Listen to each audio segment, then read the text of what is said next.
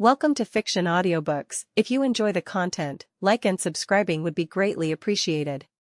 If you have any recommendations for novels, comment below. Please join my Patreon at https://www.patreon.com/fictionaudiobook. Chapter 110, Priestess Cheyen, no, don't come any closer. Want to read ahead? Chapter 110, Priestess Cheyen, no, don't come any closer. Capital of the Land of Demons. Inside the priestess's palace. It was cool and spacious. In the center stood a single round bed, surrounded by draping gauze curtains. It was late at night, and moonlight streamed through the window, plating the floor in a layer of silver. Creak. The door was gently pushed open, and a female official walked toward the center with an uneasy expression. She stopped by the bed and whispered, "Lady Cheyen, it is late. You should rest. If this continues every night, your body won't be able to take it." On the soft bed sat a figure hugging her knees. She wore pure white priestess robes, and her pale blonde hair hung down to her waist. Her expression was distant, her eyes listlessly gazing at the moon outside the window. She said nothing. It was the priestess of the Land of Demons, Cheyen. "Lady Cheyen, you must cherish your body," the official urged gently, though she couldn't hide the fear on her face. Although Cheyen was the revered priestess, her ability to predict death led the citizens to privately call her the Priestess of Death. They feared that excessive contact with her would invite misfortune and disaster. The official, being an ordinary person, was equally afraid. But her duties compelled her to approach and advise. "Lady Cheyen, you've been like this every night for the past 6 months. It is truly harmful to your health." Cheyen remained silent, staring at the moon like a petrified statue. She was well aware of the official's fear. It didn't matter, she had been used to strange looks and fear from others since childhood. Ever since Morio broke free 6 months ago and her guard, Tsukuyomi, died to save her, there was no one left in the vast land of demons she could talk to. Everyone feared her, everyone only revered her status and ability as a priestess. She was merely a vessel for the priestess, responsible for watching over the seal and birthing the next generation. Naruto. A blonde figure surfaced in her mind. Warm, brave. He helped her fulfill her mission to seal Morio. Yet, he was so foolish. "I want to pass on my power to the next generation of priestesses. Naruto, will you lend me your power?" At their final parting, he completely misunderstood the meaning of her words. "It's been half a year. Perhaps you've forgotten me. But I still have to fulfill the duties of a priestess." Cheyen's eyes regained focus as she looked calmly at the apprehensive official. "Has the candidate been decided?" "Decided." The official dared not meet Cheyen's indifferent gaze and hurriedly lowered her head. "Lady Cheyen, in accordance with your request, we have found a young man with blonde hair." Trembling, she passed a photo through the gauze curtains. Cheyen took it and looked at it numbly. Same blonde hair, same height. Somewhat similar, perhaps even more handsome. But he completely lacked the warmth and courage Naruto gave her. "It's not him after all." Cheyen whispered in her heart, her expression gradually becoming numb. She waved her hand. "You may leave. He will do. I will fulfill the priestess's final mission and pass my power on to the next generation." Every generation of priestess had a short lifespan. Especially after sealing Morio and consuming a vast amount of life force, she had only a scant 5 years left. Once she gave birth and passed all her power to the next priestess, her life would shorten drastically. Morio had been sealed for 1,000 years, immortal and undying. Generation after generation of priestesses followed in succession, strengthening the seal or sacrificing their lives to seal a broken-out Morio. She was merely stepping into the duties of the previous priestess. This was the fate of all priestesses. Unbreakable, an endless cycle. Yes. Receiving Cheyen's approval, the official retreated in a hurry. She had fulfilled the High Council's instructions. Finally, the priestess had decided to conceive the next generation. The Land of Demons could not afford to break the priestess lineage. The world-ending demon Morio was still sealed underground, who knew when it would break free again and bring catastrophe. The palace returned to silence. Cheyen buried her head in her knees, weeping silently. If possible, she truly didn't want to be treated as a reproductive machine, marrying some random man. Nor did she want her daughter to bear the same heavy mission as her in the generations of priestesses before. But there was no choice. This was the priestess's fate. It was for her, it was for her mother, and it would be for her future daughter. Who? Cheyen suddenly raised her head, wiping away her tears as she looked out the window. She saw a figure floating eerily in midair. Surrounded by white paper, the figure slowly flew toward her. "Your perception is quite good." Konan flew to the bedside. With a wave of her hand, the gauze curtains were parted. "Akatsuki." Akatsuki organization. Seeing the black robe with red clouds, Cheyen's purple pupils instantly contracted. Even if she didn't care about the outside world, she had heard of the Akatsuki organization, which had made a fearsome name for itself in the ninja world. What are you doing in our land of demons? We don't have any tailed beasts here. Alex floated to the side, sizing up Cheyen. Aside from the hair color, her hairstyle, face shape, and figure were extremely similar to Hinata. Especially now, wearing the tight-fitting priestess robes, her delicate face unable to hide her panic. A nonsensical thought crossed his mind. If I punched her once, she'd probably cry for a long time. Konan's focus was a bit peculiar. Her amber eyes stared fixedly at Cheyen's chest. Not bad. Full and elastic. Suitable to be Alex's toy. After interrogating Samui, whenever she met a decent-looking woman, she would subconsciously judge whether they were qualified. The Priestess Cheyen before her definitely met the standard. Where are you looking? Cheyen, ashamed and annoyed, hurriedly pulled the bedsheet to wrap her body, revealing only her head. The opponent's gaze was extremely aggressive. It felt like two hands crawling all over her chest. It was very uncomfortable. Does this person have some strange fetish? We're both women. I still have to birth the next generation of priestesses. How can I do strange things with her? The atmosphere in the room grew increasingly strange. Konan didn't speak, simply staring at Cheyen. Under that scrutinizing gaze, Cheyen's heart pounded rapidly. She was in a panic. She had heard that some ninja, due to killing too many people and being under too much pressure, would develop strange fetishes. They used unusual activities to relieve the pressure in their hearts.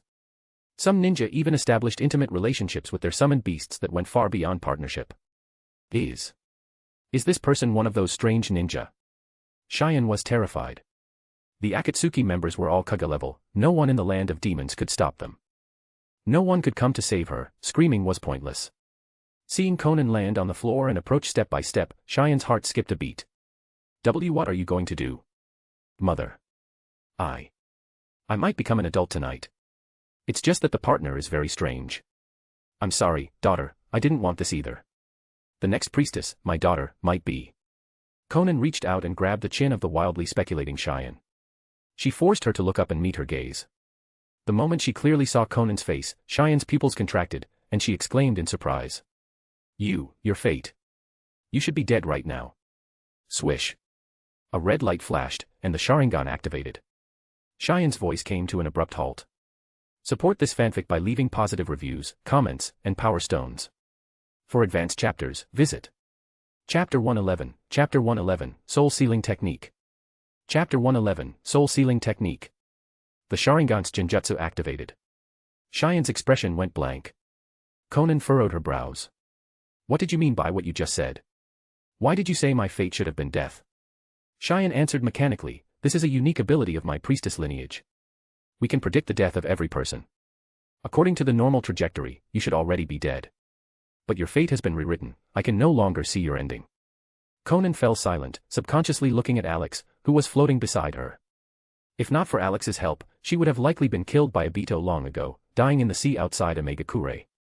Not to mention the several other times he had saved her at critical moments.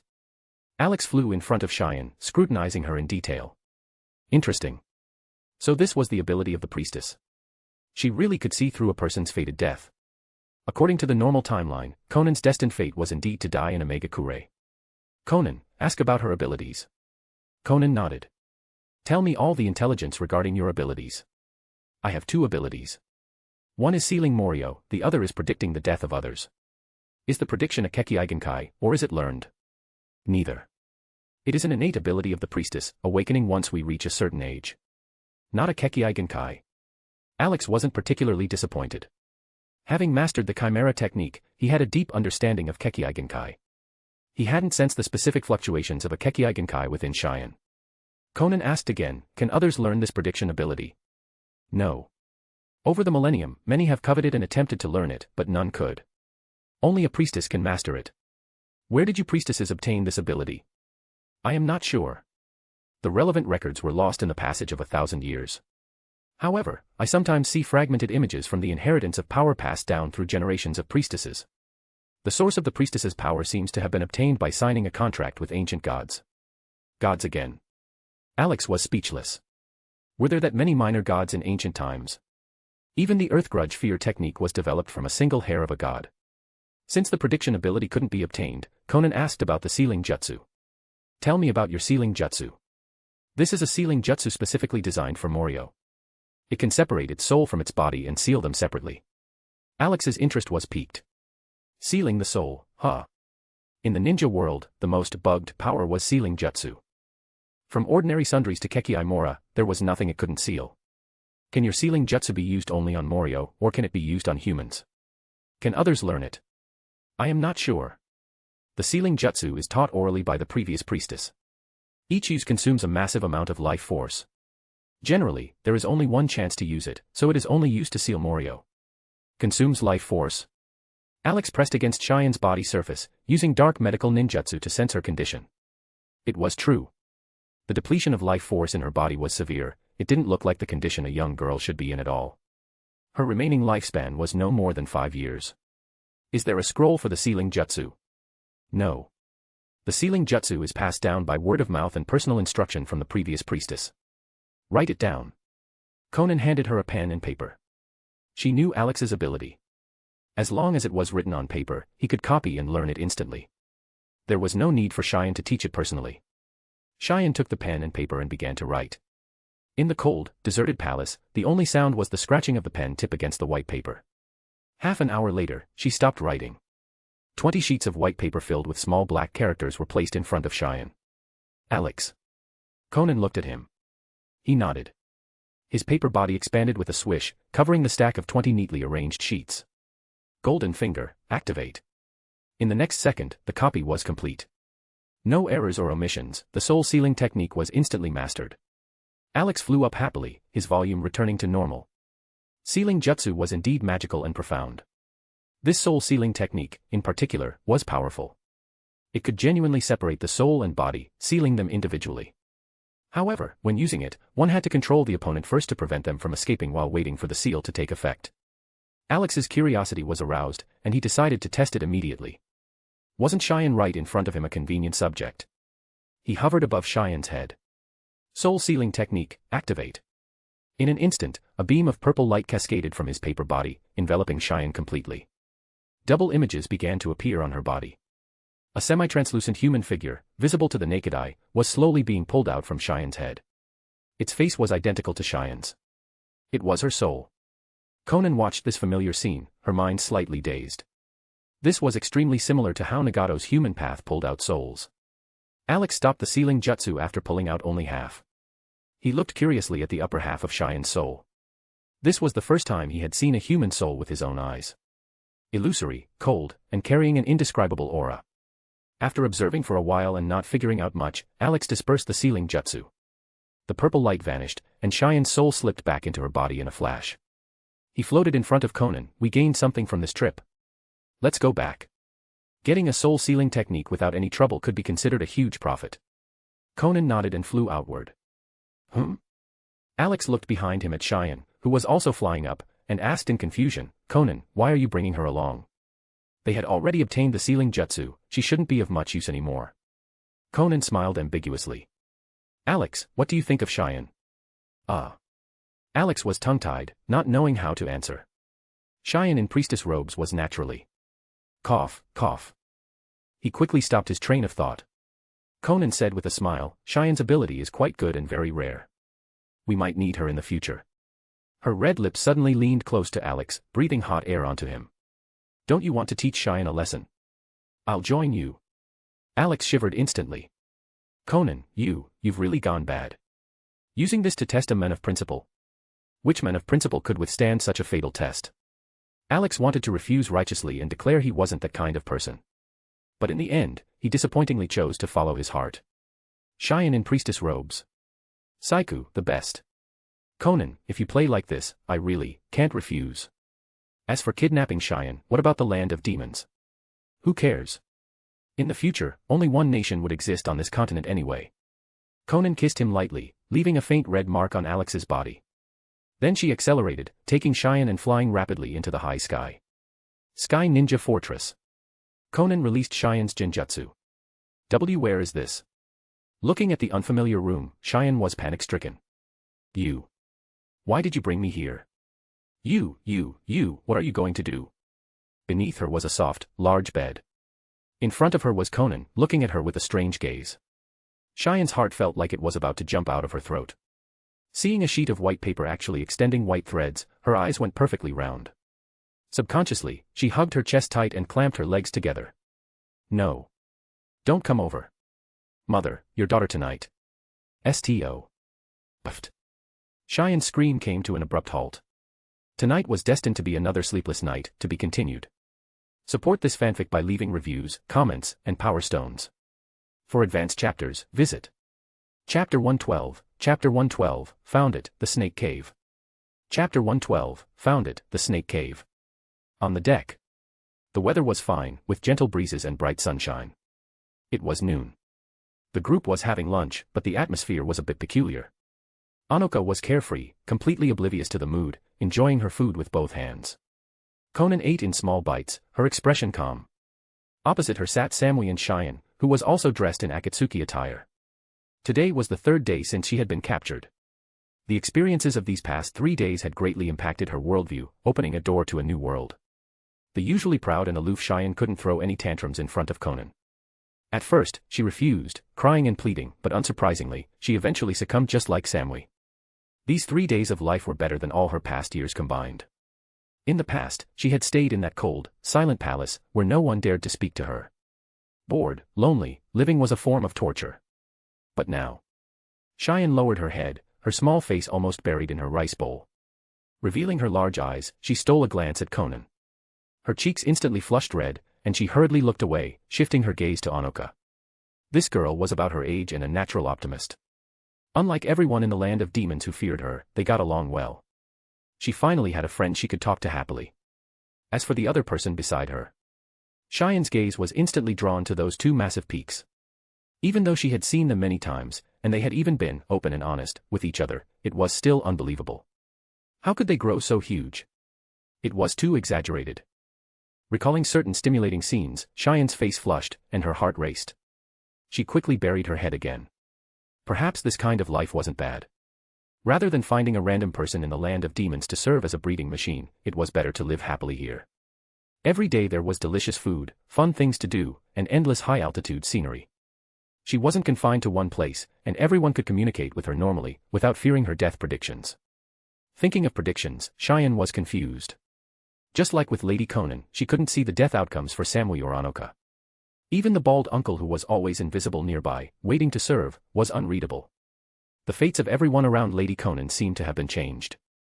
Her death prediction had lost its effect. This was good too, she didn't have to worry about bringing bad luck or death to those close to her. After the meal, Kamita deftly cleared the tableware and whispered. Lady Konan, we have arrived in the land of bears. Ryuzetsu is waiting below. Konan had returned to the land of bears. Ryuzetsu and half of the Sky Ninja troops had stayed behind, and their search progress had been very smooth. They quickly found an anomaly that met her requirements. Konan put down her teacup and stood up. Anoka and Samui stood up simultaneously. Then came the flustered Cheyen. Still lowering her small head, her big eyes stole glances at Konan. Kamita, park the aerial fortress at high altitude and wait for my return. Yes, Lady Konan. Anoka said hurriedly, Lady Konan. No need to follow. Konan waved her hand to stop her. This is not a battle. Below was a potential entrance to a sage region.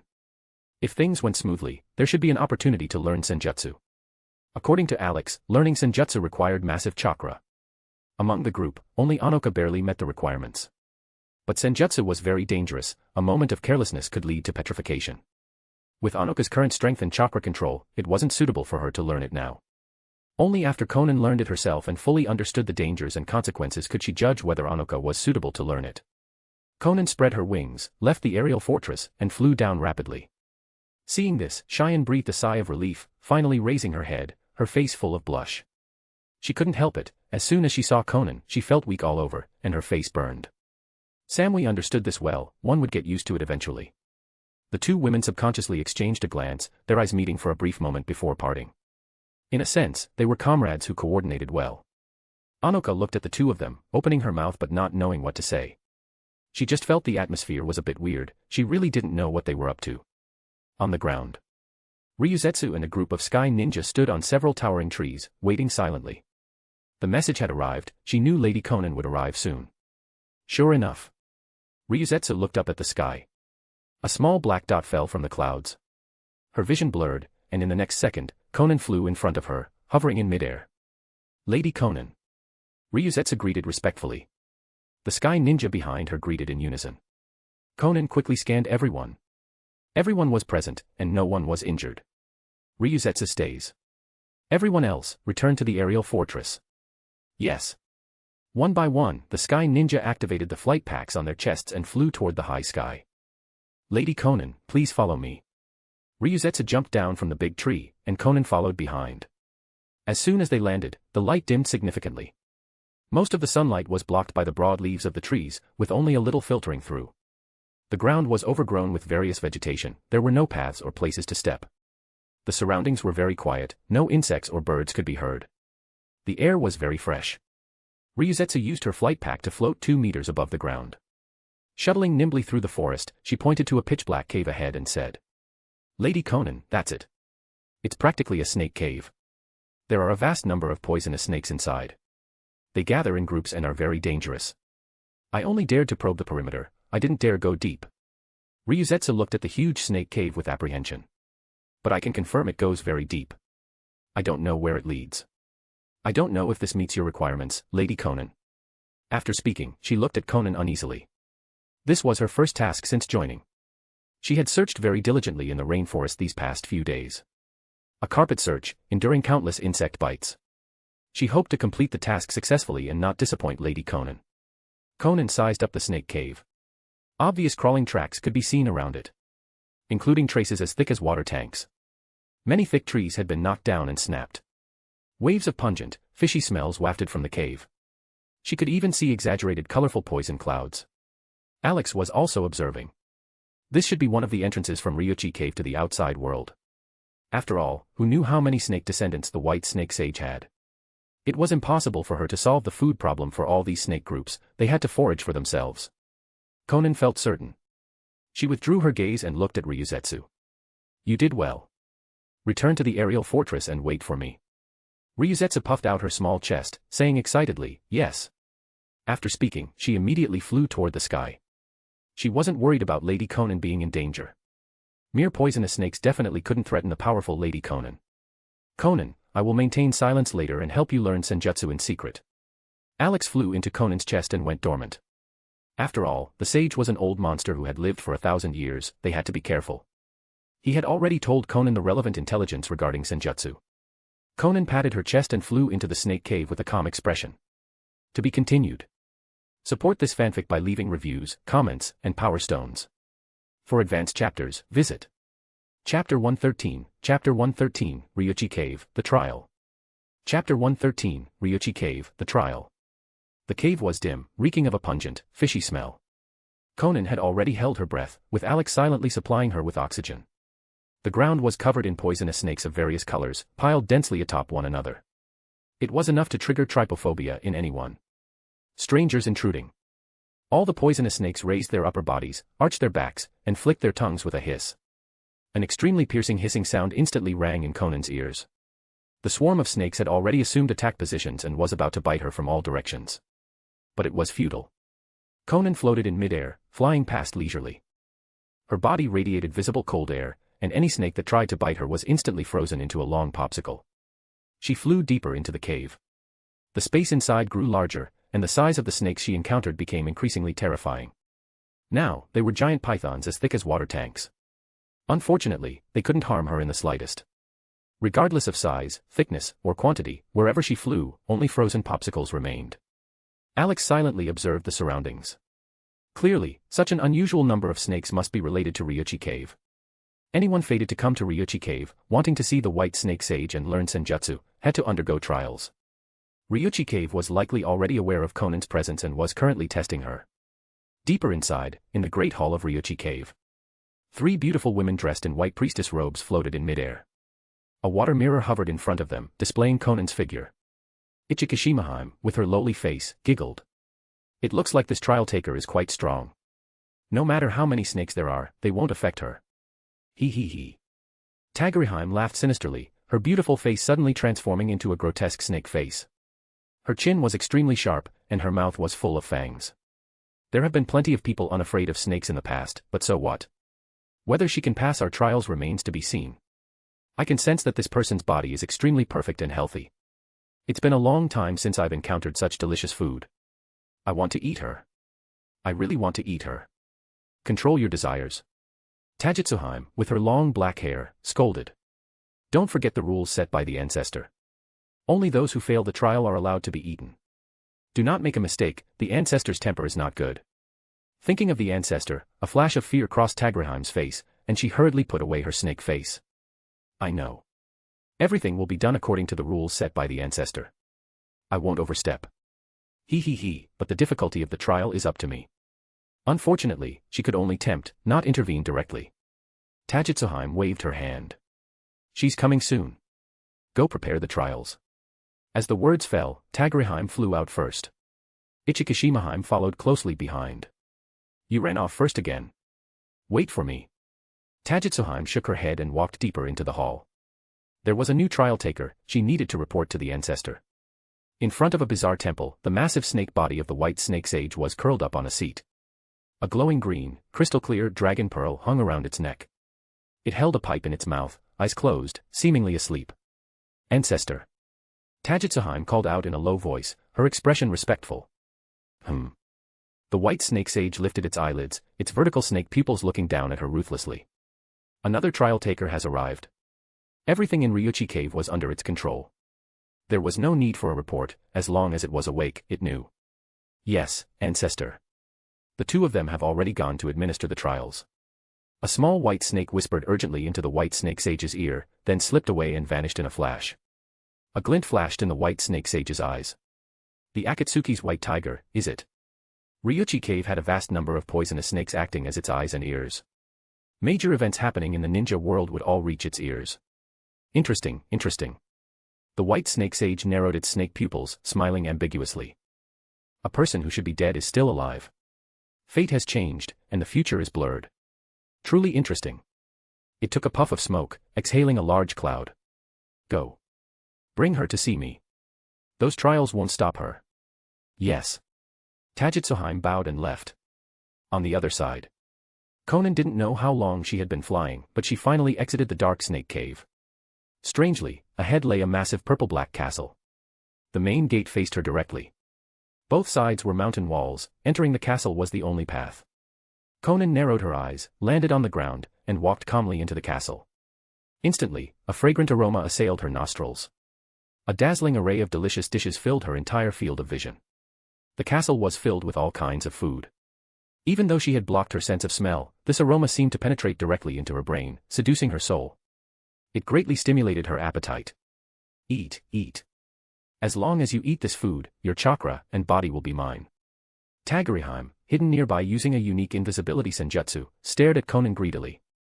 This was the food she had meticulously prepared, capable of arousing the most primal human desire to eat. Over the past millennium, countless people had failed to resist and ended up in her belly. Konan looked at the food indifferently, stopping in her tracks. With the Sharingan and Alex's mental enhancement, although she couldn't see through the essence of this food, she knew very well it was just a genjutsu. Probably a type of senjutsu. Damn it. Why won't you eat? How can you not eat? Half an hour later, Tagriheim cursed in exasperation, transforming back into the terrifying, elongated snake face. However unwilling she was, she knew the opponent had seen through her sage art, in organic reincarnation and wasn't falling for it at all. Damn it. I'll leave it to you. Tagriheim left while cursing, the next trial would be Ichikishimaheim's. Her strength is indeed good. Ichikishimaheim licked the corner of her mouth. I just don't know how much chakra you have. If you consume too much, your senjutsu training later will fail. Swish. The giant castle vanished like a bubble bursting, replaced by a large stone wall. The surface was filled with densely packed holes. On the right side was a line of large characters, fill all holes with chakra to pass the trial. Konan didn't act rashly, observing the stone wall silently. A strange sensation came from her chest. Immediately, she walked forward, pressed her hands against the stone wall, and chakra surged out wildly. The holes in the stone wall were visibly filled with crystals one by one. Alex knew clearly that this was the trial from Ichikishimaheim, one of the 3 snake princesses. Trial takers would either fail to fill them all, consume all their chakra, and be eaten. Or, even if they finished filling them, their chakra would be massively depleted, leaving no reserves to support the subsequent Senjutsu training. However, Konan had Alex, the power bank, so she wasn't afraid of chakra consumption at all. Having undergone several bloodline fusions, her chakra could already be described as chakra tons. Not to mention the massive amount of chakra stored daily within Alex's body. Soon, the moment the last crystal on the wall was filled, the entire wall, just like the castle earlier, turned into bubbles and vanished. Appearing before Konan were three large characters, Ryuchi Cave. Having passed the trials, she had finally truly arrived at Ryuchi Cave. To be continued. Support this fanfic by leaving reviews, comments, and power stones. For advanced chapters, visit Chapter 114, Chapter 114, Cultivating Senjutsu. Chapter 114, Cultivating Senjutsu. Taguriheim, Ichikishimaheim, and Tajutsuheim stood before her. Konan's eyes showed surprise. Although she had long heard about the three snake princesses from Alex, seeing them for the first time was still unbelievable. If she didn't know their true nature, she would have thought they were three human girls. They were too similar, indistinguishable. Congratulations on passing the Ryuchi Cave trials, Tajutsuheim said, looking at Konan. Anyone who passes the trials and arrives at Ryuchi Cave has the qualifications to learn Senjutsu. She turned around. Follow me. The white snake sage is waiting for you. Konan carefully followed behind the three, secretly on guard. After all, they were insidious poisonous snakes with treacherous minds, she needed to be cautious. Fortunately, the journey was peaceful, and the three snake princesses didn't cause trouble. Only Taguriheim would turn her head occasionally to glare at her viciously. Konan arrived smoothly before the white snake sage, with the three snake princesses standing respectfully to the side. You've come. The white snake sage opened its massive snake eyes, gleaming with light as it looked at Konan. Sharingan, ice release, large chakra reserves. You are more outstanding than the last trial taker. Alex breathed a sigh of relief. He shrank into Konan's chest, using the full power of the chimera to hide the other bloodlines, preventing this 1,000-year-old monster from spotting them. Otherwise, complications might arise. Although the two revealed bloodlines were rare, they weren't unheard of, so they wouldn't arouse suspicion. Your fate should have ended not long ago, yet you are intact to this day. The white snake sage sat up. The giant snake head rose. Strange, truly strange. Why is this? It had thought close observation would reveal something, but unexpectedly, it still found nothing, unable to see what caused the change in fate. Someone outside of fate, perhaps. The white snake sage could only explain it this way. Human fate wasn't immutable, the stronger one became, the easier it was to change fate, making it unreadable. Regardless, this was a good subject for observation, and also. He. The white snake sage's schemes whirred in its mind as it spoke in a deep voice. Everyone who comes to Ryuchi Cave comes for Senjutsu. However, those who ultimately learn it are 1 in 10,000. But not long ago, someone came here and successfully learned Senjutsu. Are you ready? Someone learned it not long ago. Alex immediately thought of Kabuto Yakushi. It could only be him. Konan nodded. Please teach me Senjutsu, white snake sage. Good. As the word fell, the white snake sage's head shot out with a swish, biting Konan's neck like lightning. So fast. Konan was startled. This old snake was even faster than the fourth Raikage. She couldn't see it clearly, couldn't react. Do not resist, the white snake sage's buzzing voice rang in her ears. Cancel your secret technique and return to your normal physical state. This old one will inject natural energy into you via venom. Only in this way can you sense natural energy and learn Senjutsu. The scene was horrifying. A massive, pale snake head as thick as a water tank was biting Konan's left neck. Fangs glinting with cold light pierced deeply into her flesh. Exhale. Konan took a deep breath, cancelled her paper form, and returned to her normal flesh body. Instantly, a sharp pain shot through her neck. A stream of cold liquid was continuously injected into her body through the fangs. Seeing this, the three snake princesses nearby exchanged glances, seeing the surprise in each other's eyes. In the past, when trial takers came for Senjutsu, one of the three of them would help inject natural energy. Now, for some reason, the ancestor was doing it personally. This old fellow. Alex went on high alert, secretly using dark medical ninjutsu and the chimera technique to analyze this foreign energy. Aside from the violent natural energy and venom, there was an indescribable substance, or perhaps spiritual will. As expected, those not of our kind are sure to have different hearts.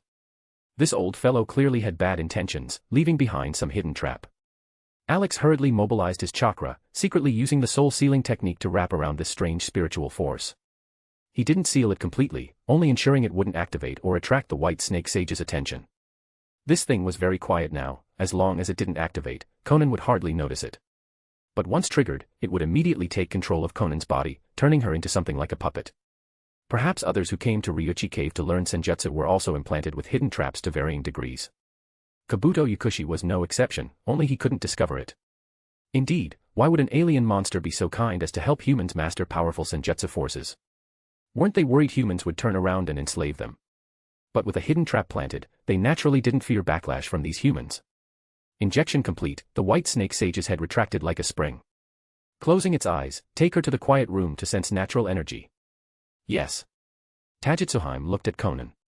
Follow me. Konan glanced at the seemingly sleeping white snake sage, turned, and followed Tajitsuheim. The quiet room is specially prepared for you humans. The concentration of natural energy inside is extremely high, facilitating your perception of natural energy. She opened a stone door. Go in. The natural energy the ancestor injected into you will erupt in 3 minutes. Focus your mind and comprehend it. Konan nodded and walked into the quiet room. Although she couldn't sense natural energy yet, she could clearly feel the difference inside the stone room. It was indescribable. Bang. The stone door closed, leaving the inside in darkness. Konan was prepared. She took out daily necessities from a storage scroll. Sitting on a soft cushion, she closed her eyes and waited for the energy injected by the white snake sage to erupt. 3 minutes passed. In an instant, Konan frowned tightly, sweat beading on her forehead. Energy was running wild inside her body, extremely violent and hard to control. She immediately mobilized her chakra to suppress and control it. Using this, she sensed the characteristics of this strange energy. Time ticked by. Konan's body trembled, her face slightly pale. The violence and danger of natural energy far exceeded her imagination. The chakra used for suppression was consumed rapidly. She was currently in the perception stage. Only by controlling this natural energy could she proceed to the next step of fusion. Worthy of being Senjutsu, mastering it was extremely difficult. Countless people failed at this very first hurdle. Konan, however, was not among them. Whenever natural energy leaked or went out of control, Alex would input chakra in time to suppress that portion of natural energy. With his assistance, Konan's pressure was greatly reduced, and the natural energy in her body was gradually suppressed and tamed. Then, following the 1:1:1 ratio. 1 part natural energy, 1 part spiritual energy, 1 part physical energy, she began to fuse Senjutsu chakra. Alex also assisted silently from the side. Konan's complexion gradually returned to normal, and her aura stabilized. Total silence reigned in the stone room.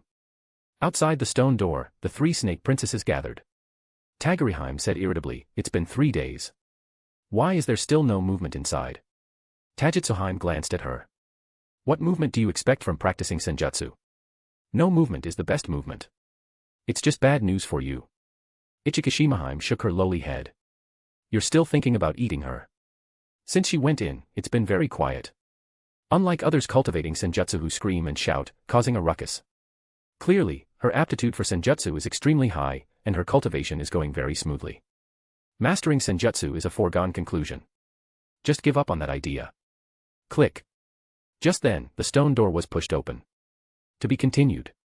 Support this fanfic by leaving reviews, comments, and power stones. For advanced chapters, visit Chapter 115, Chapter 115, Perfect Sage Mode. Chapter 115, Perfect Sage Mode. The 3 snake princesses looked in unison at Konan as she walked out. Tajitsuheim looked her up and down, speaking with amazement. "As expected, your aptitude for Senjutsu is extremely high. In the past, the fastest a human has ever mastered Senjutsu was at least 7 days. I didn't expect you to learn it in 3. And..." She looked at the faint purple pigmentation on Konan's eyelids. No horns, just a slight change to the eyelids. "Not only did you learn Sage Mode in record time, but you entered Perfect Sage Mode on your very first try. The more proficient one was with Sage Mode, the fewer physical mutations appeared on the body. In Perfect Sage Mode, aside from the eye markings, there were almost no other mutational characteristics." Tajitsuheim recalled the men with glasses who had left not long ago. He had a sinister mind and had modified his body to be snake-like, which fit the characteristics of Ryuchi Cave. Although he also learned Sage Mode, his physical mutations were too obvious.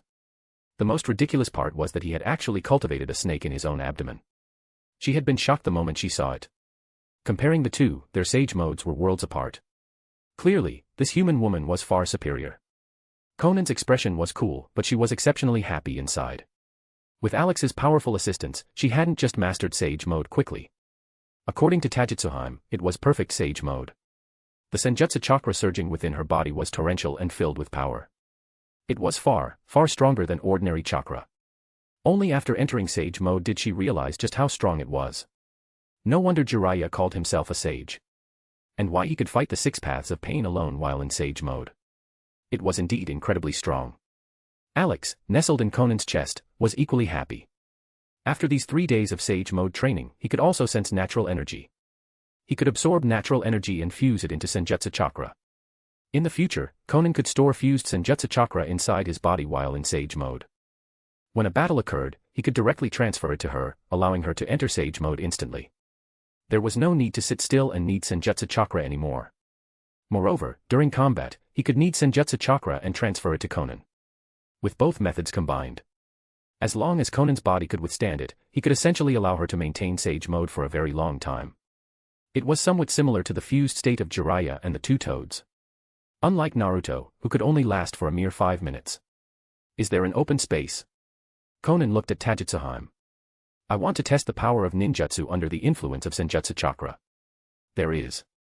Tajutsuheim nodded. Follow me. Her body floated in midair as she turned and headed back. Seeing this, Konan's eyes flashed, and she followed behind her. This was the first time she had seen a snake princess fly. No wings needed, she could sense the fluctuation of Senjutsu chakra. It must be some unique flying sage art. This place should be suitable for your experiments. 3 minutes later, Tajutsuheim brought Konan to a limestone cave filled with jagged rocks. It was extremely vast, the end couldn't be seen at a glance. Konan took a step forward, her hands forming seals rapidly. Sage art, fire release, great fireball technique. Boom. A crimson fireball, much larger than a standard great fireball, bombarded the cluster of jagged rocks. Instantly, fire exploded, and solid rock melted. The coverage area, the attack intensity. Triggered by Senjutsu chakra, it was far more terrifying than a standard great fireball. The dim limestone cave was lit up brightly by the fire, and waves of heat rolled over them. Neither Konan nor Tajutsuheim showed any reaction, unaffected by the rapidly rising temperature. Not a drop of sweat fell, only their hair was stirred by the heat waves. So strong. Konan was shaken inwardly. Possessing the 3 Tomo Sharingan, she could learn basic ninjutsu just by copying them. She hadn't expected that Senjutsu chakra would boost such a basic ninjutsu so powerfully. Its destructive power almost caught up to A-rank ninjutsu. Next, Konan began to test other conventional elemental ninjutsu one by one. In sage mode, they were all amplified multiple times, their power significantly greater. So this is sage mode. Konan looked at a sheet of white paper floating in her palm. It was newly created using Senjutsu chakra. Just looking at the surface, it was different from ordinary white paper. Whiter, cleaner, and full of luster. Defensive power and offensive power were synchronously improved. The number of paper sheets she could create and control at one time had multiplied. Not bad. Seeing Konan finish her experiments, Tajutsuheim praised her. As expected of perfect sage mode. There is no lag in amplifying various ninjutsu. The more proficient you are with sage mode, the smaller the consumption of Senjutsu chakra. In perfect sage mode, there is no excess waste of Senjutsu chakra, every bit is used on the Senjutsu. Konan looked at Tajutsuheim. Ryuchi cave should have corresponding sage arts, right? Alex had reminded her of this earlier. Although the white snake sage had ill intentions, the unique sage arts it created were still very powerful and had to be learned. We do. Tajutsuheim was somewhat surprised that Konan seemed to know Ryuchi cave Senjutsu well. But on second thought, quite a few humans had successfully learned Senjutsu and left Ryuchi cave safely over the last millennium. Perhaps they left behind relevant records. She didn't think much of it. Anyway, every human who learned sage mode would be taught Ryuchi cave's unique sage arts. Tajutsuheim pulled out a scroll as thick as a telephone pole from her sleeve. No matter how you looked at it, it didn't look like a ninjutsu scroll. This is my Ryuchi cave summoning scroll. She stared at Konan seriously. Her aura erupted, emitting a strong sense of oppression.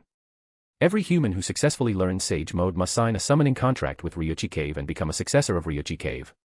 Only after signing will I teach you the unique sage arts of Ryuchi cave. Fine.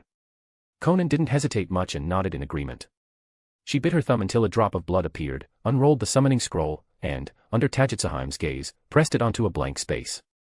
The moment the summoning blood pact was completed. Alex clearly felt a force from the unseen enter Konan's body, establishing a connection with Ryuchi cave. More unknown creepy stuff. Fortunately, he had learned the soul-sealing technique of the Priestess clan. It was perfectly targeted against these invisible, intangible illusory existences. Alex secretly activated the soul-sealing technique, wrapping up this strange force. He placed it together with the trap left by the white snake sage at the very beginning. When the time was right, he would completely seal these two things and extract them from her body. Alien things should not remain in the body. Tajitsuheim sensed the blood-pact connection, nodded with satisfaction, and put away the summoning scroll. In the future, you can summon snakes from Ryuchi Cave to fight. With your aptitude and perfect sage mode, you are sufficient to summon any one of us 3 snake princesses, but... She paused, flicking her scarlet tongue to lick the corner of her mouth. If you summon us, you must prepare sacrifices. Otherwise, we will not help you fight. Do you understand? Konan nodded calmly. After entering sage mode, she could sense that the Senjutsu chakra inside any one of the 3 snake princesses was incomparably massive. After all, they had accumulated it for who knew how many years. And judging by the white snake sage's terrifying size, the Senjutsu chakra accumulated over 1,000 years would be even more horrific. It was hard to say exactly how strong the sage was. But the 3 snake princesses definitely possessed super Kage-level strength. Tajitsuheim handed over 2 scrolls. These are the sage art scrolls for the white rage technique and inorganic reincarnation. You can cultivate them here, or memorize them and cultivate them after you return. To be continued. Support this fanfic by leaving reviews, comments, and power stones. For advanced chapters, visit Chapter 116, Chapter 116, Return, Sealing the Hidden Trap. Chapter 116, Return, Sealing the Hidden Trap. Naturally, she would return to train. Konan silently took the scrolls and used pen and paper to record the 2 sage arts. In Ryuchi Cave, it wasn't convenient for Alex to show himself. With a cheat code that could drastically increase cultivation speed, why should she stay here and study bitterly? She quickly finished transcribing the sage arts and handed back the scrolls. Are you sure you want to go back to train? Tajitsuheim put away the scrolls. The natural energy in the outside world is far inferior to Ryuchi Cave. It will greatly delay your cultivation of sage arts. Konan shook her head. I have decided to return now.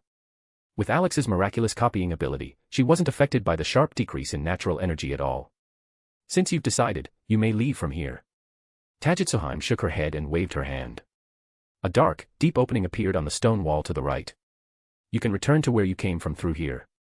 Konan spread her wings and flew into the tunnel with a whoosh, disappearing quickly. Tajitsuheim, who had been silent all this while, looked at the gradually closing wall and said with great regret. Sigh, what a pity. To miss out on such perfect, delicious food. You're still thinking about that? Ichikishimaheim said with a smile. She learned perfect sage mode instantly.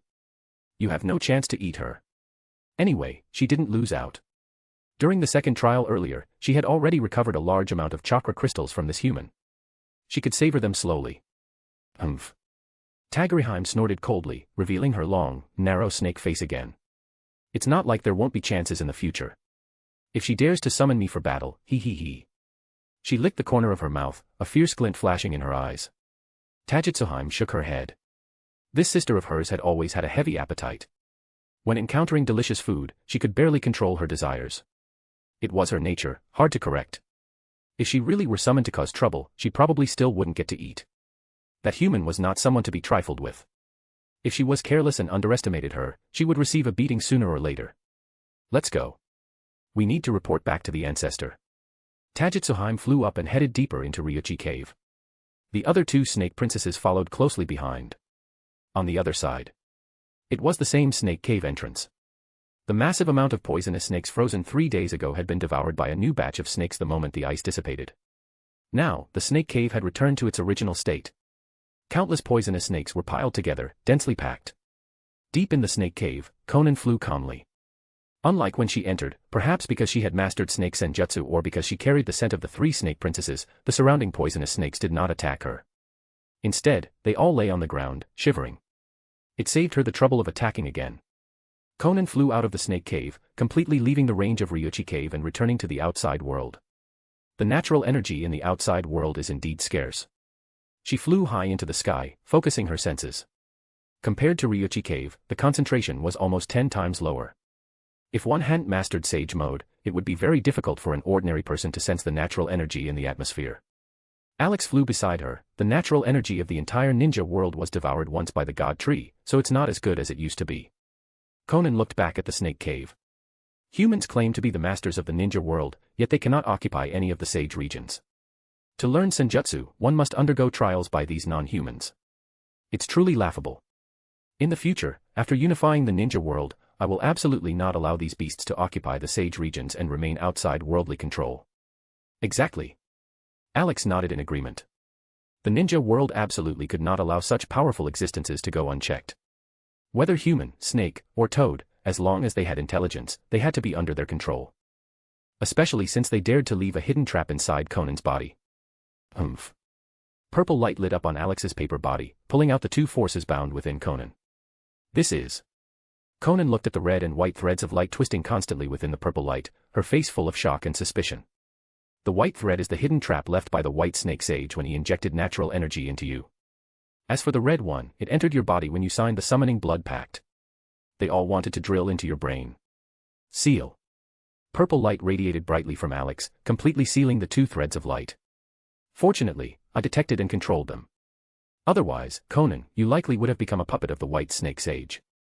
Once activated, your life, death, and fate would all be in the hands of that old snake. Now that they were out of Ryuchi cave and thousands of meters in the sky, they didn't have to worry about being discovered. He decided to extract and seal these two creepy things as soon as possible.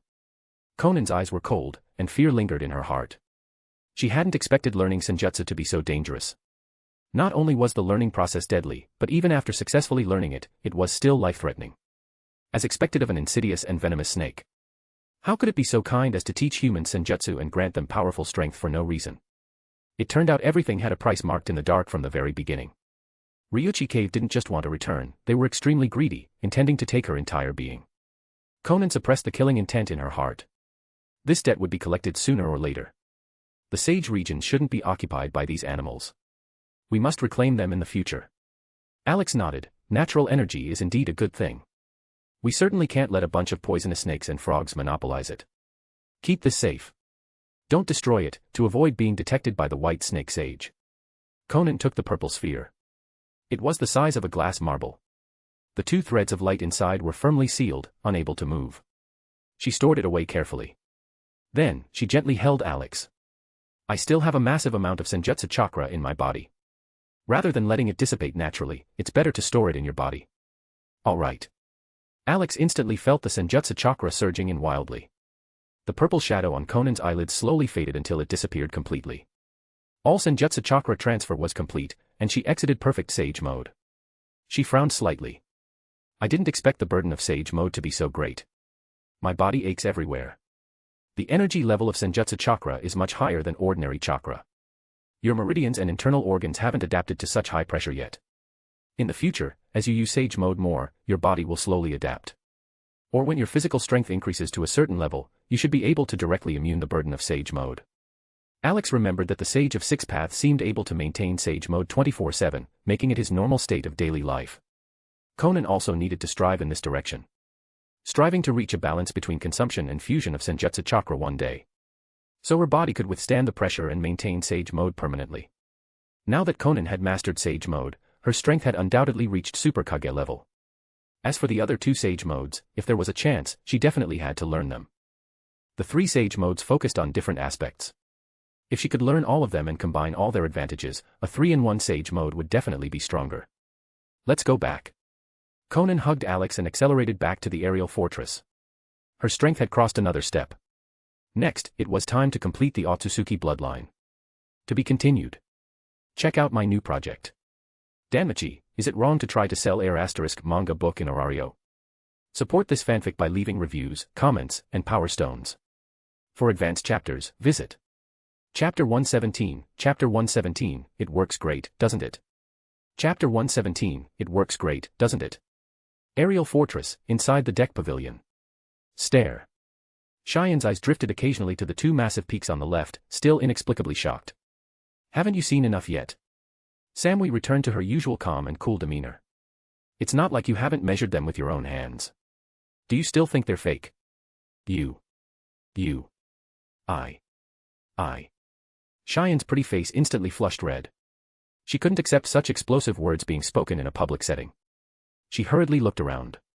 Seeing that Anoka was observing the koi in the stream and Kamita was nowhere to be seen, she finally breathed a sigh of relief.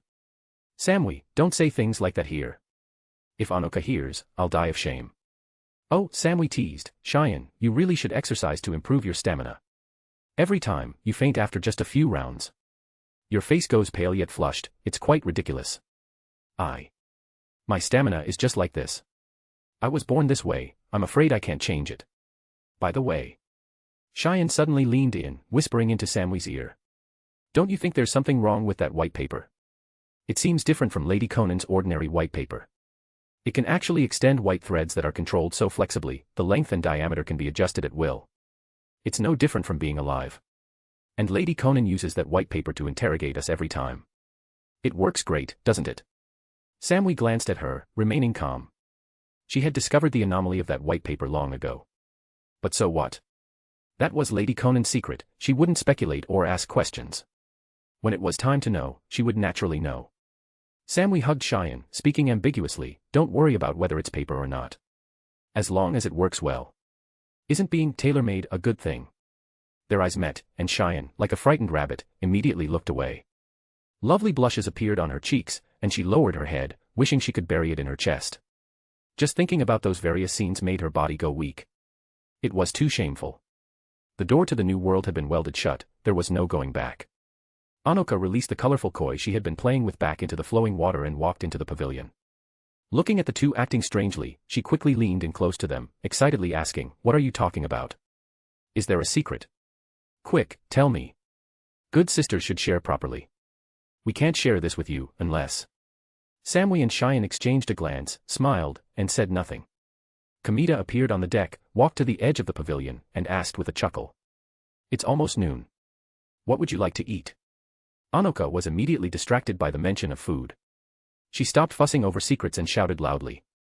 Uncle Kamita, I want meat. Lots and lots of meat. Since coming to the Sky Ninja Fortress, the thing she looked forward to most every day was mealtime.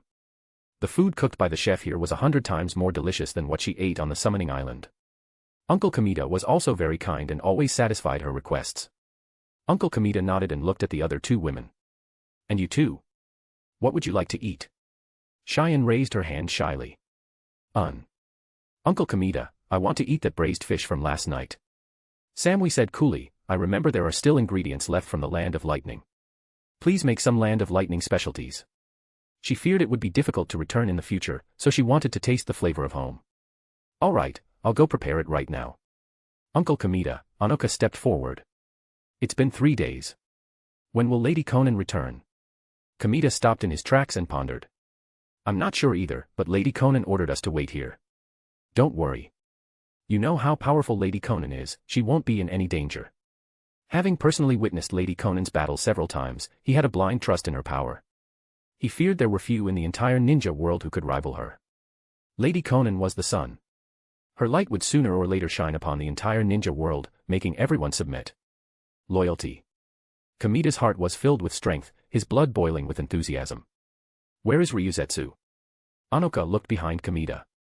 She hadn't been seen for days, who knew what she was busy with? Lady Konan previously ordered Ryuzetsu to form an Umbu unit. These past few days, Ryuzetsu has been busy training them and has gone out to gather intelligence. Is that so? Anoka clenched her fists. Then I can't fall behind. After eating, I'll continue training. Samui, please drill me hard.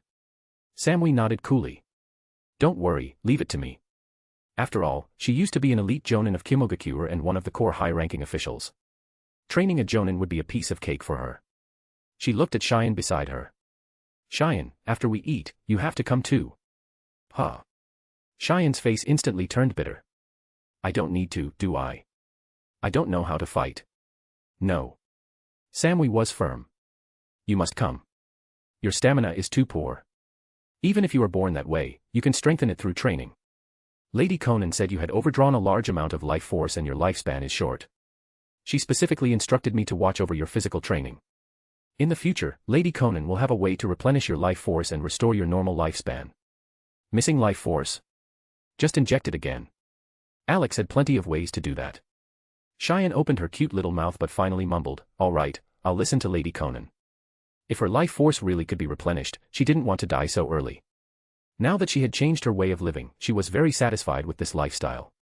Unlike before in the land of demons, where she was indifferent to life and death, she wanted to continue living now. To live longer. Seeing no other requests, Kamita turned to prepare lunch. He hadn't taken more than a few steps when suddenly his vision blurred, and a familiar figure landed in front of him. His reaction was fast, he barely paused. He immediately bowed. "Lady Konan, you've returned." His tone was joyful and excited. Lady Konan was the backbone of the entire aerial fortress. Only when she returned could everyone feel truly at ease. "Lady Konan." Anoka ran over hurriedly. Cheyen and Samui also stood up and came forward to greet her. "Lady Konan." "Amen." Konan nodded calmly, looking around at everyone. "Did anything happen in the last 3 days?" Kamita reported, "Lady Konan, the aerial fortress has been hovering at high altitude for the past 3 days without anomaly. The subordinates have been taking turns keeping watch, and we haven't spotted any white Zetsu approaching." Konan nodded to acknowledge the information. Now that white Zetsu possessed flight capabilities, they posed a new threat to the aerial fortress at high altitudes. Fortunately, the sky was vast enough, and the Sky Ninja Fortress was hidden deep within the sea of clouds, making it difficult to detect. Kamita continued his report. "Lady Konan, Ryuzetsu is leading the newly formed Umbu to the Land of Fire to scout the recent situation in Konoha. Intelligence shouldn't be sent back for another few days." "Good. You've done well," Konan offered a word of encouragement. Then she walked downwards. "Carry on. I'm going back to my room to rest."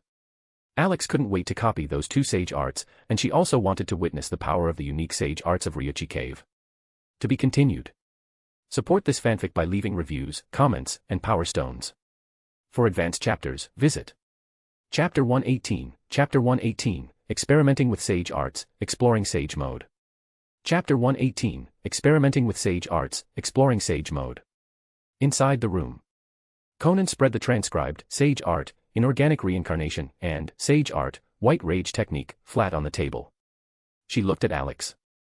"Alex, I'm ready." Alex nodded. His white paper body expanded with a swish, covering the texts. Golden finger activated, replication.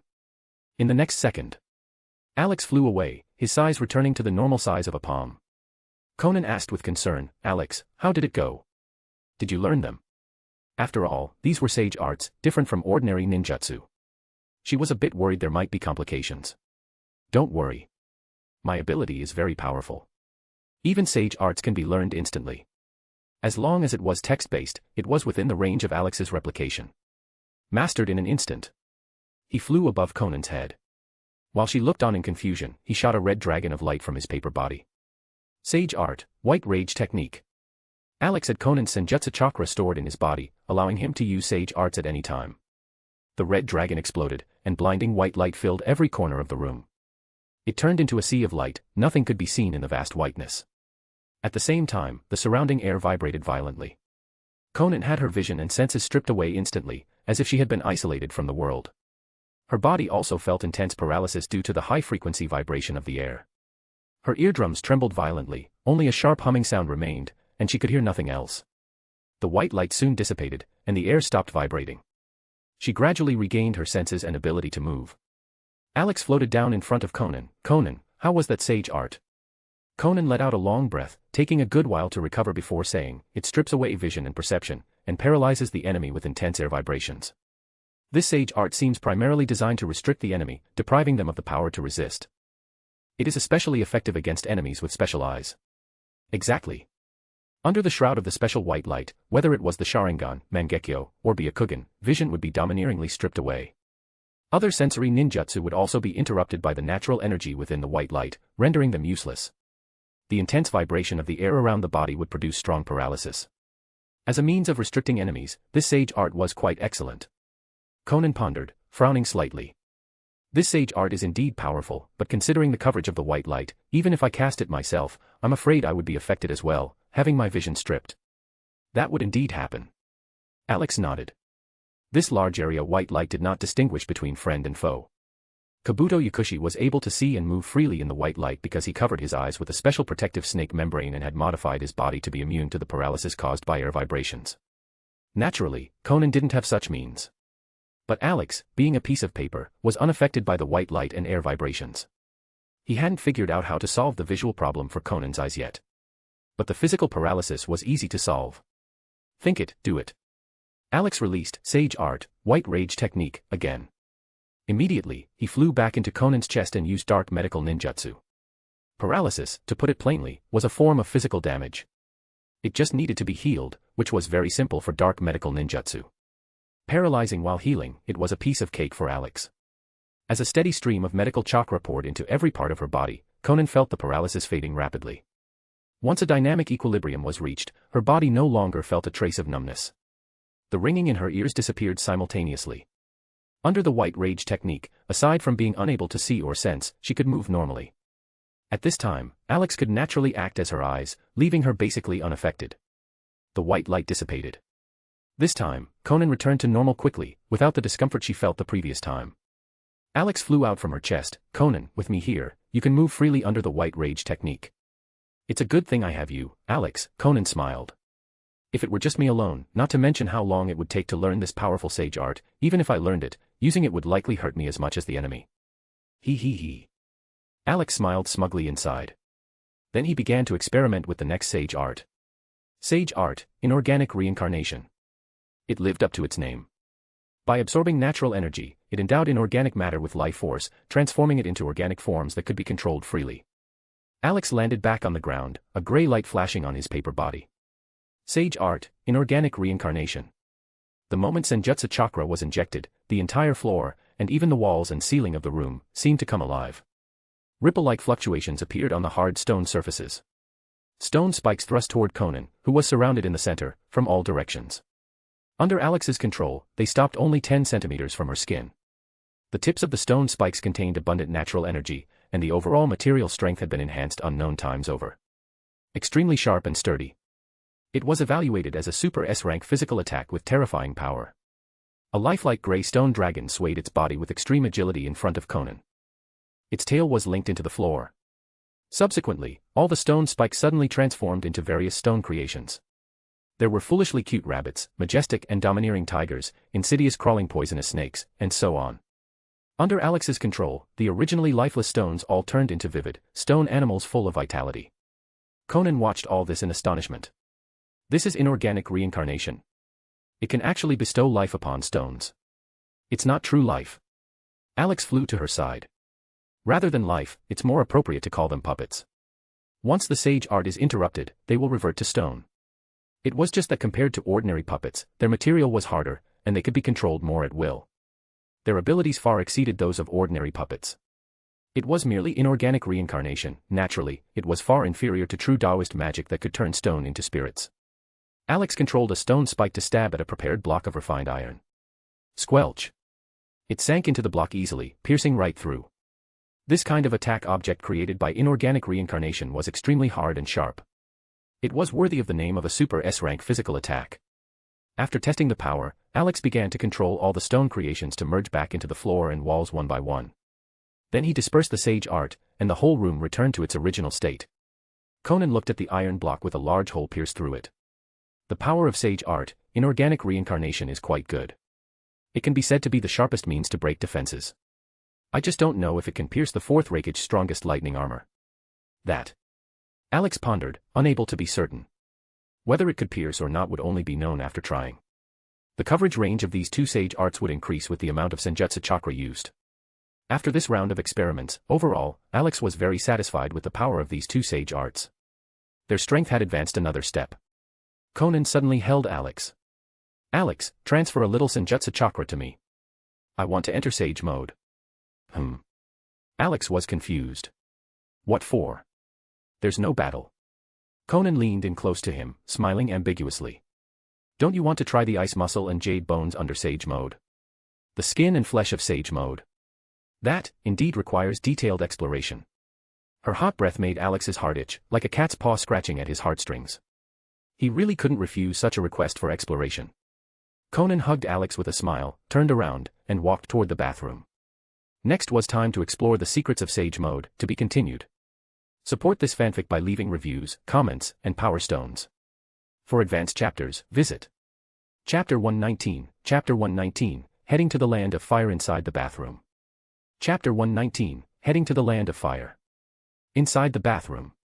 Konan stood under the showerhead, the rising steam perfectly obscuring certain blood-pumping areas. In Sage mode, her skin was even more crystal clear, glowing white. Alex floated in front of her. He extended white threads one by one, scrubbing and massaging Konan's body to relieve the fatigue from 3 days of training. Look closely. Unlike before, each white thread shimmered on the surface, insanely condensed from Senjutsu chakra. Alex looked straight ahead, extremely serious. Like a simple and steadfast old man, carving a rock statue stroke by stroke on a mountain cliff. Meticulous. Such professionalism. It was just that the mountain peak was too steep, and the torrential rain made it slippery, so his strokes often slid across the surface, unable to find purchase. But he wouldn't retreat due to this little difficulty, he continued to carve diligently. Konan's ear tips turned red, her eyes tightly closed, and she said with a slight tremble in her voice. Alex, the rain is torrential. Don't keep carving on the mountain. It's time to go down, the foot of the mountain needs you. Alex nodded heavily and immediately complied. Amidst the splash-splash of running water, Konan's pleasant sounds of relief instantly rang out. More steam rose in the bathroom, and only a blurred, twisting figure could be seen. A full hour later. Alex was the first to fly out, feeling dizzy. A white tiger seemed to be roaring incessantly in his mind, shaking his brain until he was dizzy. As expected of Sage mode, it enhanced the human body's endurance in all aspects. 5 minutes later, Konan came out, fully dressed and looking normal. Her steps were light, as if she had released a lot of pressure, her whole body refreshed and buoyant. She grabbed Alex and pressed him to her chest. Alex, thank you for your hard work. Alex didn't feel it was hard work, on the contrary, he thought Konan had worked hard. Cultivating Sage mode in Ryuchi cave for 3 days had accumulated too much pressure. Fortunately, with his help, she had released all that pressure to her heart's content. There really was a lot of pressure, she needed to decompress regularly in the future. Konan opened the door and walked out of the room. Unsurprisingly, Kamita was already waiting in the distance and hurried over to greet her. Lady Konan, lunch is ready. Would you like to go to the pavilion, or should your subordinate bring it to your room? To the pavilion. Konan walked forward briskly. Where are Anoka and the others? Kamita bowed and followed 3 steps behind. They are waiting in the pavilion, saying they want to eat with you. Konan nodded and went up to the deck. Lady Konan. Anoka looked delighted. I haven't eaten with you for 3 days, I felt like I had no appetite. Konan smiled faintly and shook her head. This girl had learned a bit of flattery under Kamita's influence. She had just chatted with Kamita about the daily routine of the past 3 days. She knew that whether she was present or not, Anoka's appetite was unaffected. Lady Konan. Cheyen stood up, lowered her head, and greeted shyly, daring not look at her. Konan stopped Samui from standing up. Sit down, all of you. No need to be so polite, you are all members of the Akatsuki organization. Anoka grinned, pulling Cheyen to sit next to Samui. Konan sized up Cheyen, asking in a good mood, have you adapted over these past few days? Lady Konan. As if her name had been called in class, Cheyen immediately straightened her back. I am very well. Please rest assured, Lady Konan. I feel that life here is better than in the land of demons. Thank you, Lady Konan, for taking me away from that cold kingdom. This sentence was sincere, without any falsehood, full of gratitude. Only after experiencing a new life did she realize that the days she spent before were just a waste of life. As for Naruto's appearance half a year ago, it was just a fleeting glance. Although it caused ripples, it couldn't change the outcome. The blonde figure in her heart began to fade. That's good. Konan nodded slightly. I will solve the issue of your overdrawn life force. Just live with peace of mind and exercise more to improve your physical fitness. Yes. Cheyen responded joyfully. Since Lady Konan said it herself, she naturally wouldn't deceive her. Her life force could really be replenished. Now she didn't want to die early at all, she wanted to live longer and enjoy life more. Konan looked at Samui. Samui, how long has your strength been stagnant at elite Jonin level? 3 years, Samui said, unable to hide her discouragement. My chakra reserves stopped growing 3 years ago. My strength reached a peak and couldn't advance another inch. As a ninja, no one didn't wish to become stronger. She didn't expect to become a Kage-level powerhouse like the 5 Kage one day. Unfortunately, looking at the entire ninja world, the number of Kage-level powerhouses could be counted on 2 hands. That was the ceiling for ordinary people, the geniuses among geniuses. Without special bloodlines and powerful ninjutsu talent, it was impossible to reach it in a lifetime. Samui knew her aptitude was limited. Elite Jonin was her end, she could never break through to Kage level in this life. Konan pondered. She could feel that Samui's chakra reserves were still quite far from Kage level. The ninjutsu she mastered were ordinary, none particularly powerful or special. Overall, she was just an ordinary elite jonin with no outstanding features. Konan shook her head inwardly and put the matter aside for now. The improvement of her subordinate's strength could be solved in the future, there was no need to rush. Serving the dishes. Just then, Kamita carried a large round tray and placed it steadily on the stone table.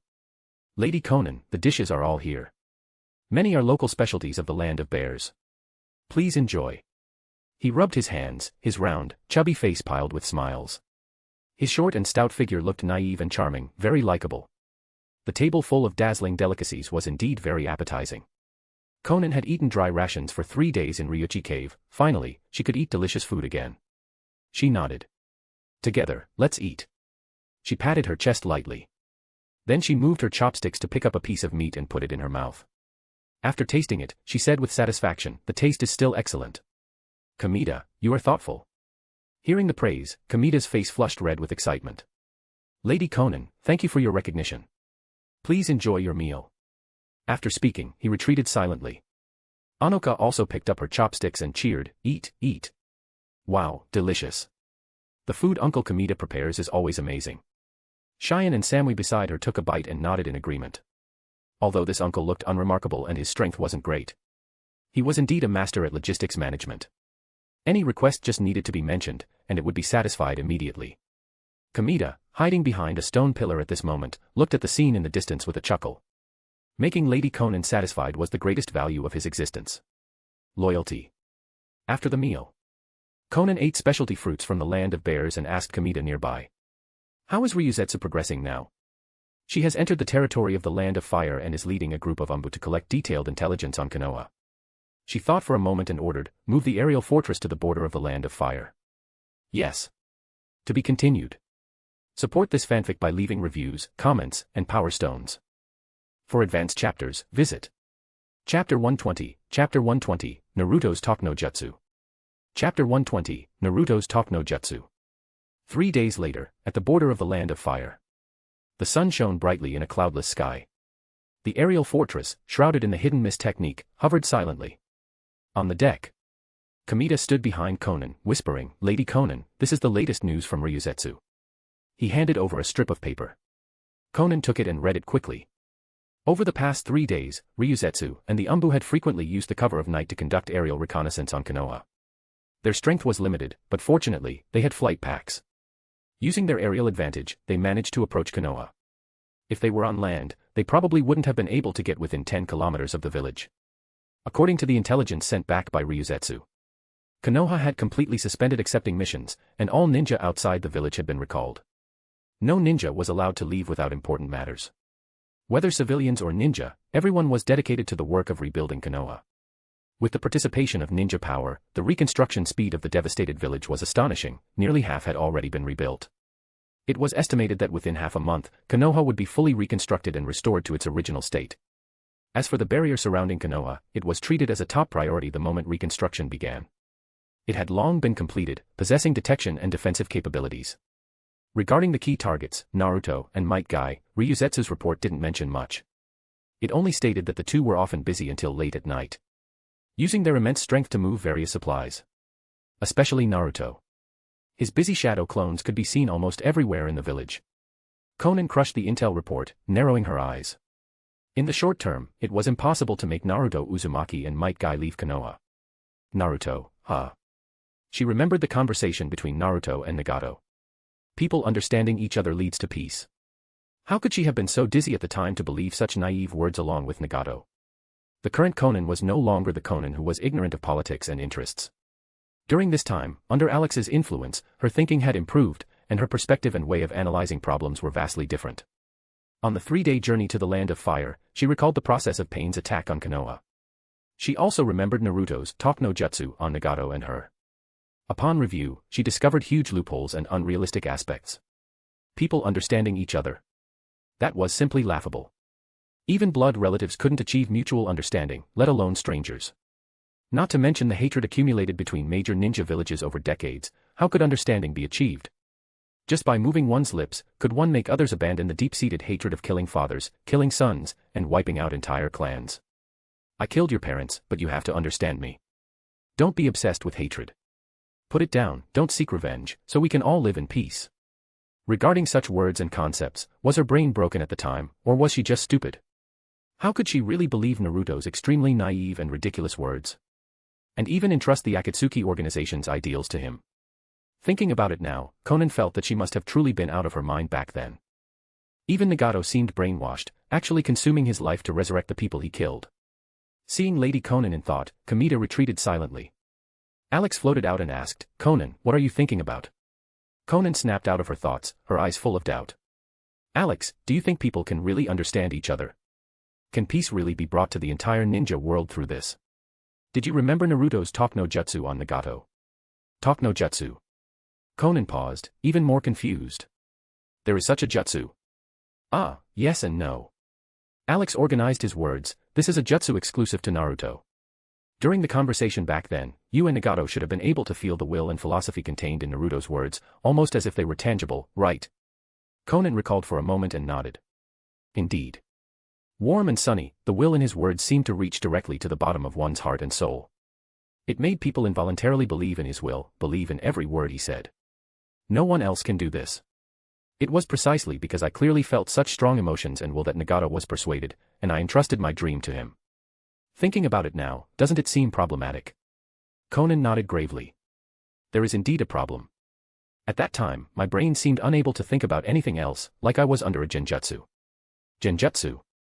Alex swayed his body. That's something much higher level than genjutsu. I told you Naruto is the reincarnation of Asura, right? Konan nodded. She had learned about the Sage of Six Paths family drama from Alex. She only felt it was a messy soap opera. She sympathized with Kagaya Otsutsuki. How could she give birth to two such ingrates? Alex continued, Asura was born with super strong charisma, able to make people around him trust him from the bottom of their hearts. This might be an innate will, temperament, or whatever, but it's not a good thing for others. After all, having one's own will infected and passively submitting without realizing it physically or mentally was terrifying. Now, as Asura's reincarnation, Naruto has also inherited this ability. That's why you and Nagato were persuaded by his mouth back then. So that's how it is. Konan's eyes widened instantly. She hadn't expected such a bizarre thing. Just by relying on words, he could influence a person's judgment and choices, making them unconsciously trust and submit to him. She recalled the situation back then, it was indeed as Alex said.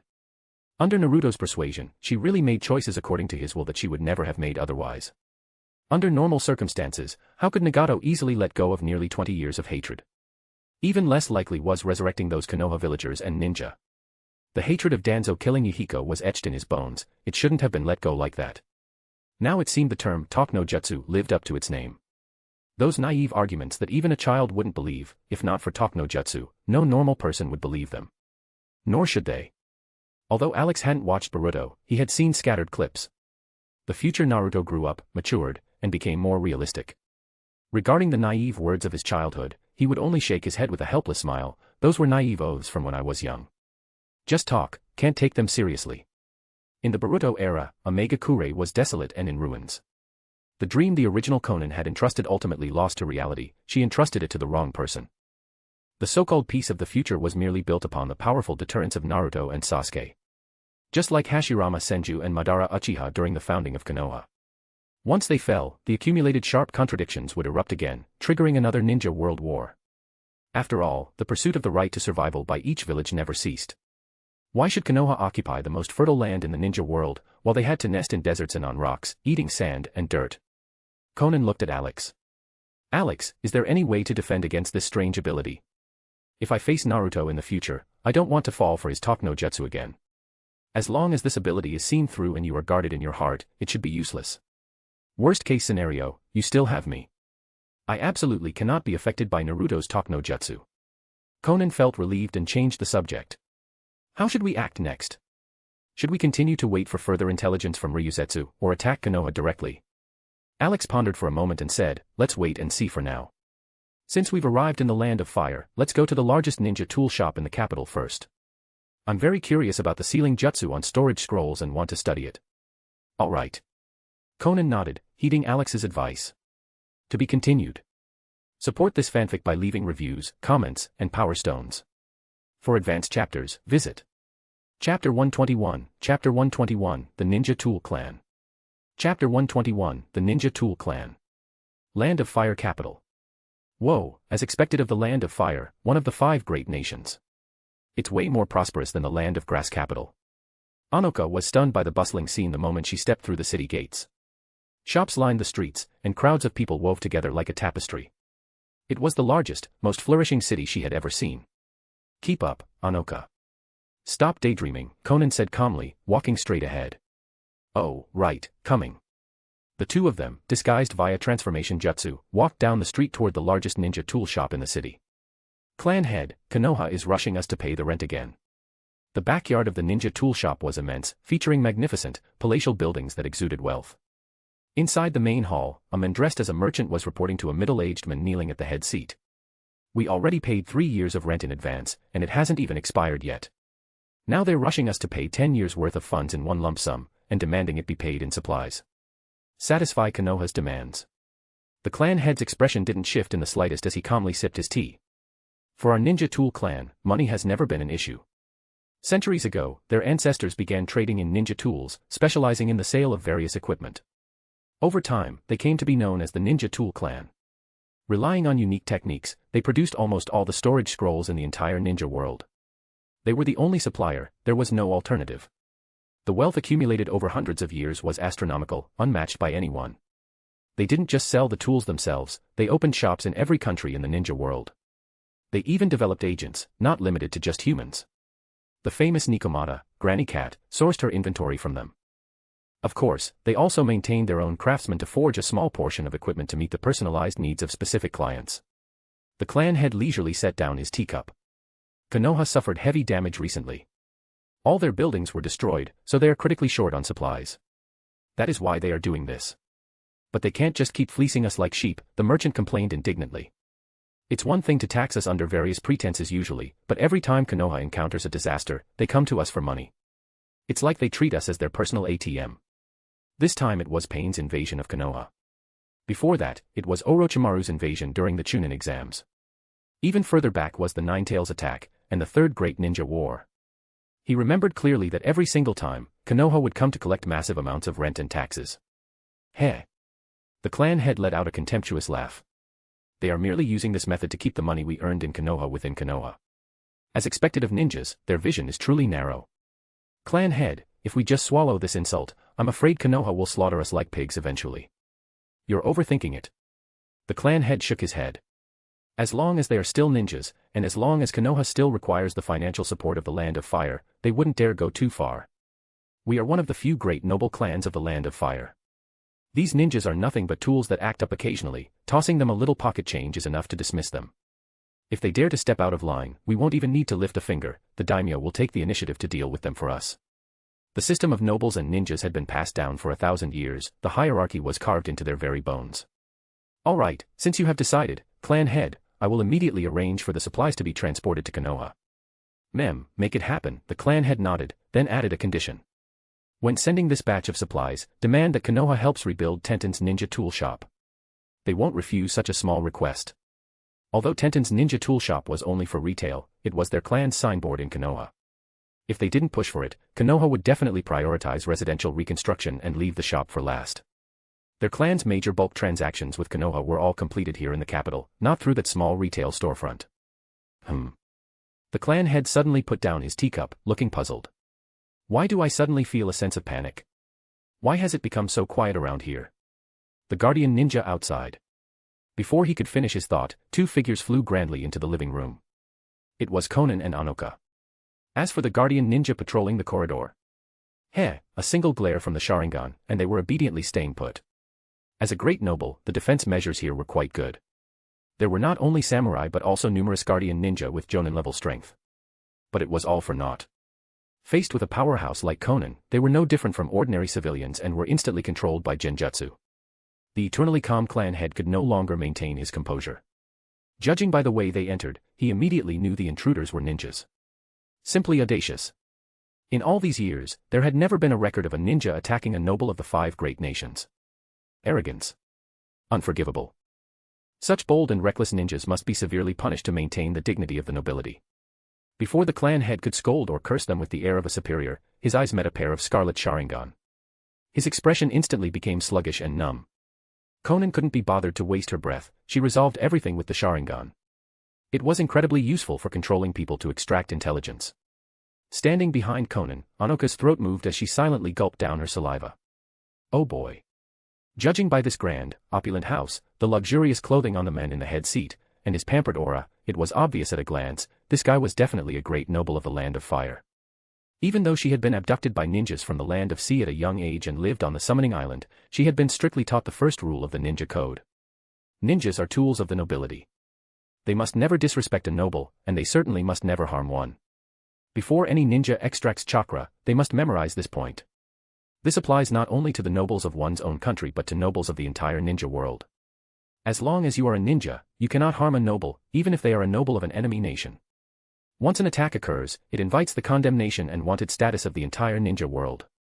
This is the iron law of the ninja world, no ninja dares to violate it. Anoka had never even conceived the concept of attacking a noble, not even a sliver of such a thought existed in her mind. Almost all ninjas were like her. From the day they became ninjas, this concept was indoctrinated into them. This teaching model had persisted for 1,000 years to ensure that ninjas, as tools, would not bite back at the nobles, who were ordinary humans. Anoka looked terrified, her concern slipping out subconsciously. Lady Konan, attacking a noble lord. I'm afraid this will invite a crusade from the entire ninja world. Konan's expression remained chilly. Why can't ninjas attack nobles? She hadn't realized this issue in the past either. When Nagato killed Hanzo the Salamander and took control of the Land of Rain, they still treated the daimyo of the Land of Rain with respect, keeping everything as it was. They never had the concept of harming, let alone killing them. Only recently, under Alex's influence, did she suddenly realize something was wrong. Why couldn't they be harmed? Why couldn't they be killed? Why? Anoka replied reflexively. Because they are nobles. This is the iron law that must be memorized at the very beginning of the ninja code. And then. Konan shook her head. I've already made my move. He is controlled by me like a dead dog.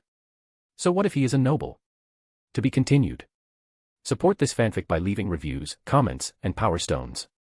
For advanced chapters, visit Chapter 122, Chapter 122, Obtaining the Storage Scroll Production Method. Chapter 122, Obtaining the Storage Scroll Production Method. He is a noble, but more than that, he is just an ordinary human. Konan's eyes glinted with a dangerous light. Anoka, don't you think this world is twisted? Look. She pointed at the clan head, who was currently under genjutsu. He is nothing but a regular person. Even a lowly, third-rate genin could easily take his life. So, why does a man like this stand at the very peak of the ninja world, holding the power of life and death over a group of people who could kill him on a whim? Why does he get to issue orders? Just because he's a noble? Anoka was speechless. Seeing this great noble, whom she had always revered and feared, now barking like a dog under the influence of genjutsu, her common sense, the logic she had held since childhood, was shattered. Indeed, why could such an ordinary person command ninjas whose power far exceeded their own? Treating all ninjas as tools for slaughter, shouldn't it be the other way around? Ninjas like herself were the ones who held the power to kill. A world like this. A group of ordinary people, a group of powerless civilians. How could regular humans, who could be killed silently at any moment, become the rulers of the entire ninja world? How could they make ninjas, who possessed such immense power, willingly serve as their tools? It wasn't right. It was definitely not right. Anoka suddenly realized with horror that this defied all logic. Yet, she had never noticed it before. It wasn't until Lady Konan pointed it out that she realized the absurdity of it all. Lady Konan, if we speak strictly from the perspective of power, the current status of ninjas truly does not match their strength. Anoka said with distress, but don't the nobles always say that we ninjas only know how to fight and kill? That we don't engage in production and don't understand management? If we don't rely on the nobles, how would ninjas govern the world? How would we handle various industries and production? Konan looked at her and suddenly asked, Anoka, do you think learning ninjutsu is difficult?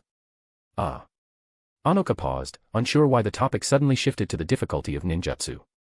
She hesitated before replying, high-level ninjutsu is indeed difficult. Basic ninjutsu is manageable. Then, do you think it is harder to learn ninjutsu, killing techniques, and tactical analysis, or to learn the management knowledge and production methods of ordinary people? This. Anoka's eyes went wide. She had completely failed to consider this angle before. You should have your answer, Konan said calmly. No matter how simple a ninjutsu is, its difficulty exceeds the management and production tasks the nobles talk about. Whether it is memory, comprehension, execution, or perseverance, ninjas far surpass ordinary people. Moreover, ninjas possess ninjutsu. If ninjutsu were applied to production, the efficiency would be much faster than that of ordinary people. From working in an office to plowing fields, ninjas who controlled power undoubtedly surpassed these so-called nobles in every aspect. Anoka thought about it briefly and nodded in strong agreement. Based on the so-called management and production knowledge of the nobles, unless one is exceptionally stupid, I'm afraid there isn't a ninja alive who couldn't learn and master it. But since ancient times, we ninjas have only learned various techniques for killing. We have never learned the knowledge possessed by the nobles. Her voice dropped low. They intentionally prevent us from learning these things so that we remain content as tools of slaughter. Correct, Konan nodded. If ninjas also mastered that knowledge, the only value these nobles possess would be lost. That is their capital for survival. That is why they always propagate the idea that ninjas are merely tools of slaughter who do not engage in production, to maintain their rule and status. Seeing this, Alex, nestled in Conan's chest, nodded with gratification. Under his intentional and unintentional guidance over this period, Konan had finally broken free from the inherent mindset of the ninja world and started thinking for herself. She had discovered the deformed system and management model of this world. Ninjas, who held power and could kill ordinary people at any time, were forced to obey the orders of the powerless. They were constrained by regular humans. If this were a normal world without supernatural powers, and someone suddenly gained superpowers, they would inevitably declare, I can do whatever the F***ck I want. Anoka came to a sudden realization. So, this world itself is wrong. We ninjas shouldn't be under the boot of these noble swine. Her eyes shone as she looked at Konan. Is this your goal, Lady Konan? That is simply too magnificent. Since this world has chakra and ninjutsu, power should reign supreme. Under your leadership, Lady Konan, we can definitely build a brand new world and drive those nobles out. At this moment, her admiration for Konan reached its peak. Not only was she incredibly powerful, but she was also a wise sage with unique thinking. She had pointed out the deformed inertia that had plagued the ninja world for 1,000 years. No one had ever raised an objection to this before. Lady Konan's wisdom had long since surpassed everyone else. The so-called god of shinobi. He was nothing more than a brute with empty strength. Then, what comes next? Anoka calmed her emotions and looked at the clan head in the main seat. She didn't know the specific purpose of this trip. Konan looked at the clan head and began her interrogation. Tell me the origin of your clan's storage scrolls.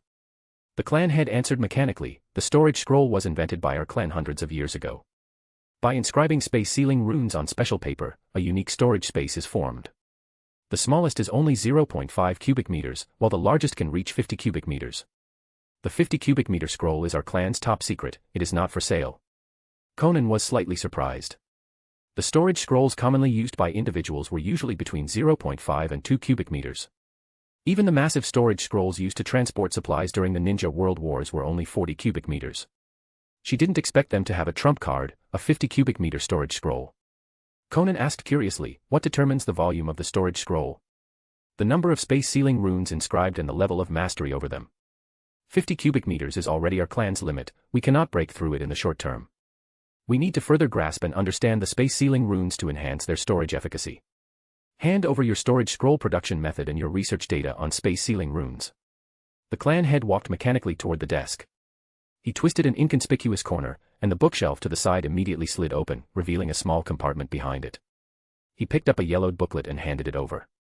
This is our clan's method for making storage scrolls, along with research notes on space-sealing runes from over the years. Everything is recorded inside. Konan took it and opened it for a look. It indeed contained detailed records on the production method of the special paper, the inscription of space-sealing runes, and related research notes. She didn't dwell on it and tucked it directly into her Akatsuki robe. Alex immediately inserted himself between the pages, instantly copying the contents. Konan continued to ask, who made the first storage scroll? It was made by an ancestor of our clan. He once mistakenly entered a secret realm. Inside, he learned a portion of the space-sealing runes, which allowed him to create the storage scroll and pass it down. A secret realm. Konan's eyes narrowed. Where? It is located within a mountain forest on the border of the Land of Fire. To be continued. Support this fanfic by leaving reviews, comments, and power stones. For advanced chapters, visit Chapter 123, Chapter 123, Alternate Dimension. Chapter 123, Alternate Dimension. In the uninhabited jungle on the border of the Land of Fire. It seems this is the place. Konan, carrying Anoka and the Ninja Tool clan head, landed steadily from midair. They were surrounded by a mountain forest composed of towering ancient trees. Before them stood a very primitive, dilapidated stone temple. The stone statue worshipped in the center had long since weathered and collapsed, making its specific appearance indiscernible. Behind the statue was a pitch-black cave, nothing could be seen inside. A cold wind whistled as it blew out from the darkness. Konan sized it up but couldn't make heads or tails of it, so she asked, "What does your clan know about this statue?" "Not clearly," the clan head answered mechanically, still under the influence of the Sharingan Genjutsu. "Our ancestors speculated that this statue might be dedicated to some ancient god. The secret site behind it was likely this god's former dwelling. However, for unknown reasons, the god disappeared, and the dwelling was abandoned." Gods again. Alex was speechless. Counting Earth Grudge Fear and the Miko Sealing Jutsu, this was already the third god they had encountered. It seemed the ancient legends of the 8 million gods weren't fake. You really could bump into one wherever you went. "What is inside the cave, and when was the last time you entered?" "Based on our years of research, the interior should be an alternate dimension," the clan head replied robotically. "Our last entry was 60 years ago. At some point, gray monsters began to appear inside. We had no way to deal with them, and coupled with the stagnation of our research on the space sealing runes inside, we stopped entering." "Gray monsters?" Konan mused. "Explain in detail." "They can attack people silently and without presence. It is impossible to detect them, as if they pop directly out of the void. Furthermore, physical attacks pass right through them. They can drill into a body in an instant and devour the person from the inside out. They are very dangerous." "That formidable?" Alex felt a spark of interest. He wanted to see this for himself. Since they were already here, they naturally had to go in and take a look. Konan asked a few more questions, not stopping until she had squeezed every last drop of information the clan possessed regarding the cave. "Let's go." She took the lead, entering the black cavern. The clan head and Anoka followed close behind. The moment they entered the cave, the surroundings instantly fell silent. The inside and outside of the cave seemed to be two different worlds, completely isolated from one another. According to the intelligence provided by the clan head, the tunnel was over 100 meters long, with the entrance to the alternate dimension located at the deepest point. Half a minute later, Konan and Anoka stood before a door of gray light. A paper torch hovered above their heads, casting a warm orange glow. "Lady Konan." Anoka pointed at the flickering light door, worried. "This door looks like it could disappear at any moment. Are we really going in?" Like a television set with a bad signal, the edges of the light door were ghosting and twitching intermittently. Alex observed the light door secretly. This was the first time he had seen such a magical spatial gateway. "Isn't this just a portal?" Judging by the weathering of the stones outside, if this door had been open the whole time, it must have been maintained for at least several hundred, if not 1,000, years. What kind of god is this badass? Even after disappearing, they can keep this door running for so long. Anoka looked at the light door with novelty. "Lady Konan, do you think there really are gods in this world? Something magical like this is probably not something human power can create. Gods are nothing more than lifeforms with more powerful strength." Konan shook her head. "The ninja world is full of endless ninjutsu, secret techniques, and Kekkei Genkai. In the eyes of ordinary people, Hashirama Senju is revered as the god of shinobi. Is he truly a god?" "That's true." Anoka thought about it and nodded. "This door might just be some kind of ability we don't understand yet. Lady Konan, what do we do now?" "We'll probe it first before deciding." Konan created a paper clone and sent it directly into the light door. A ripple of spatial distortion, visible to the naked eye, immediately undulated across the surface of the door. She soon frowned and sent 5 more paper clones into the light door in succession. Anoka asked in confusion, "Lady Konan, is there a problem behind the door?" "I'm afraid we can only know by entering in person." Konan's tone carried a hint of gravity. "This alternate dimension seems to have a strange ability to repel clones. They dissipate immediately upon entry. As for the world behind the door." Through the memories transmitted back before they vanished, she had caught a clear glimpse of the alternate dimension behind the door. It was very dilapidated and desolate. The whole place wasn't large, you could see the end of it at a glance. It was full of exquisite stone architecture, but everything had collapsed. As for the gray monsters the clan had mentioned, she didn't see any. Konan looked at the clan head and ordered, "Go in, stay for 1 minute, then come out." The clan head nodded and obediently walked into the light door. 1 minute later, he came out safely. Seeing that his physical condition was normal, Konan felt reassured. She immediately stepped in. Anoka followed close behind. The clan head naturally trailed after the two of them. The moment they entered the light door, Alex felt a strong sense of spatial dislocation. This alternate dimension was likely not located within the ninja world. His gaze swept across the area, taking in the entire dimension. It was like a black and white painting with the colors drained away, permeated by an aura of decay and age. The water had dried up, and the trees had withered. Various exquisite buildings lay in ruin, devoid of any vitality. This alternate dimension was dying. It likely wouldn't be able to sustain itself much longer before dissipating and returning to the void. Konan looked toward a gray stone stele in the very center. It was about 1 zhang tall. It was covered in black, twisted runes.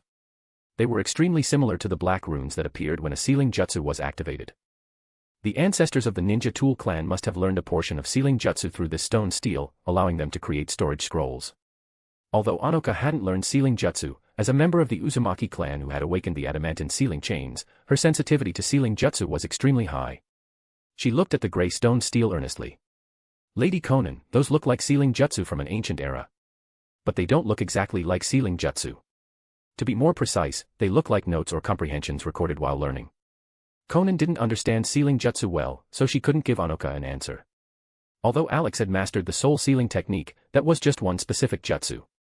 The entire system of sealing jutsu was broad and profound, so he couldn't make heads or tails of it either. It didn't matter if he couldn't understand it, once his cheat ability copied it, he would understand immediately.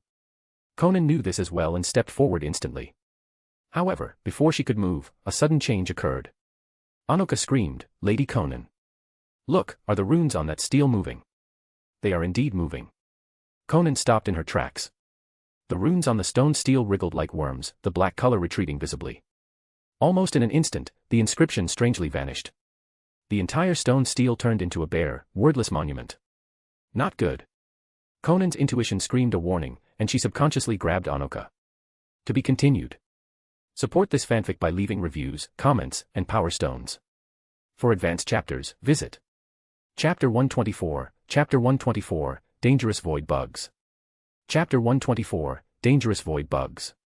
In the exact spot where Anoka had just been standing, a twisted, unrecognizable gray insect appeared out of thin air. It resembled a leech, seemingly burrowing out of the void itself. Judging by its size and shape, it was nearly identical to the twisted black runes they had just seen on the stone stele. Konan reacted instantly. This was the gray monster the clan head had spoken of. It had invaded this alternate dimension from some unknown place, eroded the inscription, and used the stone stele as a host. It appeared silently and without warning.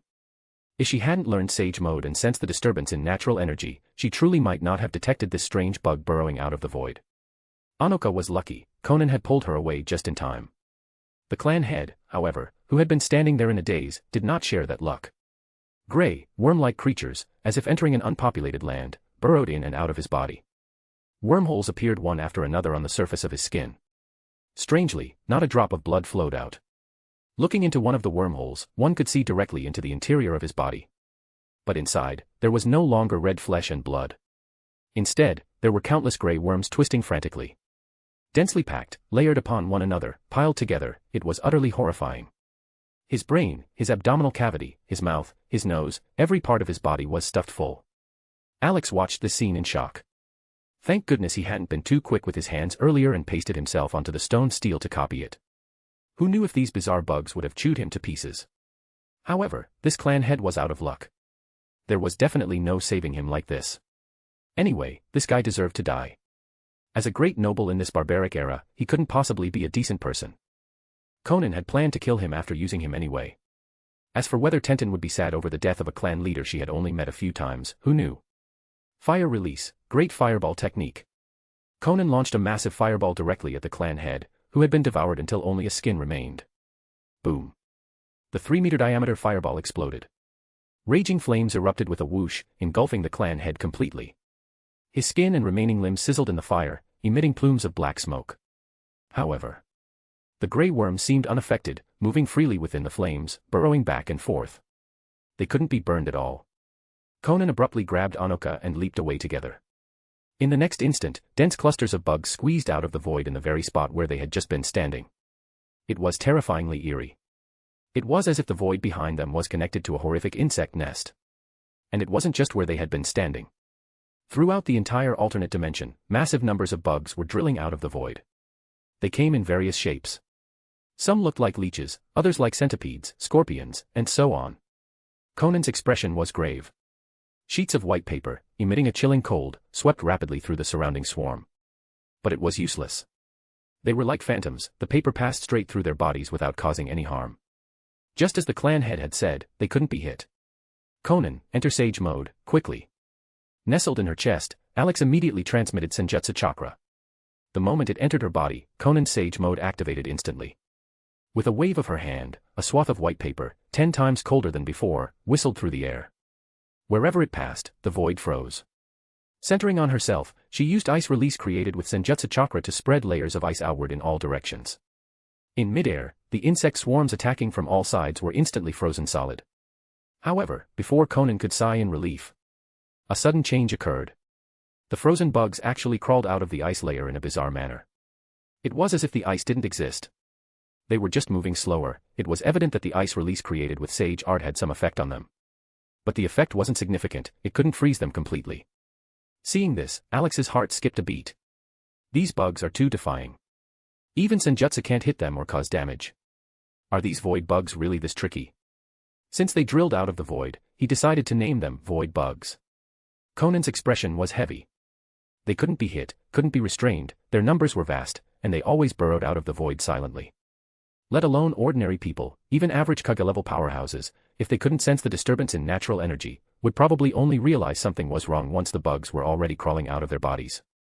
Ordinary ninjutsu and senjutsu were ineffective, so that left only one option. When in doubt, use sealing jutsu. Alex flew behind Konan. Taking advantage of the bugs being only halfway out of the ice layer, he directly used the soul sealing technique. His paper body shot out a beam of purple light, enveloping one of the gray worms. It actually has no spiritual consciousness. The soul sealing technique had no effect. Alex was astonished. In this world, everything, as long as it was a living, moving being, had a spiritual consciousness. The difference was only in size and intensity. Humans had complete spiritual consciousness, condensed into a soul. He had studied insects like ants before, they also had spiritual consciousness. Although weak and chaotic, it definitely existed. But the gray bug before him didn't have a shred of spiritual consciousness inside. It was completely an empty shell. What exactly are these things? And where did they come from? However, sealing jutsu truly lived up to its reputation as the bug of the ninja world.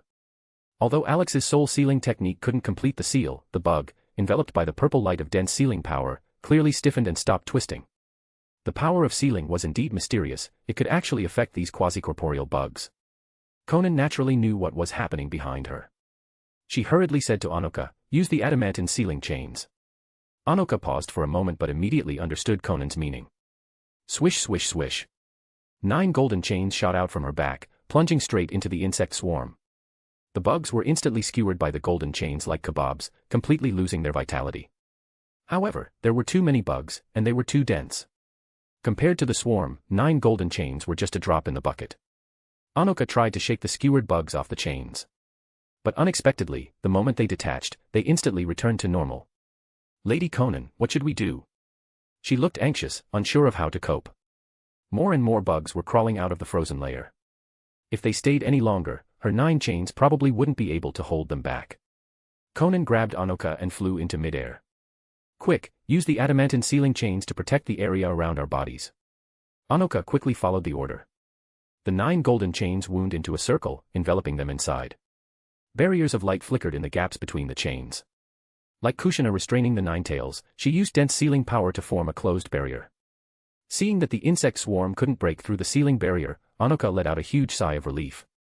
This was exactly why Konan always kept her close, just in case. Anoka's own strength wasn't high, but the adamantine sealing chains were incredibly powerful and could counter many strange and bizarre things.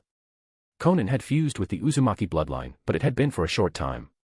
She still needed a while for the chimera power to fully stimulate the deeper powers of the Uzumaki bloodline, such as the mind's eye of the Kagura, heel bite, and the adamantine sealing chains. Lady Konan, we should leave quickly. The swarm is growing larger, and I'm afraid my chakra won't last much longer. Konan nodded. But her gaze was fixed on the black stone steel in the center. They couldn't have come to this alternate dimension for nothing. That stone steel seemed very special, they had to take it for research. Anoka, use 1 golden chain to wrap around the stone steel and bring it with us. Okay. Anoka nodded. Suddenly, a golden chain shot out from the outer golden circle. However, the moment it touched the stone steel, the steel instantly disintegrated into powder. Lady Konan, this. Konan stared intently at the powder dissipating in midair and spoke quickly, quick. There's a black flake in the dust. Grab it. Swish. The golden chain wrapped around the black flake that was falling downward and retracted instantly.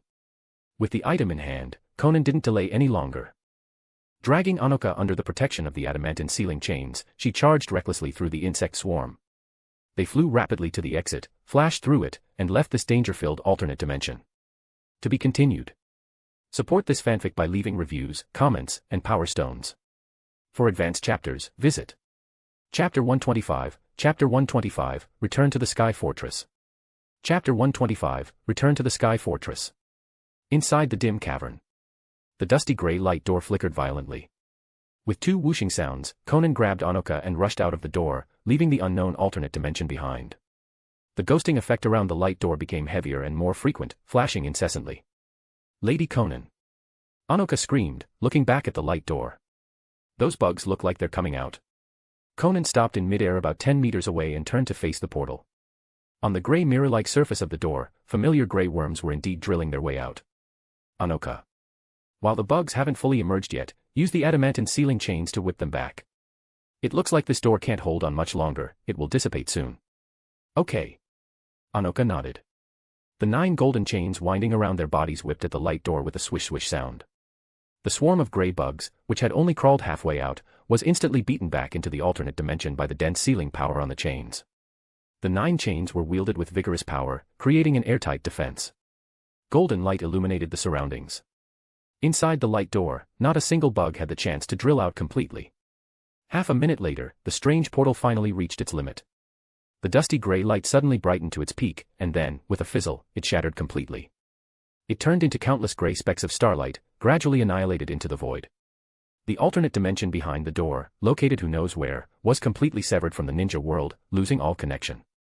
Anoka retracted the adamantine sealing chains, her face full of exhaustion.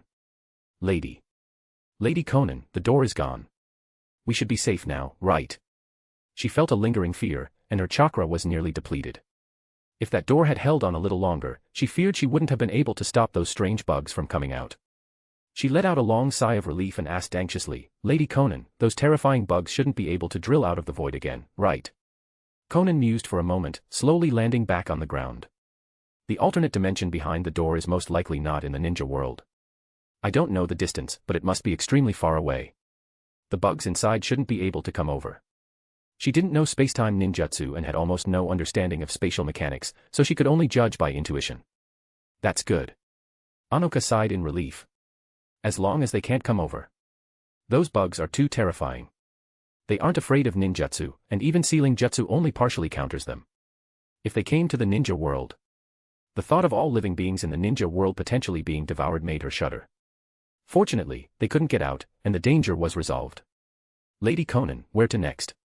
Konan scrutinized the surroundings in detail. After confirming there were no omissions or hidden dangers, she said coolly, return to the Sky Fortress. They had been out for 2 days on this trip. They obtained the production method for the storage scrolls that Alex was interested in and also harvested an unknown black shard from the alternate dimension. Although the process was a bit thrilling, everything went relatively smoothly. Konan waved her hand, and a small patch of white paper flew behind Anoka, condensing into a pair of wings. Anoka rejoiced, the wings you give are the best, Lady Konan. Not only do they look good, but they're also fast. In comparison, the Sky Ninja's flight pack seemed clumsy and troublesome. Every time she used it, it had to be strapped to her chest, which felt stuffy and uncomfortable. The wings on their backs flapped, and their bodies floated up, flying forward rapidly. They traversed the 100-meter-long cave in an instant. After flying out of the exit, they headed straight up, quickly turning into 2 small black dots before disappearing into the horizon. Another border of the Land of Fire. The Sky Fortress hovered in the cloudless high altitude, thickly wrapped in the hiding in mist technique, showing no trace of its presence. On the deck, Cheyen, with her pale golden hair reaching her waist, was crouching happily by the water channel. Her 2 small, fair hands reached into the water from time to time, teasing the colorful koi fish inside.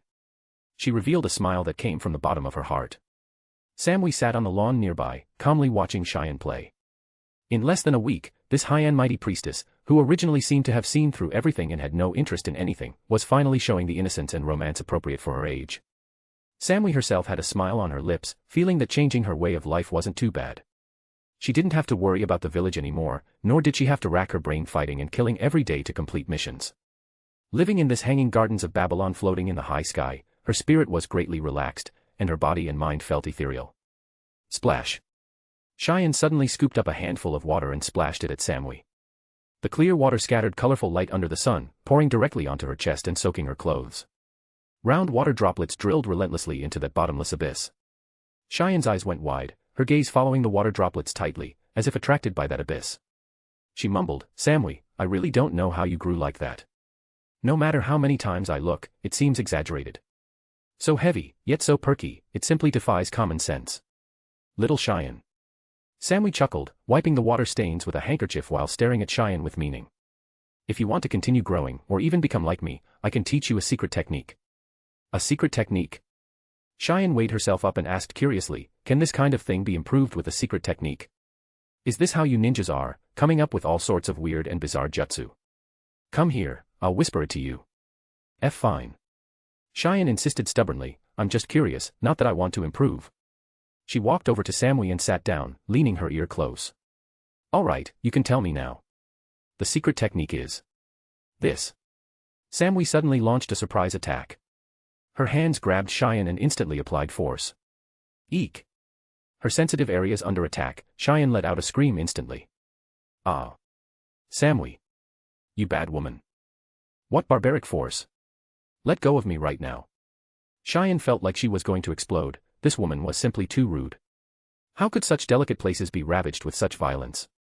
No, she had to retaliate. She immediately struck back. The two of them, wrestling and playing, were unaware that Konan had been standing silently behind them for quite a while, observing. Anoka was there too. She was staring in shock at the flash of spring scenery from the two sisters, her mouth wide enough to fit an eggplant. Alex and the other sheets of paper floated leisurely beside Konan. He watched the action scene on the lawn with unblinking eyes. A sky garden needs beautiful girls playing and making noise to appear more lighthearted and pleasant. Samui was the first to sense something was wrong. After pinning Cheyen to the ground, she subconsciously turned her head to look. "Ah, Lady Konan, you're back." She quickly stood up, pulling Cheyen up at the same time. Their clothes were disheveled, and their cheeks were flushed. Cheyen, in particular, was as red as a cooked shrimp, keeping her head low, wishing she could bury it in her chest. Lady Konan," she squeaked, her voice as quiet as a mosquito, barely audible. "No need to be so serious," Konan said with a calm expression. "It's just playing around, not a mistake." She walked forward. "I'm going back to my room first. You two carry on." Alex flew behind her. "Better to go study that black shard first. I'll properly interrogate these two tonight." To be continued. Support this fanfic by leaving reviews, comments, and power stones. For advanced chapters, visit Chapter 126, Chapter 126, Black Shard, Brand New Storage White Paper. Chapter 126, Black Shard, Brand New Storage White Paper. Inside the room. "Konan, give this a try." Alex showed off his results ostentatiously. "This is the storage white paper I created after copying the booklet from the Ninja Tool clan." A sheet of white paper floated in front of Konan, its surface covered in black, twisted runes. She took the paper and squeezed it. After feeling it for a moment, she asked in confusion, "Alex, this looks no different from the ordinary white paper we usually make. How do I use it?" "Just infuse chakra, and you can use it. Same as a storage scroll." Konan nodded, and a wisp of blue chakra emerged from her fingertips and flowed into the white paper. In an instant, a stool fell out of the paper and landed on the ground. This space. She was slightly surprised. There are actually 20 cubic meters inside. A sheet of white paper, the size of a palm and as thin as a cicada's wing, actually contained such a large storage space inside. The storage scrolls ninjas usually used were about the same size as standard ninjutsu scrolls, with an internal capacity of only 2 to 3 cubic meters. The larger the storage space, the larger the physical form of the storage scroll. For example, the large summoning scroll shown at Ryuchi cave last time. As for the 50 cubic meter storage scroll treasured by the Ninja Tool clan, its physical form was practically the size of a tree with a 1 meter diameter. But now, this piece of white paper in her hand achieved a storage space of 20 cubic meters. So lightweight and portable, it was simply a revolutionary ninja tool for the ninja world. If this were sold, it would probably be more popular than her paper bombs. Thinking of this, Konan asked, "Alex, how much does it cost you to make one of these storage white papers?" Alex swayed his body proudly. It just costs some chakra and energy. Making 1,000 sheets a day is no problem at all. As he spoke, he controlled a blank sheet of white paper to float in front of Konan, demonstrating the production process in full. Visible to the naked eye, black twisted runes emerged on the white paper one after another, linking together. Finally, with a flash of light, the rune inscription was complete.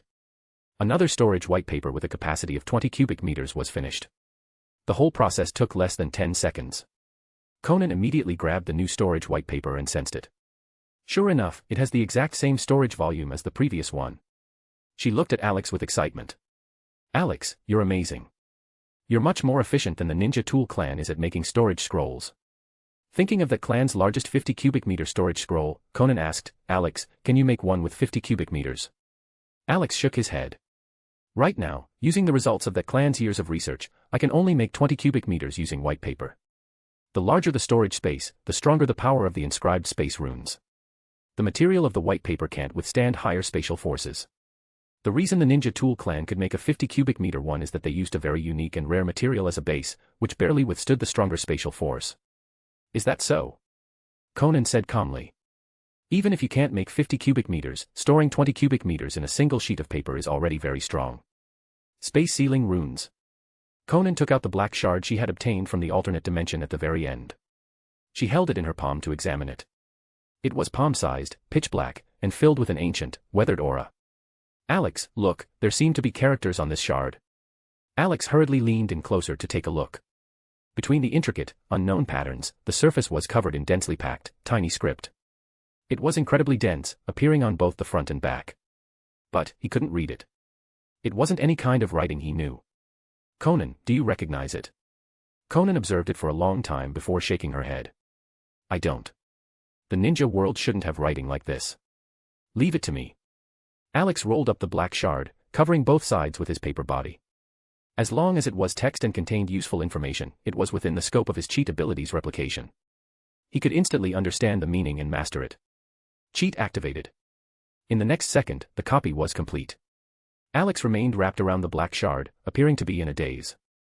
The replication was successful. He had learned the meaning of the characters engraved on the black shard. And precisely because of that, he was shaken by the text. It wasn't ninjutsu, sealing jutsu, or ancient secrets. It wasn't even a magical power or technique. It used the most essential, simple language to expound upon a thing, a concept. What is space? Alex. Konan called out softly, worry on her face. Usually, the copying process finished very quickly. Why was he still wrapped around the black shard without any reaction? Could there be something harmful about this object from the alternate dimension? Don't worry, Konan, Alex said, detaching from the black shard and flying up. I'm fine. Seeing that he was normal, Konan breathed a sigh of relief and asked curiously, Alex, what is recorded on it? A fragmented description of space. Description of space. Fragmented. That's right. It expounds on a portion of the essence of space. If mastered completely, it could help one sense and utilize the power of space. Unfortunately, it's a shard, so it's incomplete. Although he couldn't see the full picture, the portion Alex had copied and mastered brought a pleasant surprise. His current understanding of space sealing runes had greatly surpassed the results of the Ninja Tool clan's centuries of research. Alex controlled a sheet of white paper to float in front of him and Konan. Using his updated understanding of space, he began to recreate the storage white paper. One by one, black twisted runes, far more abstruse than before, emerged from the surface of the white paper. As if coming alive, they connected with each other, finally forming a pattern similar to the designs on the black shard. Konan, try it again. Konan nodded, pinched the white paper, and infused chakra. Swish. The next second, her eyes went wide with disbelief. 100 cubic meters. Worried she might be mistaken, she sensed it again. It really is 100 cubic meters. She looked at Alex in shock. Alex, is this the result of what you just copied?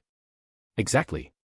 Through a deeper understanding of space, I made the spatial power in the space sealing runes more stable without changing the material, reducing the pressure on the white paper. Alex's storage white paper had surpassed the 50 cubic meter storage scroll that the Ninja Tool clan had painstakingly researched for centuries, all in one fell swoop. This all stemmed from the explanation of space on the black shard, which greatly improved his comprehension of space. Alex. Konan praised. I'm afraid this white paper will become the largest storage scroll in the ninja world. A palm-sized piece of white paper could store 100 cubic meters of items. For frontline supplies in a ninja war, a single person carrying a few dozen or 100 sheets of this paper would be enough to supply an entire army. This greatly improved convenience and concealment. No longer would they need the logistics of past ninja wars, where supplies for nearly 10,000 people required trains of wagons loaded with hundreds or thousands of bulky storage scrolls to be transported to the front lines. Alex. You're amazing. Konan hugged Alex and walked toward the bathroom, unable to control her emotions. Now, let me witness an even better side of you, Alex. To be continued.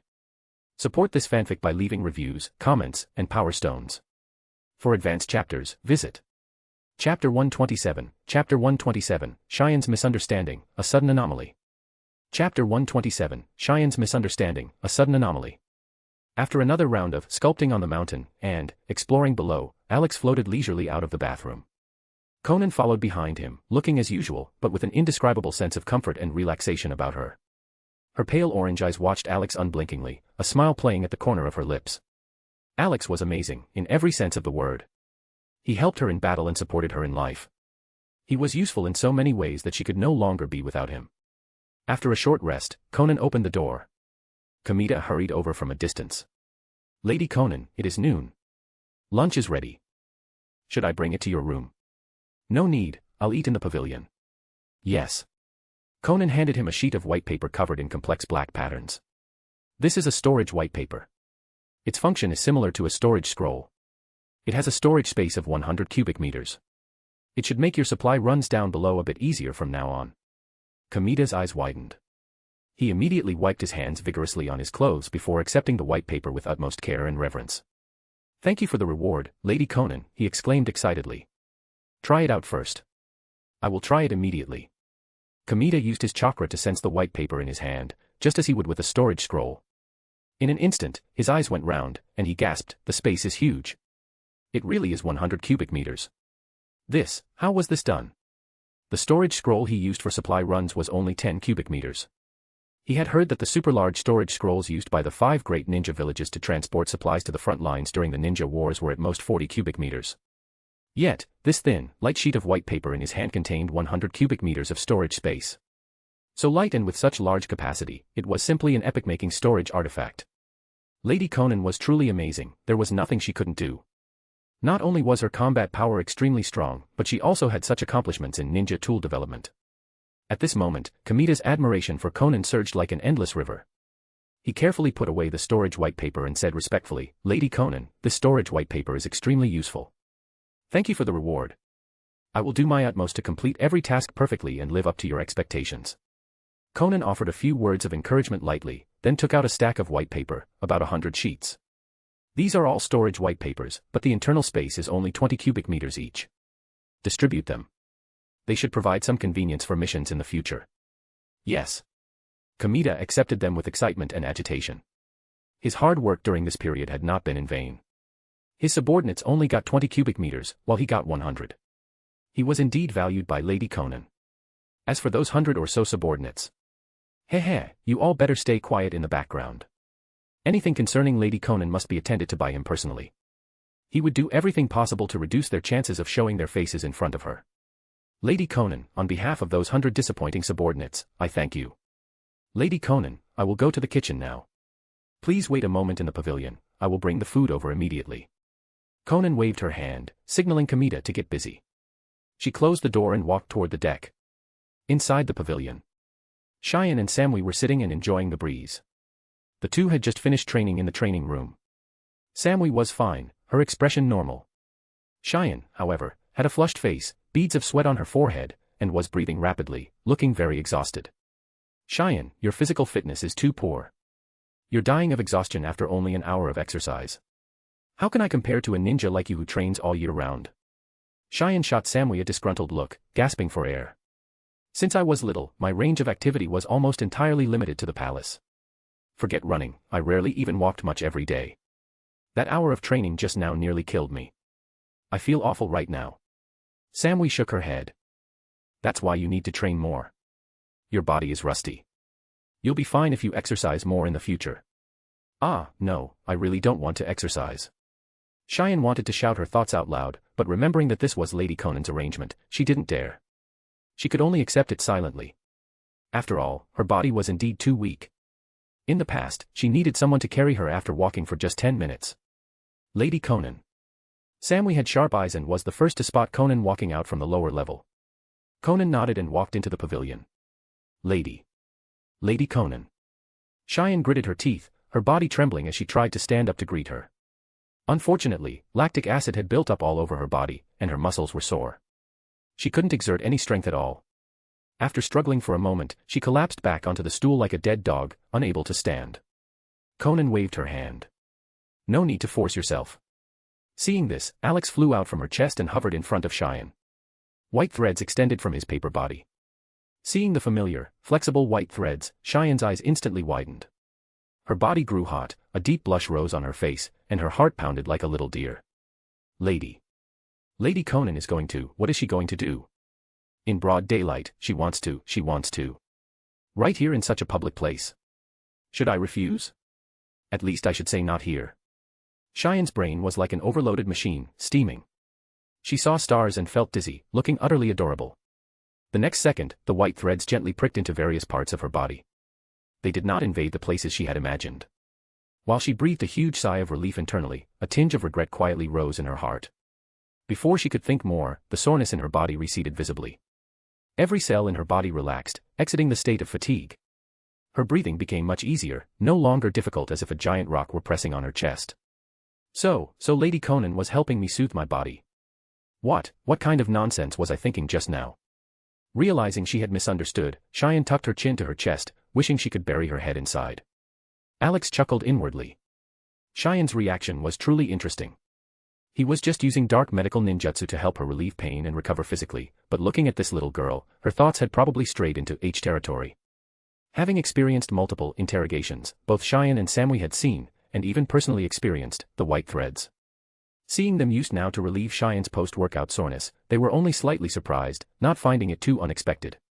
These white threads were magical, they could lengthen and shorten, and their diameter could be controlled. Now that they had a pain-relieving function, it was acceptable. Half a minute later, the treatment ended. Alex retracted the white threads and floated beside Konan with the other sheets of paper. Thank you, Lady Konan. Cheyen stood up immediately to express her gratitude. It felt amazing. In just half a minute, the deathly discomfort in her body had receded like the tide. Her whole body felt indescribably relaxed and light. It was magical. Her gaze drifted toward the white paper from time to time, subconsciously recalling past stimulating scenes, and her heart instantly started pounding again. This white paper was indeed, as Samui had said before, too useful.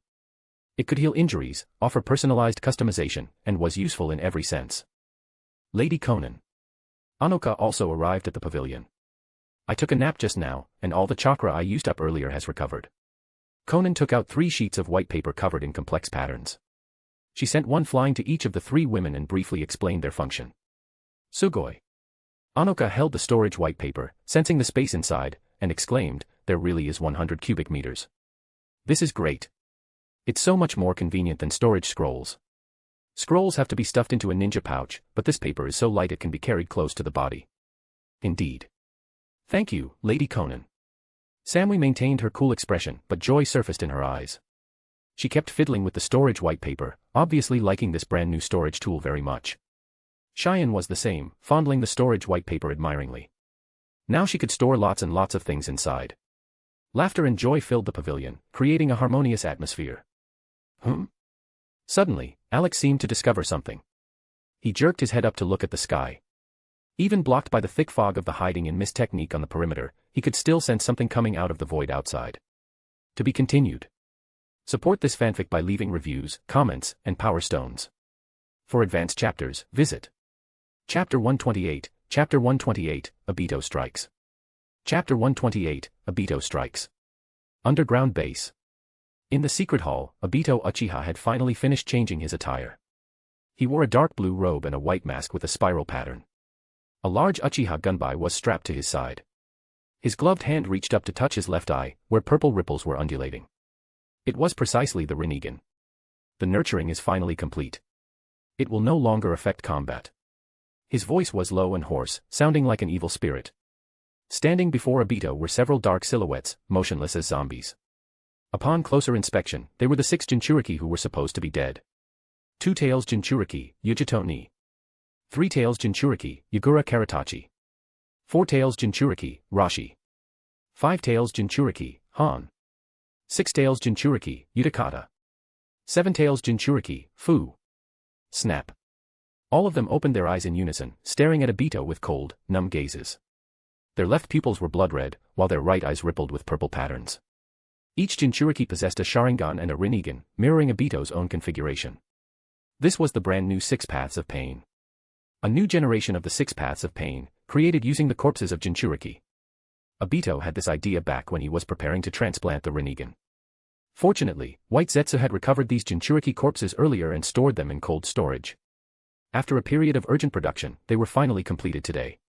Black Zetsu emerged from the ground at his feet, sizing up the 6 new pains. He spoke in a deep voice. Lord Madara, are you sure you don't want them to use the abilities of the 6 paths? No need, Aito said indifferently. Rather than having each of them bear the burden of a 6 paths technique, it is better to stimulate the residual power and tailed beast chakra within their bodies. They were all Jinchuriki in life, with strength reaching Kage level. That makes them far more formidable than the individual animal path or human path. Black Zetsu thought for a moment and nodded. Indeed. Aside from the Deva path, the other pains only had tricky abilities, but their raw power couldn't compare to a Jinchuriki. Now, this new 6 Paths of Pain can not only utilize the strength they had in life but also share vision through the Rinnegan. They should be able to unleash even greater power. Actually, there was one point he didn't mention. It was likely because Aito had only transplanted one Rinnegan that he couldn't fully divide the 6 Paths abilities among the Jinchuriki. However, comparing the two, the comprehensive strength of the new generation of 6 Paths of Pain was indeed stronger than the old one. After all, they were all Kage level on average. Being able to use their techniques from life, assisted by the shared vision of the Rinnegan, would only make them stronger. What about the black rods? Black Zetsu looked at the faces of the 6 new pains, puzzled. Lord Madara, where are the black rods used to control these Jinchuriki inserted? Aito smiled sinisterly. The black rods on every Jinchuriki are inserted in places you absolutely could not imagine. They are very hidden. There is no possibility of an enemy pulling them out and causing them to collapse back into corpses. As he spoke, he looked at the only 2 females among the 6 Jinchuriki, Fu and Yujito-ni. His heart felt inexplicably hot. Especially the latter, her mature, older sister-type figure was amazing. During the production process, it was inevitable that he had to strip off their clothes and get hands-on. This process had shocked him greatly. In over 30 years, this was the first time he had seen and touched a woman's body at such close range. Even though his heart had long despaired of this world and was filled with hatred, he still couldn't avoid his male instincts. To ensure the black rods wouldn't be destroyed or pulled out, he had deliberately inserted them into extremely intimate parts of each Jinchuriki's body. Black Zetsu asked, Lord Madara, then how do we solve the chakra problem? Can you alone bear the consumption for all 6 of them? The 6 Jinchuriki were long dead. They were corpses and couldn't generate chakra on their own. They needed Aito to replenish them with his own chakra through the black rods. It was the same operation as Nagato. But Nagato was from the Uzumaki clan, after all, his chakra volume was naturally astoundingly massive. Even with the Hashirama cells Aito had transplanted, he likely couldn't compare. Supporting 6 Kage-level Jinchuriki, plus his own combat needs, the chakra consumption would be staggering. Don't worry. Aito wasn't troubled by this. I have already solved this problem. They were Jinchuriki in life, so their bodies are naturally adapted to tailed beast chakra. I will draw the corresponding tailed beast chakra from the Geto statue and inject it into their bodies. It will be enough to support them for prolonged combat. That is good, Black Zetsu flattered him. As expected of Lord Madara to come up with such a method. In this way, you have gained 6 powerful combat assets with 0 burden. How is Sasuke doing? Aito asked. He is still in the adaptation period. His pupil power is steadily increasing. It is estimated that he needs a bit more time to evolve into the eternal Mangekyo. What has he been busy with lately? He is seizing every moment to cultivate. Even with his eyes bandaged, he doesn't stop. Aito said solemnly, it seems the battle with that traitor last time was a huge blow to him. He had thought that unlocking the Mangekyo would immediately make him invincible. Who knew he would first eat dirt at the hands of Killer Bee, nearly getting punched to death. Later, he activated the divine power of Susanoo and felt like a big shot again, only to be defeated by Konan. Even after straining his eyes until he went blind, he couldn't even scratch Konan. That great battle in the land of birds.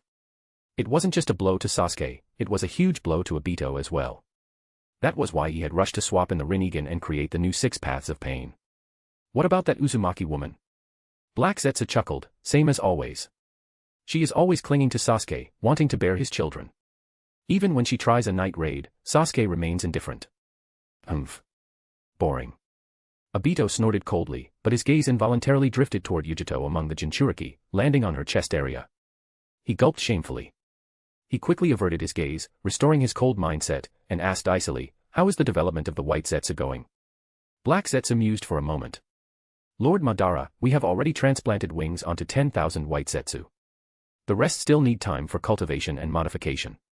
However, a single white Zetsu's combat power is at most Chunin level. Even with wings, I'm afraid their threat to the 5 great nations is limited.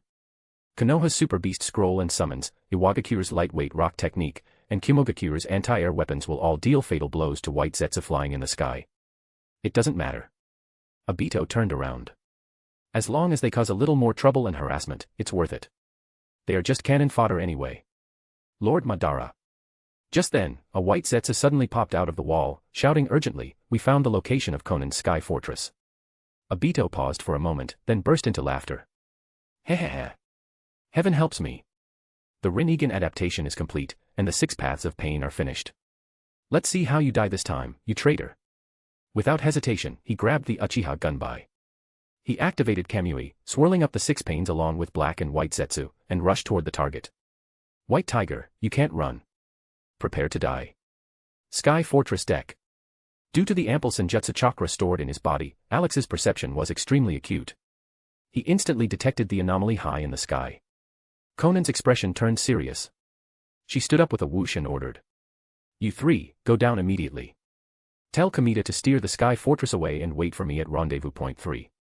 To be continued. Support this fanfic by leaving reviews, comments, and power stones. For advanced chapters, visit Chapter 129, Chapter 129, Another Battle Between 6 Paths of Pain and Sage Mode. Chapter 129, Another Battle Between 6 Paths of Pain and Sage Mode. Yes. As an elite Jonin, Samui reacted instantly, realizing that a sudden change had occurred. She immediately scooped up the bewildered Cheyen and the stunned Anoka, rushing out of the pavilion at top speed.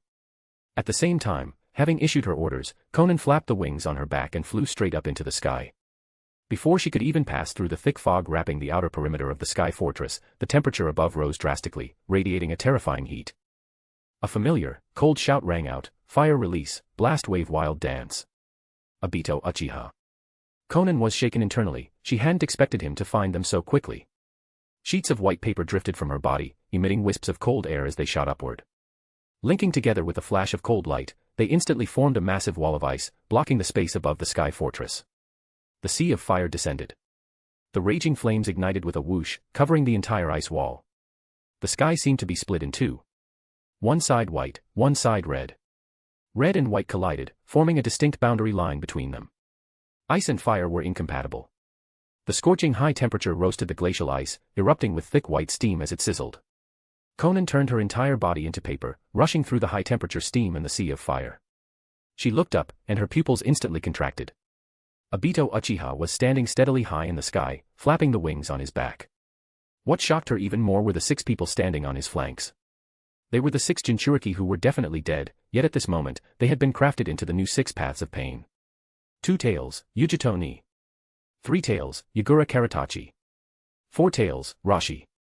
5 tails, Han. 6 tails, Utakata. 7 tails, Fu. She recognized all of them. After all, the Akatsuki's goal had been to collect the tailed beasts, so the data on every current Jinchuriki was etched into her mind. At this moment, the left eye of every Jinchuriki was a Rinnegan with rippling purple patterns. Like Obito Uchiha, they had wings on their backs and stood high in the sky, looking down at her indifferently.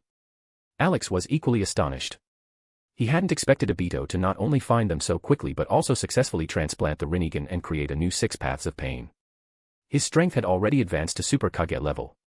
Konan had just rushed out of the sea of fire when the attacks from Obito and the group of Jinchuriki came crashing down. Obito's arm transformed directly into twisted branches, shooting downward. Would release, hellish chaos.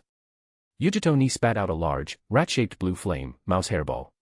The baby-faced Yagura Karatachi fired a cannonball-shaped water projectile, water release, iron water cannon. Rashi, dressed in red, had already entered lava release chakra mode, his entire body wrapped in magma of extremely high temperature. Clasping his hands together, he spat out a large number of magma balls. Lava release, scorching stream rock technique. Han, wearing a red bamboo hat, had steam rising from his entire body. With a wave of his hand, intense, high-temperature gas poured down. Utakata's chest clothes were wide open. Holding a bamboo pipe in his mouth, he blew out a dense cluster of highly corrosive, colorful bubbles. As for Fu, she possessed wings and could fly. At this moment, her cicada-like wings vibrated ceaselessly, scattering a large amount of sparkling scale powder. Not only could it obstruct vision, but it could also paralyze the enemy's body. 6 Kage-level Jinchuriki and 1 Super Kage. The attacks of the 7 were like a natural disaster. The high altitude was dyed with the colors of various energies, transmitting terrifying fluctuations. The moment Alex transmitted the Senjutsu chakra, Konan instantly entered Sage mode. A touch of purple eyeshadow appeared on her eyelids. Before the attacks arrived, the two combined their power to unleash a joint technique, Sage Art, Ice Release, Demonic Mirroring Ice Crystals. Ice mirrors, 10 times larger than those created with ordinary chakra, appeared with a swish, filling the surroundings. Suspended in the void and covering an area of 1,000 meters, they wrapped Aito, the 6 Jinchuriki, and all their attacks within a massive spherical ice structure. Boom. Boom. Boom. All the attacks slammed viciously into the ice mirrors. Under such terrifying power and intensity, even the ice mirrors created with Senjutsu chakra couldn't withstand it, cracking and shattering one after another. But in the next instant, new ice mirrors emerged from the void to replace the gaps, firmly locking the power of all the attacks inside. Not a single wisp escaped to affect the sky fortress below. In the operations room, Samui and the others arrived in front of Kamita. Quick, Lady Konan ordered us to activate the sky fortress immediately and head to rendezvous point 3. Understood. Kamita's expression was grave as he operated the controls personally. The floor vibrated slightly, and the sky ninja fortress exited its hovering state, flying forward. He pulled up the surveillance feed of the sky above the fortress. Everyone was stunned on the spot by the massive ice mirrors, each 20 meters high. It was simply incredible that such a colossal object was suspended in the high sky. Was this really ninjutsu? Was this something human power could achieve? Anoka exclaimed in shock, "This is Lady Konan's ice release. I can't believe she can make it this big. It's almost 10 times larger than what we saw last time. It seems Lady Konan's strength has increased a lot." Samui thought deeper than her. To force her to use such a terrifying technique, the incoming enemy must be far from simple. Kamita looked at Anoka. "Do you know the identity of the enemy?" Anoka shook her head. "I'm not sure." Lady Konan left too quickly, there was no time to say. Cheyen didn't understand combat. She just stared blankly at the ice mirrors on the screen, asking worriedly, "Lady Konan will be all right, right?" Kamita said with great confidence, "Lady Konan will absolutely be fine. Look at all the past battles, hasn't Lady Konan returned safely every time, beating the enemy into a pulp? This time will definitely be the same." "Uncle Kamita is right," Anoka affirmed. "Everyone needs to have faith. We just need to do our jobs well and wait peacefully for Lady Konan's return." Kamita nodded. "Lady Konan is fighting on the front lines right now. We can't drag her down. Everyone, hurry to your assigned posts. Don't let the enemy invade." High in the sky, the sky fortress flew away rapidly, heading into the distance at full speed. The massive spherical ice structure remained suspended steadily above.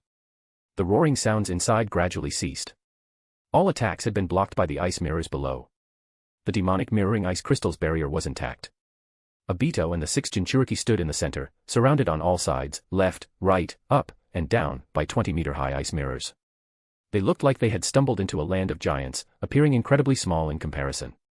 On every mirror was Konan's aloof face, staring coldly at Aito and the others in the center. Her ice release has gotten stronger.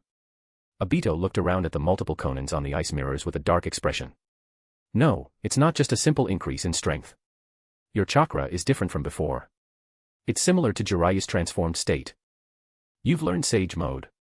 Abito's eyes overflowed with killing intent, alongside shock and a trace of unease. How long had it been? This traitor had mastered another power. And it was the extremely powerful Senjutsu. He instantly recalled Sage Jiraiya and Sage Naruto, both of whom had defeated the 6 Paths of Pain. And now, he had just brought his brand new 6 Paths of Pain to her door. He had been brimming with confidence, never expecting the opponent to have mastered Senjutsu. Was he going to have another battle between the 6 Paths of Pain and Sage mode? The results of the previous 2 times didn't seem very good. How would his turn out this time? To be continued. Support this fanfic by leaving reviews, comments, and power stones. For advanced chapters, visit Chapter 130, Chapter 130, Aito, Nanny. 3 pains scrapped in an instant. Chapter 130, Aito, Nanny. 3 pains scrapped in an instant. Aito felt an inexplicable sense of unease in his heart.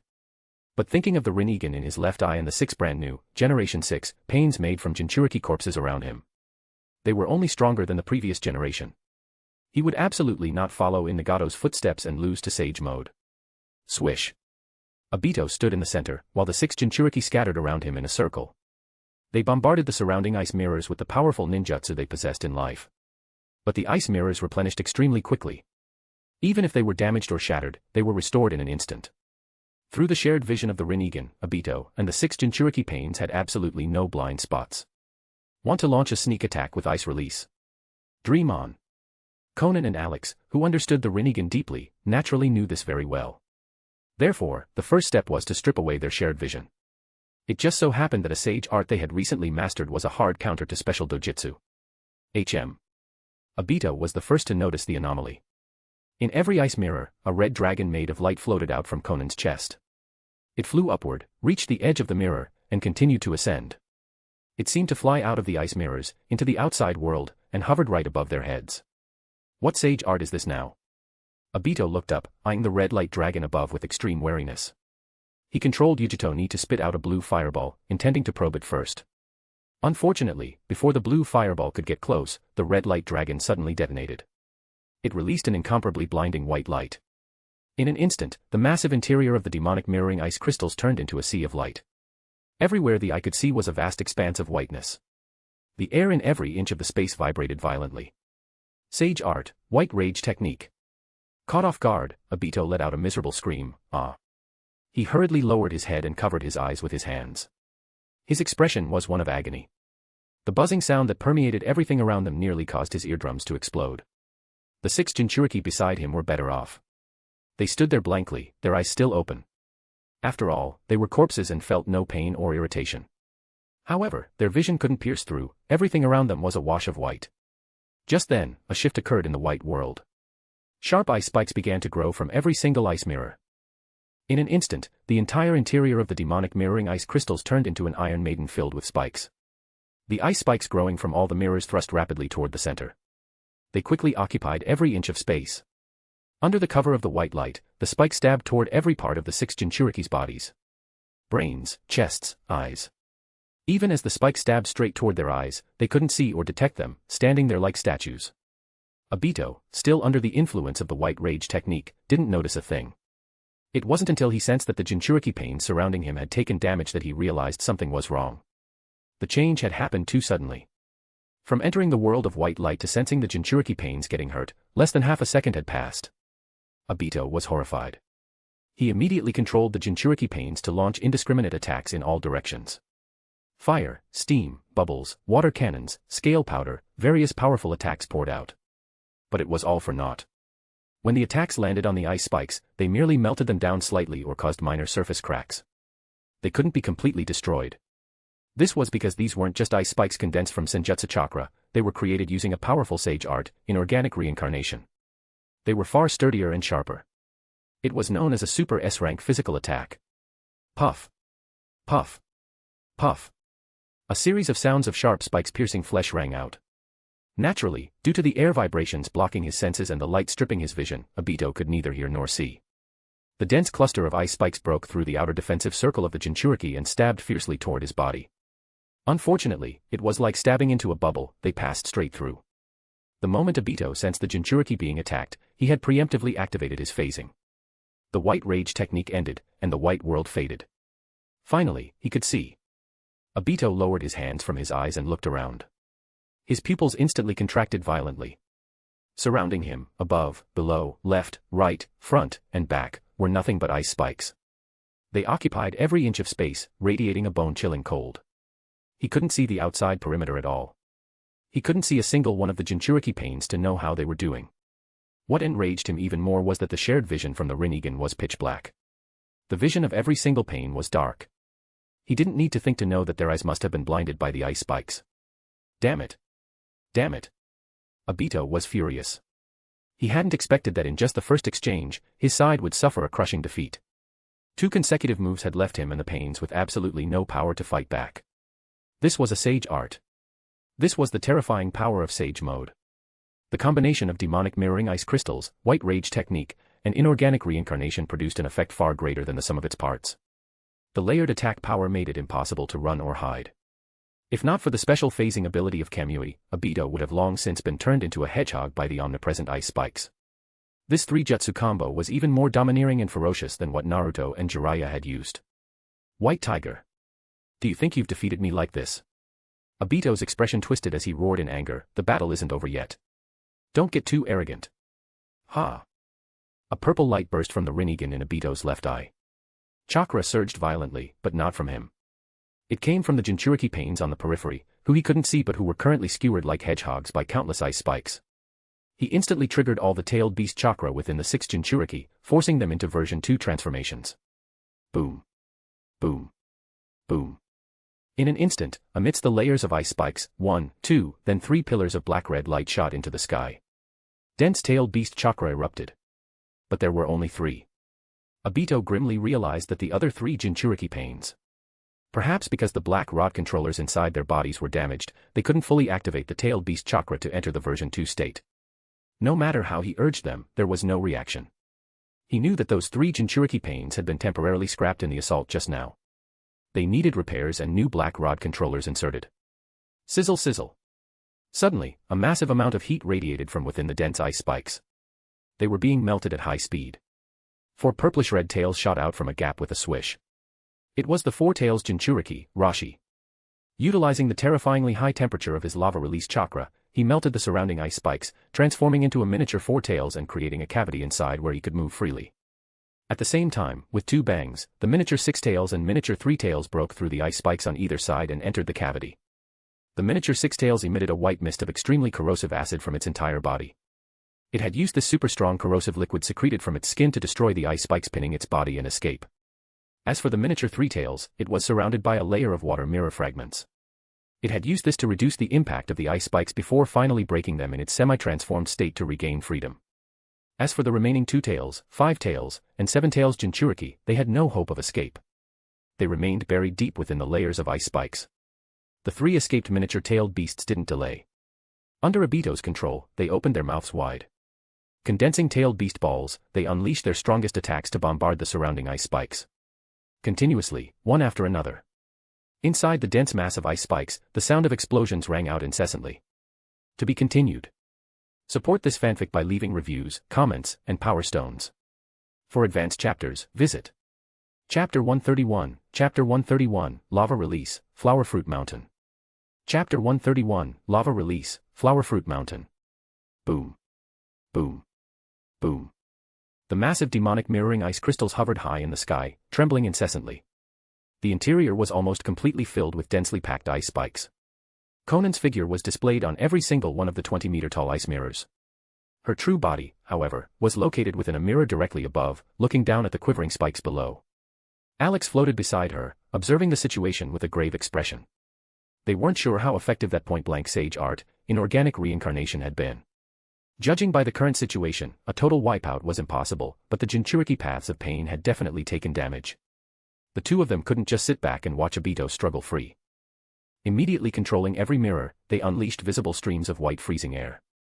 In Sage mode, the potency of her ice release was amplified to terrifying levels.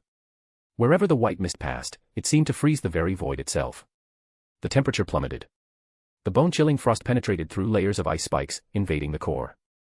The entire demonic mirroring ice crystal structure visibly transformed into a gigantic sphere of ice. 100 meters below the ice spikes. Under the bombardment of tailed beast bombs from the 3 tails, 4 tails, and 6 tails, the hollow space inside was growing larger and larger. The surroundings were littered with shattered ice debris. One eye on each of the beasts remained in the pattern of the Rinnegan.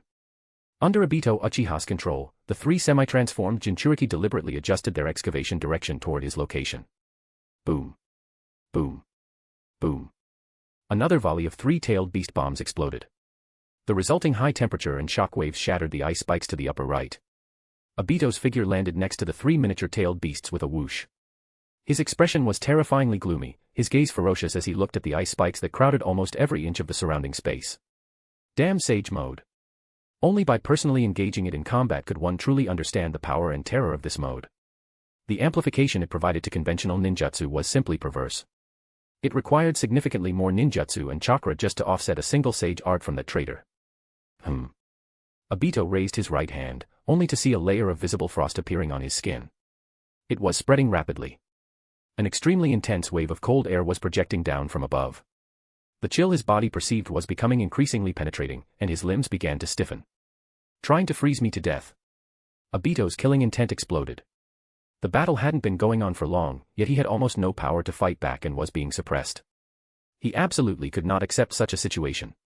Possessing the invincible Rinnegan, how could he possibly freeze to death here?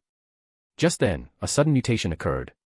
From every ice wall in the hollow space, including the floor and ceiling, ice dragons, flexible ice spikes, and various ferocious animals made entirely of ice rapidly extended outward.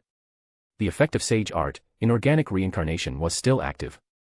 It automatically launched indiscriminate attacks on any living thing inside. The three miniature-tailed beasts immediately circled Aito to protect him, mouths facing outward as they fired tailed beast bomb after tailed beast bomb. The explosions were continuous, blasting apart the incoming ice creations. We can't stay here. We must leave. Aito exhaled large clouds of white breath, his body was getting stiffer by the second. The temperature inside the hollow was still dropping. If he stayed any longer, he would literally freeze to death. Activating Kamui to transport himself took time. The continuous attacks from all sides obviously wouldn't give him that opening. As for having the three Jinchuriki paths cover him while he abandoned them, he hadn't reached that level of desperation yet. He abruptly took control of the four tails. No matter how powerful your sage art is, can your chakra possibly exceed a tailed beast's? If he couldn't match the quality, he would make up for it with quantity. He would use a super heavyweight amount of tailed beast chakra to violently destroy this sage art. Aito leaped onto the back of the four tails, and the other two tailed beasts jumped up simultaneously. The four tails suddenly elongated and thickened, curling upward to wrap them tightly in a protective cocoon. Its purplish-red claws slammed violently onto the ice. Aito's cold shout echoed from within the tails, "Let me show you Son Goku's Flower Fruit Mountain." Lava release, Flower Fruit Mountain. Whoosh! Whoosh! Whoosh! A massive amount of tailed beast chakra erupted. Fiery red magma surged wildly from its palms, pouring out endlessly. In an instant, it formed a sea of magma, submerging the entire hollow space. As the four tails, capable of bathing in magma, it had absolutely no fear of the terrifying heat. Aito and the other two miniature-tailed beasts, protected by its tails, were safe for the moment. The searing heat collided violently with the surrounding ice walls. Massive amounts of steam rose, dissipating the cold air as the temperature spiked dramatically. The volume of the hollow space expanded rapidly, and the magma sea swelled in sync, fed by the ample tailed beast chakra. Suddenly, the entire sea of magma went abruptly still. Inside the four tails, Aito shouted coldly, "Scorching river great eruption." Boom. Boom. Boom. The next instant, it was like a massive active volcano erupting. The entire sea of magma churned madly. Pillars of fiery red rock, topped with massive volcanic stones, sprayed out in all directions. The entire interior had completely transformed into a terrifying volcano.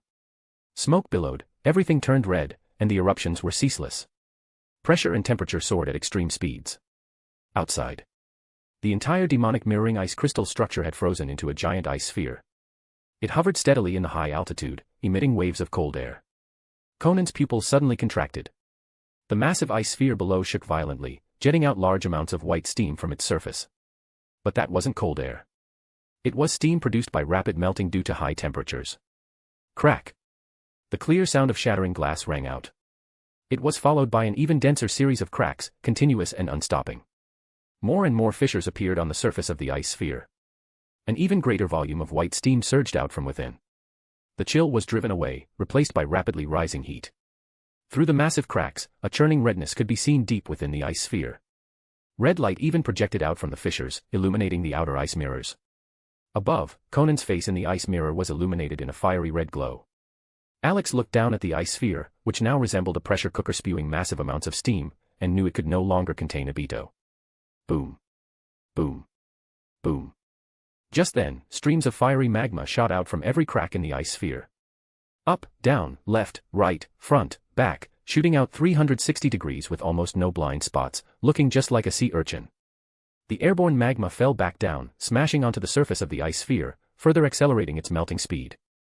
In the span of a few breaths, the entire white ice sphere was completely wrapped in magma, resembling a blazing red sun. Waves of heat sprayed forth continuously. The barrier formed by the demonic mirroring ice crystals tottered on the brink of collapse. It was impossible to maintain any longer. The sun expanded rapidly in volume, and then, with a loud boom, it exploded. It turned into a sea of magma that blotted out the sky, swallowing all the outer ice mirrors. At this point, the demonic mirroring ice crystals barrier was violently destroyed by the magma sea created by the four tails. High in the sky, the magma sea formed a fiery red waterfall, cascading down. It smashed into the river below, instantly causing the water to bubble violently and evaporate into massive clouds of steam. Konan hovered in midair, not far from the fiery waterfall. Suddenly, a crimson figure shot out from within it. Support this fanfic by leaving reviews, comments, and power stones. For advanced chapters, visit Chapter 132, Chapter 132, all Jinchuriki paths destroyed, Obito's final move. Chapter 132, all Jinchuriki paths destroyed, Obito's final move. It was the semi-transformed four tails. Covered in scalding magma, it was completely unaffected by the heat. The four tails suddenly spread apart, and Obito, along with the other two miniature-tailed beasts, leaped out. From three different directions, they launched an attack on Konan. Seeing the wings beating rapidly on the backs of the three miniature-tailed beasts, Alex felt speechless. It was one thing for the Jinchuriki form to have wings, but why did the tailed beast forms have them too? How was that even possible? It was most likely Black Zetsu's doing. The three miniature-tailed beasts obviously used their wings with more proficiency than Obito. Their flight speed was faster, and they were more agile in the air. Whoosh! Whoosh! Whoosh! Mid-flight, their tails suddenly elongated. A total of 13 purplish-red tails, like iron whips, sliced through the air and lashed toward Konan. Synchronizing with them, Obito once again used would release hellish chaos, sending sharp rattan spikes to fill the gaps. Attacks came from front, back, left, right, above, and below, leaving Konan nowhere to dodge. Dodge. There was no need to dodge. Konan remained expressionless, clenching her fists. In Sage mode, her physical durability and strength were vastly enhanced. If Naruto in Sage mode could shatter the Deva Path's black receivers with his bare hands, she would certainly not be outdone. With the added buffs of Paper Person technique and the Chimera assimilated bone density, her physical durability and strength were likely even greater than Naruto's. Bang. Bang. Bang. Konan threw punches continuously, her fist speed so fast it created afterimages. Though her fists looked delicate, they erupted with terrifying power in that moment. She took the 13 incoming tailed beast tails head-on. Each tail was as thick as a telephone pole and harder than steel. Bringing sonic booms with them, they lashed toward her head, chest, lumbar spine, and other fatal areas. But it was futile. For Konan, the concept of two fists can't fight four hands didn't exist. Her fists were fiercer, faster, and heavier. Like lightning, she threw 13 punches in every direction, precisely bombarding each tail. The sound of 13 consecutive metal-on-metal collisions almost merged into a single, dull, thunderous roar. Bang. The 13 tails of the three miniature-tailed beasts were beaten back with unstoppable force. Deep fist imprints were left at every point of impact. The air exploded, creating 13 visible shock waves. As for the mass of tree branches shooting from above, Konan simply waved her hand. A swarm of white paper sheets spun rapidly, turning into buzzsaws that rushed in and sliced them to dust. Damn it. How is your body this strong? Obito looked astounded. He knew Sage mode was strong, but this was ridiculously strong. His would release and the attacks of three-tailed beasts were crushed so casually. He hurriedly stopped. With such abnormal physical durability and strength, the boost to her taijutsu was unimaginable. He couldn't engage her in close combat. One punch would probably kill him outright. Fire release was countered, and would release seemed unable to hurt her. Mangekyo Genjutsu was out of the question since she gave him no chance to cast it. Obito felt a creeping horror. Despite having transplanted the Rinnegan and greatly increasing his power, he still felt a sense of powerlessness against this traitor, like there was nowhere to strike. The attack methods and ninjutsu he mastered seemed to do little damage to her. He could only fight through the Jinchuriki paths of pain. His strength had clearly surpassed the limits of a Kage, so why was this still so pathetic? No. Obito shook his head internally. It wasn't that he was weak, but that this traitor was too strong. Her strength had grown too fast. The all-around buff from Sage mode was greater than the enhancement a single Rinnegan gave him. He quickly calculated a countermeasure in his mind while retreating rapidly to open up distance. He had barely taken half a step back when his vision blurred. Konan had flown right in front of him. So fast. It was that damn Sage mode again. Obito instantly realized that Sage mode also buffed speed. His flight was already inferior to Konan's, let alone now that she was flying faster than before. He could only watch helplessly as a fist pushed aside the air in the visible space and smashed toward his face. And then it passed right through. Aito gloated, "You can never kill me.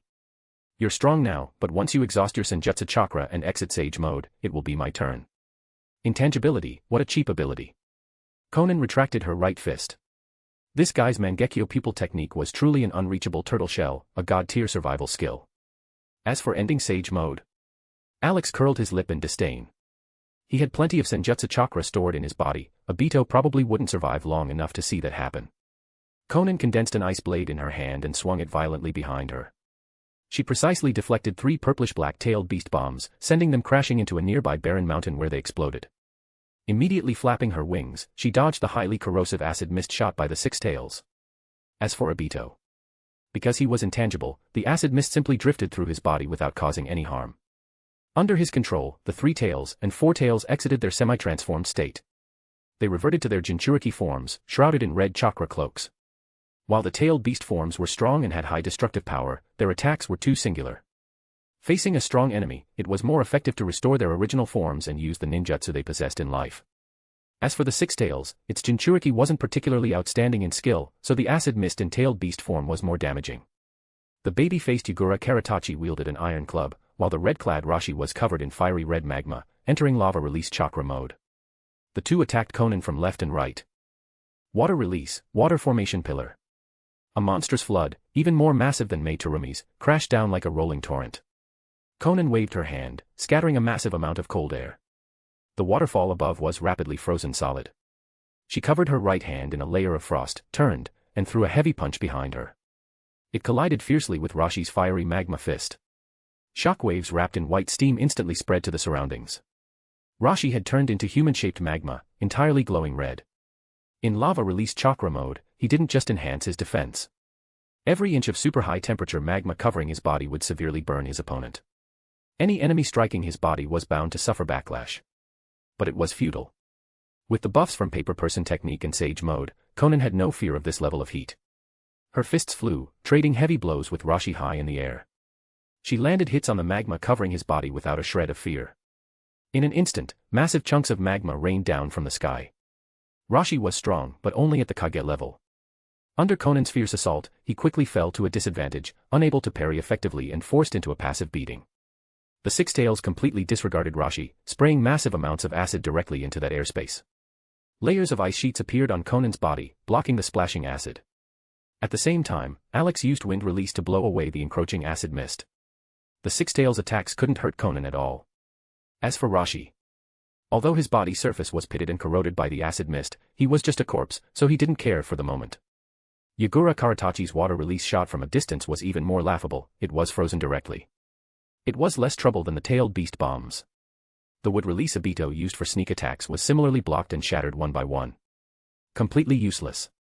It's time for you to exit the stage. Konan suddenly grabbed Rashi's hands. The magma on his body had been completely beaten off. His body was tattered and in a miserable state.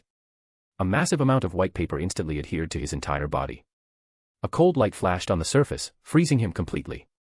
Konan smashed down with a vicious punch, and the entire block of ice, along with Rashi's frozen body inside, shattered into pieces. 4 tails Jinchuriki path, Rashi, retired. Witnessing such a violent scene, Aito was shaken. Before he could act, Konan flew to the top of the 6 tails head with a whoosh. She stomped down. The tailed beast bomb charging halfway in its mouth exploded inside its maw with a boom. Ice spike after ice spike stabbed into its body with thwack-thwack sounds, turning it into a pincushion. The 6 tails could no longer maintain the semi-transformation and reverted to the Jinchuriki, Utakata. His whole body was frozen, and then, under Konan's kick, completely shattered. 6 tails Jinchuriki path, Utakata, retired. Just then, Yagura Karatachi rushed over. Konan punched at his baby face. However, a water mirror appeared just in time to block the middle. The mirror reflected her image. Ripples appeared on the mirror's surface, and the Konan inside actually rushed out of the water mirror. Water release, water mirror technique. This was Yagura Karatachi's signature ninjutsu, capable of perfectly copying the opponent and possessing their ninjutsu and strength. But, the reality seemed different. It couldn't copy 100%.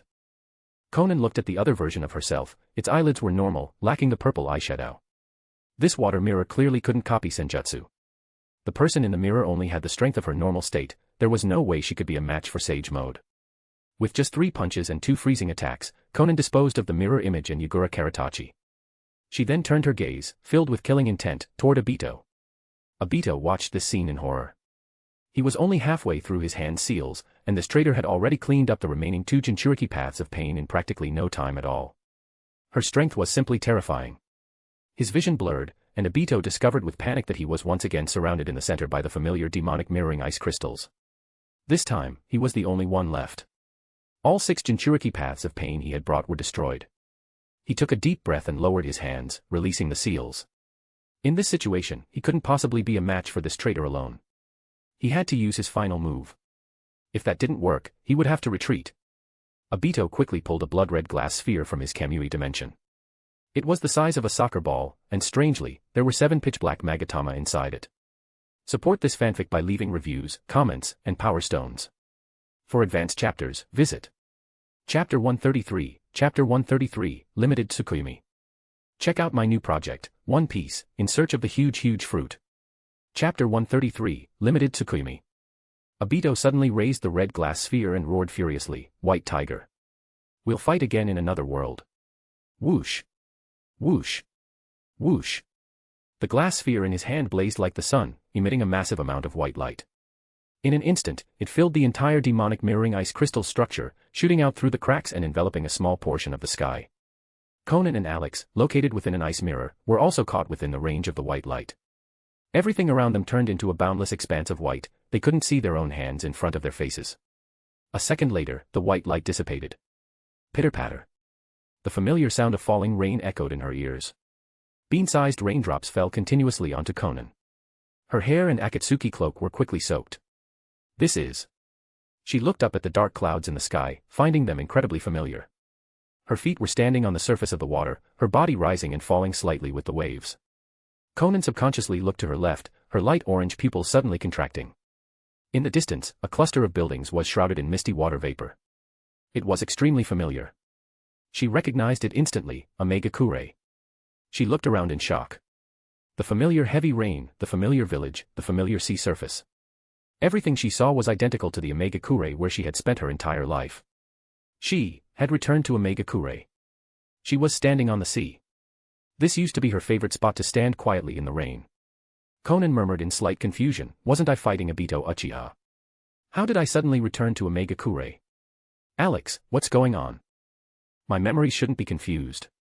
Limited Tsukuyomi. Alex flew out from her chest, speaking gravely, "This is the ultimate genjutsu, second only to the infinite Tsukuyomi. It was created by Aito using the power of the 7-tailed beasts." He hadn't expected Aito to use this move at the very end. The white light had enveloped them too quickly and covered such a wide range that it gave them no chance to escape. Limited Tsukuyomi. Genjutsu. A mirror world. Konan's eyes widened slightly in disbelief. "Alex, are you saying everything before my eyes is an illusion?" She opened her right hand. The pitter-patter of rain quickly gathered into a small puddle in her palm. It felt cold to the touch. Her nose smelled fresh air, and her clothes transmitted the chill of being soaked by rain. Every sensation was so real, no different from reality. Release. Konan formed a hand seal, attempting to dispel the genjutsu using the standard method. She even activated her 3-tomo Sharingan to assist. Unfortunately, it didn't work. There was no reaction. She opened her eyes. The surrounding scenery hadn't changed at all, she was still on the sea outside Megakure. "Konan, it's impossible to leave the limited Tsukuyomi using genjutsu dispelling methods. Specific conditions must be met." Alex looked around but didn't see Aito anywhere. He tried hard to recall the plot of the movie he had watched. He vaguely remembered that Naruto only left the pseudo-real world with Sakura after defeating Menma, who was possessed by Aito. Specific conditions. Konan thought for a moment and said solemnly, "It must be related to Aito Uchiha. He is the caster. As long as we find him and defeat him, the limited Tsukuyomi should be dispelled." Alex nodded, but thinking about Aito's performance in the original work, he felt a bit worried. That guy was like a ghost in this world. He could bewitch hearts, possess others, and manipulate the characters here. According to his memory, this illusory world was very different from the original world. The characters' personalities and experiences were vastly different. The timeline here roughly corresponded to the period when Konoha was destroyed in reality. The leader of the Akatsuki was Itachi Uchiha, and Nagato was just an ordinary jonin of Konoha. Minato Namikaze and his wife were still alive. This was the plot played out in the movie Alex had watched. But now, the time Obito activated limited Tsukuyomi was different, and the ones pulled in were not Naruto and Sakura, but him and Konan. Whether this world was still the one in his memory was uncertain. Konan, remember, everything in this world is fake, but you absolutely cannot die here. If you do, you will really die. Alright, I understand. Konan nodded gravely, then suddenly looked toward the sky. A large white bird was flying rapidly from the direction of Omega-Kure. Big sis, hurry back to the base. The leader is convening an important meeting. Golden long hair, a topknot, and such a lively voice, who else could it be but Deidara? Konan was puzzled. Was she addressed as Big Sis in this world? How strange. Whoosh. Big Sis, you, Deidara jumped down from the large bird and landed in front of Konan. Seeing her face and attire, he froze for a moment, then exclaimed in shock, "You've gotten younger." Then he looked at the red cloud on black robe she was wearing. Why has the organization's uniform changed too? Deidara looked down at his own blue cloud on white robe. Is the leader changing uniforms? But I haven't heard anything about it. Big sis, what's going on? Are we really changing uniforms? He pulled a long face. I still think blue clouds on white looks better. Red clouds on black is too depressing, it doesn't suit an organization like ours that upholds peace and justice in the ninja world. Can you tell the leader not to change the uniforms, please? Only blue clouds on white can represent the sunny, positive side of our organization. Deidara suddenly looked excited, his eyes shining. After all, our Akatsuki is the most popular organization in the ninja world. From the 5 great ninja villages down to children and the elderly, everyone gives a thumbs up when mentioning our Akatsuki organization, awesome. Upholding peace and justice in the ninja world, loved by villages and commoners alike. Konan looked at the passionate Deidara, stunned. Was this still the Akatsuki organization in her memory? Upholding peace was barely accurate, since Nagato collecting tailed beasts was indeed for the sake of ninja world peace. But deeply loved by the ninja world. Are you sure there's no mistake? The Akatsuki in reality was practically a public enemy, or close enough. The 5 great ninja villages couldn't wait to uproot the Akatsuki entirely, yet here they give you a thumbs up. Just this initial contact with a character from this world and the little bit of information she gleaned made Konan feel incredibly surreal. Deidara stopped his chatter and focused his gaze on Konan, looking her up and down. Big sis, are you sure this isn't a transformation technique? He asked suspiciously. Why can't I find any flaws in the transformation? Or has Big Sis's transformation technique reached a realm of returning to simplicity that no one can see through? And Deidara looked at Konan's empty hands. Big Sis, where's the peace dove you always like to hold? Where did it fly off to? I still think Big Sis looked better in the angel look holding the peace dove. Your current outfit is too heavy and a bit dark. Big Sis, you are the angel of our Akatsuki organization, a symbol of love and peace recognized by the whole ninja world. It's better not to change your outfit lightly. Konan remained silent, still digesting the information from Deidara. It seemed the version of herself in this world was also vastly different. But since she was here, what had happened to that version? Was she still around? Ah! Deidara suddenly exclaimed. I was so busy chatting, the leader is still waiting for us to start the meeting. Big sis, hurry back to the village with me. Alex had nestled back into Konan's chest, looking toward Omega-Kure. Was the leader of the Akatsuki in this world Itachi Uchiha, or Nagato? Support this fanfic by leaving reviews, comments, and power stones. For advanced chapters, visit Chapter 134, Chapter 134, A Vastly Different Akatsuki, Accusations. Chapter 134, A Vastly Different Akatsuki, Accusations. Alex shook his head internally. Whether the Akatsuki leader was Itachi Uchiha or Nagato was meaningless. This was fundamentally a fake world. The most urgent task now was to find Obito Uchiha, defeat him thoroughly, break free from the limited Tsukuyomi, and return to reality.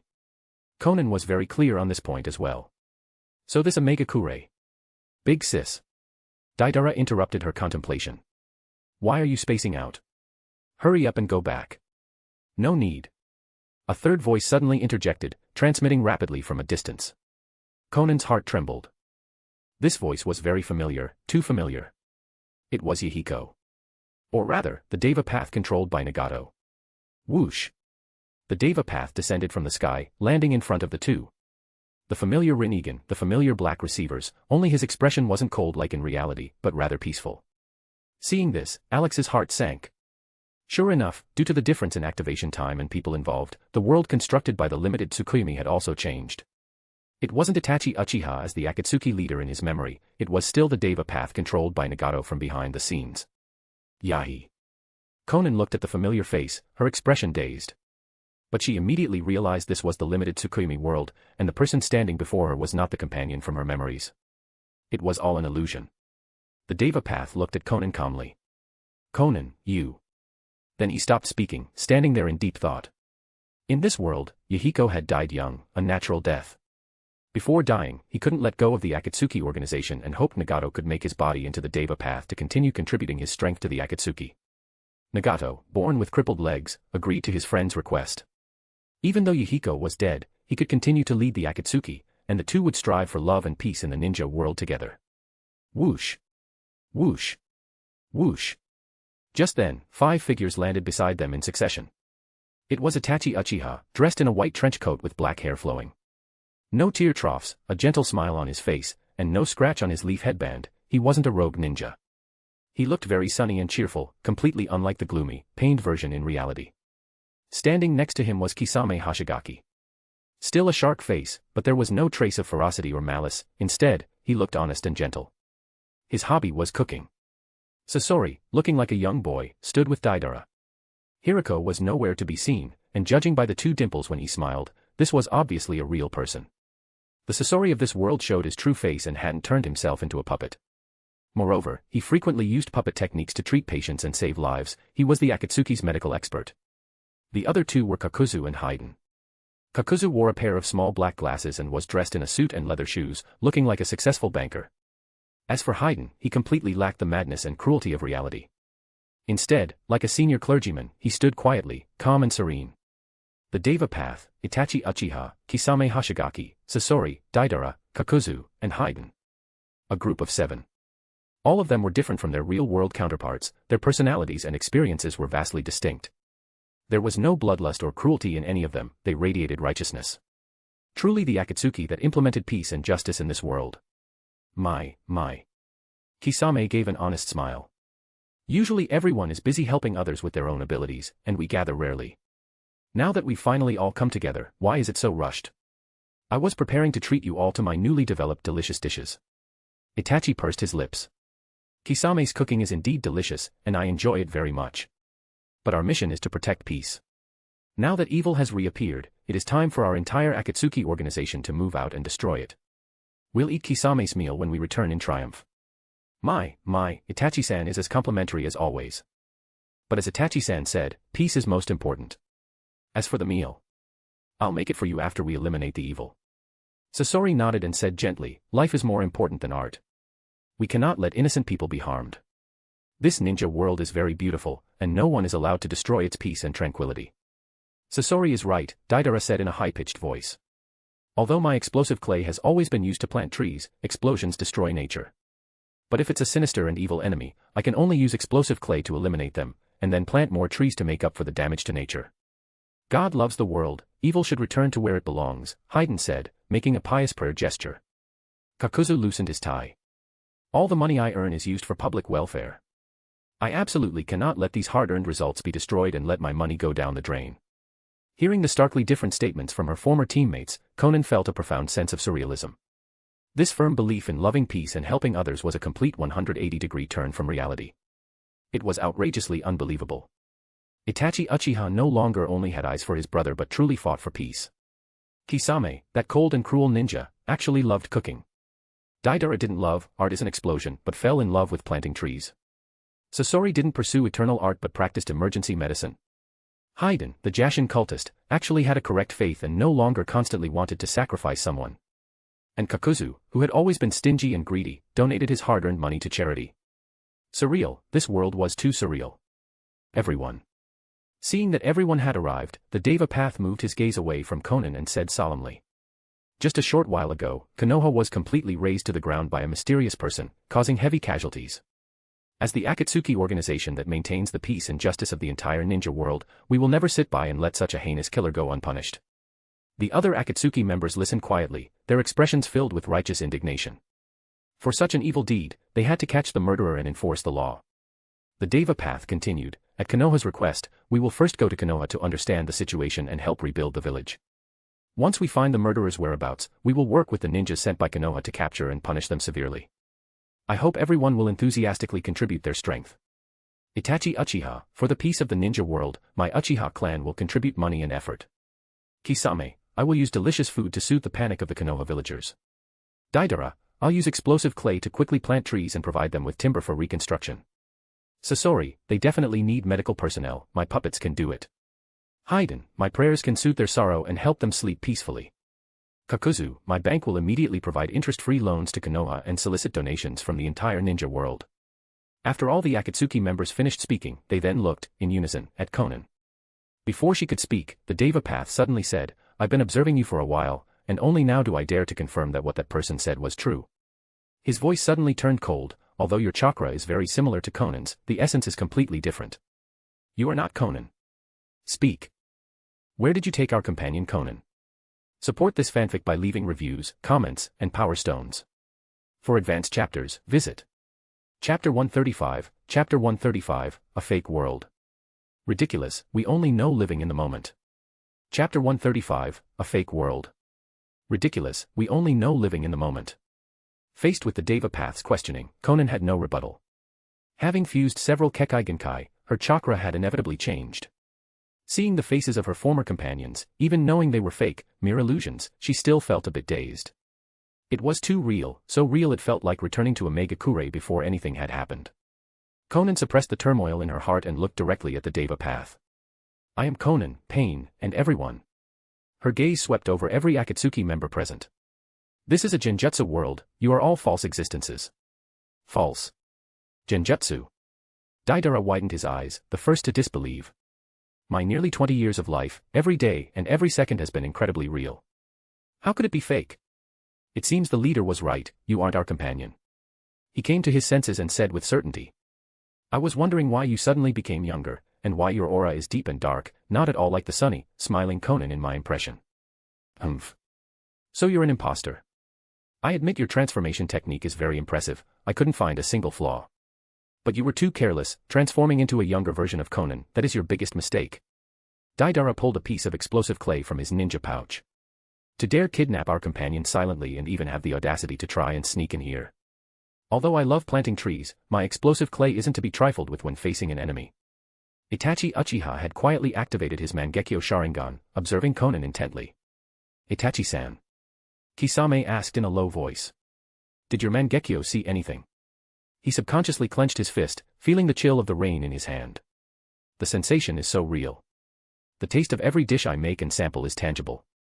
Is it really possible that this world is illusory as she claims? I'm not sure.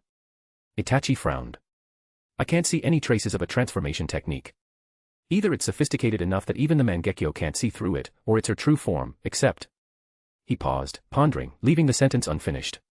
He quickly analyzed what she had just said. His Tsukuyomi space could clearly simulate human pain, and time and space were under his control. Using Genjutsu to construct a world was indeed possible. But if her words were true, to trap the entire world in a Genjutsu, or to directly construct a Genjutsu world. How high would the level of such a Genjutsu be? How massive would the required chakra be?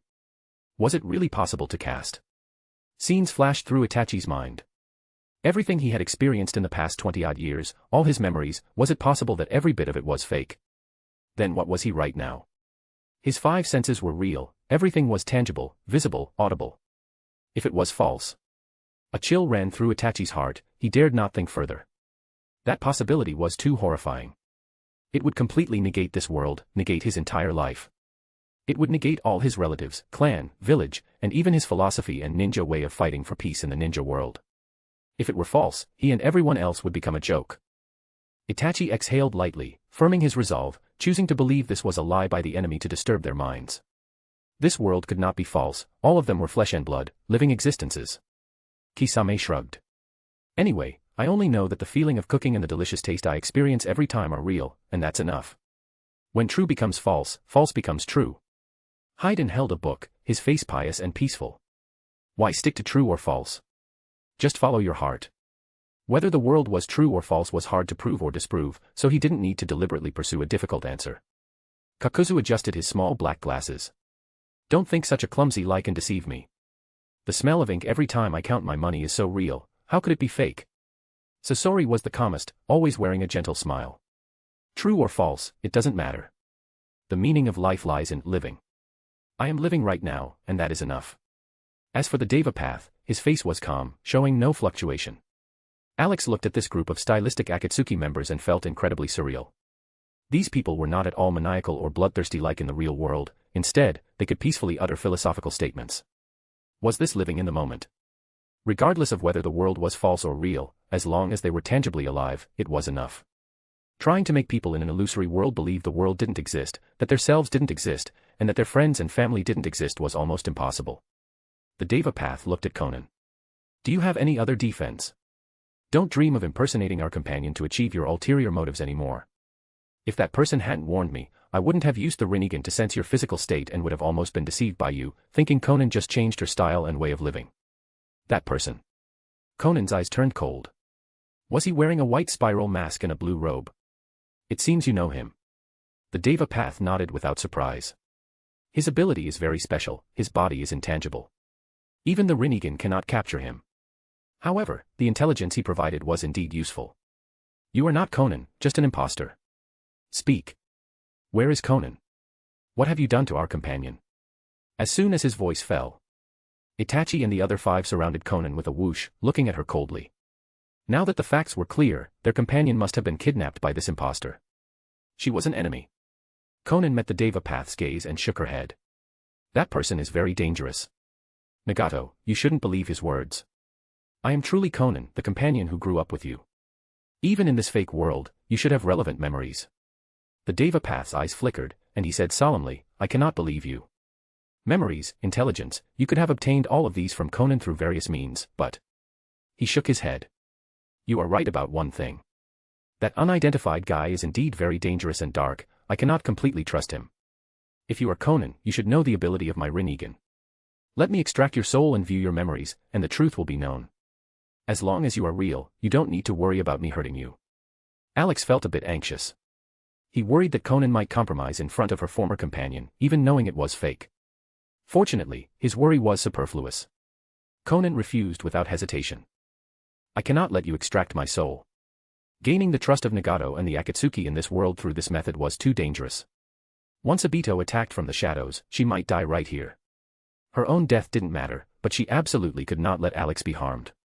Moreover, she constantly reminded herself that the Deva path before her and Nagato controlling from behind the scenes. No matter how similar, were all fake illusions, not her true companions.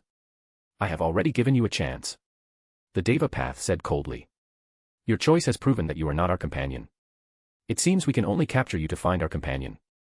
Support this fanfic by leaving reviews, comments, and power stones. For advanced chapters, visit Chapter 136, Chapter 136, Since everyone is here, let's settle this all at once. Chapter 136, Since everyone is here, let's settle this all at once. On the sea surface. The Deva path abruptly extended his right hand. Bansho Tenin. A powerful suction force suddenly erupted from his loosely gripped palm, enveloping Konan entirely. Her body was pulled uncontrollably toward him. He extended a black receiver from his left hand, aiming the sharp tip at Konan's right shoulder. Being a creation of yin-yang release, once inserted into the body, it would immediately disrupt the circulation of chakra throughout the body. Bang! Konan's entire body exploded, turning into paper sheets that scattered in all directions. They reformed into her shape outside the range of the suction force. Some of the paper sheets emitting visible cold air were sucked in front of the Deva path. Sensing something wrong, he stopped the attractive force and switched to a repulsive force. Shinra Tensei. Whoosh! Whoosh! Whoosh! All the paper sheets were repelled by the omnidirectional repulsive force. They fell onto the sea surface, freezing patches of ice. Ice release. The Deva path's pupils contracted. You really aren't Konan.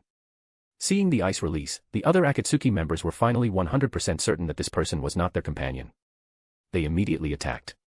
Dare to impersonate Big Sis, prepare to face my wrath. Daidara flipped onto his large white bird and flew into midair. Taste the power of my explosive clay, it's not just used for planting trees. The explosive clay in his hands was quickly molded into small birds, rushing toward Konan in midair. On the sea surface, Sasori controlled 2 floating puppets, their mouths opening wide to shoot sharp hidden weapons. Kisame used the water dragon bullet technique, while Kakuzu split off a masked monster that spat out a spear of lightning flashing with blue light. He shouted coldly, lightning release, false darkness. Haydn still held his book, making no move. He couldn't attack a high-flying target for the time being. As for Itachi Uchiha, his Mangekyo Sharingan was active, ready to release Genjutsu and Dojutsu at any moment. Seeing the familiar paper release, doubt flashed in the Deva Path's eyes. In his cognition, paper release was indeed something only Konan knew. But it absolutely did not have ice release effects. It was highly likely the enemy in the air used some method to learn his companion's secret technique. As long as he captured her, everything would be known. The Deva Path raised his hand upward. Bancho Tenin.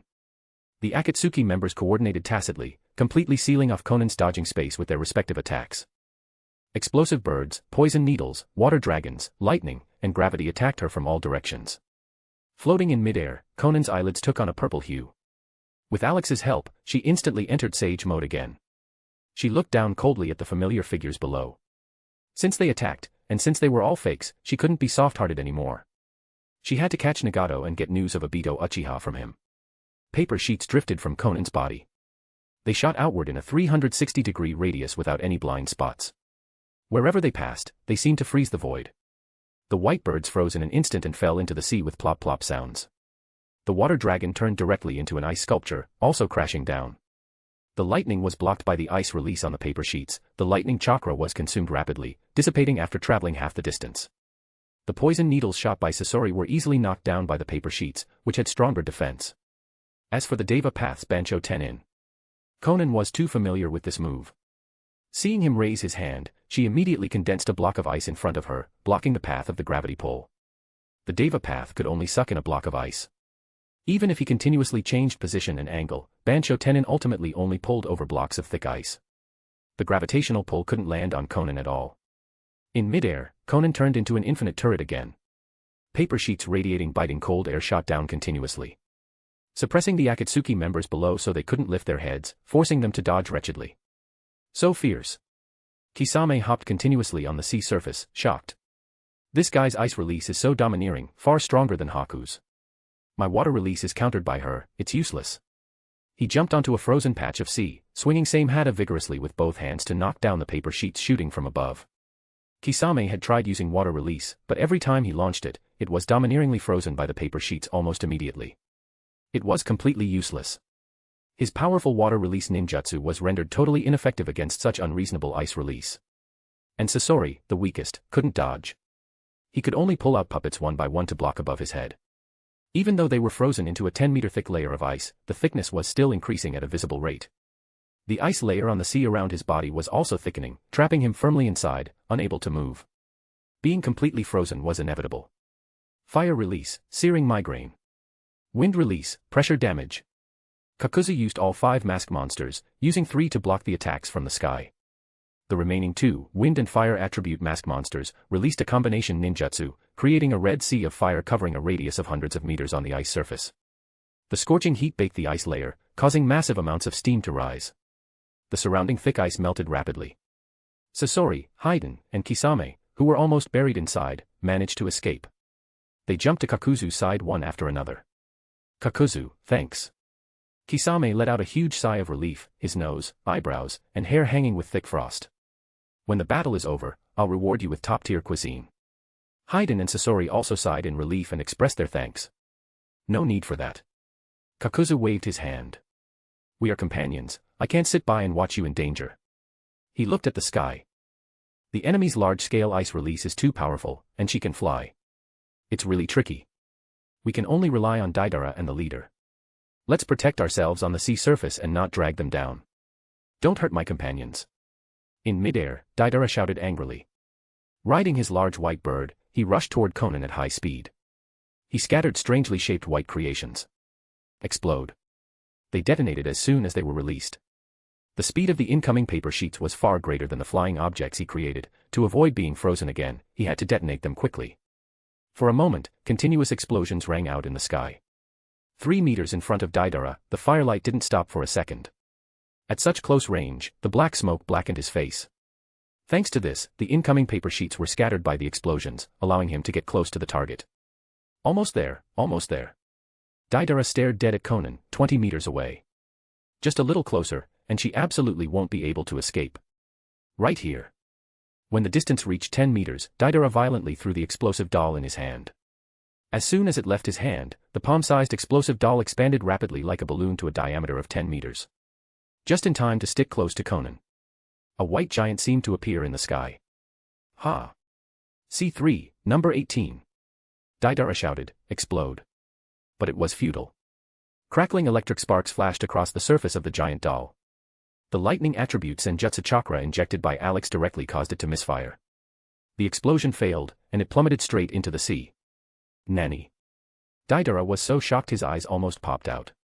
Lightning countering Earth was correct, but it shouldn't be this exaggerated. Such a huge explosive doll, you countered it with lightning release in just an instant. Don't underestimate me. Deidara tore open his chest clothes, and a large pitch-black mouth began to chew the explosive clay in his hand. Prepare to witness the power of C4, Karura, you bastard. Unfortunately. Before he could complete the ninjutsu, the large bird beneath him, along with himself, was instantly covered by paper sheets, frozen into an ice block, and fell. Whoosh. Just then, a figure shot over from the distance. Konan's pupils contracted, recognizing the identity, the animal path of the 6 paths of pain. Completing the hand seals, she landed beside the Deva path and slapped the ice surface, summoning technique. Poof. Poof. Poof. A series of white smoke plumes rose, and the remaining 4 paths appeared instantly. Deva path, animal path, Naraka path, human path, Asura path, Preta path. The 6 paths of pain were all present. Itachi Uchiha, Kisame, and the other Akatsuki members stood around them in sync. All here. Konan's face was cold. Then let's settle this all at once. Sage art, ice release, demonic mirroring ice crystals. Support this fanfic by leaving reviews, comments, and power stones. For advanced chapters, visit Chapter 137, Chapter 137, nearly wiped out after 3 sage arts. Chapter 137, nearly wiped out after 3 sage arts. Whoosh. Whoosh. Whoosh. The sage art activated, and 20-meter-tall ice mirrors emerged from the void. Smooth as one, they emitted visible white freezing air. In an instant, they enveloped the 6 paths of pain and the group of Akatsuki members. Yuki clan's secret technique, demonic mirroring ice crystals. Kisame shouted in shock, his face filled with horror. You. Who are you from the Yuki clan? Impossible. He immediately shook his head. No Yuki clan member possesses such powerful ice release. Who exactly are you? Kisame's heart trembled violently. He looked around at Konan's figure in the surrounding ice mirrors, staring intently, trying to discern her identity. Unfortunately, he was destined to see nothing. Kisame. Itachi Uchiha said calmly. Don't get excited. You only need to know she is an enemy, not someone from your hidden mist village. Kisame, like himself, valued the village immensely. Seeing a suspected member of the Yuki clan from his village attacking him was hard to accept in the moment. He was known as a good guy in the hidden mist village, getting along well with villagers and various bloodline clans, deeply regarding them as companions. Kisame was dazed, but the other Akatsuki members were not.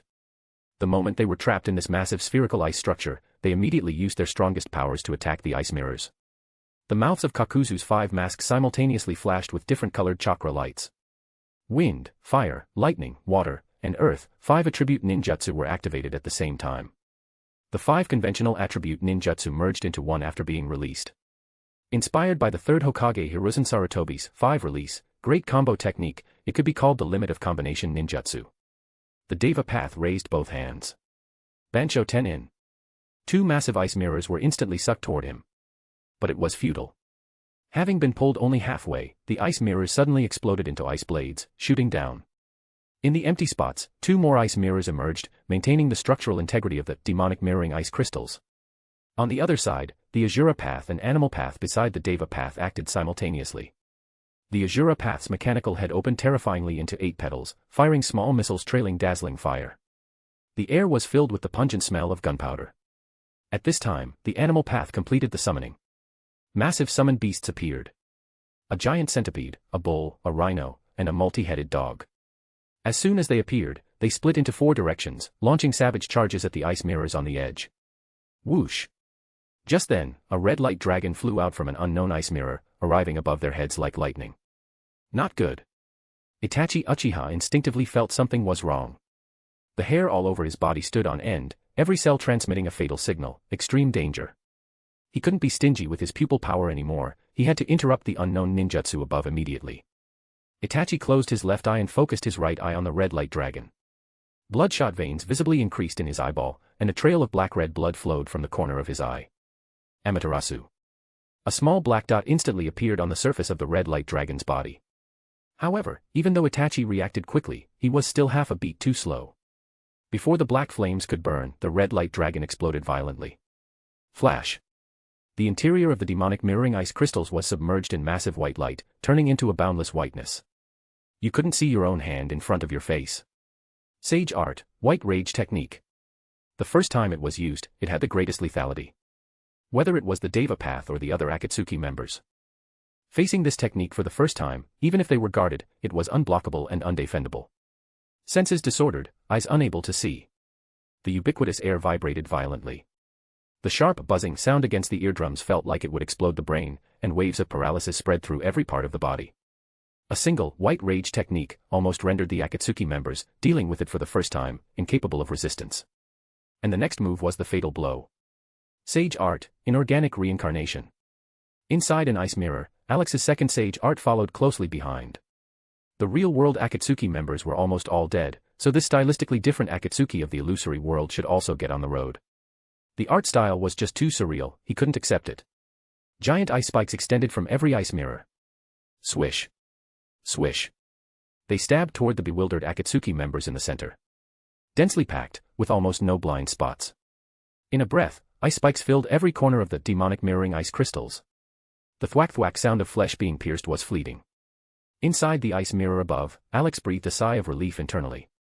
3 consecutive Sage Arts, and the entire Akatsuki took the full brunt. The combined power, if not a team wipe, would at least destroy most members. He looked at Konan beside him. Konan, are you okay? Although this world was fake and the characters' personalities were different, their appearances and voices were almost identical to reality. Alex worried Konan might be touched by the scene and recall past painful memories. Alex, don't worry. Konan looked down calmly at the ice spikes below. I'm fine. I know the people below are all fake. Sigh. Alex sighed in his heart. It seemed there was still some impact. Knowing it was fake was one thing, being indifferent was another. Crack. Just then, a cracking sound came from below. Followed by a series of crack, crack, crack shattering sounds, coming one after another like a landslide or tsunami. A cold shout resonated through the entire barrier's interior, Super Shinra Tensei. Crash. Crash. Crash. All the ice spikes shattered and flew sideways. A terrifyingly extreme repulsive force erupted from the center of the ice spikes, sweeping away and crushing all obstacles with unstoppable momentum. The ice mirrors wrapping the outside were also instantly shattered under the omnipresent repulsive force attack. Seen from a distance. The spherical ice structure, reaching 1,000 meters in diameter, suddenly disintegrated from the inside. It shattered completely, turning into sky-filling ice chips that exploded in all directions. It was as if hail was raining from the sky. The ice layer on the sea surface was also crushed. The repulsive force pressed the water surface down 100 meters. Immeasurable seawater was squeezed outward with great force, setting off a circle of monstrous waves sweeping outward. Was this the power of Super Shinra Tensei? In midair, Alex pressed tightly against Konan's cheek. Together with her, he was swept outward by the immense force. Truly terrifying. He looked at the Deva Path in the center of the waves, his heart shaken. Everything within a radius of several kilometers had been cleared by the repulsive force. Fortunately, they were prepared in advance and retreated rapidly before the repulsive force arrived. Although they were still caught by the repulsion, by moving with it, they weren't affected too much. Splash. Splash. Human figures fell from the high altitude onto the sea surface. Alex looked closely, they were all Akatsuki members in the 6 Paths of Pain. Their bodies were full of large and small ice spikes, blood flowing freely. Even their faces had holes. Clearly, they had been instantly killed by inorganic reincarnation before the Deva Path erupted. His Super Shinra Tensei was strong, but after all, it wasn't a defensive ninjutsu. Aside from saving himself from being pierced, he couldn't save a single one of the rest. After 3 Sage Arts, a large number of Akatsuki members and the 6 Paths of Pain were destroyed. At this moment, the only ones surviving were the Deva Path standing on the sea surface. And a fiery red giant pushed to the other side by the repulsive force. Support this fanfic by leaving reviews, comments, and power stones. For advanced chapters, visit Chapter 138, Chapter 138, Akatsuki wiped out, purple hydrangeas bloom. Chapter 138, Akatsuki wiped out, purple hydrangeas bloom. The fiery red giant wore armor, holding a gourd in its right hand and a red shield in front of it with its left. It was Itachi Uchiha's third-stage Susanoo. In the nick of time when the ice spikes attacked, he unhesitatingly followed his body's instinct and used Susanoo. But he only managed to protect himself, unable to protect his other companions. Kisame. Kakuzu. Sasori. Seeing his companions' corpses floating on the sea, Itachi Uchiha was grief-stricken. Rest assured, I will carry out the Akatsuki's philosophy of protecting ninja world peace to the end. This enemy was too dangerous, the greatest threat to peace in the ninja world. Even if it cost him his life, he would slay her right here. Itachi moved his gaze from his companions' corpses and stared fiercely at Konan, who had just stabilized herself in the distance. A trail of blood flowed from the corner of his right eye. Amaterasu. Konan looked expressionlessly at her right arm, which had ignited with black flames. Her left hand chopped down like lightning, severing her right arm at the root. Before it hit the ground, it was burned into nothingness by Amaterasu. Her wings flapped, flying at extreme speed to avoid Itachi's line of sight. A patch of pitch-black flames followed closely behind her. New sheets of white paper squeezed out from the stump of her right arm, reforming into a perfectly intact arm. Konan waved her hand, and sky-filling paper sheets shot above the fiery red giant. They condensed like lightning into a towering iceberg. Its volume was comparable to twice the size of the Susanoo below. With a boom, it crashed down like Mount Tai crushing an egg. It directly bent the fiery red giant's back. Blarg. Suddenly suffering heavy damage, Itachi spat blood. His right eye closed involuntarily, interrupting Amaterasu. His whole body trembled uncontrollably. The terrifying weight on his shoulders caused the load of Susanoo on his body to intensify abruptly, severe pain spreading to every cell. The black flames behind Konan disappeared. Glancing at the restrained Itachi in the distance, she paid him no more attention. Changing direction, she charged toward the Deva path on the sea surface. The real-world Itachi and Akatsuki members were very strong. Perhaps because the versions in this world weren't cold-blooded or cruel enough and had experienced fewer battles, there was a gap in combat power. Not to mention Konan's strength exceeded theirs by a level, they were simply no match for her. On the sea surface, the Deva path's white robe with blue clouds was mostly destroyed, revealing a robust upper body. He scanned the corpses of his companions on the sea one by one, remaining silent, but his aura became even deeper. He was beyond angry. Whoosh! He suddenly flew off the sea surface, condensing a black receiver in his hand, stabbing at the incoming Konan's face. But it was futile. Konan showed no fear, merely using her palm to catch the sharp black receiver head-on. One palm struck down. Snap. A crisp sound of breaking rang out. The black receiver snapped in response. The Deva path, close at hand, had his purple eyes trembling, his face full of shock. This was a black receiver made with yin-yang release. The material was exceptionally sturdy, not to mention breaking it, even touching it would disrupt chakra. The opponent actually snapped it forcibly with just a flesh palm. How high was her physical durability? The Deva path didn't have time to think much, because Konan's attacks were continuous. Fast and fierce. A pair of tender fists waved extremely fast, leaving countless afterimages. The air whistled, and the fists roared. Punch after punch, she struck at the Deva path. Both were adept at flight and taijutsu, changing positions rapidly in the high altitude. Sometimes soaring high, sometimes falling back to the sea surface, fighting completely with close-quarters taijutsu. Intense, swift. Every clash of fists sent visible white shockwaves sweeping into the surroundings. At first, the Deva path could barely parry, but as time passed, Konan's punch speed didn't decrease at all. While he found it increasingly difficult to keep up. Fist after fist landed on various parts of his body, leaving obvious dents. Nagato, controlling from behind the scenes, was extremely shocked. This body of his friend had been specially reinforced with puppet techniques, as hard as iron. He wasn't afraid of fighting anyone at close range with taijutsu. The final winner would inevitably be him. How could an ordinary flesh and blood body compare to the Deva path's diamond-like body? Yet at this moment, it was ineffective. He didn't know how the opponent's body was made, but it was actually stronger and harder than the Deva path. Fists landing on the body felt like superalloy hammers. The force was incredibly huge and very hard. If it were an ordinary person's body, it would have been punched through long ago. More critically, the fists also carried freezing attacks. More and more ice layers appeared on the Deva path's body, inevitably affecting his speed and making him sluggish. Facing a punch aimed at his face, he stopped trying to take it head-on. A Shinra Tensei repelled her and all the ice on his body. He fell back to the sea surface, retreating rapidly. Clasping his hands together, he stared dead at the charging Konan. After a fierce battle, he knew that ordinary taijutsu and ninjutsu couldn't defeat her. He could only gamble on one last move. In midair, seeing the Deva path starting stance, Konan's brow tightened. She knew what the opponent was going to do. It was also his final move. Konan accelerated again, rushing toward the Deva path. The Deva path flew up simultaneously, accelerating backward. The two seemed to turn into two streams of light, flying away from the sea surface to the sky above the land. That's about right. The Deva path released his hands and roared, "You will pay the price for what you have done." Seal, Chibaku Tensei.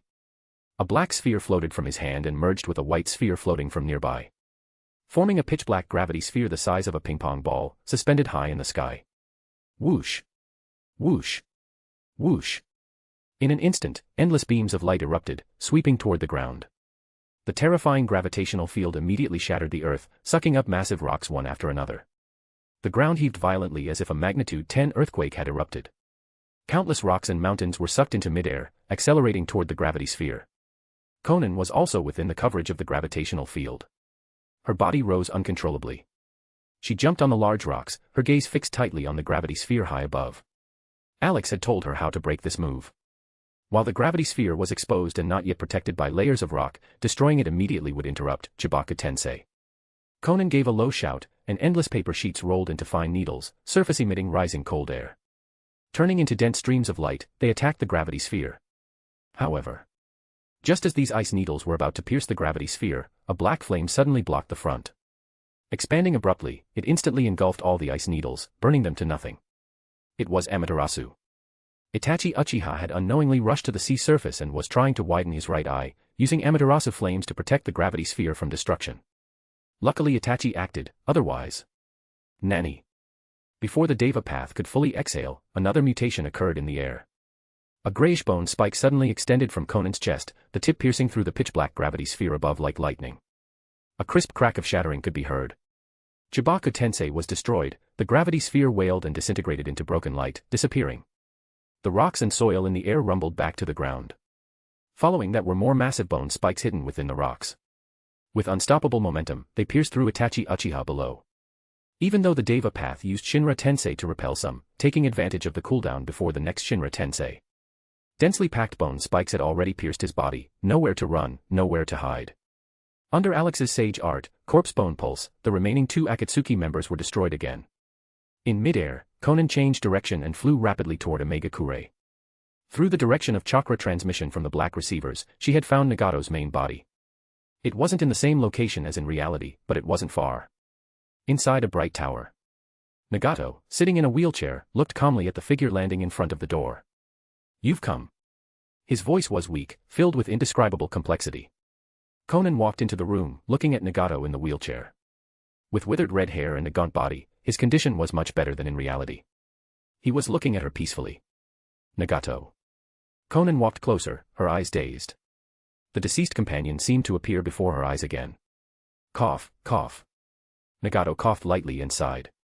"Seeing your reaction with my own eyes, I can finally confirm that what you said before is likely true. I and them, as well as this world, seem to be fake, non-existent. That person should be like you, from the so-called real world." Nagato was very relieved, seeming to have seen through everything. He saw the situation was bad and left long ago, probably to find stronger power to deal with you. "Konan, do it." He looked up out the window. "Even if this world is fake, my feelings for my companions are real. I should go on the road with them, and you must complete your unfinished business." He looked at Konan one last time, smiling. "You are Konan, right?" "I am Konan." Konan walked to Nagato's side, placing her hand on his shoulder. "Rest in peace, Nagato." Ice spread, instantly freezing him. Nagato still had a peaceful smile on his face. Konan looked up. 2 lines of bloody tears flowed from the corners of her eyes. The 3 pitch-black tomo in her pupils unknowingly merged. 3 blood-colored purple hydrangea petals bloomed in her pupils. Support this fanfic by leaving reviews, comments, and power stones. For advanced chapters, visit Chapter 139, Chapter 139, Mangekyo, Menma. Chapter 139, Mangekyo, Menma. Alex floated beside Konan, gazing at the Mangekyo Sharingan in her eyes. Even knowing the world was fake and Nagato was fake. But personally sending him on his way still gave Konan the illusion of killing her companion with her own hands. Her heart recalled the scenes of Nagato and Yahiko's deaths in the real world. The intense grief superimposed, causing the Mangekyo to bloom quietly. At this moment, Konan's hatred for Obito Uchiha reached its peak. In the real world, the entire Akatsuki organization was played in the palm of his hand. Yahiko died because of his schemes, and Nagato was bewildered by him, living the second half of his life in pain and hatred. And now in this limited Tsukuyomi world, she was made to experience the grief of her companions dying once again. This mastermind behind the scenes was extremely hateful and must be killed. After a long while, Konan was still in a daze. Alex floated in front of her. "Konan, are you okay?" "Alex." Konan's Mangekyo looked at him. "I'm fine, just remembered things from the past." "I understand, but don't immerse yourself too much in past sorrows. As long as we proceed according to the plan, all sorrows can be reversed in the end, and they will return to life." Konan nodded, releasing her hand on Nagato's shoulder. She couldn't help but touch her eyes. Is this the Mangekyo? She could feel the pupil power and insight were far stronger than the 3 tomo. What a beautiful pattern. Alex praised internally. Awakening the Mangekyo, Konan's power took another step forward. Unexpectedly, being pulled into the Genjutsu world of limited Tsukuyomi by Aito, she awakened the Mangekyo by a twist of fate. If the opponent knew, his intestines would probably turn green with regret. He intended to kill Konan in the Genjutsu world, but instead, he made a wedding dress for her, adding new power to her. However, Alex pondered. Awakening the Mangekyo was certainly joyful, but the risk of blindness followed closely. Like a tiger blocking the road ahead, it couldn't be bypassed no matter what. Konan adapted to the Mangekyo for a moment and then closed it. "Alex, what are you thinking?" "Thinking about Obito's whereabouts." Alex didn't mention the hidden danger of the Mangekyo. As their strength increased, this problem would be solved sooner or later. There was no need to worry at this stage. Obito. Killing intent exploded in Konan's eyes. Nagato said he left first, but the ninja world is so big, where should we look? He will go to bewitch and control stronger combat power to deal with us. Stronger combat power. Konan looked at Alex. You mean Naruto? Even the 6 paths of pain were not her match, and the only combat power stronger than the 6 paths of pain could only be Naruto, who had defeated them in the real world. Indeed Naruto, but the Naruto of this world will have another name, Menma. Alex felt Menma's strength might be stronger than Naruto's. A single, great spiraling ring directly destroyed the entire Hidden Leaf village. The destructive power was not much different from the Deva paths, Super Shinra Tensei. Menma. The image of a golden-haired, very sunny and warm Naruto flashed through Konan's mind. They didn't face off in the real world, but they were about to have a battle in this illusory world. Where is he? We'll rush there immediately. Training Hall. The specific location is unknown for now, but the Konoha ninjas should have found something. Alex learned from the Akatsuki members that someone had blown up the entire Hidden Leaf village. It could only be Menma who had fallen into darkness. After a few days, Konoha village might already have clues about the murderer's trail. Alex shook his body. Go directly to Konoha. Just right, they requested Akatsuki support. Konan, you are a member of Akatsuki, just go directly. Use the power of Konoha, one of the 5 great ninja villages, to find Menma's location. Konan nodded, stood up, and flew away from the tower with a whoosh. Arriving in midair, after confirming the direction, she flew at extreme speed toward Konoha. Nagato and Yahiko's corpses were preserved in the storage paper. After the limited Tsukuyomi ended, they would dissipate. But at least in this world, Konan didn't want to leave their corpses exposed in the wilderness. Half a day later, she arrived at the Konoha gate. Or rather, just a gate, which looked like it had just been erected not long ago. The entire Konoha village was destroyed. Behind the gate, not a single building could be seen, only bare yellow earth. Konan, wearing the white robe with blue clouds, disguised as herself in this world, stopped not far from the gate. Konoha should know of her arrival, she just had to wait a little. Whoosh! Just then, a figure appeared out of thin air in front of her. A flash of surprise passed through Konan's eyes. Minato Namikaze. True to his name, the Yellow Flash. If not for the fluctuation of natural energy, she wouldn't have noticed the sudden change in front of her at all. Flying Thunder God was indeed worthy of being called the #1 speed in the ninja world. Space jumping was indeed magical. Akatsuki Organization, White Tiger. Minato Namikaze, wearing a jonin vest, smiled at the corners of his mouth and said peacefully, "Thank you for coming to support Konoha." He looked at the empty road behind Konan. The others from Akatsuki. Konan's expression remained normal. The other companions are dealing with another urgent matter. I came first to check the situation in Konoha. They will rush over immediately after handling it and won't delay time. Is that so? Minato Namikaze breathed a sigh of relief. It was good as long as the entire Akatsuki organization could come. After all, it was an organization that protected the peace and justice of the ninja world, and its power was extremely strong. It was the help Konoha urgently needed. Have you found any traces of the murderer? Konan didn't intend to enter Konoha. After obtaining intelligence, she would attack directly. We have indeed found something. Minato Namikaze said solemnly, after the Umbu's all-out search, we finally discovered the murderer's hiding place in the land of grass. The murderer has a base in an underground limestone cave. We and Konoha are planning to set off together to crusade against the murderer after your Akatsuki organization arrives. Where is the specific location? 100 kilometers west of the capital of the land of grass, there is a lake there. Good. Wings appeared behind Konan. I will notify the other Akatsuki members. Wait for our news. After speaking, without waiting for Minato Namikaze's reply, she flapped her wings and flew rapidly into the high sky, disappearing. News, naturally, there would be no more news. Konan would only go to the door alone and would not go with Konoha. This was to avoid giving Aito an opportunity to bewitch or even possess Konoha ninjas, creating unnecessary complications. Moreover, there was no need to use the power of Konoha in this world. What a pity. Alex looked at the rapidly shrinking Minato Namikaze below, feeling a bit regretful in his heart. It was ultimately a genjutsu world created by Aito, there couldn't be a real flying thunder god technique. In Omega Kurei, he had tried to use his cheat to copy the ninjutsu scrolls of the Akatsuki members. However, it was useless, the copy failed. The ninjutsu on the scrolls looked like the real deal, but in reality, they couldn't be learned at all. After all, they were fake things created out of thin air. The land of grass was relatively close to Konoha, and with Konan's speed, she arrived at the destination very quickly. Above a lake. There was a cave in the center of the lake, the pitch-black entrance looking extremely eerie. Without hesitation, she flew straight down. Support this fanfic by leaving reviews, comments, and power stones. For advanced chapters, visit Chapter 140, Menma. Nothing special. Chapter 140, Menma. Nothing special. Underground limestone cave, also known as the training hall. The dim hall was very spacious. On the stone throne, Menma, wearing a white three-eyed mask, looked coldly at the illusory figure beside him. It was unmistakably Aito Uchiha in a blue robe. Why should I believe the words of a guy like you who hides his head and shows his tail? Menma's aura erupted, transmitting an extremely strong sense of oppression, as if he would strike at any moment. Aito was completely unaffected, floating in front of him like a ghost. You want to conquer the ninja world, but that person is an obstacle you absolutely cannot surpass. Just a short while ago, she wiped out the entire Akatsuki organization by herself. You should be able to understand her strength. His voice was hoarse, low, and full of bewitching flavor. He was very experienced in fooling Chunibu teenagers like Menma and Nagato who had fallen into darkness. As long as he slightly provoked their sensitive nerves, they would naturally act according to his thoughts. Akatsuki organization. Menma tilted his head, resting his cheek on his hand. Nothing special.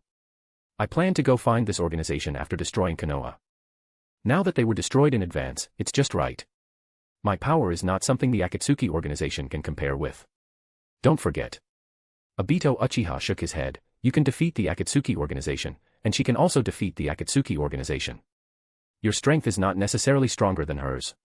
As the counterpart in the genjutsu world of Naruto, the only one who defeated the 6 paths of pain in the real world, Menma was his greatest reliance.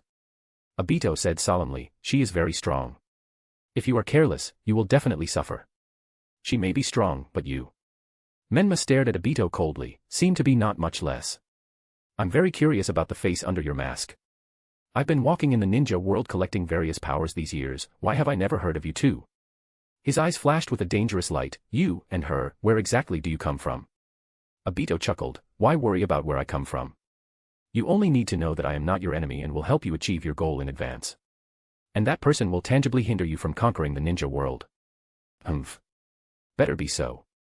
Menma retracted his gaze and suddenly looked up at the cave entrance. It seems she came to the door. He stood up, just right, saves me the effort to look for her. The ninja world does not allow such a person to exist. Only I am the only one standing at the peak of the ninja world. As the words fell, his figure disappeared with a whoosh. Hee hee, White Tiger, I hope you are satisfied with this opponent. Aito smiled sinisterly, then disappeared. Outside. Konan had just landed on the lake surface when a figure suddenly leaped out of the cave and attacked. Extremely fast. Arriving in front of her in an instant, the waving fist flashed with black light, bringing a sharp sonic boom, blasting toward her heart. Konan didn't panic at all, purple shadows appearing on her eyelids as she entered sage mode. Similarly blasting out a punch. Boom. Like an explosion, the two fists collided, generating a visible shockwave. The water surface under their feet immediately sank by a meter, the squeezed water flow setting off a 5-meter-high giant wave on the periphery, howling into the surroundings. Senjutsu similar to Jiraiya's? Menma said in a deep voice, so what? That old guy was beaten by me until he could only flee with serious injuries, and you. He suddenly exerted force with his fist, are no exception. Senjutsu is nothing special, it can't compare to the rare ninjutsu I have collected and fused over the years. Menma looked startled, discovering that even if he exerted force, he couldn't repel the opponent. How is your strength even greater than Jiraiya's? Clearly, he could blast away Sage Jiraiya, so why couldn't the same force blast this guy away? Konan remained expressionless, throwing continuous punches, impossible to answer. After several bloodline fusions, her physical strength had long exceeded Jiraiya's. The power amplified by Sage mode was naturally stronger than his. Bang. Bang. Bang.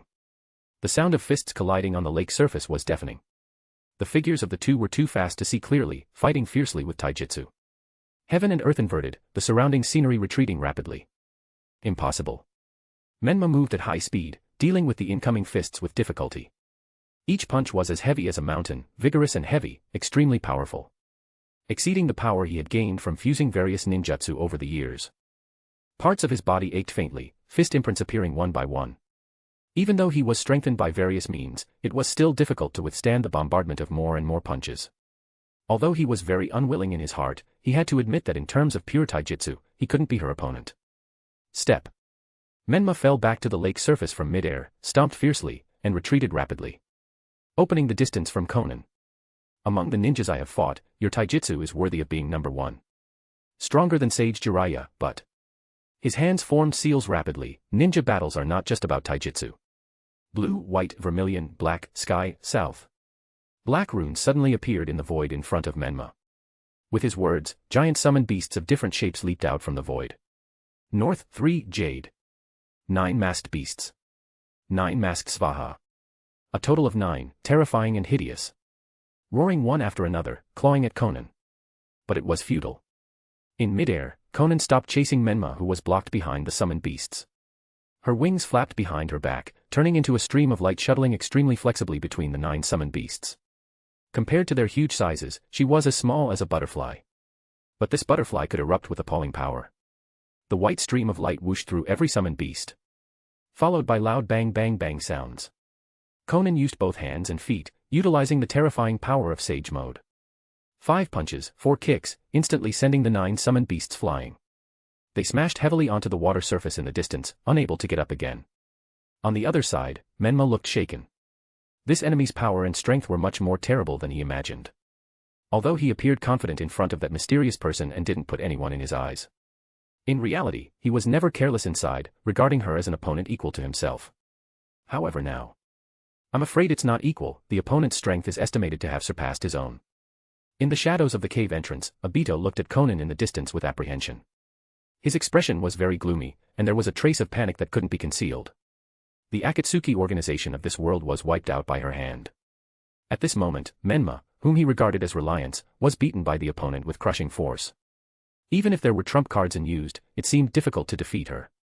That move that destroyed Konoha was indeed powerful, comparable to Super Shinra Tensei, but what use was it if it couldn't hit the person?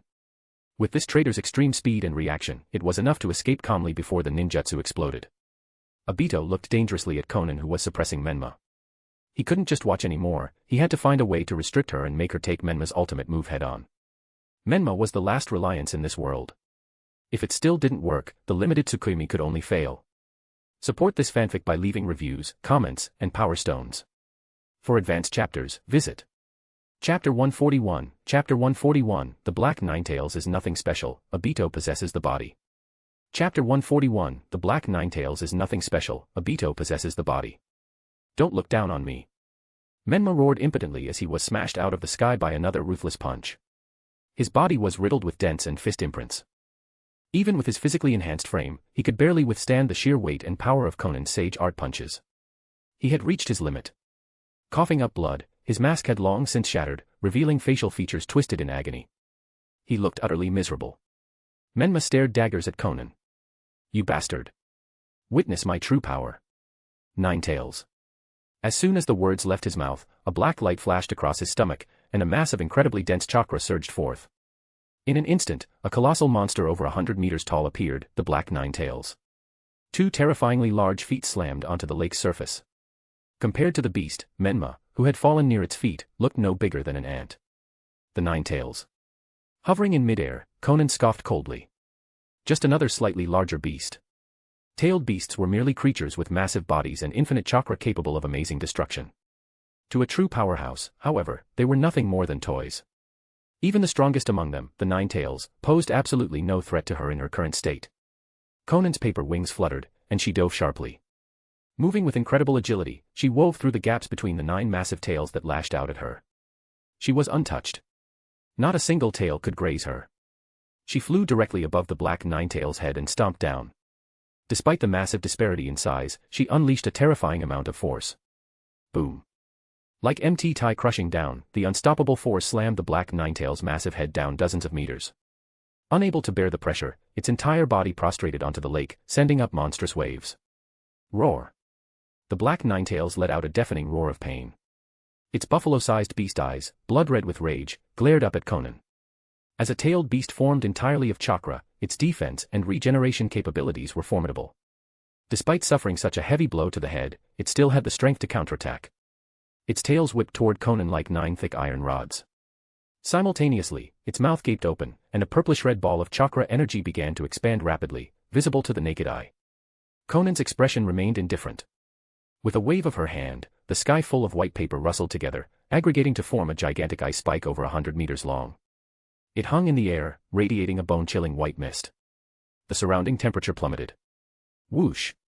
The ice spike fell, creating a piercing sonic boom. The tip tore through the air, creating visible white shockwaves as it plunged downward. Compared to the massive ice spike, the Black Nine Tails' attacking tails looked as weak and thin as willow branches. They couldn't shake the giant spike in the slightest. Squelch! Without any resistance, the giant ice spike drove straight down. It pierced right through the Black Nine Tails' head, pinning it firmly to the surface of the lake. The tailed beast bomb that had been gathering in its mouth detonated prematurely.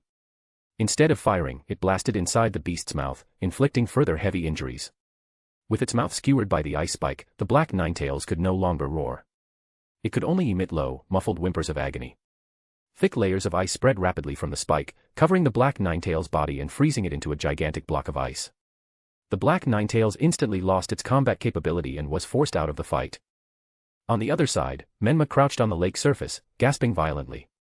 Intense pain radiated from every part of his body. His injuries were severe. Seeing the Black Nine Tails rendered helpless by Konan, he muttered in disbelief, "That's the Nine Tails. The strongest tailed beast.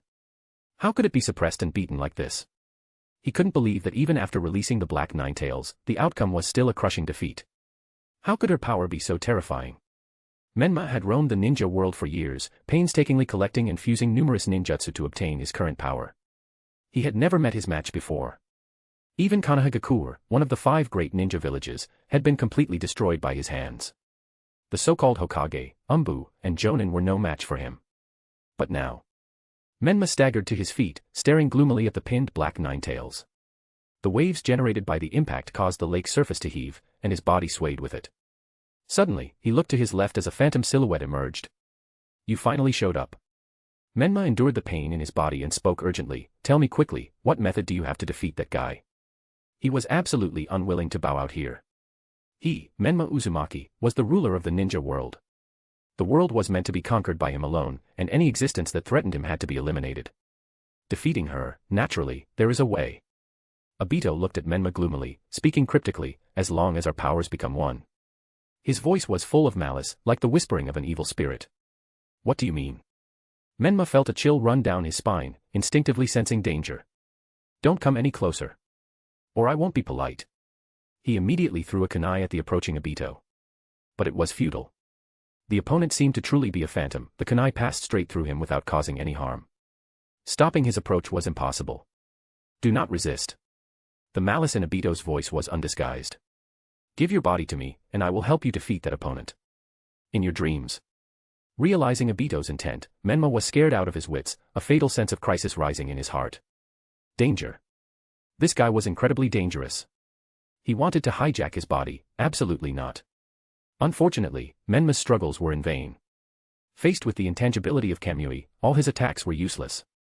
Moreover, in his current battered state, he couldn't even escape.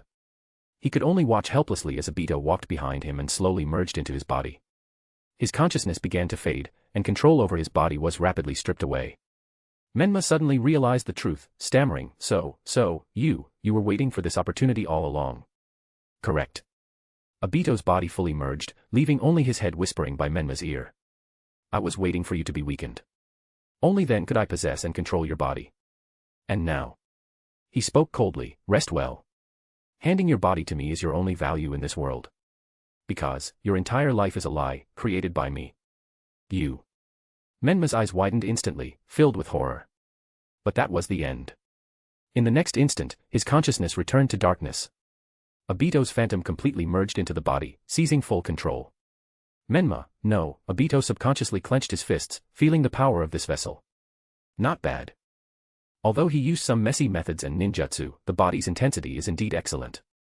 With the infusion of new power, white Zetsu cells, the injuries on Menma's body healed visibly.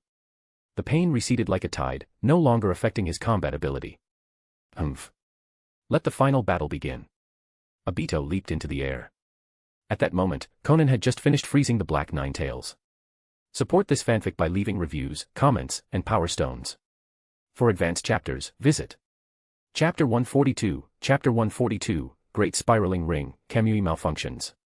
Chapter 142, Great Spiraling Ring, Kamui Malfunctions. Aito, possessing Menma, sprouted a pair of wings from his back and flew high into the sky. His right eye flashed with purple ripples as he roared, Nine Tails. Now is not the time for you to sleep. Using Menma, the Jinchuriki, as a medium, he used the Rinnegan to forcibly control the Nine Tails. On the lake surface, the frozen Nine Tails' eyes instantly transformed into the pattern of the Rinnegan. Regardless of the consequences, it forcibly mobilized the power within its body. Endless purplish-black chakra erupted from its surface. The temperature was extremely high and possessed strong corrosive properties. Crack, crack, crack. Massive cracks appeared in the ice layer from the inside out, dissolving and melting rapidly. The tails broke through the ice first. Taut and straight, they turned into 9 giant iron spikes, stabbing upward at Konan with a whoosh. Konan transformed into a streak of white light, hugging close to the tails as she dodged with agility. For every tail she dodged, she delivered a punch or a kick. In Sage mode, her immense physical strength meant that even the Nine Tails' appendages were hard-pressed to resist her. Following a series of explosions, the 9 giant tails were knocked away like flower petals scattering in the wind. Swish. Swish. Swish. Just then, 4 kunai shot down from above. They weren't aiming at Konan but rather plunging into the lake, embedding themselves into the lake bed. Each kunai dragged a tail of crimson flame, radiating intense chakra fluctuations. A shout came from high above, Uchiha Flame Formation. Shwa. Shwa. Shwa. In the next instant, 4 walls of fiery red light shot up from underwater. They pierced straight into the clouds. The barrier locked both the Nine Tails and Konan inside. The coverage was vast, the height staggering. Flames seemed to burn on every sheet of light, the blinding crimson glow visible clearly even from dozens of kilometers away. It resembled a pillar of fire connecting heaven and earth. As expected, the Nine Tails chakra is on a different level. High in the sky, Aito Uchiha looked down at the massive Uchiha Flame Formation with satisfaction. Possessing Menma gave him the Jinchuriki's characteristic of having almost inexhaustible chakra. This was the only way he could deploy an Uchiha Flame Formation of such astounding scale. He raised his right hand, emitting violent chakra fluctuations. A pitch-black sphere of energy floated above his palm, surrounded by rings of galactic starlight. It was dazzlingly brilliant. Beautiful, yet dangerous. Aito sneered. This move rivals the Super Shinra Tensei. Let's see how you dodge this. Die. White Tiger. Great Spiraling Ring.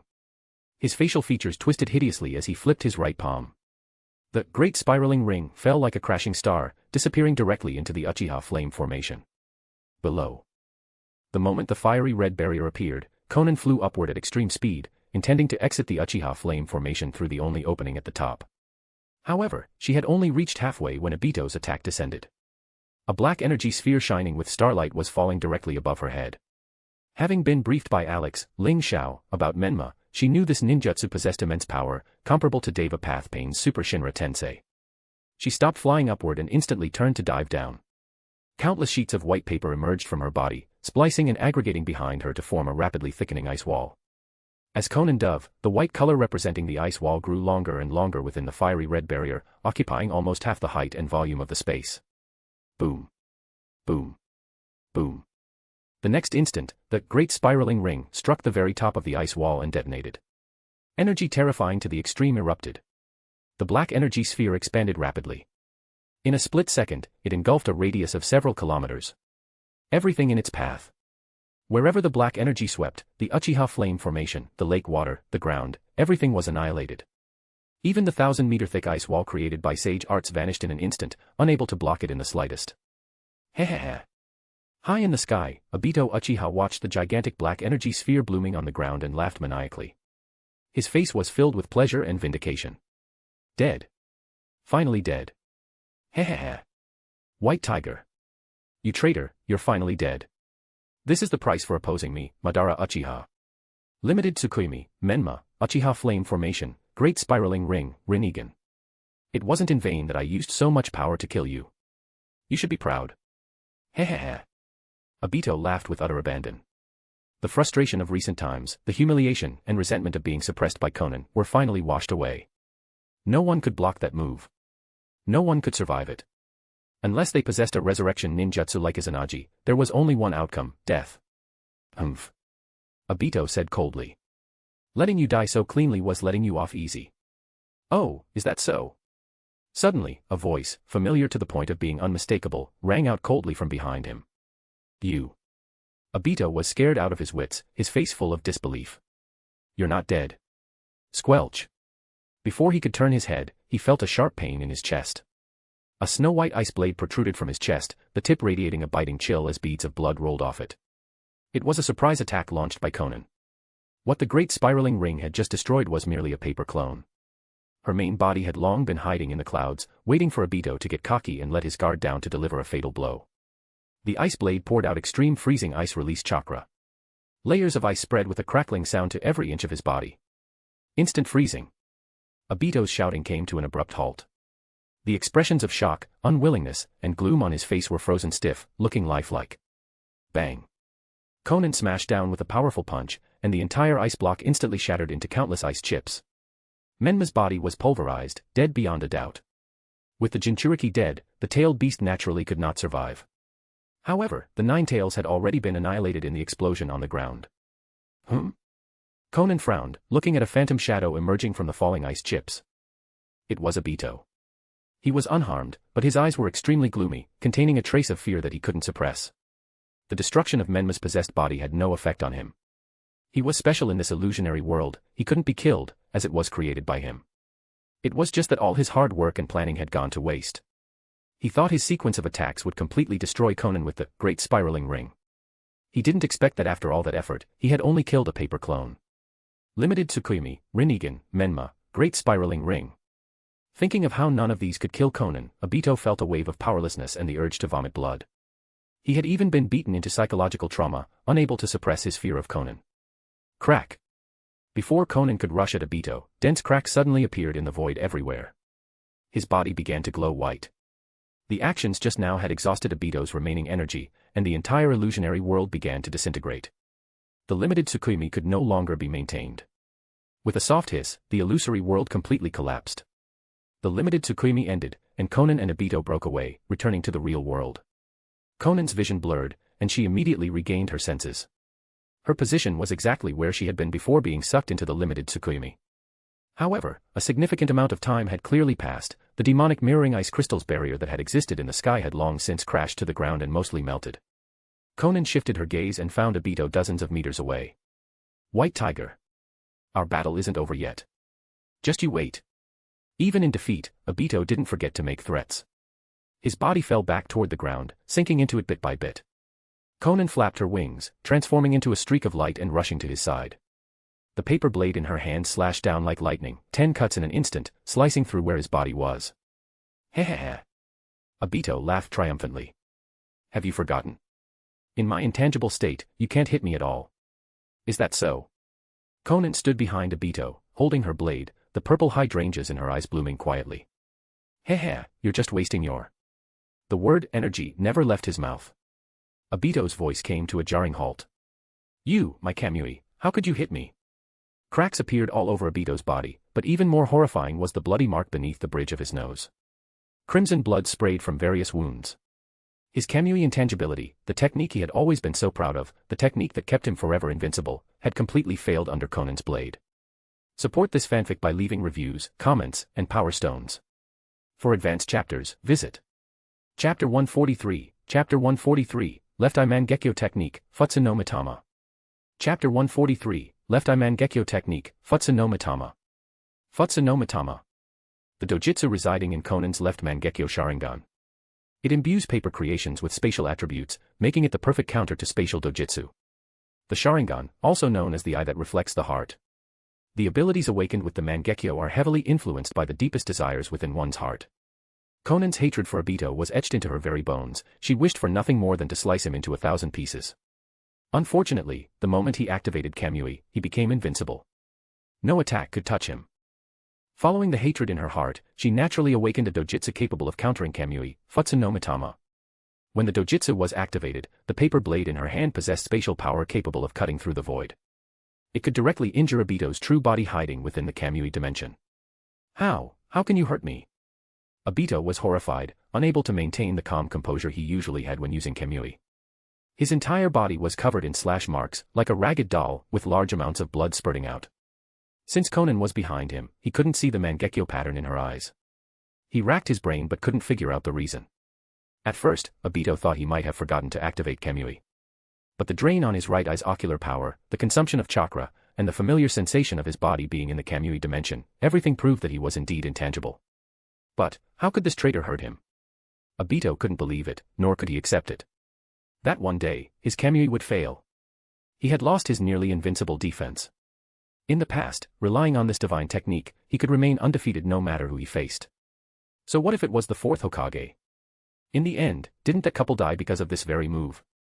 But now, his reliance for dominating the ninja world for over a decade had been broken. Obito's heart was completely overwhelmed by fear and horror. Previously, even if he couldn't beat Konan, he could calmly retreat using Kamui. He didn't fear fighting her. But that wouldn't be the case anymore. His greatest trump card had been countered.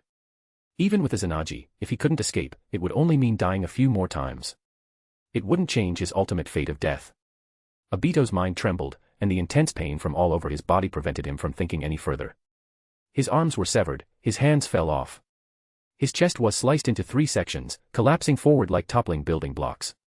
His neck was also severed, separating from his torso and teetering precariously. Even below his nose, there was a distinct slash mark. It grew wider and wider, his head gradually splitting into 2 halves. Obito could already smell the scent of death. His consciousness grew increasingly blurry as he entered a near-death state. Unable to maintain control over Kamui, his body returned from the Kamui dimension to the real world.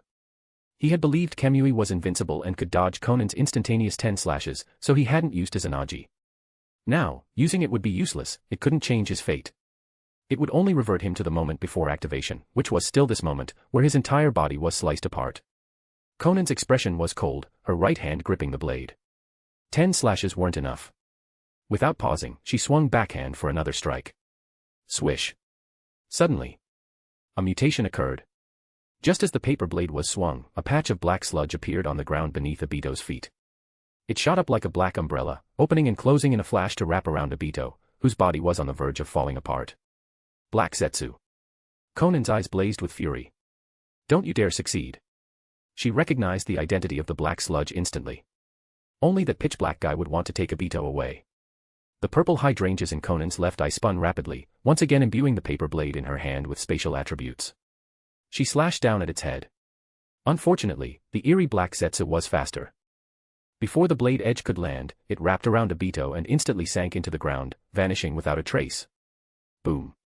Konan's right foot stomped viciously on the ground, instantly shattering the earth. A massive fissure over 10 meters deep appeared where Black Zetsu had submerged. However, it was empty. Black Zetsu was nowhere to be found. Alex floated beside Konan, looking into the fissure with a slightly solemn expression. Black Zetsu's sudden appearance and disappearance just now were so fast that even Konan in Sage mode couldn't react in time. She hadn't even detected its presence beforehand. Seeing Konan's resentment and unwillingness, he comforted her. Konan, Black Zetsu possesses the power of Kagaya Otsutsuki's Kekiai Mora after all. It is unpredictable and mysterious. Don't be upset about not being able to keep it here. After all, this was an existence that could have a heart-to-heart with Madara Uchiha, 6 paths. Their current power wasn't enough to detain it. Phew. Konan exhaled softly, gradually calming the hatred in her heart and regaining her composure. She deactivated her Mangekyo, and the paper blade in her hand dispersed into sheets of white paper, returning into her body. Her light orange eyes stared at the massive fissure. Alex, do you think Obito Uchiha can still live? Alex was at a loss for words. This question was hard to answer. Logically speaking, his body was chopped into over a dozen pieces, his neck was severed, and even his head was split in half. If he were an ordinary person, there was no doubt he would be dead as a doornail. But Obito Uchiha was clearly not an ordinary person. He had once survived having half his body crushed. Plus, there was Black Zetsu, who had been lurking for 1,000 years. Whether such fatal injuries could be healed by it was really hard to say. Alex shook his head. I can't be sure. The power of Kekkei Mora is beyond our understanding. Black Zetsu has walked the ninja world for 1,000 years, its accumulated resources are unimaginable. There is a high probability it has a way to save Obito Uchiha. In his heart, he leaned towards Black Zetsu definitely having a way. Before Madara Uchiha was revived, it wouldn't let Obito die. Is that so? Konan's expression didn't change. Having fully understood the secrets of the ninja world, her thoughts were similar to Alex's.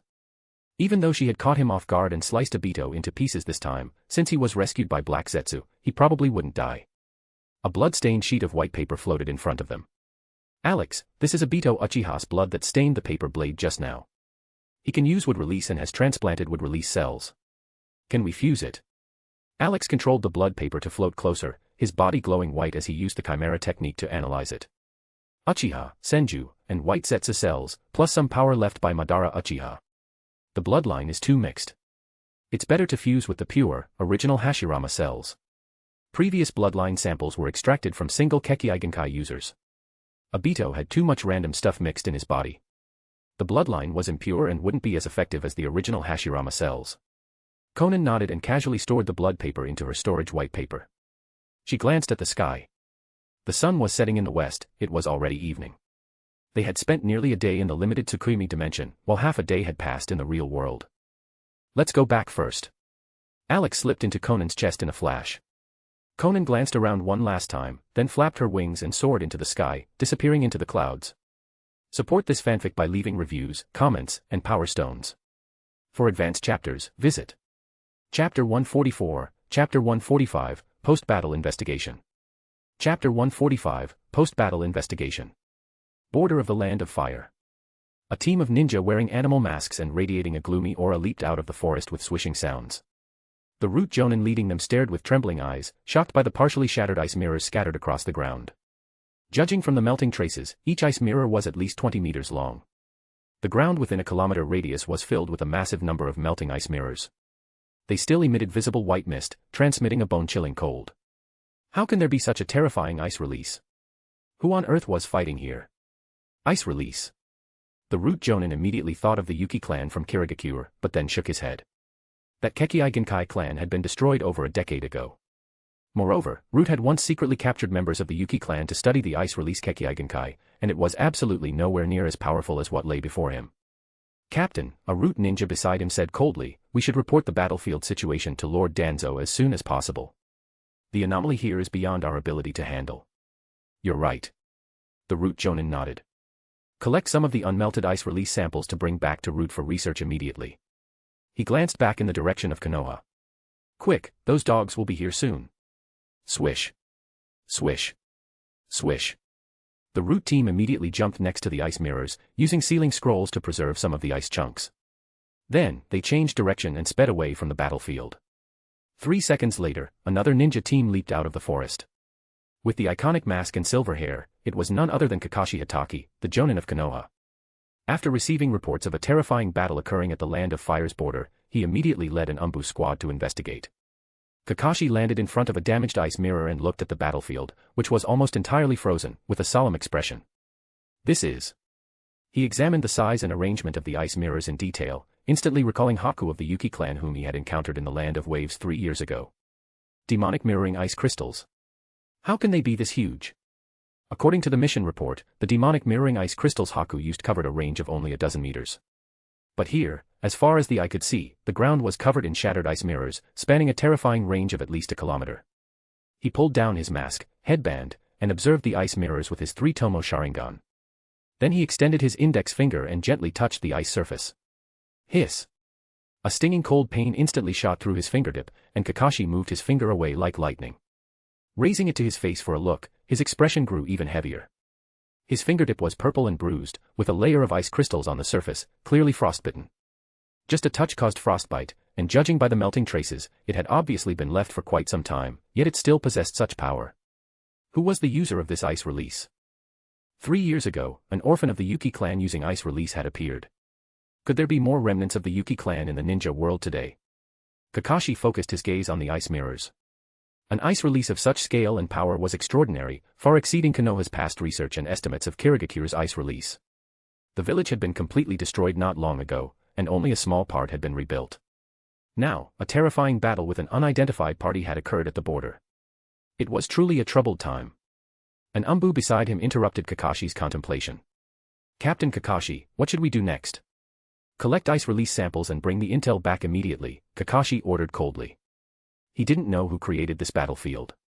But he was certain the opponent was extremely strong. To prevent accidents, the village had to be put on high alert. Kakashi prayed silently in his heart.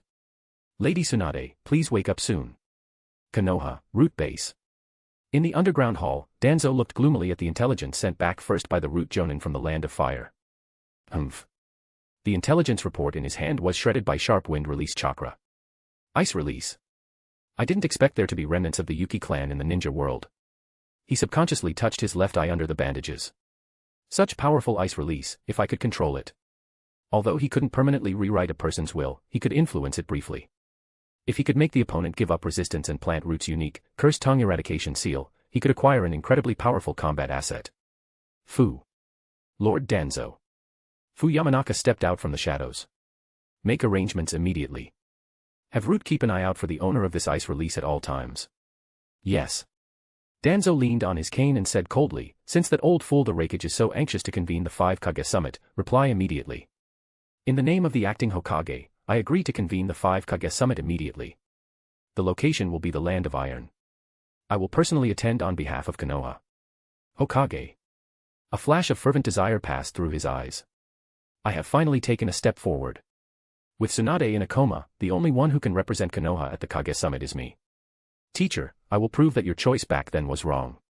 Konoha will only become more glorious under my leadership. The aged face that looked like a monkey when smiling floated in Danzo's mind. Hiruzen, I am the Hokage. Hehehe.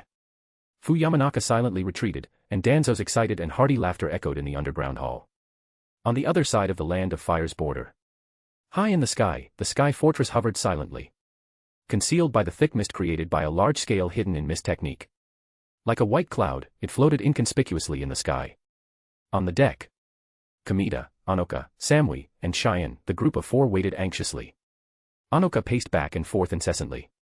Uncle Kamita, it's already dark. Why hasn't Lady Konan returned yet? Could something have happened? Should we go to the battlefield to investigate? Don't act rashly. Kamita shook his head and said in a deep voice, Lady Konan said before that if there is a battle, we should go to the assembly point and wait, and not investigate on our own. Anoka opened her mouth, wanting to say something, but didn't say it in the end. She could only sigh silently.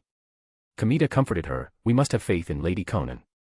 Has there ever been a battle where Lady Konan didn't beat the enemy to a pulp and return safely? Indeed. Samui nodded in agreement. Anoka, you don't need to worry too much. Even her own village, Kumogakure, along with the Raikage and Killer Bee, couldn't take down Lady Konan. There was probably no one or faction in this ninja world that could pose a threat to Lady Konan. Cheyen looked at the white mist close at hand, remaining silent. She prayed inwardly that Lady Konan would return safely.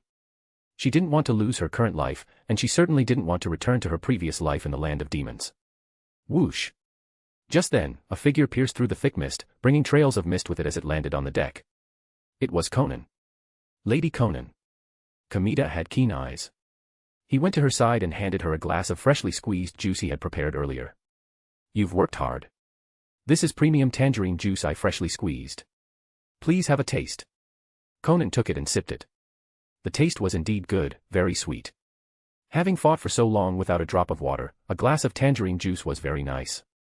After finishing the drink, Konan briefly comforted the group with a few words, then asked Kamita, has Ryuzetsu sent the latest intelligence on Konoha?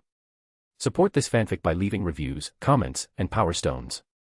For advanced chapters, visit Chapter 145, Chapter 144, Aito, I absolutely cannot die. Chapter 144, Aito, I absolutely cannot die. Underground base. Black Zetsu, wrapping around Aito, emerged from the ground. At this moment, Aito's body was incredibly grotesque and terrifying. Yet, he could stand steadily. Dense black threads stitched together the wounds all over his body, barely holding Aito in human shape. It looked as if Black Zetsu's body had completely merged into Aito's. Pitch-black threads extended from the brain like a spider web, attaching to the internal meridians, blood vessels, and organs throughout his body. A mysterious power protected Aito's last breath, preventing him from dying. His mask had long shattered, and his face was similarly covered in web-like black threads. Black Zetsu, save me. I can't die yet. Aito's half-mouth opened and closed intermittently, possessing an intense will to live. He absolutely could not die. The Eye of the Moon plan hadn't been realized, Rin hadn't been resurrected, he absolutely refused to die like this. Shut up. Black Zetsu controlled the other half of the mouth. I won't let you die. Cooperate obediently and don't resist. Its tone was dark and full of rage. At this moment, it dropped the pretense of being a subordinate and respectfully addressing him as Lord Madara. It was simply too furious, angry to the extreme. This guy was simply trash. He transplanted the Rinnegan, created a new Jinchuriki pain, and even had the limited Tsukuyomi as a superweapon. In the end, not only did he fail to kill that traitor, but he also got himself battered to the point of near death. Truly absolute garbage, a complete waste. He went to clean up a traitor full of confidence, only to come back beaten like a dead dog. What annoyed Black Zetsu the most was that it had to save this piece of trash. Since Madara Uchiha hadn't been revived, this guy couldn't die yet. The subsequent plans still required him to push them forward. Trash. Trash. Every time, it had to wipe his ass. Black Zetsu cursed profusely in its mind, wishing it could just leave Aito's body right now and let him die completely. Quickly, save me. The dying Aito, his consciousness blurred, didn't even notice that Black Zetsu's attitude toward him was different from usual. Humph. Black Zetsu scoffed internally. This dead dog's will to live was quite tenacious, which would help with the treatment. One by one, white Zetsus emerged from the walls and gathered around. They chattered and shouted noisily. Ew, how did he end up like this? Aito looks so miserable. Feels even worse than last time when his right half was crushed. Whoa, smashed like this, can he still poop? Aito, do you need to poop right now? Shut up. Black Zetsu said coldly. You idiots, hurry up and carry Aito into the ghetto statue. Ahead was the massive and terrifying ghetto statue. It was filled with a life force solution that would help it heal Aito. Oh, got it. Leave it to us, don't worry. Saying that, 5 white Zetsus carefully lifted Aito by his 5 limbs, head included, and raised him over their heads. Step by step, they climbed up the ghetto statue, went behind it, and threw him into a large pool of green liquid. Black Zetsu controlled Aito's body to slowly sink down and began the healing process. On the other side of the base. In the underground training ground, Sasuke Uchiha, blindfolded with a white cloth, threw kunai one after another. Thud. Thud. Thud. They pinned onto the target in front of him. Sasuke, sugoi. Karin, with her red hair, clapped her hands nearby, staring at Sasuke with infatuation. Bullseye on all of them. Sasuke, you're amazing. Oh my. Blindfolded Sasuke is super handsome too. If. Ah, no, I can't think about that anymore. Karin exhaled hot breaths, her face flushed, her legs trembling incessantly. Every time she saw such a cool and handsome Sasuke, she couldn't control herself. NNGH, she let out a meaningless moan, picked up some water, and skipped to Sasuke's side. Sasuke, take a break and drink some water. Even blindfolded, you can hit the bullseye accurately. As expected of Sasuke, sugoi. Humph. Sasuke said with extreme arrogance. This is just a fraction of my power. Don't underestimate the Uchiha. He took the water bottle, the cap had already been thoughtfully unscrewed by Karin. He took a small sip, then suddenly paused. This water seems a bit different. No problem. Karin's eyes seemed to burn with fire as she stared at the blindfolded Sasuke drinking water. She breathed heavily, twisting her body like a pretzel, excited to the extreme, her skin flushing pink. Must be an illusion. Sasuke didn't pay it any mind and continued to hydrate. He drank it. He drank it. Dear Sasuke-kun is drinking the water I carefully prepared. So handsome. So exciting. I feel like I'm gonna. Watching Sasuke's throat move slightly as he drank, Karen could no longer contain herself and let out a deeper moan. Her body went stiff as a board, as if electrocuted. Karen. Sasuke sensed something was wrong. What's wrong with you? Why is your body so hot? Even without physical contact, he could feel the continuous waves of heat radiating from her. Karen gasped softly, then let out a long sigh. Maybe it's because I just trained, and my body hasn't cooled down yet. Sasuke looked toward the other side of the base. There was a commotion over there. What happened? Seems like that masked man returned. Karen pouted. There are a lot of white Zetsus guarding the outside. They won't let anyone see or enter. Don't know what he's sneaking around doing in there alone. Sasuke didn't suspect anything and continued his training. Karen sat on the ground, still gazing at him foolishly. She lamented internally about how happy this period of time was. Blindfolded Sasuke was great, whatever she did beside him, he couldn't see. This kind of thrill was simply addictive. Sometimes Karen truly wished Sasuke would never regain his sight, so she could enjoy more of this happy time. After a while, seeing Sasuke panting and sweating on his forehead, Karen stood up and shouted, Sasuke, let's end training here for today. You need to rest properly while your eyes are recovering. Don't overwork yourself. Sasuke silently stopped releasing ninjutsu and ended his training. The Mangekyo was of utmost importance, he absolutely could not let training affect it in the slightest. He had to rest when needed. Karen ran over, supported Sasuke, and couldn't suppress her excitement as she said, Sasuke, let me help you to the bath. Sasuke's body paused slightly, then immediately returned to normal, tacitly allowing her to support him to the bathroom. His eyes were still recovering and couldn't get wet. And he couldn't leave his spiky black hair unwashed for long. So during this time, Karen helped him bathe. During the process, she liked to get touchy-feely and deliberately tease him, but he just pretended not to care. Even as cold as he was, he didn't want a grown man like Suigetsu serving him in the bath. He had to silently endure Karen's offenses and curiosity. Sasuke, I learned a brand new scrubbing technique today. I guarantee you'll be satisfied. It can greatly alleviate fatigue after training. Just lie there properly later. You don't have to do anything, just leave it to me. Sasuke remained silent, subconsciously rubbing his waist. Suddenly, he sighed lightly in his heart, perhaps this is the price for temporary blindness and gaining power. I have to pay something to Karen as compensation. Support this fanfic by leaving reviews, comments, and power stones. For advanced chapters, visit Chapter 146, Chapter 146, Danzo, Prepare to Die. Chapter 146, Danzo, Prepare to Die. Lady Konan, Ryuzetsu has sent the latest intelligence, Kamita reported respectfully. The Kumogakure delegation has arrived in Konoha to discuss convening the 5 Kage summit. Based on an analysis of existing intelligence from Konoha, with the 5th Hokage in a coma, the candidate most likely to represent Konoha at the 5 Kage summit is the leader of Root, Danzo Shimura. Danzo Shimura. Intense killing intent surfaced in Konan's eyes. Over a decade ago, it was this old geezer who conspired with Hanzo the Salamander, using her life as leverage to force Hihiko to commit suicide. There were 3 enemies she had vowed to kill in this life. First was Hanzo the Salamander, who had already died at the hands of Nagato's 6 paths of pain. Second was Obito Uchiha. The third was Danzo Shimura. Her hatred for Danzo Shimura was second only to that for Obito Uchiha. When Nagato was still alive, he had wanted to kill Danzo to avenge Hihiko. Unfortunately, this old geezer had been turtling inside Konoha for over a decade.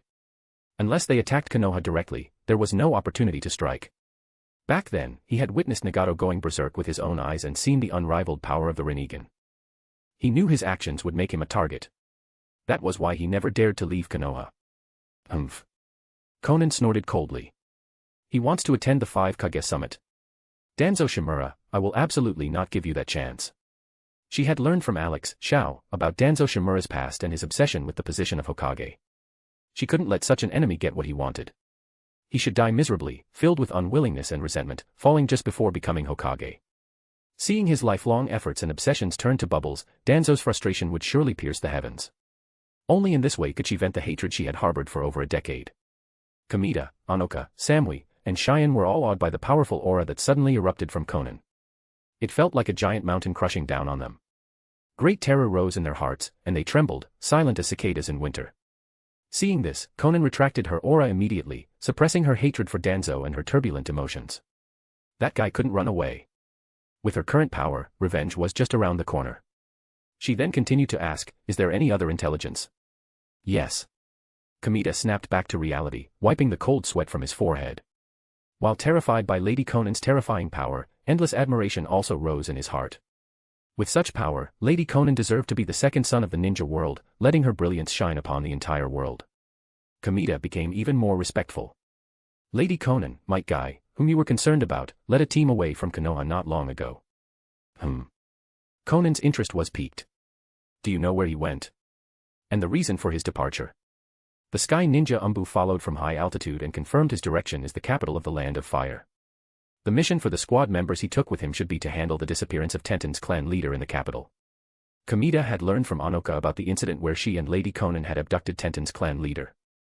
Combined with the intelligence sent back by Ryuzetsu, it was easy to deduce the mission of Might Guy's team. Might Guy actually left Konoha. Alex smiled inwardly. He didn't expect that by a twist of fate, the death of that clan leader would cause Might Guy to leave.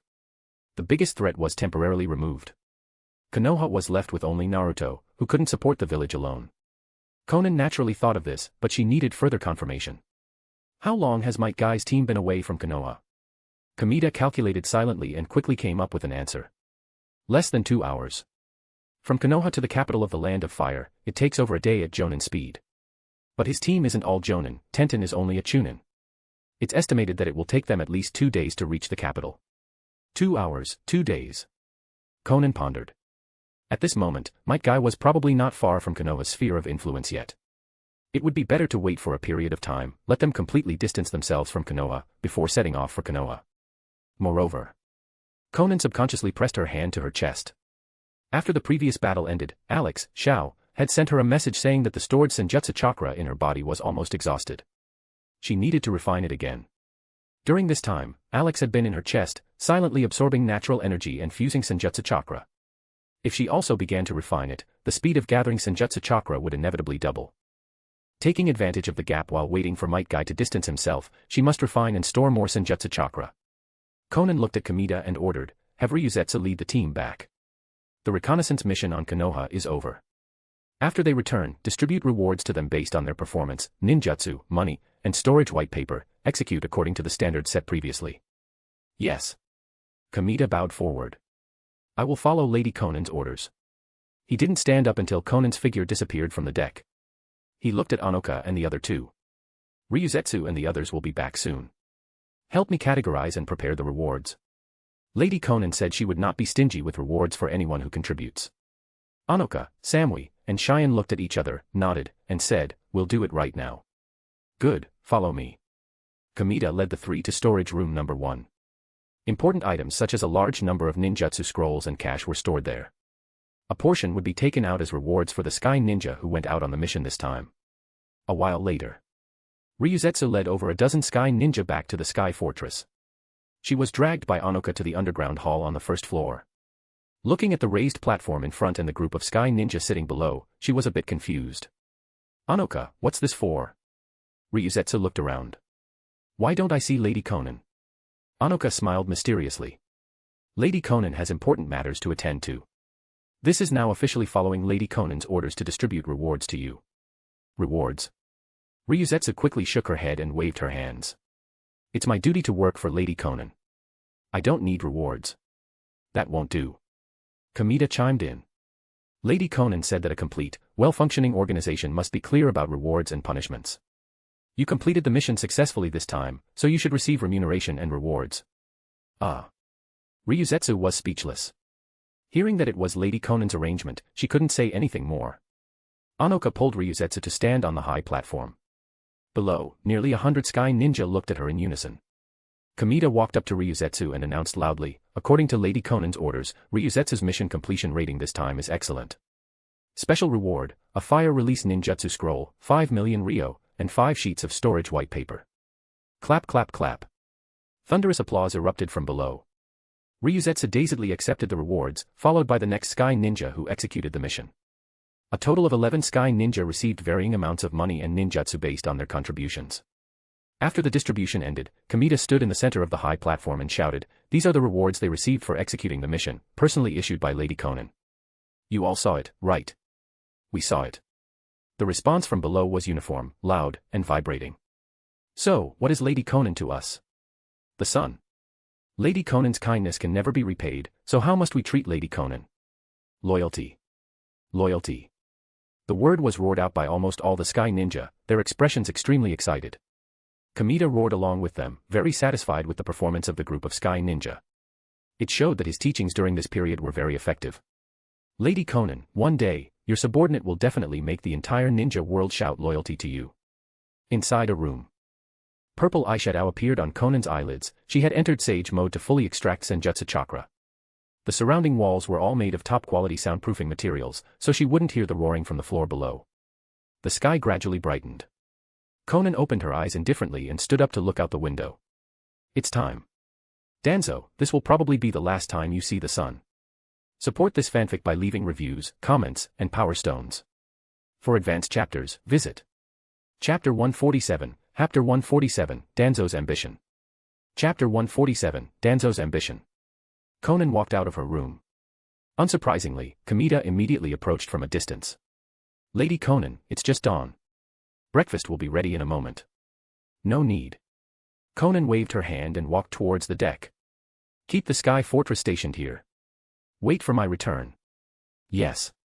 Kamita bowed in response, not asking about Konan's purpose for going out. As a subordinate, he only needed to do his job well and not talk too much. Whoosh. Konan spread her wings, pierced through the white mist, and disappeared into the clouds. She flew towards Konoha at extreme speed. Konoha, root base. The sun had fully risen, but the heat of midsummer couldn't dispel the gloom and cold of the underground hall in the slightest. The chill seeped into the bones, deep into the soul. The whooshing cold wind blew from the depths, like the screaming of wronged souls. Since the establishment of the base, countless lives had been lost here. Over time, the entire base remained in a gloomy and cold state regardless of how hot it was in the summer. Danzo didn't feel any discomfort, on the contrary, he was very accustomed to staying in the base. This was his personal underground kingdom, where he was the sole ruler. He had coveted the position of Hokage for decades but never obtained it. Only here could he barely calm the indignation and unwillingness in his heart. But everything was about to change. His long-cherished wish was about to be fulfilled. The fifth Hokage, Tsunade, was in a coma. He would go to the Land of Iron to attend the 5 Kage Summit as the acting Hokage. Even if there was the word acting, it was still Hokage. After decades of obsession, he had finally taken a big step forward and seen the dawn of ultimate realization. Humph. Danzo calmed his turbulent emotions. Sooner or later, I will remove this word acting. Once I return from the Land of Iron, I will become the veritable 6th Hokage. Lord Danzo. Fuyamanaka, with his orange hair, stepped out from the shadows. He held the neatly folded Hokage Heiori and the Hokage hat symbolizing the position of Hokage in both hands. After urgent negotiations with Kakashi and other Jonin, they agreed to let Lord Danzo represent Konoha at the Kage Summit as the acting Hokage. He raised the clothing in his hands above his head. This is the Hokage Heiori and Hokage hat they sent. Kakashi asked if Umbu personnel are needed to accompany and protect Lord Danzo to the Land of Iron. No need. Danzo picked up the Hokage hat with fervent eyes. Root will protect me. No need for their hypocritical offer to send guards. He had self-awareness and knew that he was very unpopular in Konoha. Not to the point of stopping a child from crying at night, but close enough. Especially with the ninja clans in the village, the relationship was even worse. After all, the geniuses of their clans had been forcibly taken by Root since childhood, brainwashed, controlled, and cut off from all relations with their clans. It was impossible for them not to hold a grudge. They would be kind enough to escort him to the Land of Iron. It would be good enough if they didn't hope for him to die. Danzo's rough, aged left hand stroked the Hokage hat, his movements very gentle, as if worried about damaging it. Hiruzen, you didn't expect this day, did you? He couldn't suppress his smugness.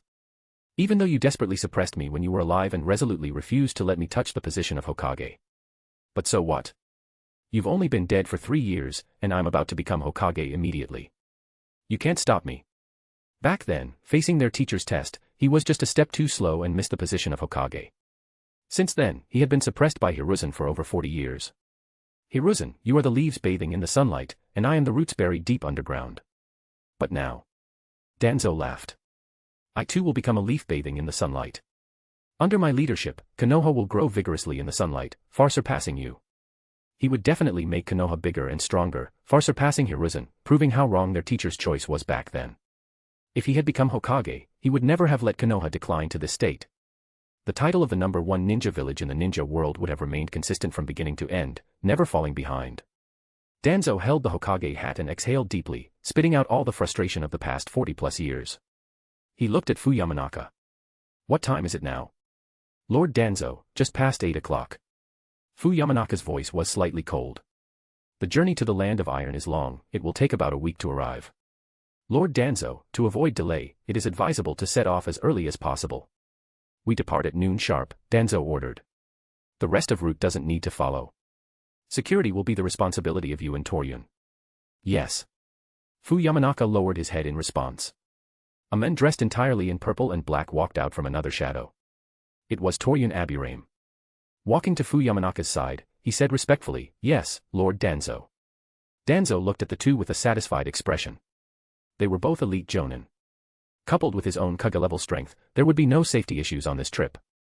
There were only a handful of strong individuals in the ninja world today, and he considered himself one of the top combatants. If anyone dared to attack him on the way to the 5 Kage summit, they would only be seeking their own death. Danzo glanced at his right arm, which was suspended in a sling across his chest under the bandages. Although the Uchiha clan is naturally evil, the Sharingan and their ninjutsu are indeed powerful. Such power should only be possessed by me alone. Being used as consumables is the only value of the Uchiha. They should feel honored. Danzo looked at Toryun Abirame. How is Tsunade's condition now? Replying to Lord Danzo. Toryun bowed slightly. She is still in a coma, but her condition is improving. The strength of 100 seal is faintly appearing, automatically accumulating chakra, and her aged state is gradually reversing. Your subordinate judges that Tsunade should be fine, waking up is only a matter of time. Why can't she just sleep forever? Danzo's voice contained killing intent. Still haven't found any opportunity to strike. Lord Danzo, your subordinate is incompetent. Toryun bowed deeply. Tsunade is protected by the Abirame clan leader. My Rinkachu, phosphorus destruction insects, cannot infiltrate her body. Please punish me, Lord Danzo. Yamanaka also pleaded guilty. Lord Danzo, it is also difficult for your subordinate to use the Yamanaka clan's secret techniques. Ino Shikacho are protecting Tsunade closely.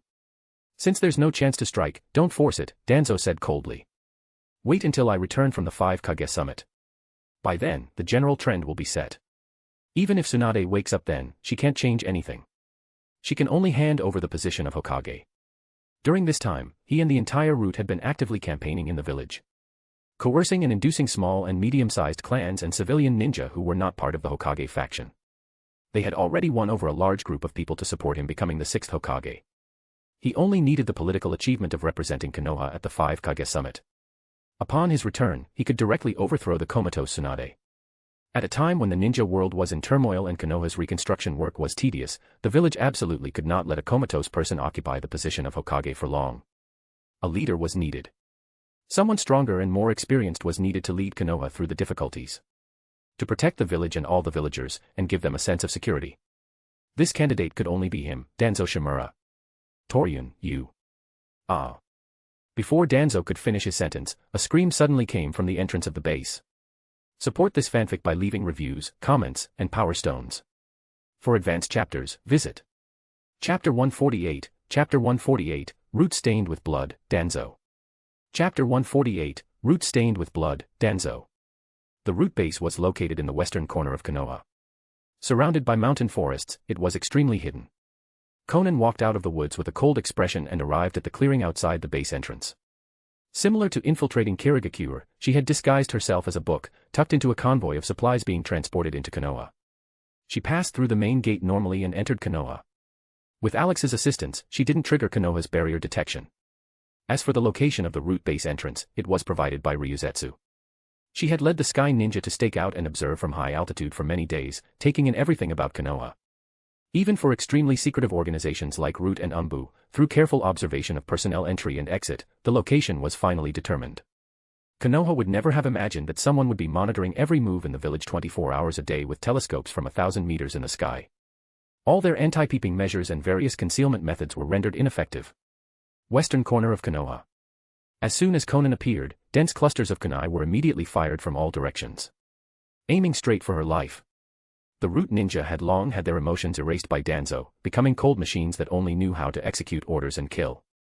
Anyone who came to the root base entrance, whether it was a villager who wandered in by mistake or a Konoha ninja who came intentionally. As long as there was no prior instruction from Lord Danzo, they were all to be killed without mercy. The location of the base entrance was absolutely not allowed to be leaked. As for conversation, inquiry, none of that was possible. The moment they acted, it was with killing intent, bound to kill the intruder. Konan's body turned into paper, allowing the kunai to pass through her without causing any harm. Seeing that their attacks were ineffective and even strangely passed through, the root ninja guarding the base entrance showed no fluctuation on their numb faces. They continued to attack. They formed hand seals one after another, using ninjutsu for saturation bombardment. But it was futile.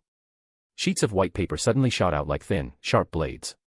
Spinning rapidly, they accurately circled each root ninja's neck once. Their hands, which were forming seals rapidly, suddenly froze. The remaining half of the seals could never be completed. A line of blood appeared on their necks, expanding rapidly. Large amounts of blood spurted out like blood fountains. Then their heads shifted, detached from their necks, and rolled on the ground several times with a thud-thud-thud sound, leaving trails of blood all over the ground. In an instant, the clearing at the root entrance was soaked in blood, a crimson scene. The pungent smell of blood was so thick it wouldn't disperse, sticky and nauseating. Konan's expression remained unchanged. Like a ghost, she floated over the bloody ground and entered the base entrance directly. On the ground behind her lay more than 20 decapitated corpses, a bloody hell. Enemy attack. Quickly alert Lord Danzo. Deep inside the entrance, a steady stream of root ninja emerged. Seeing Konan floating in, they attacked without a word. Every root ninja had at least Chunin-level strength. Only after extremely rigorous training and testing could they possibly become qualified fangs and claws for Danzo. Unafraid of death, and scrupulous in their fighting methods.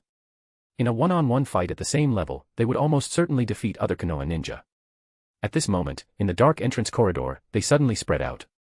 Cooperating tacitly, they fired a large number of kunai, explosive tags, and various 5-element ninjutsu. Unfortunately, no matter how many ants there were, they were still just ants. With such a disparity in strength, no matter the number, they were just cannon fodder. Their fate of death was sealed the moment they saw Konan. With a wave of her hand, countless sheets of white paper curled into white needles, emitting a chilling cold as they shot out. Inside the corridor, a wall of needles swept through, instantly reaching the end. Along the way, kunai, explosive tags, and various ninjutsu all collapsed upon contact, annihilated into nothingness.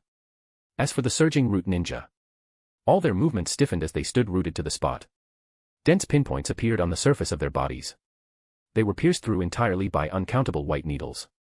Like faces covered in pockmarks, their features twisted in extreme agony. Even though they had undergone targeted pain tolerance training and had extremely high endurance, under the penetration of the white needles, they still couldn't bear this intense pain that went deep into their bones and even their souls. The pain at this moment was no different from the torture of death by 1,000 cuts, Lingqi. More critically, they were not yet completely dead. Every second before death, they would constantly endure this agonizing pain until they finally died from it. Konan scanned the root ninja whose feet were frozen, her face cold and her eyes icy to the extreme. This was her revenge on the entire root, on all root ninja. Over a decade ago, it was they who captured her and forced Hihiko to commit suicide, condemning Nagato and her to live in endless pain and despair. Such hatred had been brewing for over a decade. Now, finally waiting for this moment, she would uproot the entire root. Let all root ninja die in pain, pain so intense that even they, known as numb, cold machines, would recall what fear was, what the emotion of terror was. Pain so intense they would regret coming into this world. Even though most of the root ninja led by Danzo back then had been killed by the chakra dragon summoned by Nagato's outburst, and the current batch was not the same batch. So what? As long as they were root ninja, they were her sworn enemies. She wouldn't spare a single one. Konan floated past the root ninja who were dying in agony, continuing towards the interior of the base. Enemy. Attack. Quick. Ah. Batch after batch of root ninja surged over along the way, using various means and traps to stop her, to kill her. But it was futile. Under absolute power, all resistance and attacks were in vain. All were swept away by the needle wall. Their feet were firmly frozen, their bodies riddled with holes, blood flowing continuously from the needle punctures. Becoming standing blood men one by one. Blood flowed down, forming pools of blood beneath their feet. Pools of blood connected and converged, dyeing the corridor completely red, turning it into an extremely sticky, terrifying road of blood.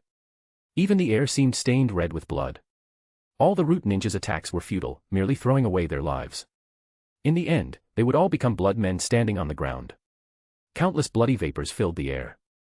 Where Konan flew past, only a bloody hell was left behind. Underground Hall. Torian. Danzo's command was interrupted by screams. He turned around, looking at the opening in the hall that led to the base entrance corridor, his face terribly gloomy. The screams coming from inside were rapid, then stopped abruptly the next second. Lord Danzo. Enemy attack. Fu Yamanaka and Torian Abirame immediately blocked in front of Danzo. They looked at the opening with guarded expressions. Who? Danzo roared in rage. Who is it? Who dares to break into my root base so unscrupulously? No matter who it is, I will absolutely make you regret coming into this world. Danzo slammed the Hokage hat onto his head, his face grim. Konoha is my Konoha. I am the Hokage of Konoha, and the village is protected by me.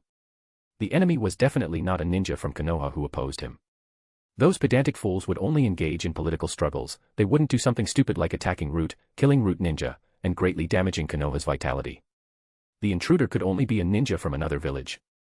Danzo took a step back, quickly tore off the bandages on his right arm, and undid the metal seal on it, revealing a pale, terrifying arm embedded with 10 Sharingan. The metal cylinder hit the ground with a thud-thud sound. Just then, a voice, biting cold and chilling to the bone, came from the hall opening. Danzo Shimura. Support this fanfic by leaving reviews, comments, and power stones. For advanced chapters, visit Chapter 149, Chapter 149, Yamanaka Clan's Secret Art. Just a suicide technique. Chapter 149, Yamanaka Clan's Secret Art. Just a suicide technique. A female ninja. Why does she hate me so much? Danzo frowned. He could hear the extreme hatred and killing intent in the shout. He recalled his enemies from the past few decades in his mind. Then he suppressed it, no longer dwelling on such meaningless things. There were too many enemies, he couldn't possibly guess who it was. Lord Danzo. Fu Yamanaka blocked in front of Danzo, whispering, "For your safety, I suggest you retreat first. The intruder is very strong, the hundreds of root ninja outside couldn't stop her." "Yes, Lord Danzo." Torian Abirame also spoke up. "You are the future and hope of Konoha. The village still needs you, the 6th Hokage, to lead it to greatness. You absolutely cannot be in any danger. Please leave first. Leave this to Fu and me. Retreat. Leave." Danzo's face was grim, and he remained unmoving. The intruder was clearly here for revenge and had blocked the exit directly. Other entrances and exits were likely ambushed as well. Moreover, almost all the root elites had died at the hands of the enemy, greatly damaging his power. Having someone attack his base and kill so unscrupulously, if he couldn't capture and severely punish the culprit, his prestige in the village would be trampled into the dust. The small and medium ninja clans and civilian ninja he had contacted during this period would change their minds and no longer support him becoming the 6th Hokage. Danzo absolutely refused to accept the blow of losing the Hokage position that was almost in his grasp. Nearly 40 years of struggle and obsession, all for nothing. What a joke. Absolutely impossible. He glanced at the Sharingan on his right arm, feeling slightly more assured. Since he couldn't run, and didn't want to run, there was only one option: fight. Combining the power of wood release and the Sharingan, Danzo was confident that he had few equals in the entire ninja world. His strength already stood at the pinnacle of the ninja world, the intruder couldn't possibly surpass him. Even if something unexpected happened, he had a life-saving divine technique, enough to delay until reinforcements from other Konoha ninja arrived. With such a major incident occurring at Root, Umbu would inevitably know. Reinforcements from outside would arrive soon. "I will not retreat." Danzo looked at the entrance and said coldly, "Prepare to engage the enemy." "Yes." Fu Yamanaka brought his hands together, aiming the space between them at the center of the entrance. As soon as the enemy appeared, he would immediately use the mind-body switch technique to control the enemy's body. Once successful, the battle would end instantly. Torian Abirame stripped off the long black gloves on his hands with 2 swishes, revealing terrifying purple arms. He cupped his hands together and raised them to his mouth. Dense, tiny purple dots squirmed on his palms, so small they were almost invisible. His chest expanded, and then he blew a forceful breath onto his hands. Secret technique, poison dust. A large amount of microscopic rinkachu, phosphorus destruction insects, transformed into a faint insect cloud, drifting towards the entrance. If the enemy inhaled them, not only would they be poisoned, but the insects would also use the opponent's flesh and blood as nutrients to reproduce rapidly. Gnawing on internal organs and meridians, destroying body tissues, filling the whole body with deadly toxins, turning the victim into a poisonous corpse. Danzo stared at the dark entrance, frowning tightly. He could feel the enemy approaching, but why couldn't he hear any footsteps? The next second, his doubt was resolved. Konan had flown to the entrance and appeared in front of the three of them. Black cloak with red clouds. Akatsuki. Danzo saw the Akatsuki uniform first, then Konan's face emerging from the shadows. His pupils shrank violently as he exclaimed, "It's you." With her iconic light blue-purple hair and sheets of white paper swirling around her. He recognized such distinctive features at a glance. Akatsuki. White Tiger. I didn't expect it to be you attacking my base. Danzo's eyes were full of killing intent. I should have killed you in front of the Akatsuki leader back then. Otherwise, I wouldn't have left a huge trouble like you to come seek revenge on me. The intruder was indeed one of his enemies. Needless to say, she must be here for revenge because of what happened back then. The instant Konan appeared, Fu Yamanaka made his move. Danzo's words were merely to distract her and create an opportunity for Fu. Mind-body switch technique. Secret technique activated. His spiritual body detached from his physical body and shot rapidly towards Konan directly opposite him. But it was futile. Alex floated in front of Konan, his paper body shooting out a beam of purple light. It instantly restrained Fu Yamanaka's spiritual body, revealing his panicked and bewildered phantom figure. His face was full of shock, seemingly confused as to how someone could intercept his soul and spiritual body. It was formless and intangible, ninja couldn't see it, nor could they detect it, let alone capture it. Since the development of the Yamanaka secret techniques, such a situation had never occurred. Either the opponent dodged the direct shot, or they got hit and had their body taken over. How could he be caught?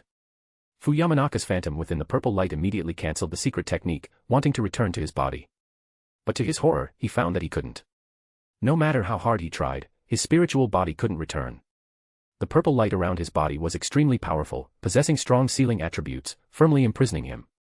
It was a sealing technique specifically targeting the soul and spirit, soul sealing technique. Fu Yamanaka had just happened to detach his spiritual body from his physical body and slam right into it. It was tantamount to walking right into a trap, sending himself to his death. Alex controlled the purple light to contract, shrinking instantly into a purple glass bead. Inside, one could see Fu Yamanaka with a terrified expression, his features frozen and his eyes dull. His spiritual body was completely sealed inside, returning to his body was impossible. Thud. Fu Yamanaka's physical body, left in place, collapsed. His chest was still heaving slightly, the physical body was still alive. But if the spiritual body didn't return, he would forever be a vegetable unable to wake up. No different from death. Danzo glanced at the fallen Fu Yamanaka, then immediately looked back at Konan. His expression carried a trace of gravity. Even if the opponent dodged the Yamanaka secret technique, he wouldn't be surprised. But to restrain and seal Fu Yamanaka's spiritual body in such a domineering and unheard of manner was too incredible. It greatly exceeded his expectations. What kind of sealing technique was this that could seal the soul and spiritual body, just like the dead demon-consuming seal? More critically, Danzo looked at Konan, whose aura remained normal. She seemed completely fine, not having to pay the price of having her own soul sealed after using the dead demon-consuming seal. Danzo looked at the purple bead floating on the white paper with extreme wariness.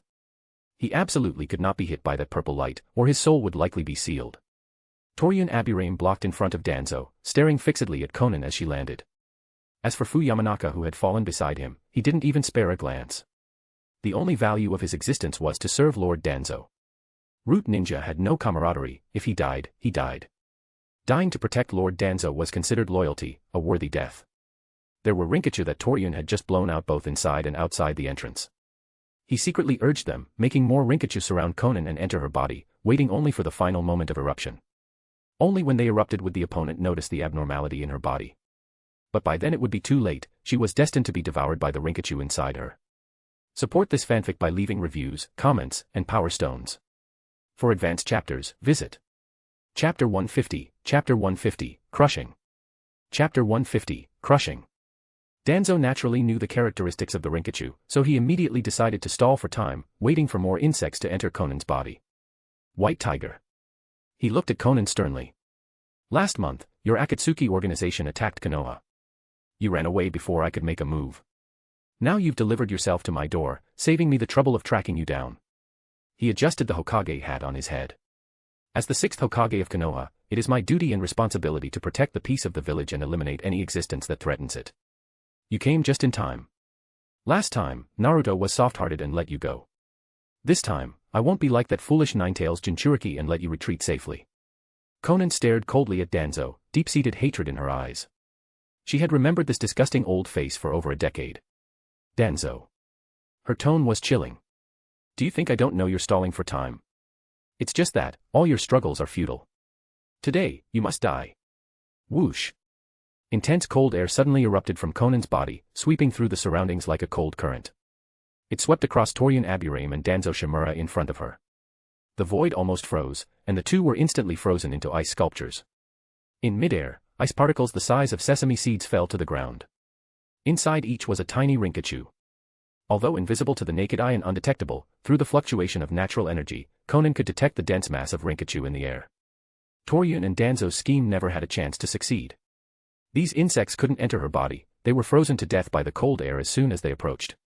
At this moment, all the Rinkachu in the air were instantly frozen to death by the erupting cold current, posing no threat whatsoever. Bang. Bang. The two ice sculptures suddenly shattered. However, no blood was seen among the ice chips. Obviously, they were not the real bodies, just two shadow clones. They were still alive. Whoosh. Just then, a corpse was violently thrown from the corner of the hall. With an orange ponytail almost pulled into a straight line, the speed was incredibly fast. It was Fu Yamanaka. He looked very bizarre, his skin was a black-purple color, extremely eerie and terrifying. Forbidden technique, jar of poison. Torian Aburame shouted. Explode. In the next instant, Fu Yamanaka's corpse exploded in midair. It turned into a cloud of extremely dense purple-black poison, twisting and stretching like a living creature. It descended straight towards Konan. But it was futile. Before it could land, sheets of white paper had already shot into it. The bone-chilling cold instantly froze the entire poison cloud. Turning it into a large block of purple-black ice, it crashed to the ground with a bang. Torian Aburame looked shaken, his eyes filled with horror. His trump card, the poison insect secret technique, was actually broken so simply. And in such a violent and domineering way. Not a single insect could approach the enemy, unable to cause even a trace of damage. All his poison insect secret techniques failed, he was no match at all. Lord Danzo. In the corner, Torian said urgently, the enemy is extremely strong. Please retreat as soon as possible. The opponent can use ice release. I'm afraid that one of the combatants in that terrifying battle at the Land of Fire's border yesterday must be her. Danzo's expression was gloomy to the extreme, his gaze very solemn. Retreat. Retreat where? After White Tiger used ice release to instantly kill their shadow clones just now, he realized the opponent was powerful. He had intended to retreat first and gather Konoha ninja to besiege her together. But he couldn't retreat. He could sense the icy cold air coming from all entrances and exits, they were all sealed off. If he tried to escape and used ninjutsu to blast the frozen exits, the opponent would inevitably fly over immediately. There was no way to escape, he could only fight head-on. Danzo raised his right arm, looking at the 10 blood-red eyes opened on it, feeling slightly reassured. As long as he used them well, he might be able to ambush and kill the enemy. The village must have already discovered the anomaly at root. The most extreme situation would be that he was no match for her, but he just needed to stall for time and wait for outside support. Although the Nine-Tails Jinchuriki was stupid, his strength was quite good. He would definitely not let White Tiger kill a Konoha elder. Torian wanted to continue persuading Danzo to leave, but the attacks raining down from above interrupted his next words. White kunai, emitting a chilling cold, shot down. Dense and numerous, covering almost the entire space above them. There was simply no room to dodge. Torian's face changed. He slammed his hands on the ground and shouted, secret technique, insect sphere wall. In an instant, the purple mass on his arm squirmed and was injected into the ground, raising a purple wall composed entirely of poison insects. It blocked in front of and above the two of them. But it was futile. Kunai made of Senjutsu chakra were not something mere bugs could withstand. As the kunai struck it, extreme cold spread, and a large number of insects were frozen to death. The purple insect wall thinned visibly, it couldn't hold up at all. Lord Danzo. Torian roared, sweating profusely.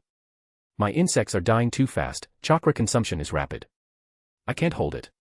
As soon as he finished speaking, the insect wall vanished. The ground was piled high with frozen, dead poison insects. Wind release, vacuum blade. Danzo blew visible wind release chakra from his mouth, injecting it into the kunai in his hand to form an extremely sharp, translucent chakra sword. He waved it like lightning in front of him, slashing at the large number of incoming kunai. For a moment, the hall rang with intense clanging sounds of metal colliding. What kind of kunai are these? Danzo's left pupil shrank as he said in shock, even my wind release chakra sword can't cut them. Among the 5 elements, wind release chakra was the sharpest, cutting through everything. But facing these kunai now, he could only knock them down, unable to cut them at all. What shocked Danzo even more was that these kunai were imbued with ice release. Every collision sprayed extreme cold onto his arm, forming a layer of ice crystals and causing stinging pain. In less than a second, he had knocked down nearly 100 kunai, but his sword-wielding left hand and arm were already covered in ice crystals. His movements inevitably slowed down. These hard and cold kunai seemed endless. Fast and dangerous. Danzo's idea of hacking a path to survival with his wind-release chakra sword was instantly shattered. Not good. Seeing that he couldn't keep up with the speed of the incoming kunai, he glanced sharply out of the corner of his eye at Torian Abirame, who was crouching beside him, panting rapidly with his chakra greatly depleted. Torian, you are useless now. Danzo's voice contained no emotion. With this offensive, you will definitely die, there is no escape. Before you die, make this last contribution to me. While speaking, without waiting for Torian to reply, he grabbed him with his right hand and held him in front as a defensive shield. He rushed out of the range of the kunai raining down from above at extreme speed. Ah! As a large number of kunai struck his body, Torian let out a scream. The cry faded quickly, eventually becoming inaudible. Thanks to this, Danzo, using Torian as a shield, used the body flicker technique to escape the dangerous area. Bang! He casually threw away Torian's corpse, which was riddled with kunai, and stared solemnly through the pursuing kunai, searching for Konan's figure. He didn't see her. Where is she? Just as Danzo was about to use a sensory ninjutsu to detect the enemy's location. Suddenly, with a squelch, he felt a pain in his chest. A white paper blade pierced through his chest, the tip stained with blood and steaming. Konan, whom he was looking for, was right behind him, holding the blade in her right hand, piercing straight through his heart. Support this fanfic by leaving reviews, comments, and power stones. For advanced chapters, visit Chapter 151. Chapter 151 is an aji. It only delays your death. Chapter 151 is an aji. It only delays your death. Pft. Danzo Shimura spurred a mouthful of blood, his eyes bulging in fury.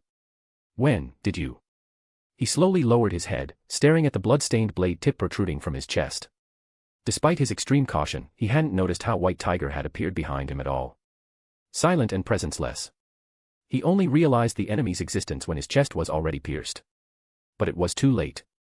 The moment of discovery was the moment of death. He couldn't react in time. It only proved one thing, the gap in strength was too vast. White Tiger's power was likely far higher than he had anticipated. Danzo couldn't think any further. His heart ruptured, blood supply ceased, and his vision darkened as his consciousness sank into chaos. With a dull thud, he fell forward, becoming a lifeless, bloodied corpse. Konan gazed at the body, her eyes cold. The paper blade in her hand dispersed, turning back into sheets of white paper. The battle was over. The hall, noisy just moments ago, fell into instant silence. The cold wind howled from the depths of the root headquarters like wailing ghosts. She looked toward the source of the sound. Pucci. Just as Konan turned her head, a translucent chakra blade suddenly pierced through her chest. The tip emerged, glistening with gore. It was exactly the same way she had just killed Danzo. The roles were instantly reversed.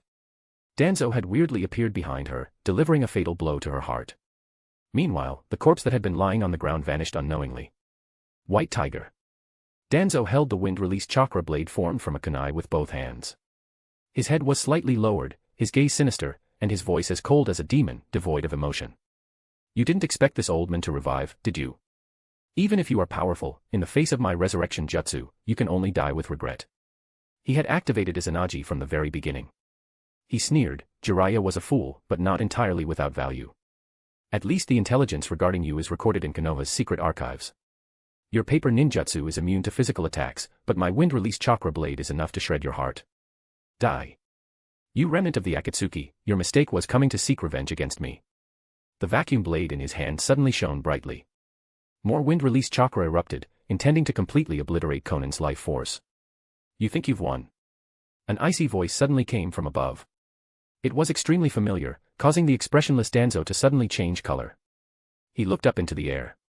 It was White Tiger, whom he thought he had just killed.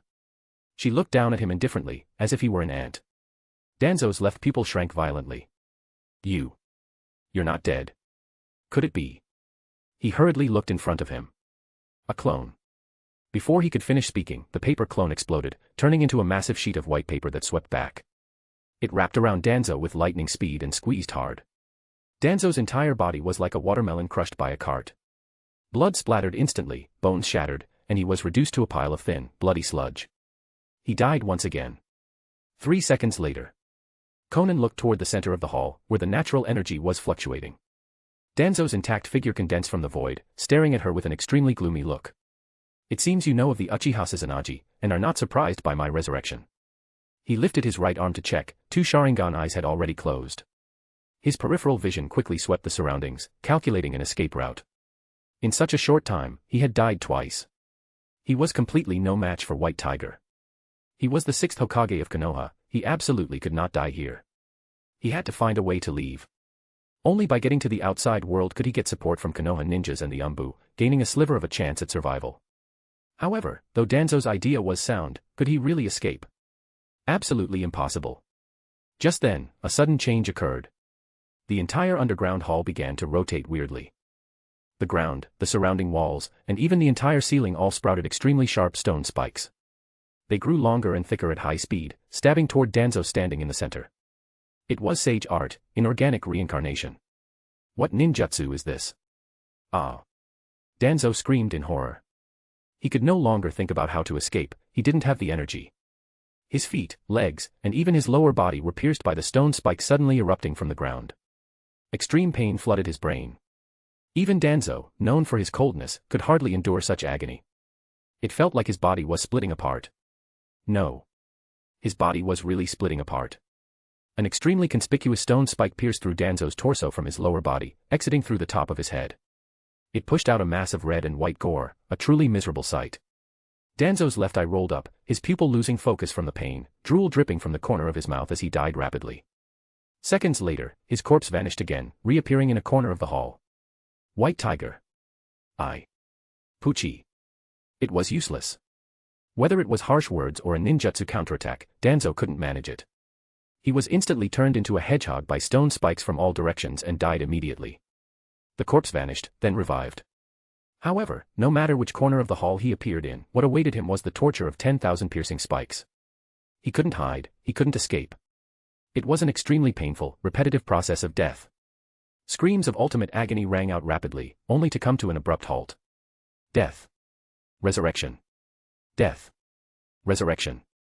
Inside the underground hall, Danzo repeated the cycle of life and death. Although Izanagi was a miracle of resurrection that reversed all injuries, unfortunately, the resurrection point could only be nearby. He couldn't move far away. With the entire hall now within the range of inorganic reincarnation, he had nowhere to run. Izanagi could only delay his time of death, it could not change his ultimate fate. Konan floated quietly in midair, coldly watching Danzo die in various places. Every death, every wail, was the best vent for over a decade of hatred. She even hoped Danzo had more continuation coins, that he would die a few more times and scream a few more times. The agonizing pain before death, the miserable state of being pierced by thousands of spikes, even if the body revived, the mental memory remained. It would inflict massive psychological trauma on Danzo. After several more screams of ultimate misery, the Sharingan on Danzo's right arm had completely closed after the last resurrection. The right eye, always hidden in bandages, had long been exposed.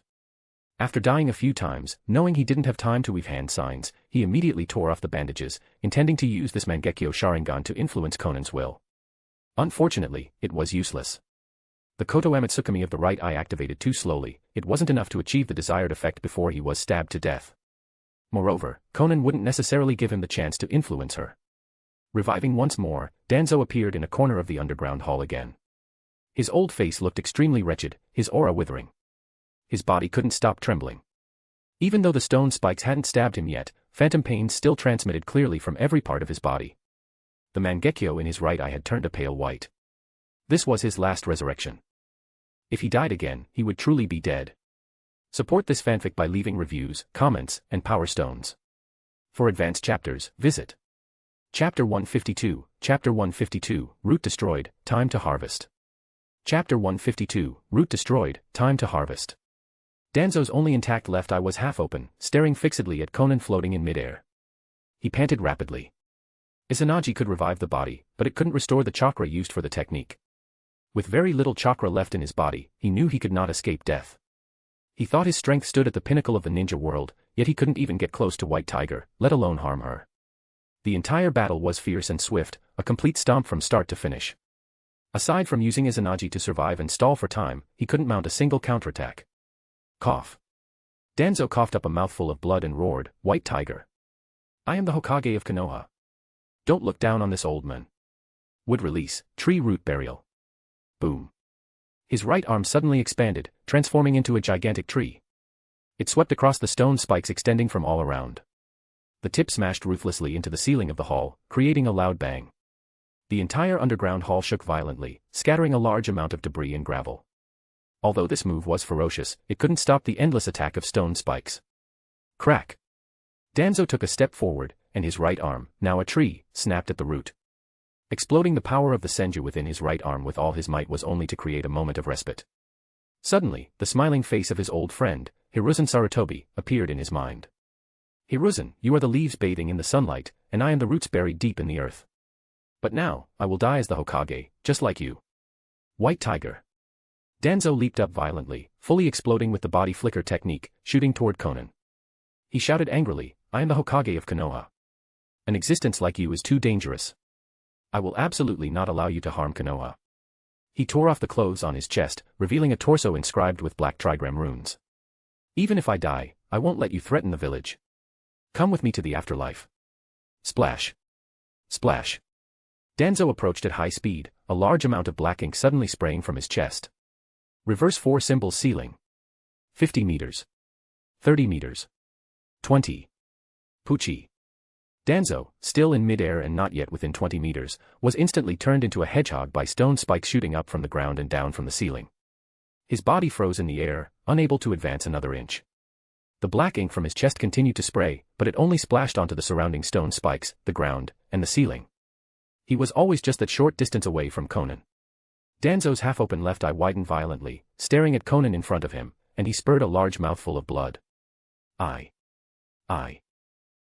wanted to take you, with me, as Hokage." His words came to an abrupt halt as he breathed his last.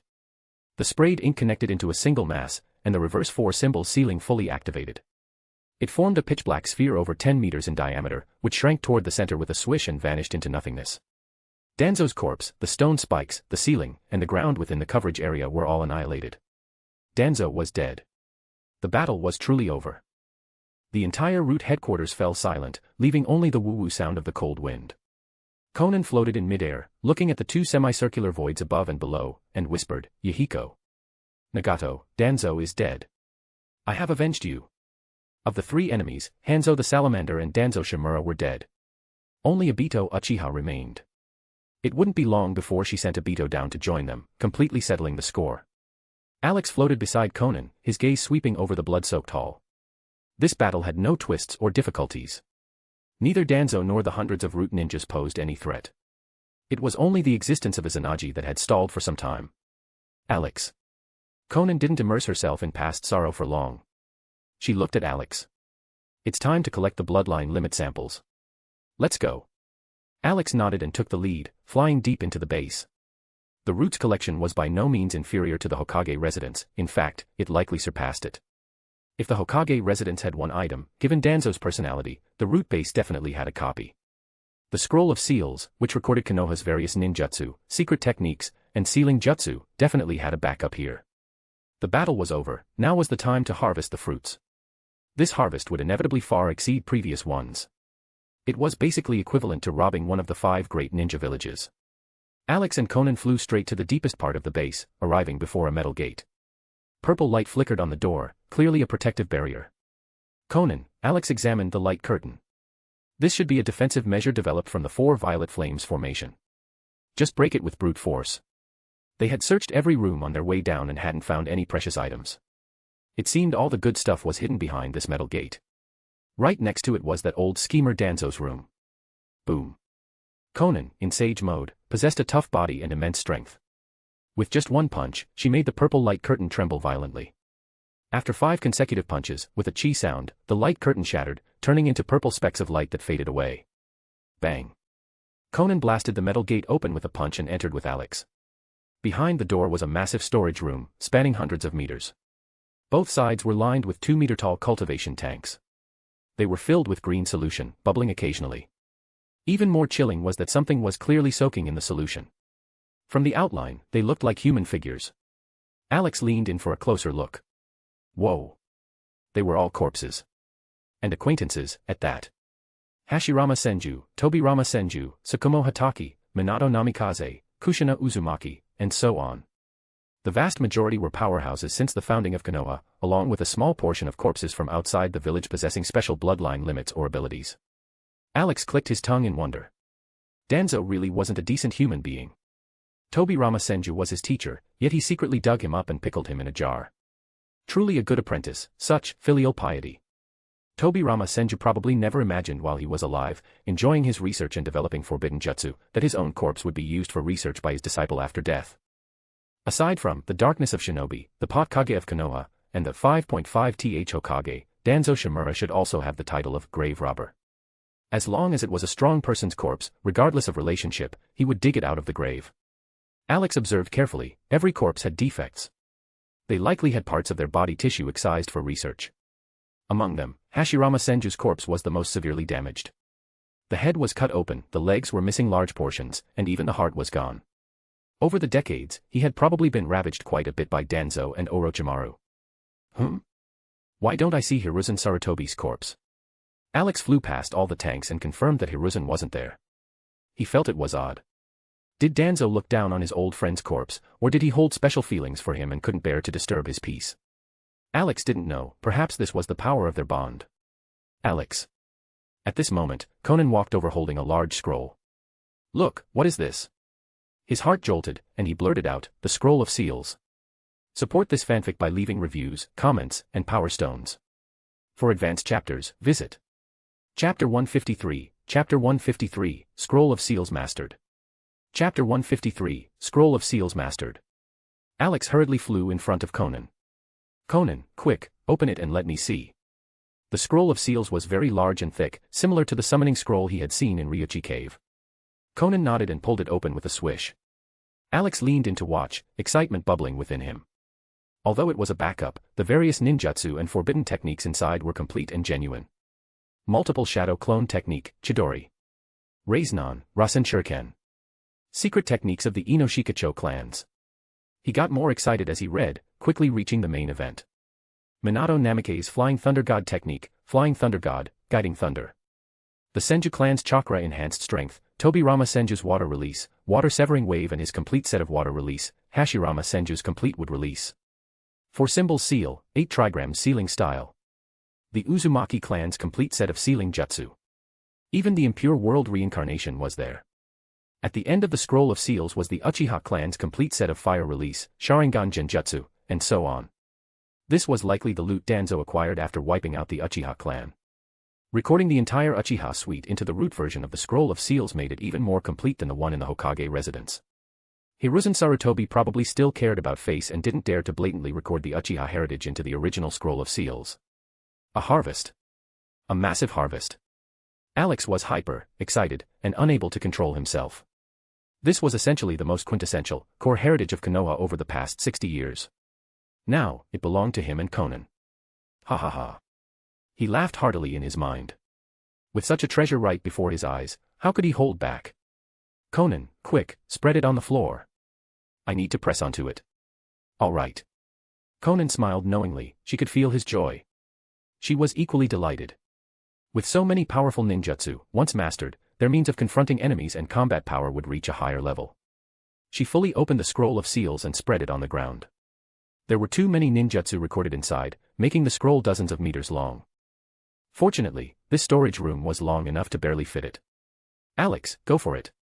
Seeing Konan was ready, Alex could no longer restrain himself. His palm-sized paper body expanded to dozens of meters with a swish, and he flew eagerly above the scroll, pressing down. Perfect fit, seamless.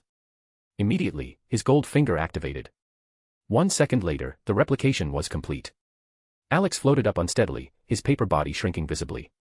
His mind was dizzy, filled with a massive amount of ninjutsu and knowledge. Thankfully, his cheat ability was powerful, and he soon recovered and returned to normal. Alex, how is it? Konan held Alex up with her hands, asking with concern. With so many ninjutsu and forbidden techniques, if it were her, she probably wouldn't finish learning them in a lifetime. Even with Alex's personal guidance, mastering them would take a long time. But if Alex's special ability could really learn so many ninjutsu in an instant, it would be a terrifyingly powerful ability. Enough to make people speechless. If word got out, no one would believe it. Alex shook his body, acting very smug. Learned them all. It was a piece of cake. Life is truly lonely as snow. Who claims to be invincible, who dares to speak of being undefeated? I, Emperor Alex. Cough cough. Wrong genre. He cleared his throat internally, extinguishing those unrealistic fantasies. Suddenly learning everything on the scroll of seals inevitably made him feel surged and floaty. Piece of cake. Although Konan didn't understand the slang, hearing that Alex had mastered everything perfectly, even if she was mentally prepared, shock was hard to hide on her face. Her beautiful eyes contracted slightly, followed by huge joy filling her heart, just like Alex. She and Alex were one. If Alex became stronger, she would benefit endlessly. Konan gazed tenderly at the high-spirited Alex, an inexplicable light rising in her eyes. At this moment, she was finally convinced that Alex was definitely not a backup left for her by Nagato. Even the Rinnegan, no matter how strong, couldn't possibly have such perverted learning capabilities. She had been by Nagato's side for years and knew the Rinnegan well. Moreover, yesterday they had beaten the Rinnegan wielding Aito like a dead dog. If the Rinnegan was really that magical, why hadn't Nagato or Aito shown such powerful, even absurd, abilities? Alex definitely had nothing to do with the Rinnegan. As for where he came from, or what his specific identity was, Konan shook her head internally. Those questions were meaningless. She only needed to know that she and Alex shared life and death, and were the closest companions. That was enough. Alex relied on her chakra to survive, and she was already shaped by Alex. No one could leave the other. They would be together forever, never to separate. Konan's gaze toward Alex became hotter and hotter. If the time and place weren't inappropriate, she might have really hugged Alex tight and gone for another round of carving up the mountain, exploring down the valley. That taste, that custom-made bliss, was truly memorable and made her heart itch. Just thinking about those blushing, heart-pounding scenes made Konan feel weak and hot. Alex was really great. Great in every sense. Alex, on the side, didn't notice Konan's strangeness. He was reviewing the ninjutsu he had just mastered in his mind. Sigh, what a pity. He sighed lightly in his heart. The impure world reincarnation on the scroll of seals was only the initial version. When the second Hokage, Tobirama Senju, invented it, it was merely used to summon cannon fodder for suicide attacks. Their strength could probably only reach the Chunin level, Jonin at best. After decades of research and refinement by Orochimaru, the version in his hands was close to complete. It was only after Kabuto Yakushi completed it after Orochimaru's death that the forbidden technique was perfected. The summoned Edo Tensei bodies could exert 80 to 90% of their strength from when they were alive. And that only applied to superstandard powerhouses like Hashirama Senju and Madara Uchiha. The Edo body would limit their power, making them weaker than when alive. For those below that level, thanks to the almost infinite chakra and the undying characteristic, they could possess strength even greater than when they were alive. But fortunately, after Minato Namikaze became Hokage, he recorded his perfected flying thunder god into the scroll of seals. The version had been updated. Even if there were some minor dissatisfactions, the scroll of seals was undoubtedly Alex's biggest harvest to date. Complete wood release, complete water release, complete fire release, complete Sharingan Genjutsu, complete sealing jutsu. All were the top ninjutsu in the ninja world. Konan looked down at a ninjutsu recorded on the scroll of seals by her feet. Seeming to think of something, the tips of her ears turned slightly red. Alex, you learned this ninjutsu too, right? Of course, I know every ninjutsu on it, Alex answered subconsciously. Then, meeting her gaze, his heart skipped a beat. Partial multi-size technique. Support this fanfic by leaving reviews, comments, and power stones. For advanced chapters, visit Chapter 154, Chapter 154, Speaking, an Impure World Reincarnation. Chapter 154, Speaking, an Impure World Reincarnation. Partial multi-size. This jutsu. Alex felt strange. Why did Konan suddenly mention this? Are my white lines, which can extend and retract freely with adjustable diameter, not comparable to the partial multi-size technique? But come to think of it, after mastering this ninjutsu, controlling the Earth Grudge Fear's white lines would be even more flexible. Before, a single white line could only enlarge or lengthen as a whole. Now, he could control the thickness of a single line at will, thick in one section, thin in the next, large here, small there. Infinite variations, free as his heart desired. As Alex thought, a white line extended from his paper body, demonstrating the higher-level transformation to Konan on the spot. Watching it made Konan's breathing slightly rapid, her body growing hotter and softer. Alex, put it back quickly. She hurriedly turned her head away, not daring to look, her cheeks flushing. However, her peripheral vision occasionally glanced at the white line transforming at will in midair. Images of heart-pounding moments she had experienced flashed through her mind. I'm blessed. Konan subconsciously thought of these words, secretly praising, Alex, you're even better, even more amazing now. Alex looked at Konan, who seemed a bit off, and retracted the white line. Konan, are you okay? You seem very hot. Phew.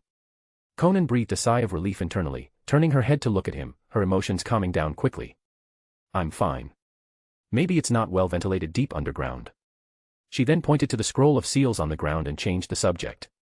How should we deal with this? Destroy it. No, Alex shook his head. Better to keep it.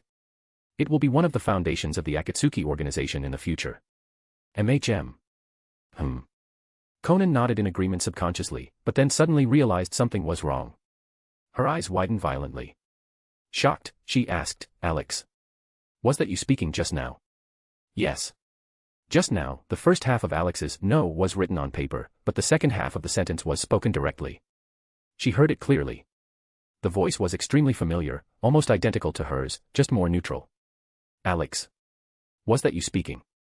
Afraid she had heard wrong or was hallucinating, Konan asked again, her tone urgent. Heh. The same voice came into her mind again, full of frivolous pride. Her heart almost leaped out of her throat. She stared intently at Alex, her expression filled with unprecedented anticipation. That's right, it's me. Alex walked in a human-like manner in midair, very spirited. The scroll of seals contains the Yamanaka clan's secret technique, mind-body transmission technique, which allows for direct mental communication. After mastering this secret technique, he wouldn't need to write on white paper anymore, he could talk to Konan directly. Perhaps because he was born from Konan's paper ninjutsu chakra, his tone was so similar to hers. Alex. Confirming that Alex could really speak, Konan was overjoyed. She hugged him tight, kneading him into her embrace. Immediately, there were turbulent waves and an overflow of softness. Alex, congratulations. You can finally speak. Although words on paper could express meaning clearly, it was nowhere near as vivid as direct spoken communication. From now on, she could perceive Alex's emotional fluctuations, joys, and sorrows through his voice. Being able to speak was truly wonderful. Konan, all right, calm down a bit. Alex's voice rang in her mind. Konan smiled and said, don't you like it? I'm letting you feel it more. Saying that, she hugged him tighter. She could hear from his voice that Alex was very comfortable and content right now, he was just saying the opposite of what he meant. After a moment, Konan finally let go, and Alex flew away unsteadily. His mind was still filled with patches of massive white waves. Phew. He let out a long breath internally, the amorous feelings fading. They were still in the root base, there was serious business to attend to. Alex stored the scroll of seals on the ground into the storage white paper.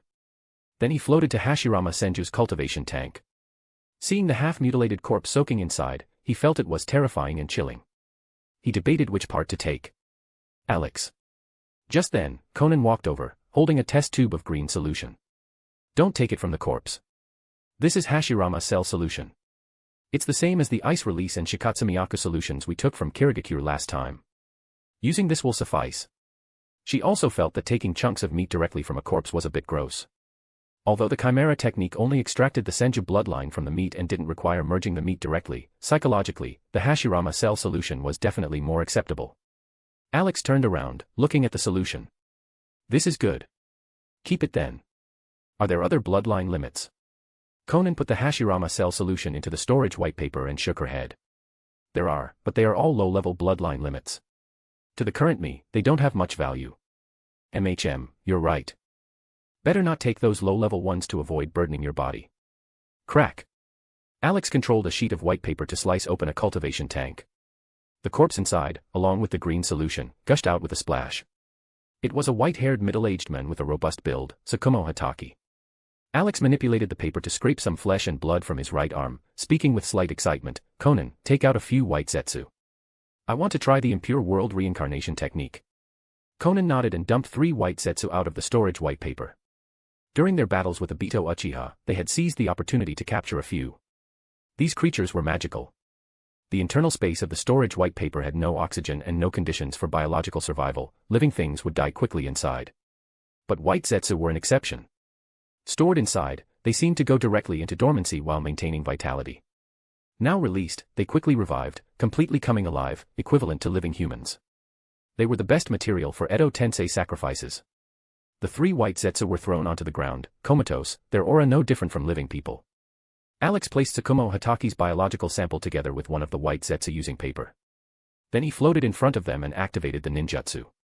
Impure World Reincarnation. In an instant, a cluster of twisted black runes appeared on the ground beneath the white Zetsu.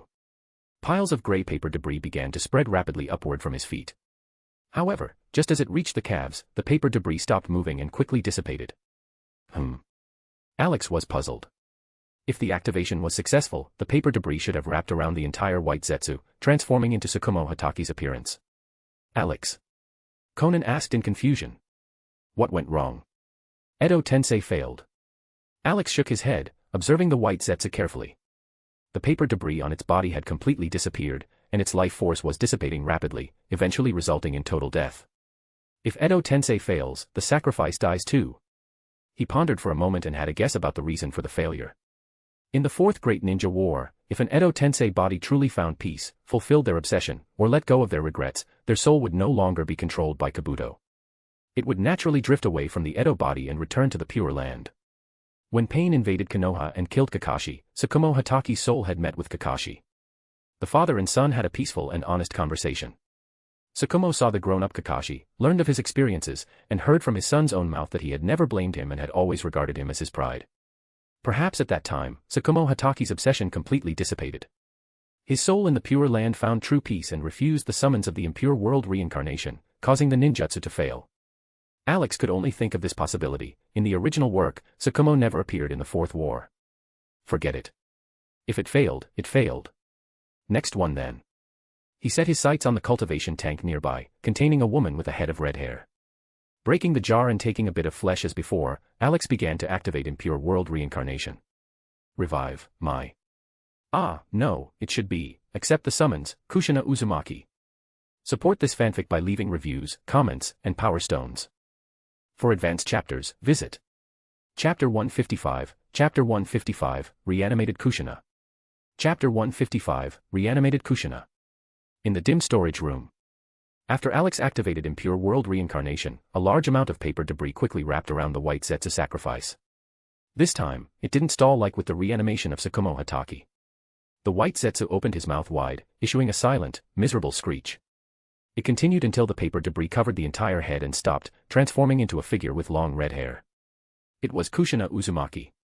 She was dressed in her usual dark green long dress, her skin surface covered in cracks like broken porcelain. Her eyes were closed as she stood quietly. Success. Alex floated up excitedly. Konan looked at the reanimated Kushina, examining her closely. Is this impure world reincarnation? She had heard of this ninjutsu but had never seen it. During Orochimaru's time in the Akatsuki, he had never used it in front of the members. Konan walked slowly to Kushina, her expression strange. She subconsciously reached out to touch her cheek. It was cold to the touch, with a distinct grainy texture of paper debris. The resurrection of impure world reincarnation seems to have major defects. Whether it was the touch or the appearance, it was basically no different from a corpse. It could summon the soul from the Pure Land and give it a body to live again. Without a doubt, impure world reincarnation was a resurrection jutsu. But the resurrection was flawed. She didn't want to use this jutsu to revive Yahiko and Nagato.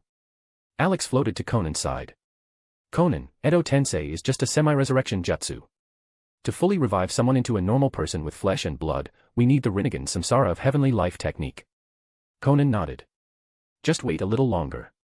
Yahiko, Nagato, wait a little longer.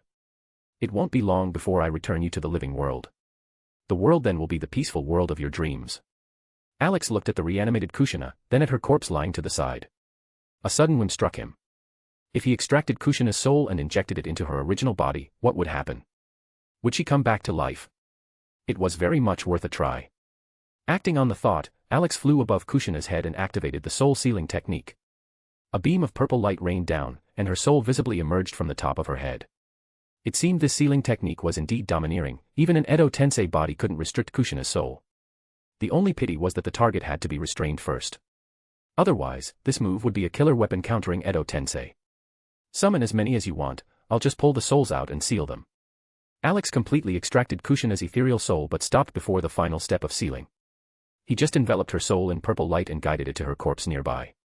Then he slowly relaxed control, letting the soul merge into her body step by step until it was completely submerged. Alex waited for the subsequent scene with some anticipation. Would breathing return? Would the heart start beating again? Or would nothing happen? The answer was clearly the latter. Alex shook his head. Kushina still lay on the ground without any movement. Body temperature cold, no breathing, no heartbeat, still a corpse. He extended white lines to probe her physical condition. Alex, how is it? Konan asked curiously. Seems I thought too simply. Alex retracted the white lines. How could reviving a person be that easy? Her body is completely dead. Cells withered, blood lost, internal organs all destroyed. Soaking for over a decade, all internal bodily functions have been ruined. Impossible to recover. Even to inject a soul, one should prepare an intact body with vitality.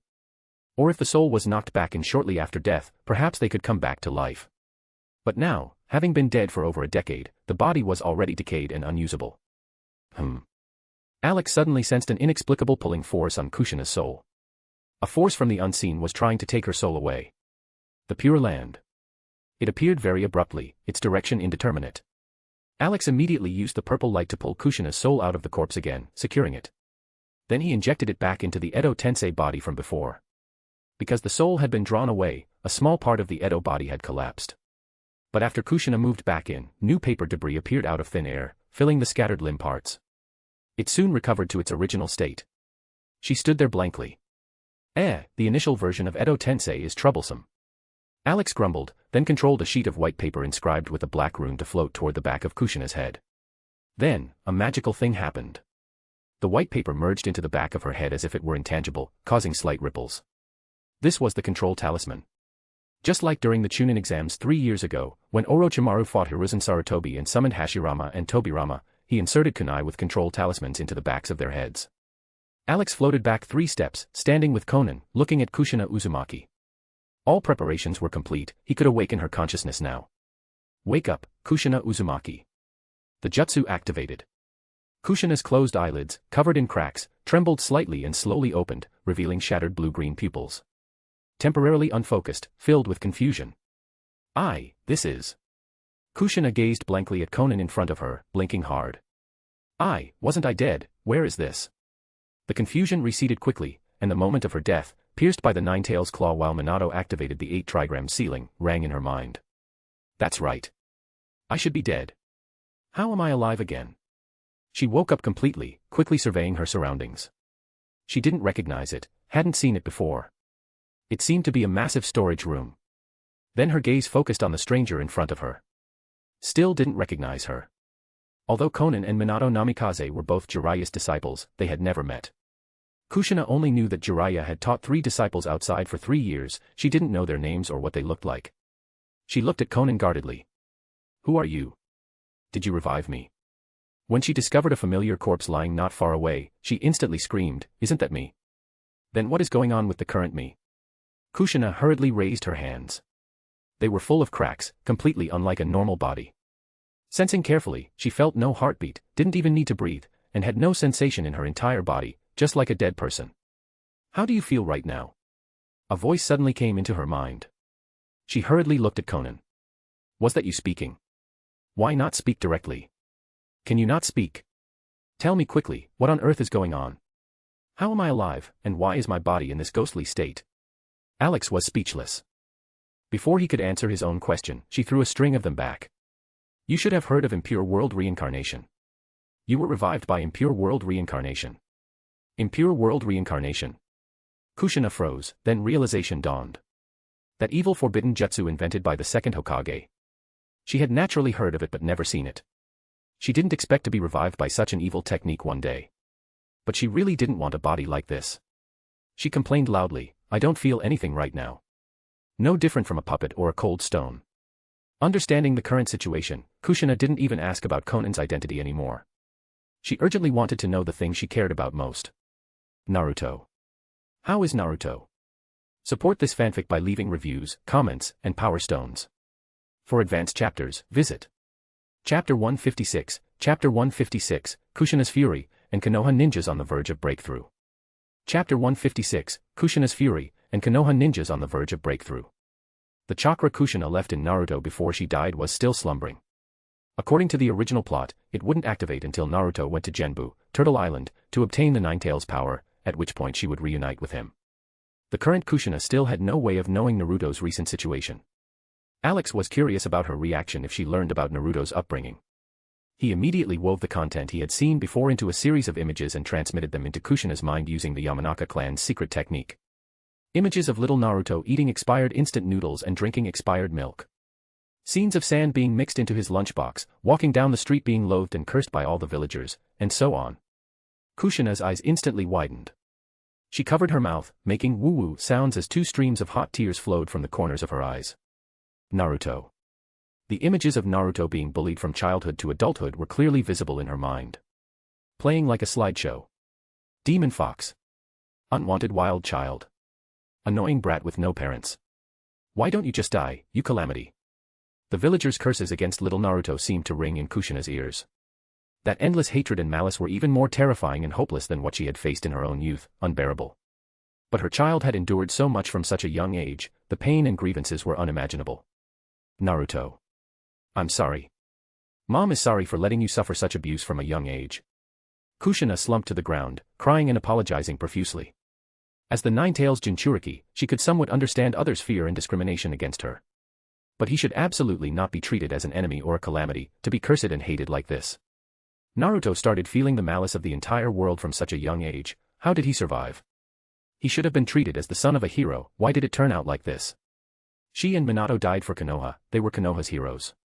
Naruto, as the child of heroes, suffered such unfair treatment. Kushina simply couldn't bear it and was on the verge of breaking down. The people she trusted and entrusted betrayed her and Minato. Not only did they fail to take good care of Naruto, but they completely ignored him, failing to provide even the most basic protection and supplies. She couldn't accept it. Konoha. Kushina whispered through gritted teeth, filled with fury. She wasn't originally from Konoha and didn't have much affection for the place. If not for Minato, she wouldn't have sacrificed her life to protect this village. But she never expected that in exchange, the entire village would persecute her child. As for the third Hokage and Jiraiya. When she was alive, she got along well with them and thought they were elders worthy of respect and trust. But after her death, they revealed their true colors, cold and heartless, not treating Naruto as the son of a hero at all. She didn't hate Jiraiya that much. She just considered it misplaced trust. This so-called teacher of Minato indeed had no obligation to take good care of Naruto. In the future, they would be strangers. As for the third Hokage. This guy was an old conspirator drunk on power. Kushina knew very well why, as Hokage, he allowed Naruto to be persecuted like this.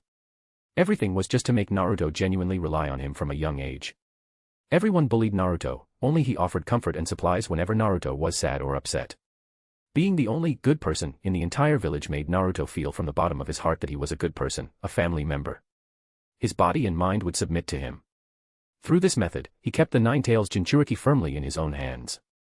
The third Hokage's actions made Kushina feel sick and burn with rage. She regretted it deeply. This village wasn't worth her and Minato sacrificing their lives to protect. Konoha. She stood up, her anger exploding. Her long red hair floated up behind her. Whoa, truly the red-hot habanero. Alex observed the aura Kushina was erupting with right now. Unfortunately, limited by the initial version of impure world reincarnation, her Kage-level strength from when she was alive could only be exerted to the level of an elite Chunin or special Jonin. Kushina suppressed her anger and looked at Konan. Although I don't know who you are, thank you for reviving me and telling me about Naruto's experiences. I don't know your purpose, but I'm leaving now. I'm going to see Naruto and take him far away from that disgusting village. Saying that, she walked forward. But her body wouldn't obey, she couldn't move her legs. Kushina was bewildered. Why can't I move? Is it you? She glared at Konan. Let me leave quickly. I have things I must do. Naruto is still waiting for me. Alex shook his head. Naruto just saved Konoha a while ago. He already considers Konoha his home that must be protected. Even you, his biological mother, probably can't make him leave with you. He thought of the scene in the original work where Naruto met Kushina's chakra. The Kushina at that time didn't seem this indignant or furious. Was it because she hadn't learned about Naruto's childhood experiences? Or was it that even if she knew, with only a bit of chakra left, she couldn't do anything and could only choose to play dumb and pretend not to know? Alex transmitted the images of Naruto fighting pain to her as well. Naruto. Kushina finished watching quickly, unable to accept it. You silly child, Konoha persecuted you so much, why fight to the death for them? You possess such powerful strength, yet instead of taking revenge, you protect Konoha. She completely couldn't understand how Naruto, who suffered darkness and persecution from childhood, could pretend nothing happened. Not to mention turning dark and seeking revenge, at least he should have stood by and watched coldly when Konoha was in crisis. Why fight to the death regardless of his own life? It wasn't just Kushina who didn't understand. Even Konan, after learning about Naruto's experiences, couldn't understand. This wasn't a choice a normal person would make. Was the third Hokage's will of fire, brainwashing really that powerful? Or was Azura's chakra at work? Kushina wiped her tears and pleaded, I still want to go to Konoha. To see Naruto, to see my child. I want to ask him, has he really let go of the persecution he suffered before? Does he really not care at all? I also want to teach the third Hokage a harsh lesson, and those villagers who bullied Naruto, I won't let a single one off. Anyway, she couldn't let it go, it was absolutely impossible for her to let it go. She and Minato fought desperately to protect Konoha, and in the end, even their inheritance was stolen, leaving Naruto with only a pittance every month. Not enough to eat, not enough to wear, bullied by others, it was simply beastly behavior. Alex shook his head internally. With Kushina's current strength, she would probably be restrained by Konoha ninjas as soon as she went out, unable to do anything. Let alone persuading Naruto not to let go of past hatred and to take revenge, she might end up being persuaded by Naruto's talk no jutsu instead. Making her let go of the anger and hatred in her heart.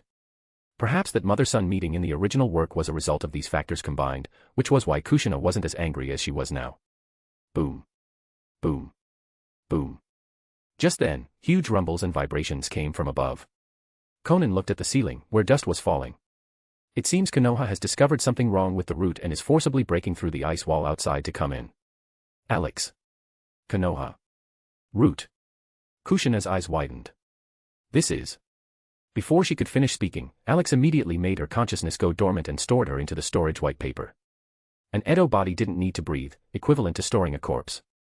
With the Edo Tensei experiment complete, a Kushina with this little strength didn't have much value for now, better to store her away. He flew to Konan's side. Senju bloodline acquired. Only the Hyuga remains. It's time to go up and meet them to collect the final bloodline limit. Support this fanfic by leaving reviews, comments, and power stones. For advanced chapters, visit Chapter 157, Chapter 157, Konoha Ninjas in Action. Chapter 157, Konoha Ninjas in Action. Outside. Two figures leaped rapidly through the dense forest, heading toward the root headquarters located in a corner of Konoha's rear mountain. Kakashi-senpai, Yamato said with a solemn face. There have been huge vibrations and rumbles coming from underground at the root base since just now. A fierce battle is likely taking place inside the base. His tone carried disbelief. He had served in the root for a long time and deeply knew how cruel and powerful this organization hidden in Konoha's darkness was. Especially its leader, Danzo Shimura. One could call him insidious, and his reputation in the village was extremely poor, but one could never say the root under his command were trash. It was simply unbelievable that an enemy had charged directly into the root base now. This was something that had never happened since the root was established. The sound stopped. Did the battle end so quickly? Kakashi wore a mask, his only exposed left eye equally solemn. For the battle to end this quickly, either the root had eliminated the intruder, or they had been wiped out by the opponent. He didn't dare to think about the second possibility. If confirmed, how powerful must the enemy be? To wipe out the entire root so quickly. That was the most elite force under Danzo. Hundreds of root ninjas, including more than a dozen Jonin and bloodline limit users. All root ninjas coordinated seamlessly and were experts in killing and combat. If they were really wiped out by the enemy, the crisis facing Konoha this time would be no less than the Six Paths of Pain invasion a while ago. He had to confirm the status of the root immediately. Regardless of how disgusted the entire village was with this department and Danzo Shimura, they were members of the Konoha ninja force. They were also an important part of the village's strength and absolutely couldn't be lost. Not good. Kakashi frowned deeply. Senpai, you smell it too. A pungent smell of blood wafted faintly from ahead. Yamato and Kakashi smelled it simultaneously.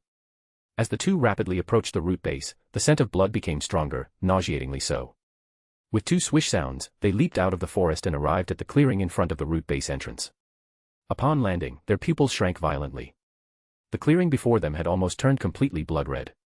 More than a dozen headless corpses lay in pools of blood, their deaths horrific and gory.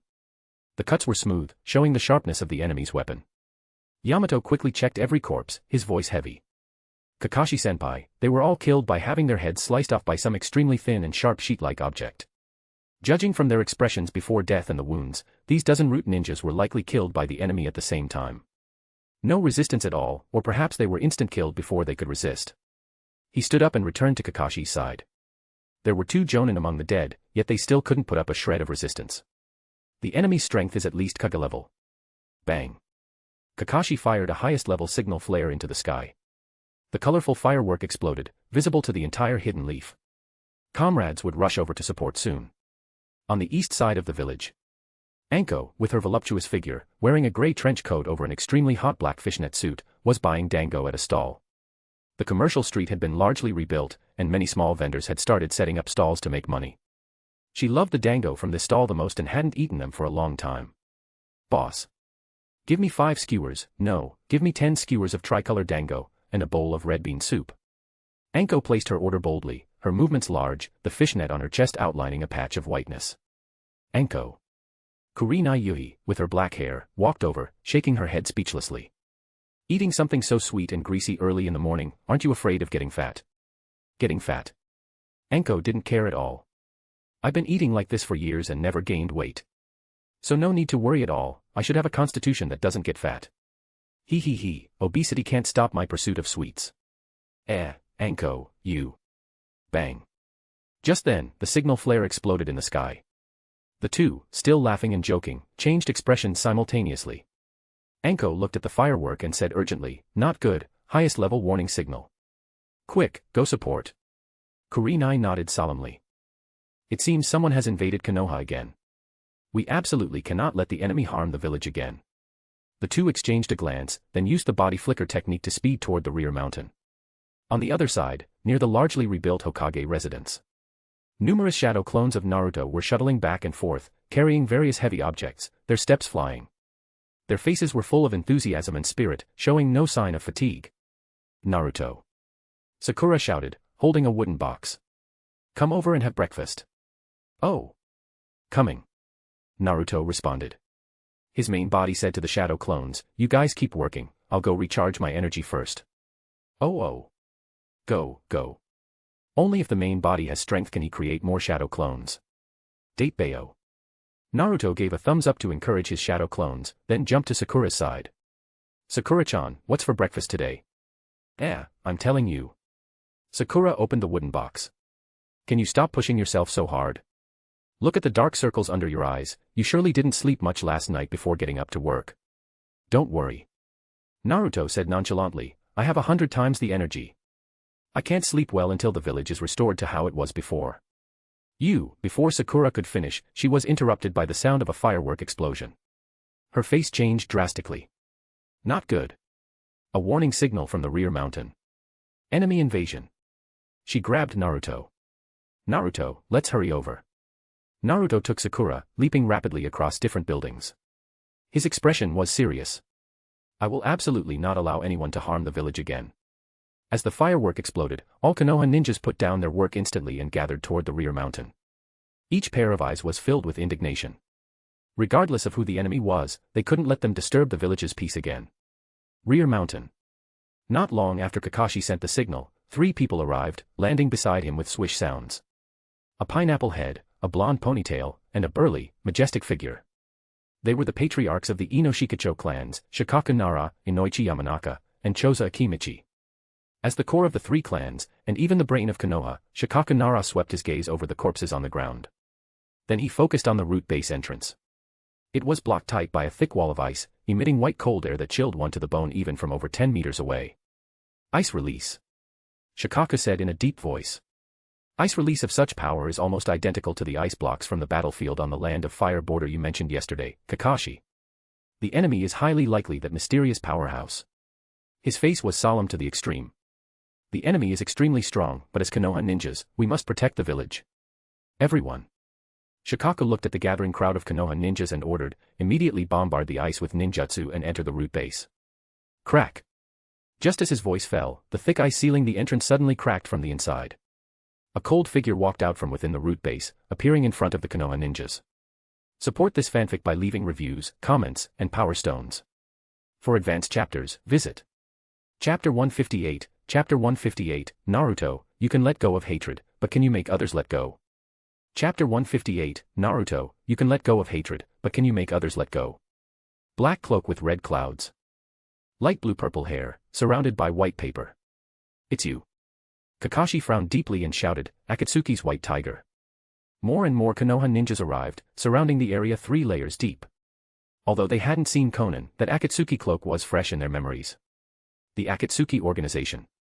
Not long ago, it was the Akatsuki, wearing these very clothes, who destroyed all of Konoha's buildings. All Konoha ninjas held kunai and ninja swords, staring at Konan in the center with extreme wariness and hatred. Even though no one in the village died in that battle comparable to a natural disaster, as they were all revived by the Akatsuki leader in the end, many villagers and ninjas still suffered. In that terrifying explosion, many lost arms or legs, ending up physically disabled. These people were lucky not to die on the spot, but also very unfortunate. Because they weren't within the scope of the samsara of heavenly life technique. After all, they didn't die, so they didn't need resurrecting. But the injuries on their bodies were real, they were the direct victims of that disaster. Among them were many Konoha ninjas, as well as their friends and families. The village destroyed, numerous villagers and ninjas injured. Just because the Akatsuki leader revived those companions who died in battle at the end, did he naively think he could atone for his sins? That he could make them completely let go of hatred and pretend nothing happened? Naive. How was that possible? Personal injuries, houses and property accumulated over years of struggle all turned to nothing. Who would bear such costs? Who would compensate for their losses?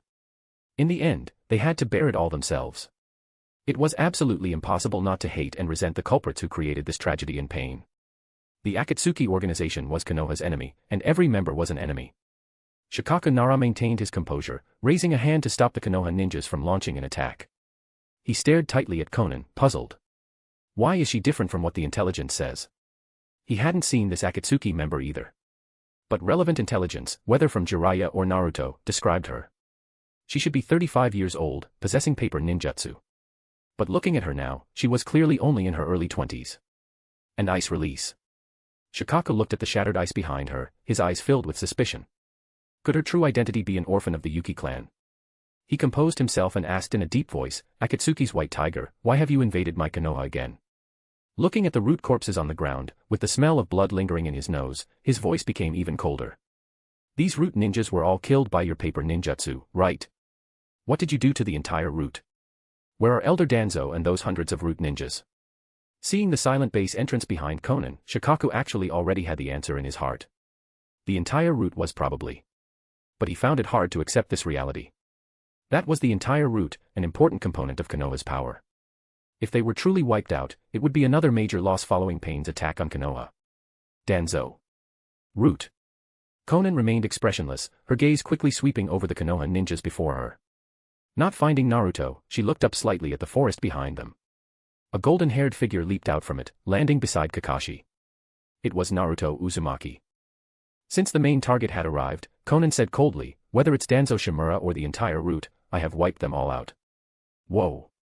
At these words, all Konoha ninjas were in an uproar and commotion. They gripped their kunai and swords tighter, even more wary. However, the hatred in their eyes only increased slightly. After all, the reputation of the root and Danzo was already rotten in their hearts.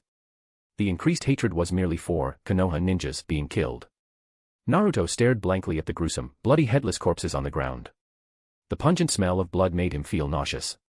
Since becoming a ninja, he had never seen such a bloody scene, and his hands had never been stained with any human life or blood.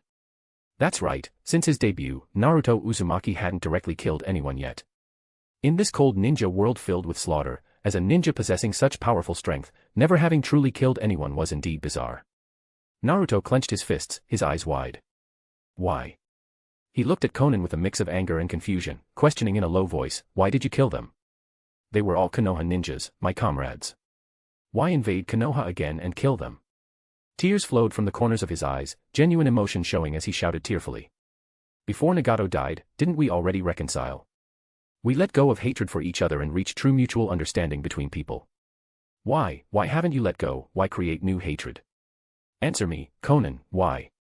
Konan looked at Naruto screaming in pain, thinking of the conversation in front of Nagato's corpse that day.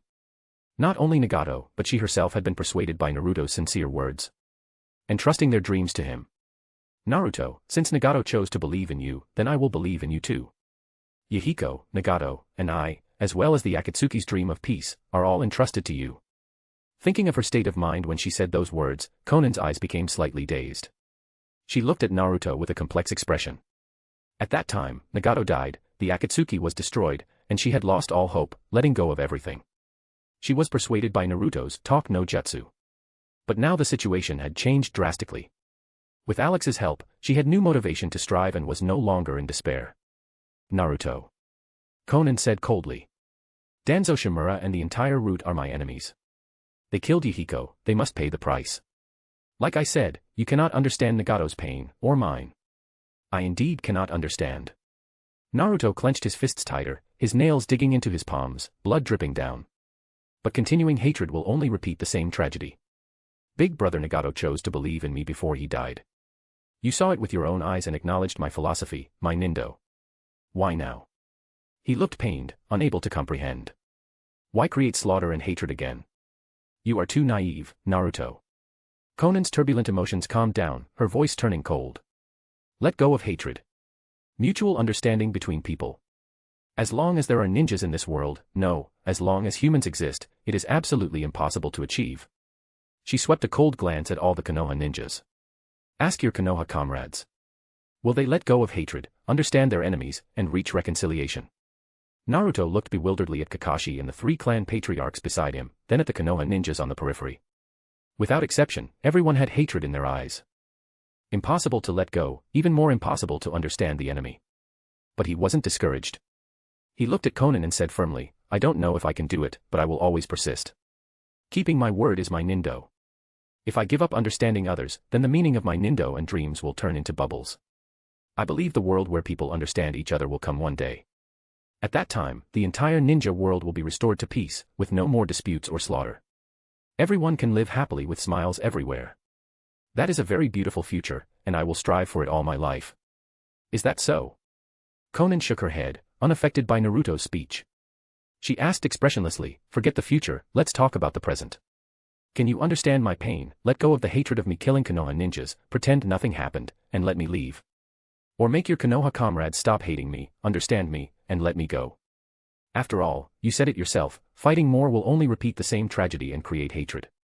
Now is the time to practice your nindo and philosophy. Support this fanfic by leaving reviews, comments, and power stones. For advanced chapters, visit Chapter 159, Chapter 159, Capturing Hinata. Chapter 159, Capturing Hinata. Naruto. Kakashi said seriously. Don't harbor fantasies about the enemy. Your dream and nindo are precious things, you can persist in them yourself, and they will eventually be realized. Yeah, Naruto. Shikaku Nara was also worried about Naruto being stubborn. Hatred isn't something that can be dropped just by saying so right now. Even if you want people to understand each other, we have to subdue her first and make her listen to you properly. Kakashi-sensei, Uncle Nara. Naruto clenched his fists, his voice very low. I know, you might all think I'm naive. But I will always persist and strive for it.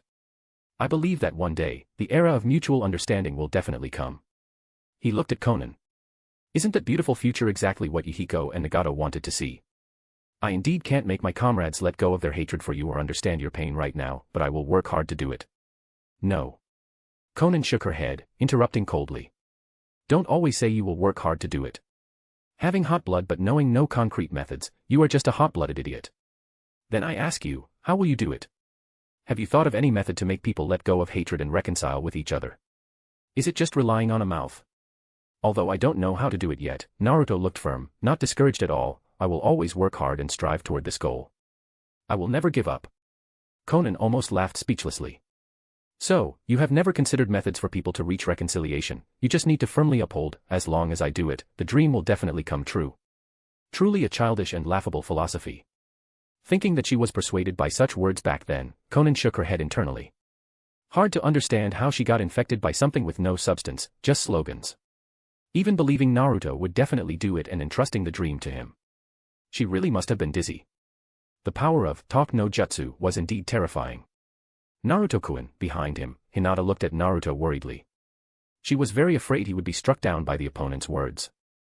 Appeared. Konan suddenly turned her head, her cold gaze locking directly onto Hinata in the crowd. The last Hyuga bloodline. Talk is useless. Naruto, I will no longer entrust Hiko and Nagato's dream to you. She spread her wings and slowly rose into the air. Their dream, the pursuit of world peace, I will forge it myself. You, what are you going to do?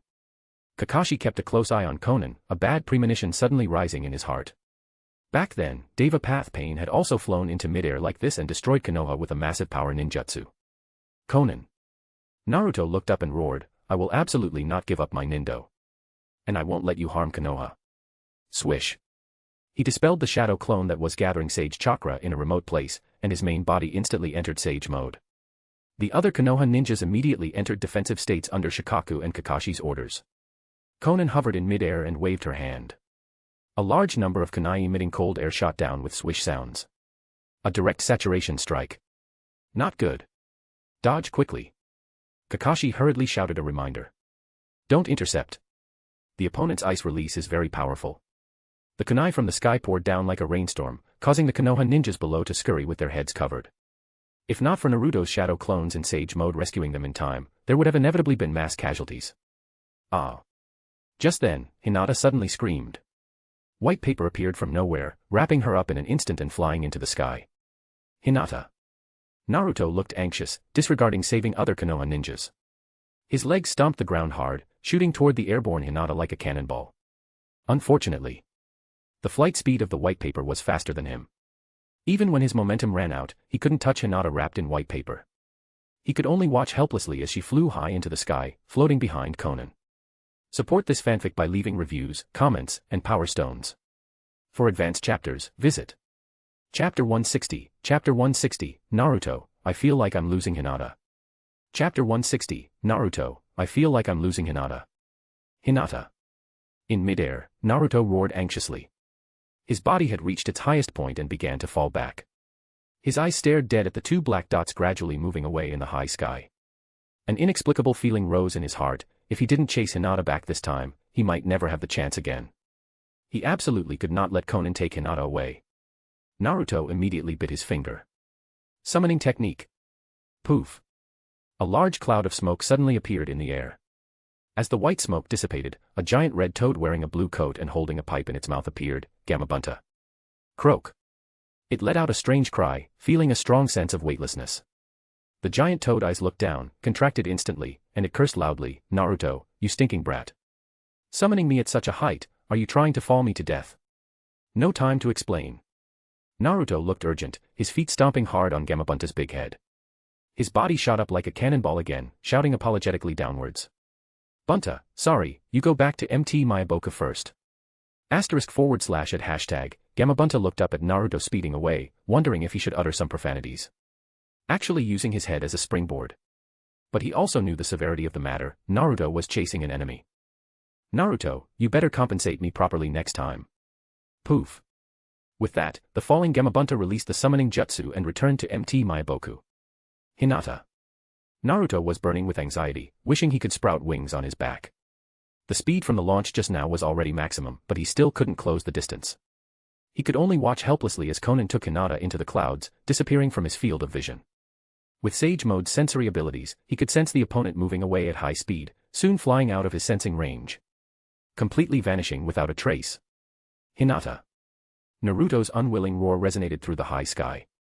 He failed to chase Hinata back, failed to retrieve his comrade. Just like Sasuke 3 years ago, another failure. Naruto reached the highest point and began to fall. Above him was the last rain of ice release kunai Konan had fired before leaving. He looked back down.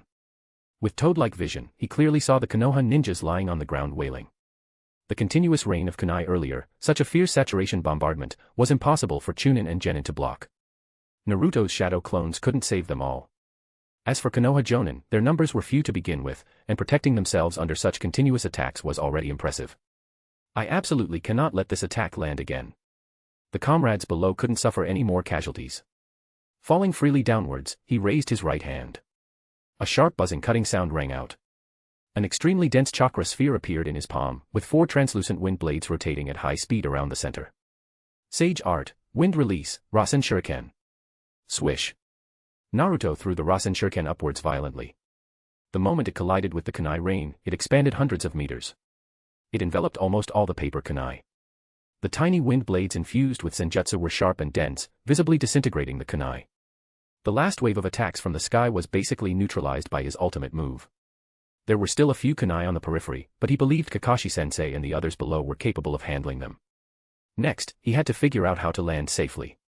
Splash. Splash.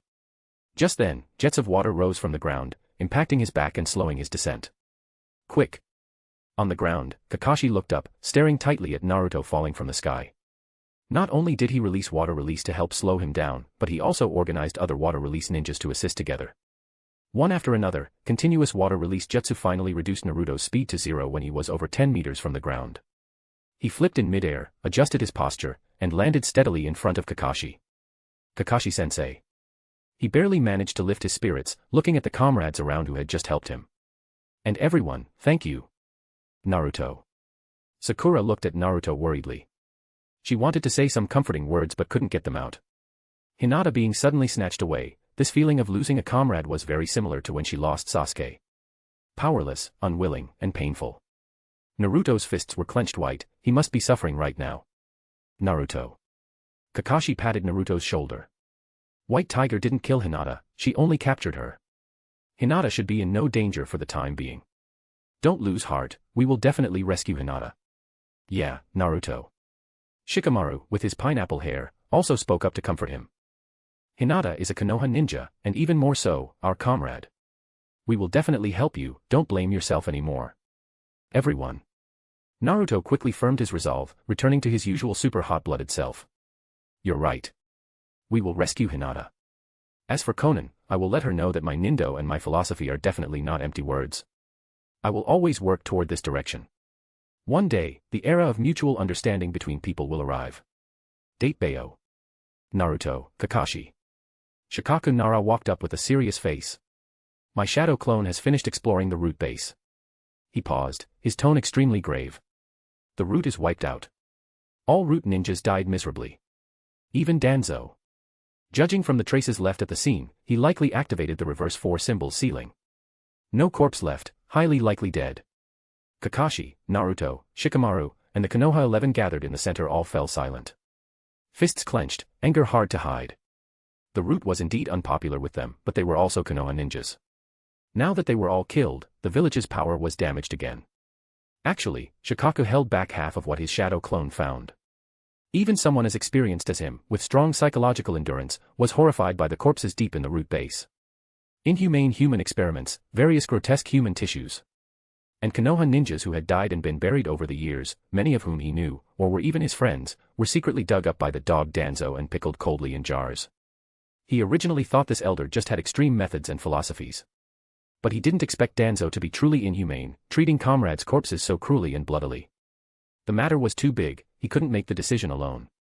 He could only strictly seal off the scene and wait for the 5th Hokage to wake up and decide. This was the dark side of Konoha, temporarily unsuitable for the younger generation of ninjas to know. Kakashi. Shikaku composed himself and looked at Kakashi. Now that Danzo, the acting Hokage who was going to attend the 5 Kage summit, is dead, our Konoha absolutely cannot abandon the 5 Kage summit halfway. It concerns the major matter of the 5 great ninja villages crusading against the Akatsuki. Kakashi, you will attend the 5 Kage summit as the acting Hokage. The people around had no objections and nodded one after another. All right. Kakashi knew the situation was urgent and didn't decline. Shikaku continued, take a team of Umbu and set off immediately.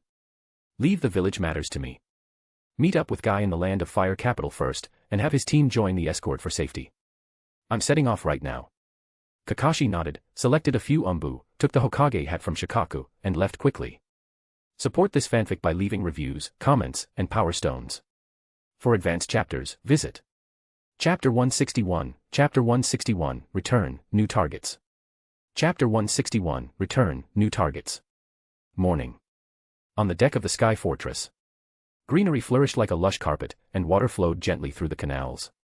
Being high in the sky, the temperature was significantly lower than the scorching heat of the ground. Occasional cold breezes brushed past, carrying the faint scent of flowers. Cheyen sat by the canal, her small feet unconsciously paddling in the flowing water. Her skin was so white it seemed to glow. Panting slightly, she propped herself up on the grass with both arms, tilting her head back to watch the white mist drifting endlessly above. Uncle Kamita, she called out to Kamita, who was standing as straight as a telephone pole not far away, looking equally out of breath. Did Lady Konan say when she would be back? When she woke up this morning, Konan had already left the Sky Fortress. After breakfast, she had been dragged by Samui, Anoka, and Ryuzetsu to the training room for a workout. Taking advantage of a brief break, she had come to the deck to soak her feet. Her stamina couldn't compare to those three, who were still training their ninjutsu without a single rest.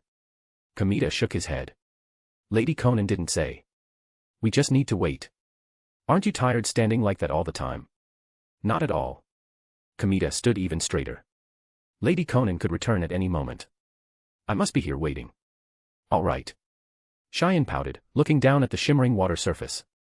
Uncle Kamita was great, he could fulfill almost any request, but sometimes he was just too rigid. His every move reminded her of the handmaidens who used to serve her in the demon country's palace. Whoosh. Just then, a figure pierced through the clouds and landed squarely beside Cheyen. It was Konan, officially returning to the Sky Fortress. Lady Konan. Kamita's reaction was still the fastest. Moving with the speed of the wind, he arrived beside her, pulling a glass of juice from a pile of ice blocks and presenting it. You've worked hard on your outing. This is freshly squeezed, ice-cold grape juice. Please enjoy. Last time, he had handed her orange juice that Lady Konan had to chill herself with ice release. Just thinking about it made Kamita flush with shame. That was a mistake, carelessness, irresponsibility. As a subordinate, how could he fail at such a simple task? How could he live up to Lady Konan's high expectations with such sloppy work? This time, he specifically carried a small bucket strapped to his chest, filled with ice blocks surrounding the juice, ensuring that Lady Konan could drink ice-cold refreshment the moment she returned. Lady Konan. Cheyen blushed, hurriedly pulling her feet out of the water and standing on the grass. She lowered her head shyly, not daring to look Konan in the eye. Konan took the juice. It was cold to the touch, requiring no further ice release. She sipped it leisurely. Alex and the other sheets of paper floated beside her. When he had descended just now, he happened to be directly above Cheyen. He had witnessed a deep, snowy valley. It seemed that after days of intentional massage, Cheyen's assets were showing a trend of growth. Her pale blonde hair draped over her snow-white collarbones, and further down, her chest stood proudly, outlining a rather tempting picture. Cough. Alex looked away. The scenery was nice, but business came first. He would give Cheyen a thorough body examination tonight. He glanced back at Hinata, who was floating behind Konan wrapped in paper. This trip to Konoha had been a massive harvest. The remaining two bloodlines, Senju and Hyuga, were now in hand. They had also obtained a full backup of the Scroll of Seals from the root headquarters, copying every forbidden jutsu, powerful ninjutsu, and sealing jutsu Konoha had developed over the years. Furthermore, Konan had killed Danzo Shimura, avenging a grudge held for over a decade. Departing at dawn and returning before noon, less than half a day, the haul was bountiful. Kamita respectfully took the empty glass from Konan.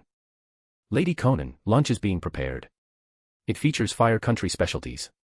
If there is anything specific you crave, please tell the subordinate, and I guarantee I will procure it for you. No need for the trouble, Konan waved her hand.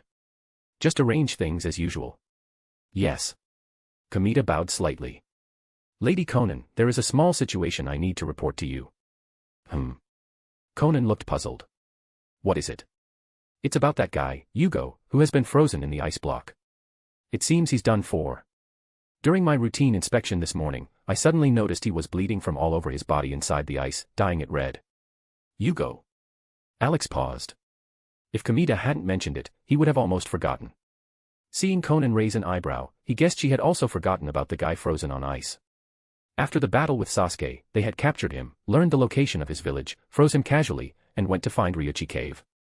After successfully finding it and mastering Sage Mode, they had temporarily forgotten his existence. With a thought, Konan sent a swarm of white paper flying off the deck. Less than 10 seconds later, the paper returned, carrying a human-shaped block of ice. Inside, Yugo was just as Kamita described, bleeding from every pore, staining the surrounding ice red. The massive block of ice originally created had now melted down to a thin layer, barely covering his body. It would likely melt completely within a few days.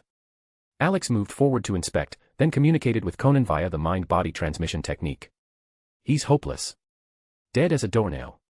Only a shell remains, his soul has likely gone to the Pure Land. Yugo, a member of Team Taka, was declared dead. Konan nodded to indicate she understood. Her expression didn't change, she didn't care about Yugo's life or death in the slightest. It was fine that he died, he had attacked her before, so this was an end to it. The men didn't hold much value anyway. Konan controlled the paper to instantly wrap around the frozen Yugo, moving him to the high altitude outside the deck. Bang. With a muffled sound, the ice shattered into dust. Yugo's corpse turned into countless ice particles, scattered into the high sky to disperse with the wind. He had thoroughly merged with nature. Presumably, for someone who loved nature, he would be satisfied with this way of dying. Yugo's death was just a minor interlude. Neither Konan, the Akatsuki, nor the witnesses Kamita and Cheyen cared. It was thrown to the back of their minds almost instantly. Konan looked at Cheyen. Where are Anoka and the other two? In the training room. Cheyen looked up timidly, then shrank back quickly like a cat. They've been training since they woke up. I was too, I'm just taking a temporary rest. Seeing Cheyen still so shy, both Konan and Alex smiled inexplicably. This little girl had a unique charm when being teased. Kamita. Here. Kamita immediately stood at attention. Please give your orders, Lady Konan. Activate the Sky Fortress immediately. Head to the Land of Swamps. Arrange for Ryuzetsu to lead the Umbu to locate a specific spot. Alex controlled a sheet of paper with black text to float in front of Kamita. Written on it was the description of the entrance to the moon passage from his memory. Since the Byakugan bloodline was in hand, they couldn't let go of the giant Tenseigan on the moon. Kamita took the paper, scanned it quickly, and understood. Please rest assured, Lady Konan. Once we arrive in the Land of Swamps, we will immediately descend and conduct a carpet search for this location. Good.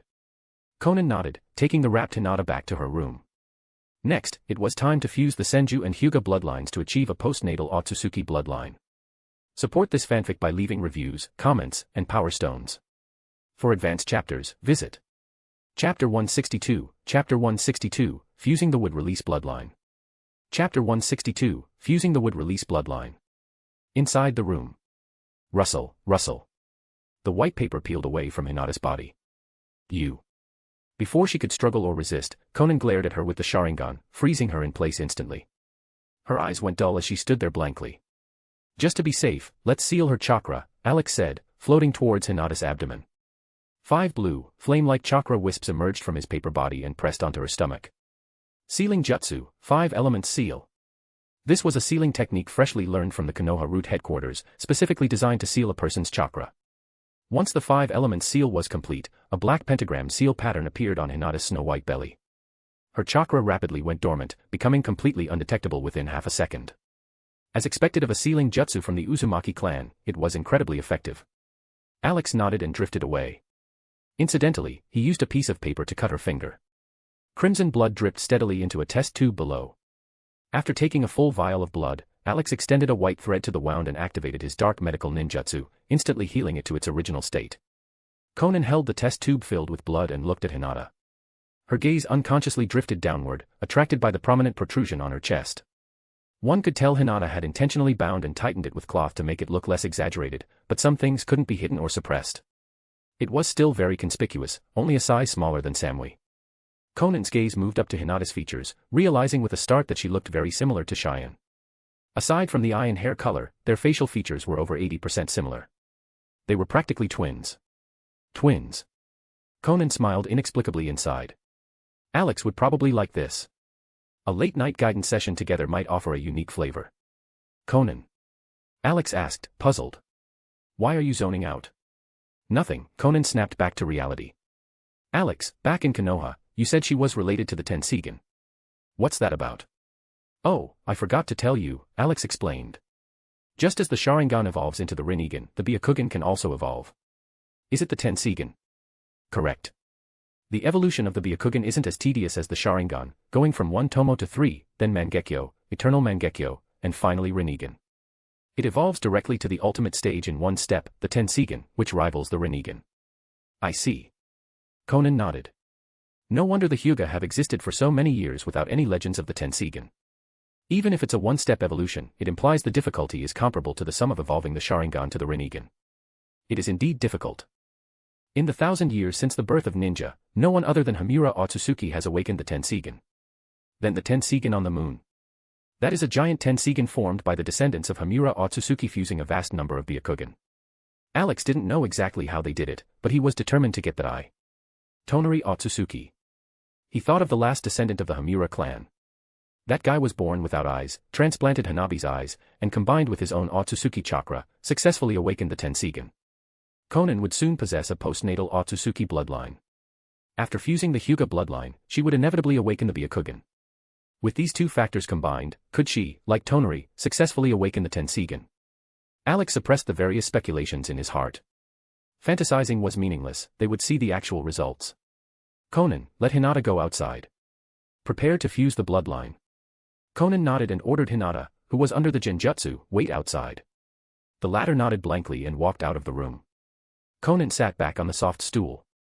On the table lay 2 test tubes, one red and one green, Hinata Hyuga's blood and the primal solution of Hashirama Senju's cells. 1 Hyuga, 1 Senju. Alex, which one do we fuse first? Alex didn't hesitate. Fuse the Senju first. To be safe, we'll fuse the Hyuga bloodline tomorrow. A day apart would allow the body time to adapt. Konan hummed in agreement, froze the red test tube with ice, and stored it in the storage white paper. She activated her paper person technique. Alex, you do it. With only 2 bloodlines left, the fusion process was in its latter stages, and carelessness was not an option. It was better to let Alex operate her body. All right.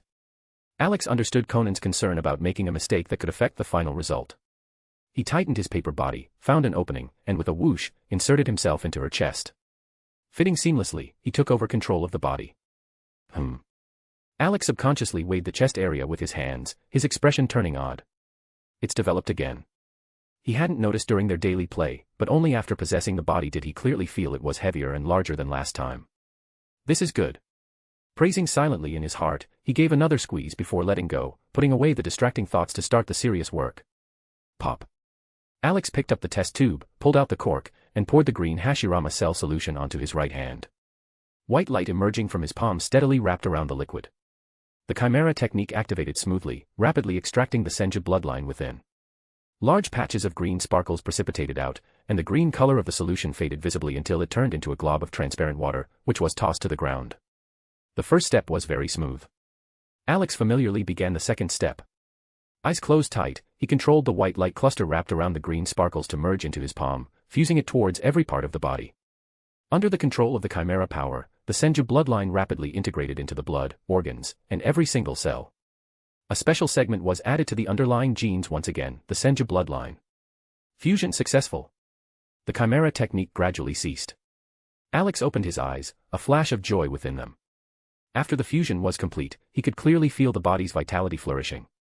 The life force was stronger. The body's durability had ascended another step. More importantly, the chakra volume had increased terrifyingly. Perhaps it didn't compare to Hashirama Senju's chakra C yet, but calling it chakra tons wouldn't be an exaggeration. Now then.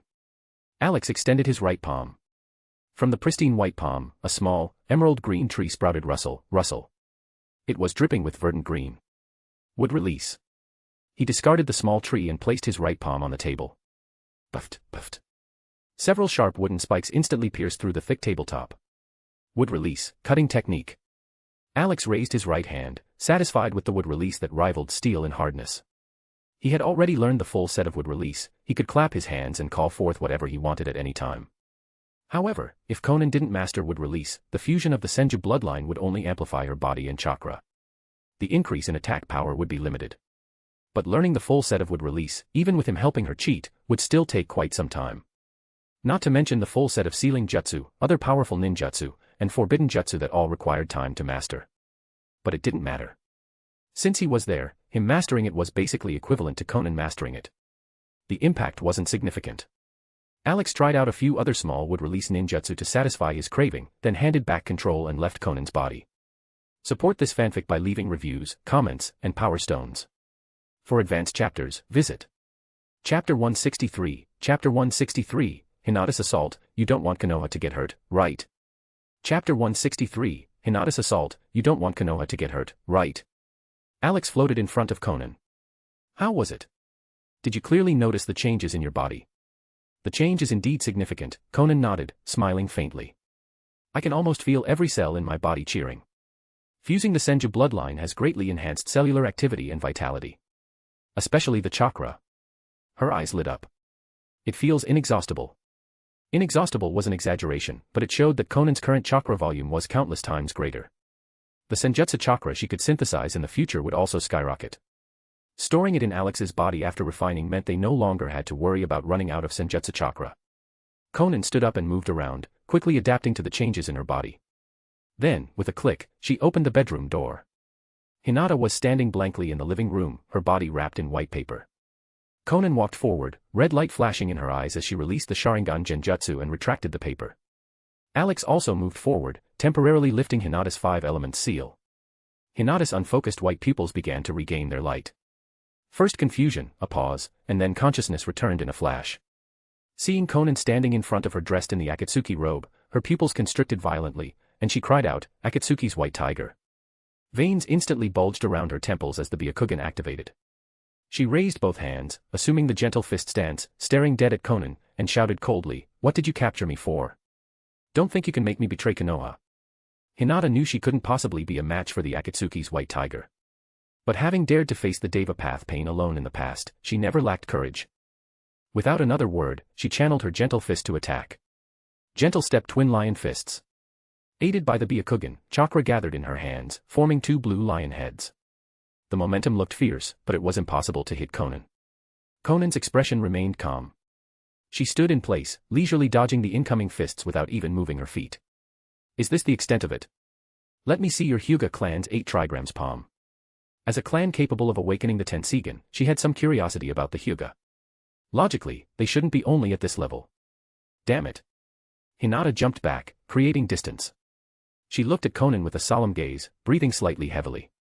Her rapid flurry of attacks just now hadn't even touched the opponent's sleeve. Was the enemy too strong, or was she too weak? But she would absolutely never give up and sit waiting for death. Exhale. Hinata took a deep breath. Since the twin lion fists couldn't hit the enemy, she would use the faster 8 trigrams palm. She spread her arms, stimulating her chakra. In the Byakugan's vision, a faint 8 trigrams phantom appeared on the wide living room floor, enveloping the white tiger not far away. Ha! Hinata's small face was tense as she shouted low, "Gentle fist art, 8 trigrams 32 palms." Charging like an angry kitten, viewing death as a return home, her palm strikes were extremely fast, each aiming for the body's meridians and acupuncture points. But it was futile. Konan still stood in place, calmly avoiding every palm. The living room echoed with Hinata's rapid shouts and the slap-slap sound of 32 palms hitting nothing but air. "This is your Hyuga clan's gentle fist art, 8 trigrams palm." Konan shook her head slightly, a flash of disappointment in her eyes. She saw nothing outstanding in this taijutsu style. No wonder this clan was always famous for the Byakugan's reconnaissance and insight, while their own combat strength was truly lackluster. Even the Hyuga clan leader was only an elite jonin, failing to reach Kage level. When the Uchiha clan still existed, the Hyuga were always suppressed by them, unable to surpass. "That's enough," Alex's voice rang in Konan's mind. He was also somewhat curious about the Hyuga's gentle fist, but seeing it now, it seemed somewhat useless. He saw absolutely no shadow of Kaguya Otsutsuki's 80 Gods vacuum attack. Hearing the disappointment in Konan's tone, a flush of shame rose on Hinata's angry face. It was all because her talent was average and she couldn't learn the clan's higher gentle fist secret arts. That was why outsiders looked down on her family's gentle fist, bringing shame to the clan. But no matter what, she would never sit and wait for death. Even if she died, she would die fighting. Hinata gave a low shout, preparing to launch another charge at Konan. Suddenly, she found she couldn't move her body. Her legs wouldn't listen to her commands at all. Looking down, she saw a shadow connected to her own shadow. The other end was a small patch of shadow belonging to a piece of white paper flying towards her. Shadow imitation technique. Hinata's pupils trembled in disbelief. "How can you use the Nara clan's secret jutsu?" "How?" "Learned it, of course." Alex chuckled internally, flying to Hinata's abdomen level. "You. What do you want to do?" Under her anxious, fearful gaze, he activated the 5-element seal again. My chakra. You sealed my chakra." With her chakra sealed again, Hinata couldn't use gentle fist anymore. Knowing the situation was hopeless and she couldn't resist, Hinata calmed down, looking at Konan. "Give up on getting intelligence about Konoha from my mouth. I will never betray the village, and I will never let you harm the village or my comrades." This scene made both Konan and Alex recall Samui's behavior back then. She had also said she wouldn't leak intelligence, wouldn't betray the village or the Reikage. But what was the result? After some guidance, didn't she submit obediently and end up very satisfied with her current life, immersed in it? Konan walked up to Hinata. "I don't need you to spit out intelligence. She had raided the Konoha root headquarters. Was there any intelligence she didn't know that she needed from Hinata? Don't need intelligence. Hinata paused, then asked confusedly, then what did you capture me for? I cannot do anything that harms the village or my comrades. Heh. Konan chuckled lightly. With your weak strength, you couldn't do those things anyway. Hinata choked on the spot, speechless. She knew the other party spoke the truth. Even if she wanted to do something harmful to Konoha with her strength, she would be suppressed by her comrades immediately. Alex interjected, his voice, very similar to Konan's tone, ringing in Hinata's mind. Don't you Hyuga waste effort hitting so many times with gentle fist? Isn't it redundant? You can hit 32 palms. If you just hung a nail or some other weapon on your hand, you'd have turned the enemy into a sieve long ago. Don't you think striking 32, 64, or 128 times is superfluous? As his strength increased, Alex no longer had many scruples and spoke directly to others. Hinata was stunned, subconsciously looking at Konan. Are you speaking in my head? The voice was very similar, she almost couldn't tell the difference. Konan remained silent, offering no explanation, letting her guess. Alex's question also rang in Konan's mind. Not getting an answer, Hinata didn't obsess over it, whispering, gentle fist has been passed down in the Hyuga clan since ancient times. Every move and style must be exactly the same as practiced before, there can be no deviation. As for the problem you mentioned, I haven't thought about it, and no one in the clan has ever tried it. We have always trained this way. All right then. The rigid face of Hayashi Hyuga flashed through Alex's mind. Such an ancient family with traditions naturally had many rules. They would only think their own training was insufficient regarding the jutsu passed down from ancestors. They wouldn't modify it. Alex had just asked in passing and didn't care much. Looking at Hinata, he said in a mysterious tone, Hinata, you don't want Konoha, or your comrades, to get hurt, right? Support this fanfic by leaving reviews, comments, and power stones. For advanced chapters, visit Chapter 164, Chapter 164, Cheyen and Hinata's first meeting. Chapter 164, Cheyen and Hinata's first meeting. The village. Comrades. Hinata froze, whispering softly. Naturally, she didn't want the village or her comrades to be hurt. But the meaning and intonation of these words sounded so strange, as if something bad was about to happen to her. She had once secretly read some small manga with Ino, Sakura, and Tenten. In them, there were very bad people who said similar things to the heroine, and then. Thinking of this, Hinata's heart skipped a beat, feeling very ominous. Could the white tiger be Yamete? Her face turned red visibly, steam rising from her head. It was unclear if it was anger or shame, perhaps both. She thought she was captured for interrogation to harm the village. But unexpectedly, the other party's purpose was so singular, it was for her. She didn't know whether to sigh in relief or be nervous. Hinata crossed her arms over her chest, causing a turbulent wave, and looked at Konan warily. You. Don't think about doing bad things to me. I won't submit to you. As a ninja, she knew how miserable the fate of falling into enemy hands could be and had long been prepared. He. Watching Hinata's shy yet secretly angry appearance, Alex was instantly reminded of the Dojinshi landmines he had stepped on before crossing over. Konan walked forward step by step. You. What are you doing? Hinata hugged her chest tightly, her assets squeezing out from her arms. Her heart rose to her throat. You. Don't come over, don't come over. She wanted to retreat, but her legs were restricted by the shadow and couldn't move at all. Seeing Konan arrive right in front of her, the corners of her mouth carrying a mysterious smile, Hinata subconsciously shouted, Yamete. She even closed her eyes, daring not to look at the unspeakable things that would happen next. Her heart wailed, Naruto-kun. Sob, I'm sorry, I can't chase your back anymore. I might not be able to return. Hanabi. Father, I. Hearing footsteps pass by, Hinata peeked through a slit in her eyes. It was empty in front of her. The white tiger hadn't stopped in front of her but had walked straight past. Did I misunderstand? Hinata suddenly cried out in surprise, finding her legs moving uncontrollably. Alex used the shadow imitation technique to control her body, following behind Konan. It was almost noon. Konan hadn't eaten breakfast and had fought in Konoha, so she was indeed a bit hungry. She wouldn't do anything to Hinata right now. Even if there was guidance, it had to wait until night. Only then would it fit the mood of late-night guidance. Where are you taking me? Hinata was still full of wariness. Her long legs stepping automatically made her feel very uneasy about the loss of control. To eat, Alex replied. Heaven and earth are big, but eating is the biggest. You probably haven't eaten your fill in Konoha, have you? You're clearly a big eater, but you always pretend to have a normal appetite when eating with friends or family. Hinata jerked her head up, looking at Konan's back. The voice in her head shocked her greatly. The fact that she was a big eater was unknown even to her family and close friends. Where did this person get the information? Had the other party been watching, or even monitoring her all along? Thinking of this, Hinata's eyes became complicated. There was indignation, shyness, and awkwardness. If the other party had truly been watching, then the things she often did in secret were all seen. Ah, that's too shameful. Alex looked at Hinata strangely. Why did she suddenly lower her head so much, wishing she could shrink into her chest? Lady Konan, Kamita greeted them as soon as the door opened, bowing respectfully. Lunch is ready. It mainly features top-grade barbecue from the Fire Country, so please proceed to the deck pavilion for dining. Konan hummed a response and walked ahead. Kamita remained bowed, not looking at or asking about Hinata, who seemed to have popped out of nowhere. He followed silently at the rear. The group arrived on the deck. The sun was shining, a gentle breeze blew, and the scent of grass and trees filled the air.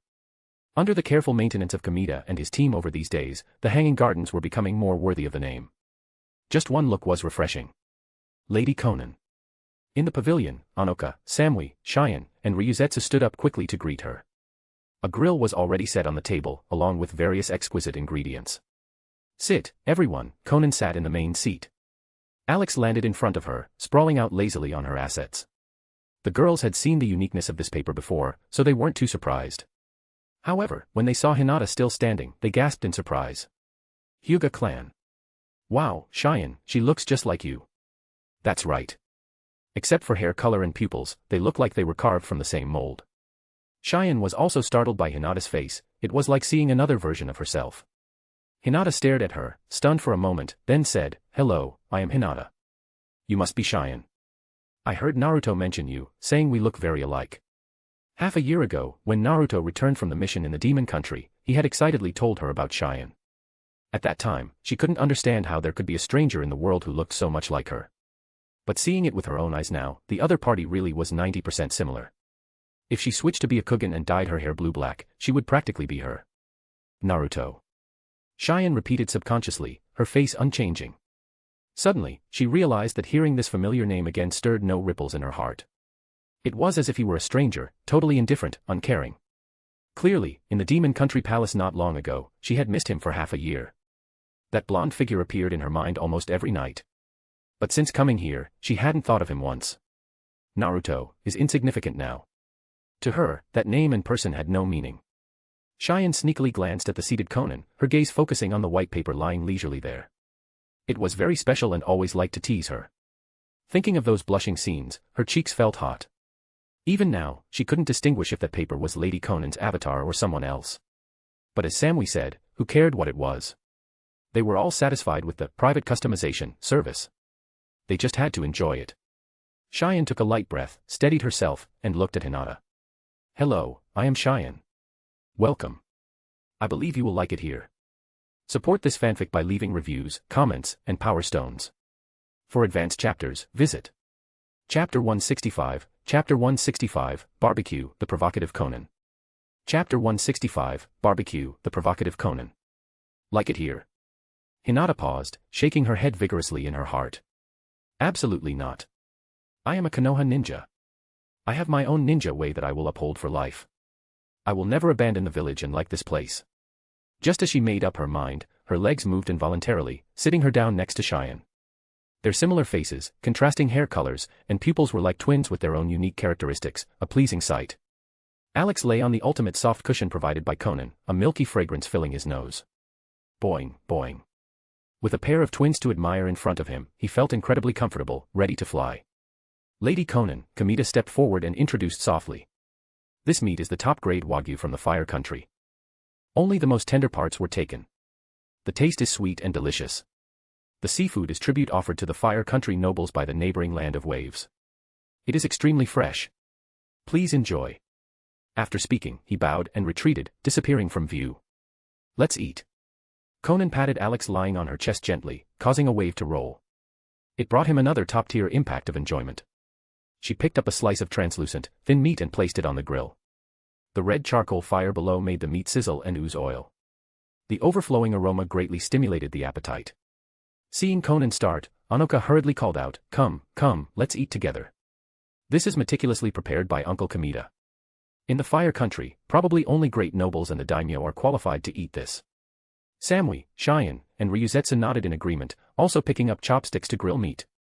Having lived here for so long, they thoroughly understood Uncle Kamita's ability to prepare ingredients. 3 simple words, top-notch.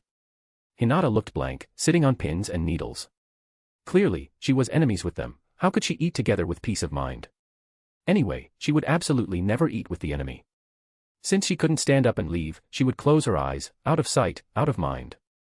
A mere barbecue, how can it disturb my determination to protect the village? Growl.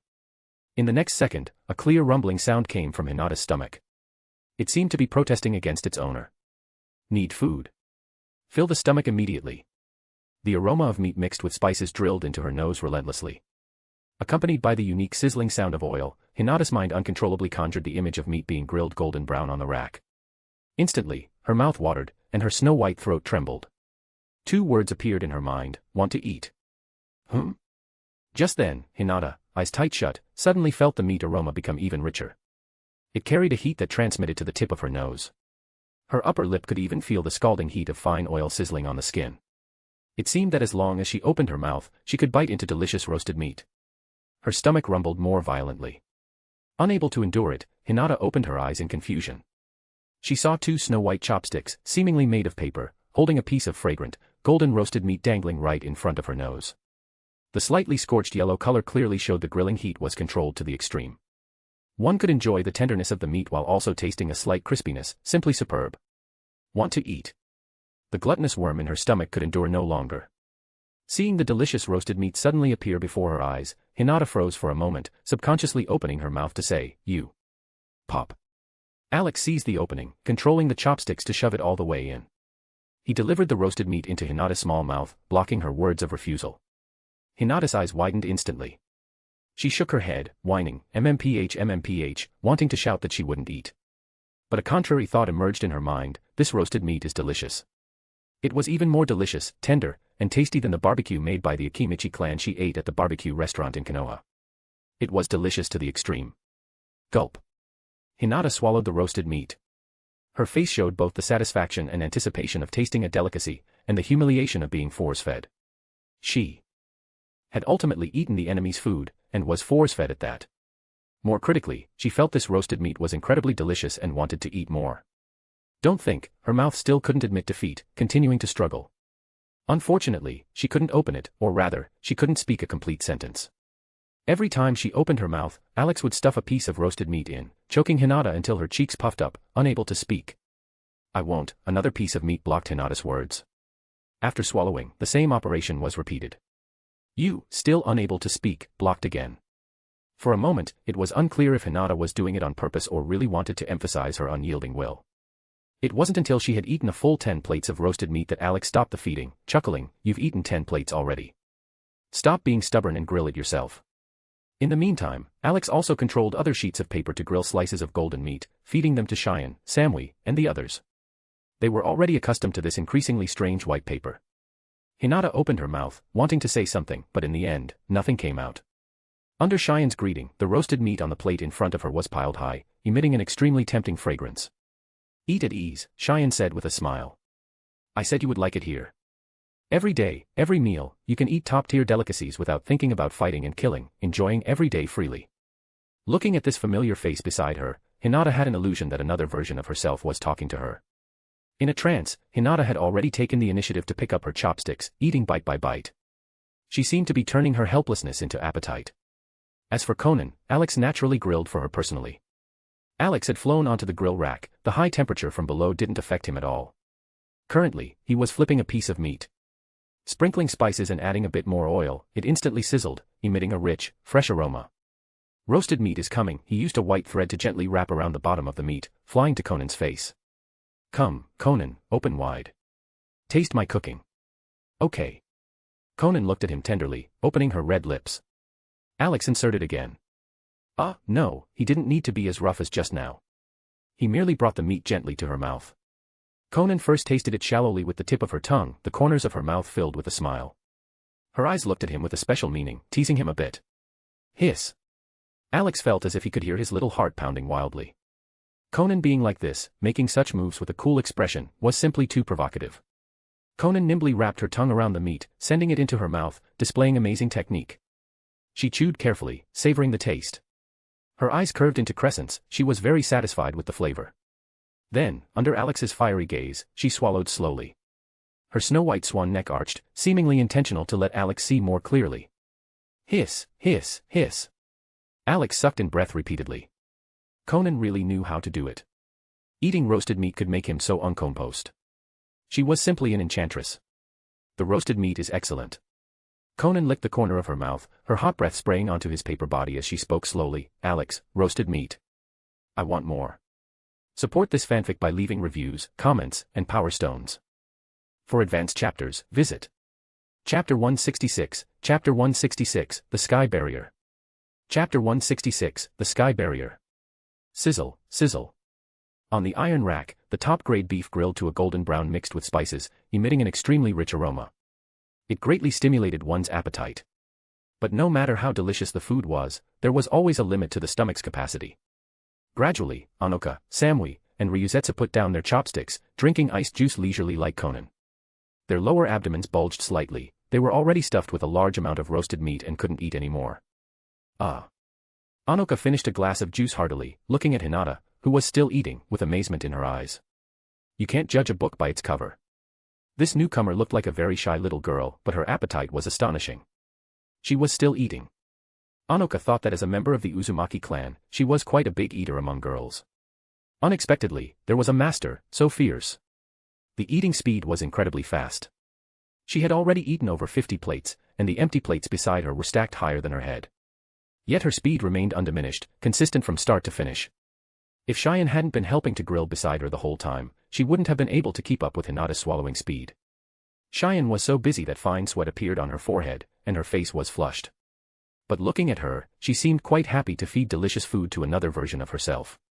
Anoka peeked downward, looking at Hinata's stomach. It was flat, not bulging even a bit. Her eyes widened instantly, and she couldn't help but ask, Hinata, where did all the roasted meat you ate go? Why doesn't your stomach look big at all? Hinata, who was happily eating, paused abruptly. She held a piece of roasted meat in midair, frozen. Putting it down wasn't right, sending it into her mouth wasn't right either. It was the first time she had eaten such delicious roasted meat without having to hide her true appetite, able to eat freely. She had eaten too heartily, too selflessly. She forgot she was still in the enemy camp. Ignore her. Cheyen picked up a piece of roasted meat and fed it into Hinata's mouth. Keep eating, eat freely. Her tone carried a hint of heartache. Look at you. You look so much like me, yet your village didn't even let you eat a full meal. Stay here from now on. You can eat whatever you want openly and never go hungry again.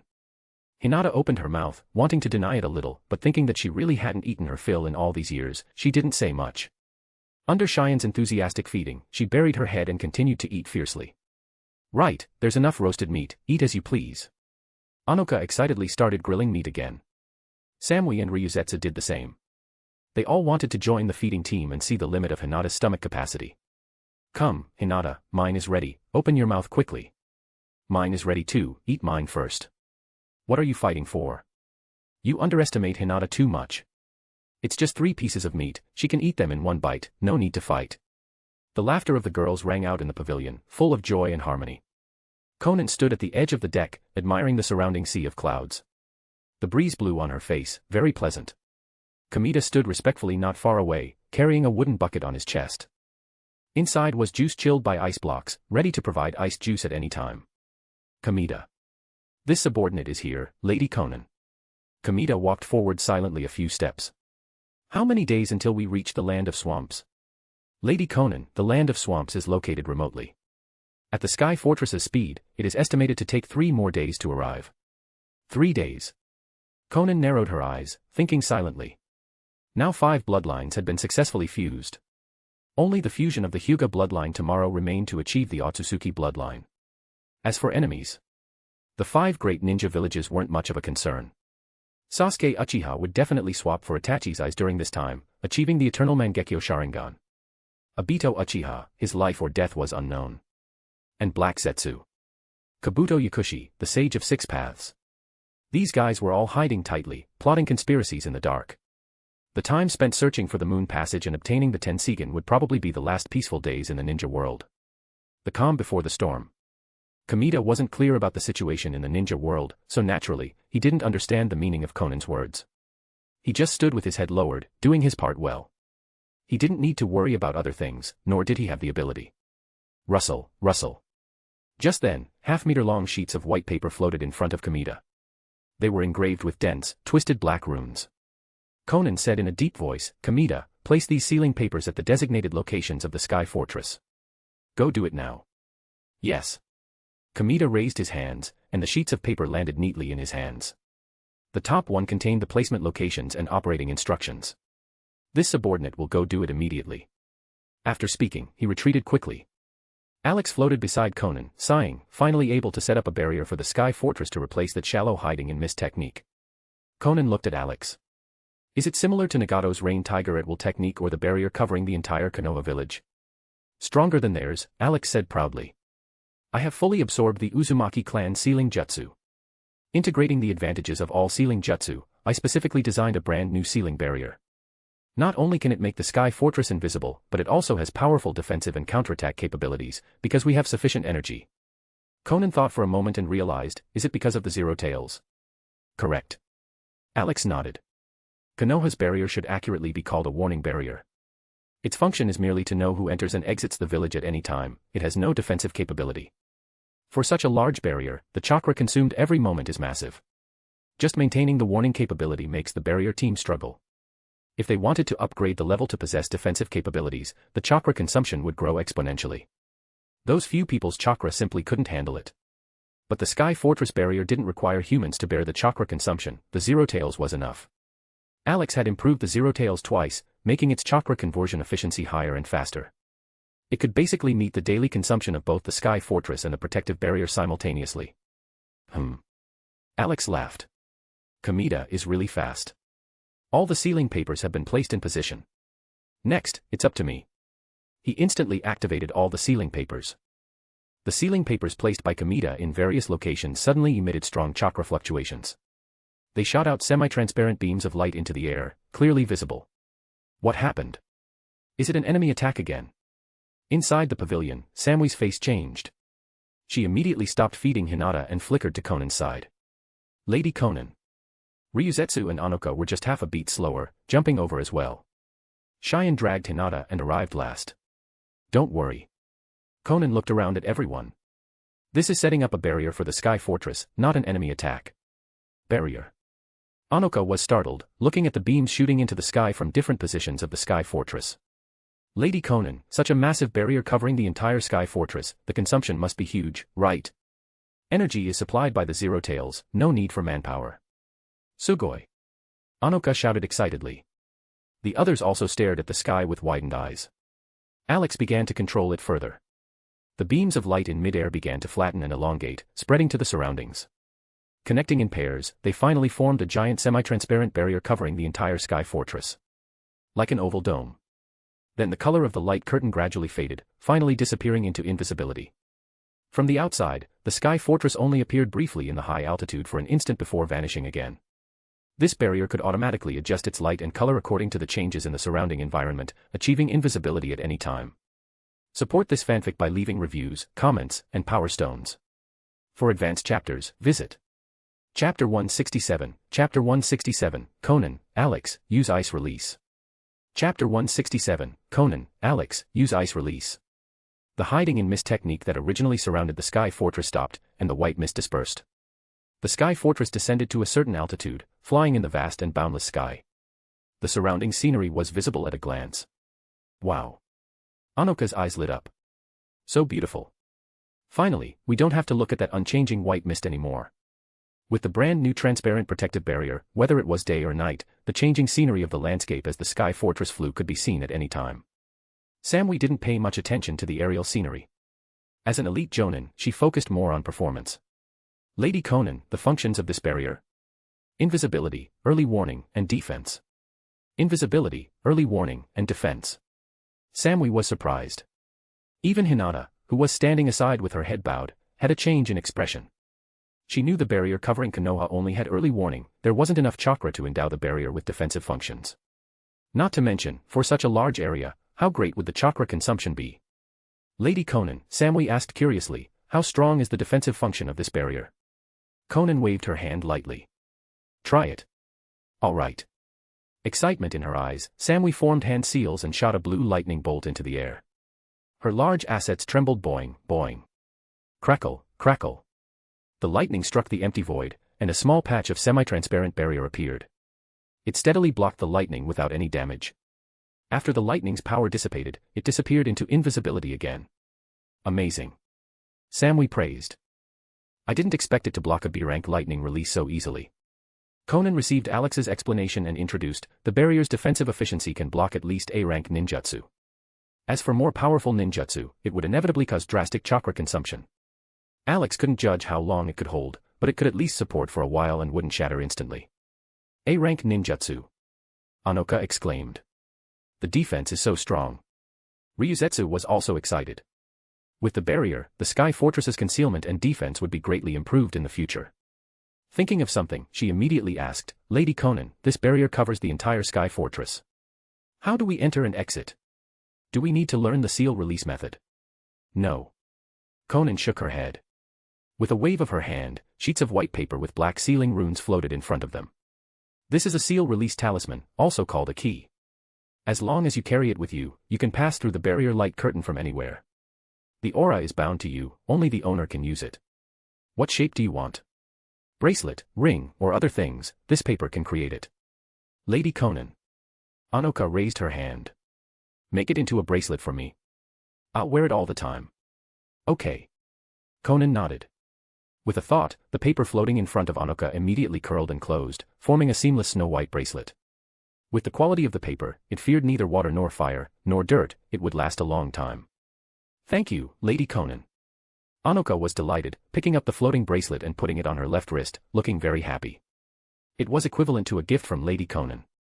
Seeing this, the others spoke up one after another, letting the paper turn into things they liked.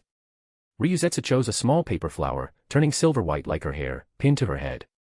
Cheyen let the paper turn into a thin gold rope chain to thread the ring her mother left her, hanging it around her neck.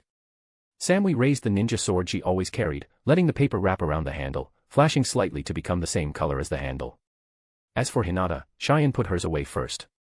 Later, when she truly integrated, they would make it according to her wishes. Kamita returned to the deck immediately after placing the sealing papers.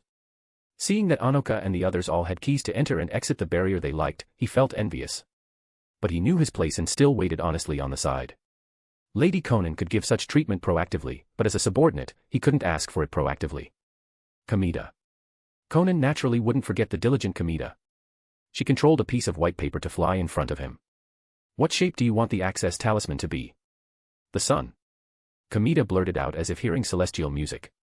Seeming to feel he hadn't expressed it accurately, he hurriedly explained, Lady Konan, I hope this white paper turns into a golden, shining sun.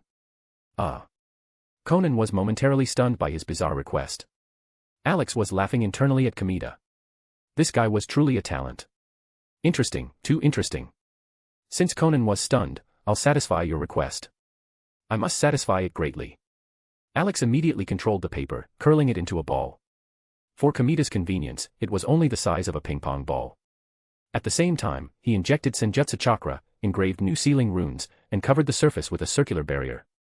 Adjusting the light color, it emitted a golden light. Like a small sun. The sun. Loyalty. Kamita stared blankly at the small sun floating in front of him, shouting subconsciously. He held it with both hands preciously, extremely excited. Thank you, Lady Konan. With this small sun personally bestowed by Lady Konan, his ideological education work for his subordinates would be even more vivid in the future. This was the symbol of Lady Konan. The light it emitted was so dazzling, making him feel as if he were bathed in light, giving his whole body endless strength. Ah. Lady Konan's grace is truly higher than the sky and deeper than the sea, never repayable. Konan looked at Kamita calmly. As long as you like it. She couldn't understand why Kamita was so excited. Changing the subject, she said, these are the remaining access talismans. Keep them safe. You are responsible for distributing and collecting them every time Sky Ninjas perform a mission. A stack of white papers engraved with runes floated to Kamita. He hurriedly put them away. Yes, I will strictly follow Lady Konan's orders. Lunch was finished, and the Sky Fortress barrier was set up.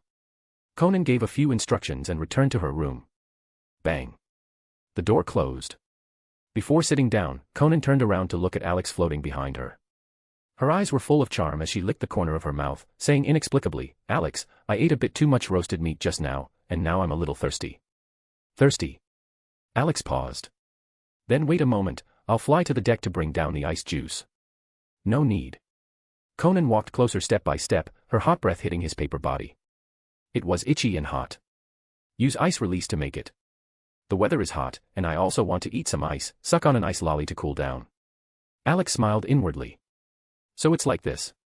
Sigh, truly helpless. She seemed a bit off this morning at root, impatient. Now there was finally free time. As for Konan's request, what else could he do but spoil her and comply? He used chakra immediately, white light flashing on his paper body. Ice release, great ice lolly technique. Support this fanfic by leaving reviews, comments, and power stones. For advanced chapters, visit Chapter 168, Chapter 168, Final Preparations for Fusion. Chapter 168, Final Preparations for Fusion. The gulping sounds of eating the ice lolly didn't stop for a long time. The next morning. Inside the room, soft sunlight spilled onto the soft bed. Konan's long black eyelashes trembled slightly, and she slowly opened her eyes. First, a flash of confusion from just waking up, then she quickly became clear-headed. She pursed her lips subconsciously. She was indeed a bit thirsty after eating roasted meat yesterday, and she had unconsciously sucked on the ice lolly for too long, causing her lips to lose some color. Ha! Konan yawned comfortably, her whole body feeling refreshed and carefree. Yesterday, she had properly released the pressure accumulated recently. After a night's sleep, she felt every cell in her body breathing and cheering. Her body and mind were in great condition. She didn't get up immediately, looking down. Alex was still sleeping soundly on top. The top-quality silk quilt only covered his stomach. Seeming worried she might catch a cold, Alex, this intimate little thing, acted as a temporary blanket, sticking tightly to her chest. Even though Konan moved lightly, the sleeping Alex still felt the boing, boing, boing vibrations. The soft cushion seemed to have a mind of its own, trying to shake him awake. Alex woke up slowly. Upon opening his eyes, he saw a peerlessly beautiful face. Konan, good morning. He flew up shakily from the soft cushion, greeting her as always. Good morning, Alex. Konan looked at him with a smile, very happy. She believed that the biggest gain from going to the Konoha root base yesterday wasn't revenge, nor those powerful forbidden jutsu and sealing jutsu. It was the Yamanaka clan's secret art. It endowed Alex with the ability to communicate directly with her. Previously, every morning, Alex could only communicate with her by writing on paper. Although the meaning was clearly expressed, it lacked vividness and intuition. Being able to communicate directly by voice now allowed her to feel Alex's existence and emotions even more. Let's get up. Alex extended white threads, folding the clothes thrown all over the floor by category. Black silk stockings, bunny girl outfit, nurse uniform, and some fox and rabbit tails. It was a bit messy and needed organizing. Konan nodded with a smile and sat up. The silk quilt slipped down like water. She was still wearing nothing, with Alex around, she was used to sleeping in the nude. Standing up, she spread her arms. White threads holding clothes, under Alex's control, quickly helped Konan dress neatly. Then she went into the bathroom to wash up. Alex left the bedroom, flew across the living room, and arrived at the door. He controlled a piece of white paper to press the door handle, and the door opened with a click. Lady Konan. Unsurprisingly, Kamita, who had been waiting not far away, jumped up immediately. He lowered his head slightly, looking at his toes, not looking into the room. But the door opened, and he didn't see Lady Konan in his field of vision. He was puzzled but didn't look up, whispering, Lady Konan. Kamita. Kamita was startled, Lady Konan's voice actually rang in his mind. He didn't understand why, but still asked respectfully, Lady Konan, breakfast is ready. Will you go to the pavilion to dine, or should this subordinate bring it over? Bring it over, Alex said lightly. Today was the time to fuse the final bloodline, it was the most important thing right now. Yes, this subordinate will bring breakfast immediately. Kamita bowed and retreated, flying to the kitchen. Alex floated in midair, the door half open. With Kamita's speed and diligence, he would return in less than 10 seconds. And indeed, it was so. Less than 10 seconds later, Kamita appeared carrying a large food box stacked very high. Seeing the white paper floating at the door, although he was a bit surprised, his movements weren't affected in the slightest. He walked silently to the side of the door.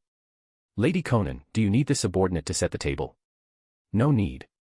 Alex controlled several sheets of white paper to lift the food box, turning to fly back into the room. You may leave. Unless it's urgent, do not disturb. Yes, this subordinate strictly obeys Lady Konan's orders. The cool voice transmitted into his mind. Kamita didn't lift his head until the door closed. He had to tell Anoka and the others immediately not to disturb Lady Konan. At the same time, sky ninjas had to be arranged on both sides of the corridor, not even a fly or mosquito could fly outside Lady Konan's room. To avoid disturbing Lady Konan's peace. Inside the room, Alex controlled the white paper to take out plates of delicious dishes from the food box, no less than 10, filling the wooden table. Porridge plus various exquisite side dishes, a very sumptuous breakfast. It had color, smell, and taste. The living room was filled with fragrance. Smells good. Just as it was set up, Konan finished washing up and came to the living room. Looking at the colorful breakfast on the table, her appetite was instantly aroused. She had consumed too much yesterday and indeed needed to eat to replenish energy. Eat quickly. Alex handed chopsticks to the seated Konan, laughing. Kamita is indeed a talent. With him around, the food every day is never repetitive. These dishes are not only delicious but also healthy and nutritious. Kamita is indeed worry-free.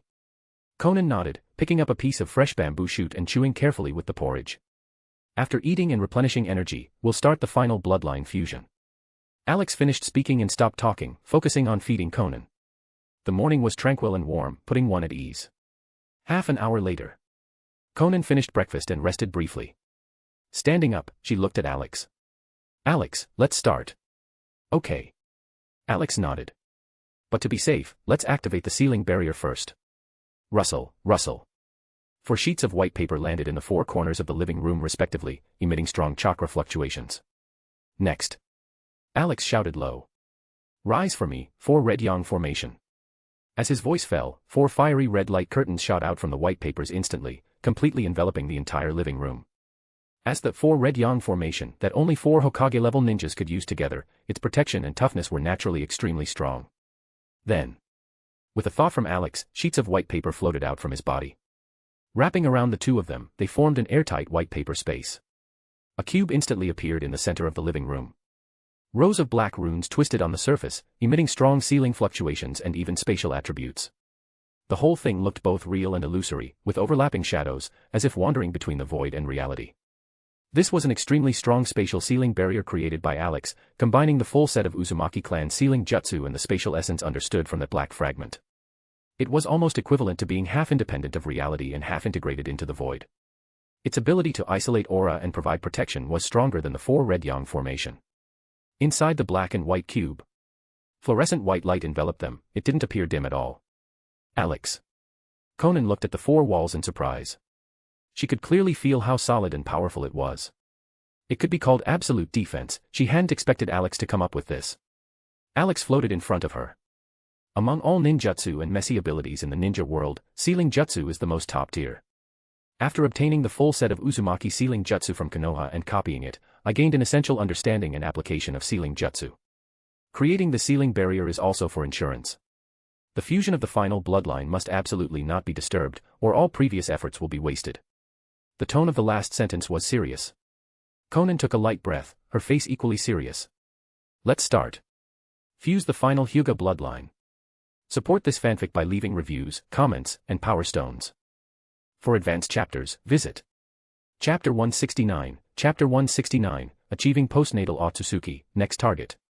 Chapter 169, Achieving Postnatal Otsutsuki, Next Target.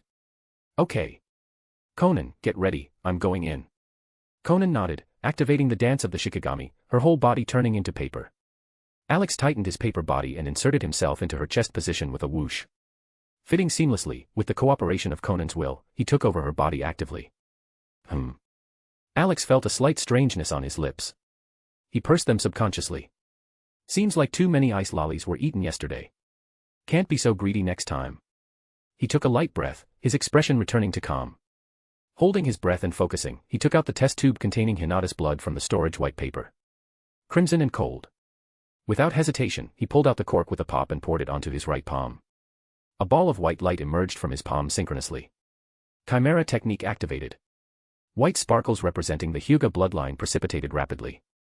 The red blood faded visibly until it became pale red clear water, which Alex tossed away with a flip of his hand. Next is the final fusion. He sat cross-legged, his expression very serious. The Chimera technique continued to activate. The white light cluster in his right palm wrapping the Hyuga bloodline merged into the body instantly. Entering the fusion stage. Progress was very smooth. Under the guidance of the Chimera power, the white sparkles merged silently into the cells of the whole body. Another segment of genetic code representing the Hyuga bloodline was added to the underlying genes. Hyuga bloodline fusion successful. Under Konan's closed eyelids, her pale orange pupils instantly turned into pure white pupils. She possessed the Byakugan of the Hyuga clan. In that instant, the 6 Otsutsuki descendant bloodlines in her body, which were originally distinct and non-interfering, suddenly began to riot. The body began to emit extremely strong chakra fluctuations from the inside out. Konan's pale blue-purple hair moved without wind.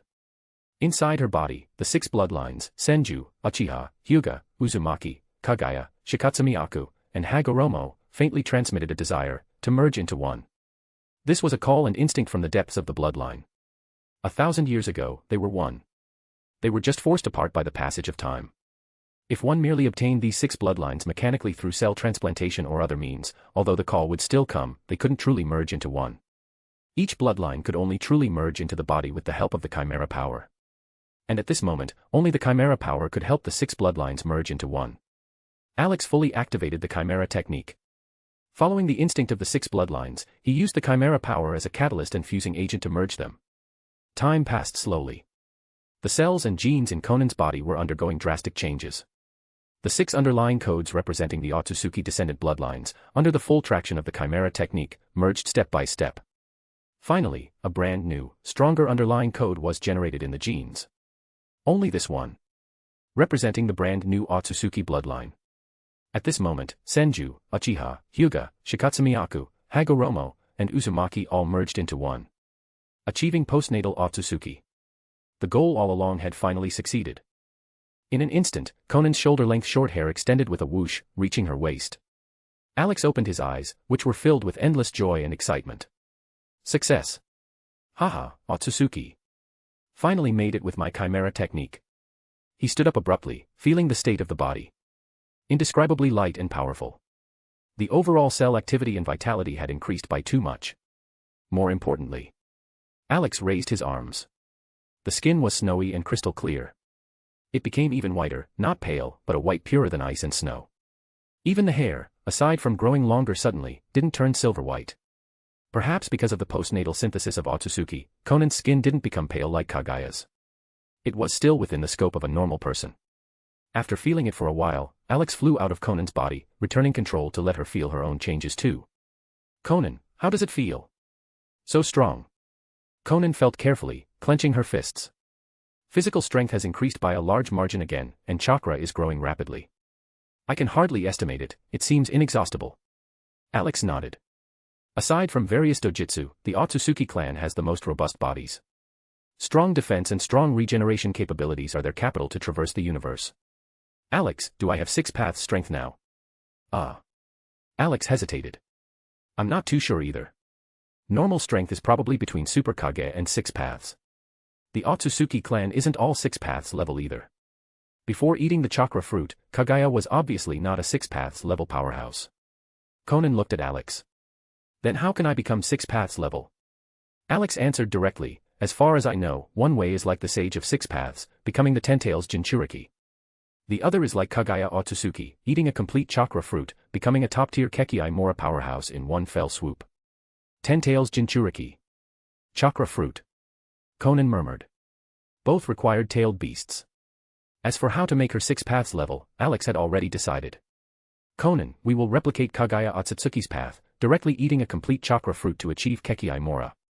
Rather than becoming the Ten-Tails Jinchuriki, it was better to be just like Kagaya Otsutsuki. She was the Ten-Tails, but the Ten-Tails wasn't her. Immortal and indestructible, only sealable. No need to be like 6 paths Obito or 6 paths Madara, once the Ten-Tails was extracted, they could only wait for death. This was the most fatal weakness and absolutely unacceptable. Konan hummed, Alex, I'll listen to you. Then she asked doubtfully, but with the natural energy intensity of the ninja world, can it still produce a second complete chakra fruit? She had heard Alex say it. Even in the universe, the ninja world's natural energy was extremely dense. Enough to produce a very strong chakra fruit. Ordinary planets would be destroyed after producing one at most, and the quality wouldn't be as good as the one Kaguya Otsutsuki ate. But now the ninja world's natural energy had been consumed by the previous one by a large half, becoming thin. Could it still bear fruit successfully? Moreover, Konan continued asking, Alex, the chakra fruit Kaguya ate probably took at least 1,000 years to grow. How can we wait for such a long time? Even if we suck dry all the ninjas and natural energy in the ninja world, not to mention the long time, it probably won't produce an equivalent chakra fruit. Well, Alex floated his paper body. To accelerate the god tree's growth and catalyze the chakra fruit, we can only feed the god tree more energy. Like tailed beasts, Otsutsuki corpses, and the like. Tailed beasts. Otsutsuki. Konan was puzzled. There are only 9 tailed beasts in the ninja world, 7 in Obito Uchiha's hands. To summon the god tree, where are there more tailed beasts? Alex smiled. This world naturally has no surplus tailed beasts, but other worlds do. Support this fanfic by leaving reviews, comments, and power stones. For advanced chapters, visit Chapter 170, Chapter 170, Cheyen, open your mouth. Chapter 170, Cheyen, open your mouth. Other worlds. Konan looked at Alex, uncertain. Do you mean planets outside the ninja world? Do the worlds where those stars in the sky are located also have tailed beasts? The ninja world didn't have concepts like astronomy or the universe. These were things Alex mentioned casually as interesting trivia during his daily chats with Konan. Not those planets. He swayed his paper body. But worlds almost identical to the ninja world we are in. Just the time might be different. They are parallel worlds. Alex explained in detail what a parallel world was, and Konan finally realized, so that's it. It's actually traveling through the past and future via the dragon vein of Rorin. Her eyes lit up instantly. Does that mean we have a chance to go back to the past and change the fate of Yahiko's death? Even if it was a parallel world, if possible, she didn't want the Yahiko in her memory to die according to his original fate, leaving behind a grieving Nagato and another self. Probably not. Alex said in a deep voice. When Naruto traveled back then, it was already the end of the Third Great Ninja War, the time when Minato Namikaze was about to become the 4th Hokage. Is that so? A trace of trance flashed in Konan's eyes, murmuring, Yahiko died in the middle to late stages of the Third War. Missed it. Since it wasn't possible, she didn't have many regrets. The Yahiko of the main world would be resurrected by her soon. Since the Yahiko of other worlds couldn't be saved, she couldn't force it. Alex pondered about the dragon vein. Based on the anime he watched, the dragon vein should have 2 travel nodes. One was back to the past, around the time Minato Namikaze became the 4th Hokage. The other was to the future. After all, Boruto and Sasuke in the Boruto era also went back to the time when Naruto graduated from the Ninja Academy. Even if it was through Urashiki Otsutsuki's Karasuki artifact. But understanding the essence of space, he inferred space-time. Beside the current ninja world timeline, there must exist those 2 timelines of past and future. The dragon vein could go back to the past, so naturally, it could go to the future. Snatch all the tailed beasts and possible Otsutsuki corpses from the 2 worlds back to feed the god tree. It would inevitably accelerate the growth of the chakra fruit and improve its quality, approaching or reaching the one Kaguya Otsutsuki once ate. Still a lot to do, huh? Alex sighed inwardly. From crossing into Naruto until now, the first major stage, using the Chimera technique to achieve postnatal Otsutsuki, was declared accomplished. The follow-up was to seize the Tenseigan on the moon and snatch the tailed beasts of 2 parallel worlds. The ultimate goal was to let Konan eat a complete chakra fruit and advance to Kekkei Mora. The burden is heavy, but the road is not far. Although there were many things, with Konan's current strength, it wouldn't take too long. Alex looked at Konan's pure white pupils and smiled. Konan, actually the Byakugan can be turned off freely like the Sharingan. Try it. Perhaps because it was fused postnatally through the Chimera technique, the Otsutsuki body Konan possessed had slight differences from other Otsutsuki. Different skin color, hair color, no horns, and the Byakugan could be turned off freely. This was quite good, Alex was very satisfied. Konan nodded. With a thought, the pure white in her pupils faded instantly, turning into the original pale orange. Now, apart from her hair growing longer and her skin being whiter, there wasn't much change. Fusion successful, time to go out. Under Alex's control, the surrounding black and white walls turned back into sheets of white paper, scattering away. In the living room, the large cube disappeared, revealing Konan and Alex's figures. The fiery red light curtain on the outside was intact. Wonder what time it is now. Alex removed the 4 red yang formation synchronously and looked out the window. The moon was bright and stars were few, it was already dark. Konan was slightly startled. This fusion took so long. It actually took a day. She really couldn't feel the passage of time. Alex knew the final fusion would take longer, but he didn't expect it to consume a day.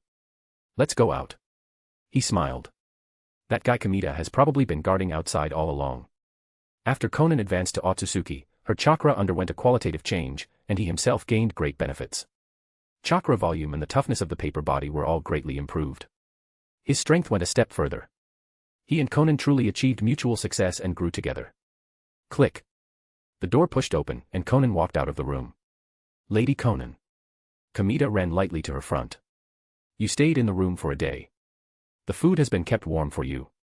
Shall I bring it to you now? Konan walked forward. Send it directly to Cheyen's room. I'll eat with her. Yes. Kamita replied in a low voice. Daring not to ask about the changes in Lady Konan's appearance, he retreated silently again. Konan walked toward Cheyen's room. Advancing to Akatsuki, she could now completely replenish Cheyen's missing life force. Cheyen's room. Cheyen, dressed in pure white Miko robes, sat by the bed hugging her knees, looking at the silver moon outside the window. Silver light spilled down, making her pale blonde hair shine gold and silver. From the side, the tight Miko robes highlighted her amazing waist and hip curves. Hot and fiery. The holy Miko carried a devilish temptation. Lady Konan. Cheyen seemed to think of something, her pretty face blushing. And that white paper who likes to bully people, will they come tonight? Seeming to anticipate, seeming to reminisce. Her eyes under the moonlight seemed to mist over. Her legs began to fidget. Knock, knock, knock. The sudden knock on the door startled Cheyen, who was immersed in some fantasy. She jumped up like a rabbit, straightened her somewhat wrinkled Miko skirt, and opened the door. Lady Konan. Seeing the familiar and expected figure, her eyes lit up instantly. Especially when she glimpsed the white paper fluttering beside Konan, a trace of shyness appeared in her eyes. Scenes that made her blush surfaced uncontrollably in her mind. She hurriedly looked away, noticing Konan's hair, and exclaimed, Lady Konan, your hair. And. Cheyen stared at Konan. Your skin seems even whiter than before. Just some progress in strength. Konan smiled faintly. What, not inviting me in to sit? Oh. Cheyen realized her rudeness and hurriedly invited, Lady Konan, please come in. What would you like to drink? Juice or light tea? No need. Konan waved her hand. Kamita will bring food later. Just keep me company for a late-night snack. After eating, I will replenish your life force and completely solve the problem of your short lifespan. Thank you very much, Lady Konan. Cheyen was overjoyed in her heart and bowed deeply. The tight clothes on her chest trembled continuously. The happier and freer she lived in the Sky Fortress, the less she wanted to die early. Tonight, Lady Konan was going to help her solve her physical problem. She could finally let go of the worry she had held all along and stop worrying about gains and losses. She never doubted whether Lady Konan could do it. Since she said it, it would definitely succeed. Lady Konan. Kamita walked over carrying food boxes in both hands, plating the dishes very deftly. In a short while, the table was filled with a dazzling array of dishes. The aroma overflowed, stimulating the appetite. Lady Konan, please enjoy. Kamita retreated silently. Konan picked up chopsticks and looked at Cheyen. Eat a little with me. Okay. Cheyen nodded slightly shyly, glancing from time to time at the white paper rising and falling in midair. Lady Konan, let me pour you a cup of herbal tea. After the meal, Konan put down her teacup. Cheyen, let's start. Cheyen stood up hurriedly. Yes, Lady Konan. What should I do? Alex floated in front of her, extending 2 white threads from his paper body. Cheyen, open your mouth quickly. I'll inject life force into you. Support this fanfic by leaving reviews, comments, and power stones. For advanced chapters, visit Chapter 171, Chapter 171, Healing Cheyen, found it. Chapter 171, Healing Cheyen, found it. Cheyen's eyes widened. Did a voice just ring out in her mind? It sounded very much like Lady Konan. But Lady Konan was right in front of her and hadn't opened her mouth. So, who was speaking? Cheyen, Konan said, pointing to the white paper floating in front of her. This is my closest companion. His name is Alex. Having ascended to the Akatsuki bloodline, both she and Alex possessed strength that couldn't be compared to before. There was no longer a need to hide Alex's unique existence from Cheyen and the others. It's me. Alex swayed his paper body dramatically. I was the one speaking in your mind. A piece of white paper. Cheyen stared at him in astonishment, her small mouth slightly agape. It can talk. Then, on second thought, she and Samui had long noticed the peculiarity of this white paper. Accepting that it now had the ability to speak and a name didn't seem too far-fetched. She immediately greeted him, "Lord Alex, it's nice to meet you. Please take care of me." "It's not our first meeting," Alex said with an ambiguous tone. "You played quite happily with me before." Cheyen's face instantly turned red. "Let's not waste time. Getting down to business is important." Alex controlled a white thread, piercing it into her skin. He activated his dark medical ninjutsu, injecting high-quality life force to replenish the deficits in her body. Cheyen paused, realizing the treatment had begun. As the new life force nourished her, the deep-seated exhaustion and weakness she used to feel visibly improved. She could clearly feel every cell cheering and jumping for joy, greedily absorbing the energy. Her whole body felt warm, as if soaking in a hot spring. The treatment concluded in just 5 minutes. The life force Cheyen had lost from using the Miko's sealing jutsu in the past was completely replenished, even exceeding her original capacity. Her body now radiated obvious, vigorous fluctuations of life. Pop. Konan pulled the cork from a sake bottle and poured herself a cup. Alex simultaneously retracted the white thread. Overwhelmed by the surge of vitality, Cheyen's small face burned red. Her legs went soft, and she was about to collapse to the ground when a large sheet of white paper caught her and placed her on a soft bed. Her cheeks were crimson, looking as if they might bleed. Her chin touched her chest as she kept her head lowered, extremely shy. "Alex," Konan swirled her sake cup, looking at Alex as he flew back. "How was it? Did it go smoothly?" Alex nodded. "There won't be any problems. All the lost life force has been made up. I also used dark medical ninjutsu to thoroughly groom and nourish her muscles and meridians. In the future, Cheyen's physical stamina won't be as pathetic as before. At the very least, she'll be able to run and jump like a normal person." "Does it affect you?" "No effect at all," Alex said casually. "It just consumed a bit of chakra. With the chakra he currently possessed, it was merely a drop in the bucket." "That's good." Konan smiled and stood up. She gently picked up Alex and walked toward Cheyen. "The night is long, and Cheyen has been restored to her original state. We should celebrate." Alex's heart skipped a beat, and he agreed profoundly, "That's right.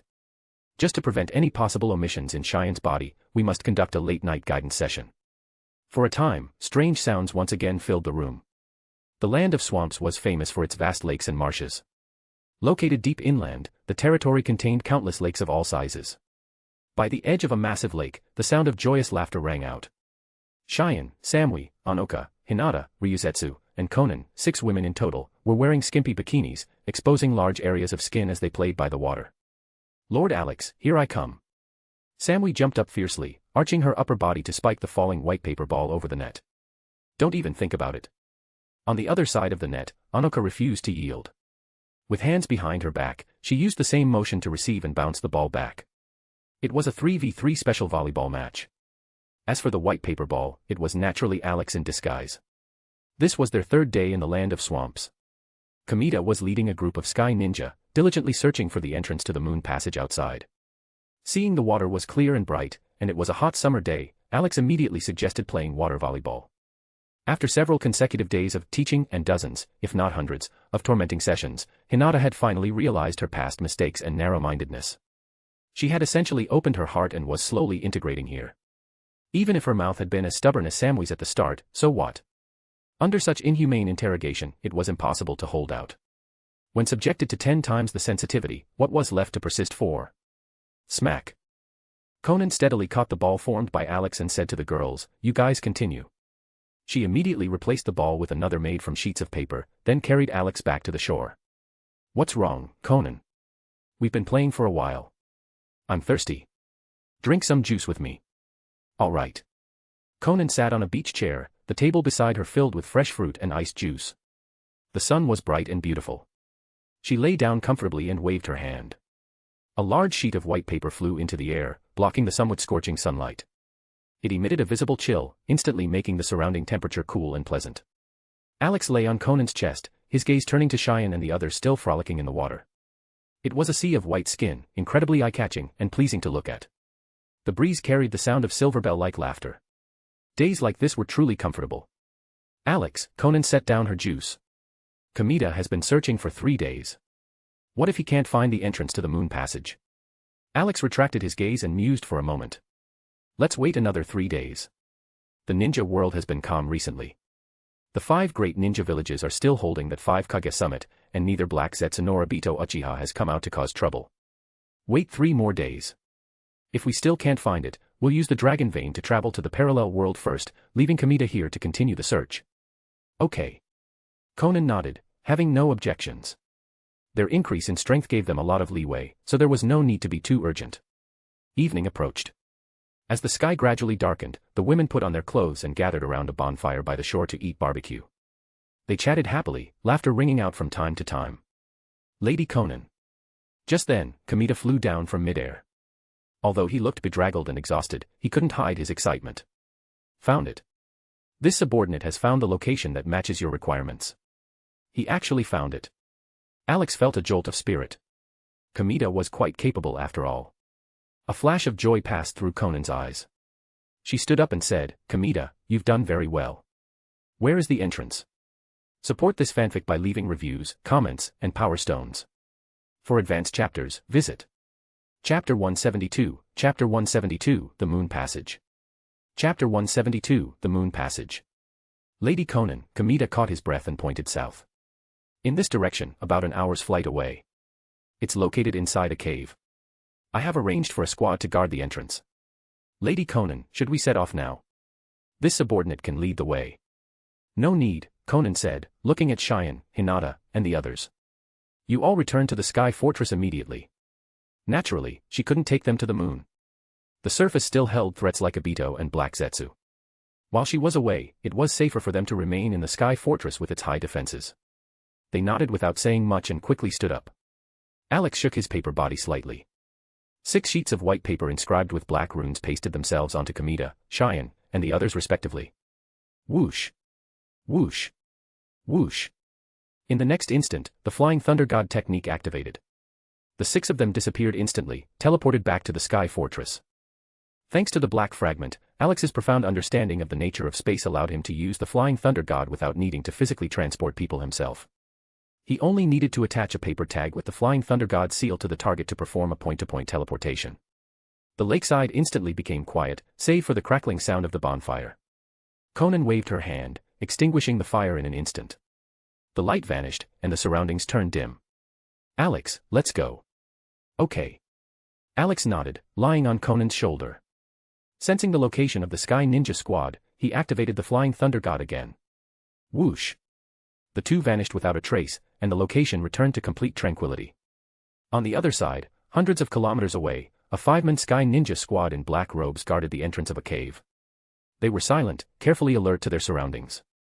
Suddenly, Konan's figure appeared abruptly in front of them.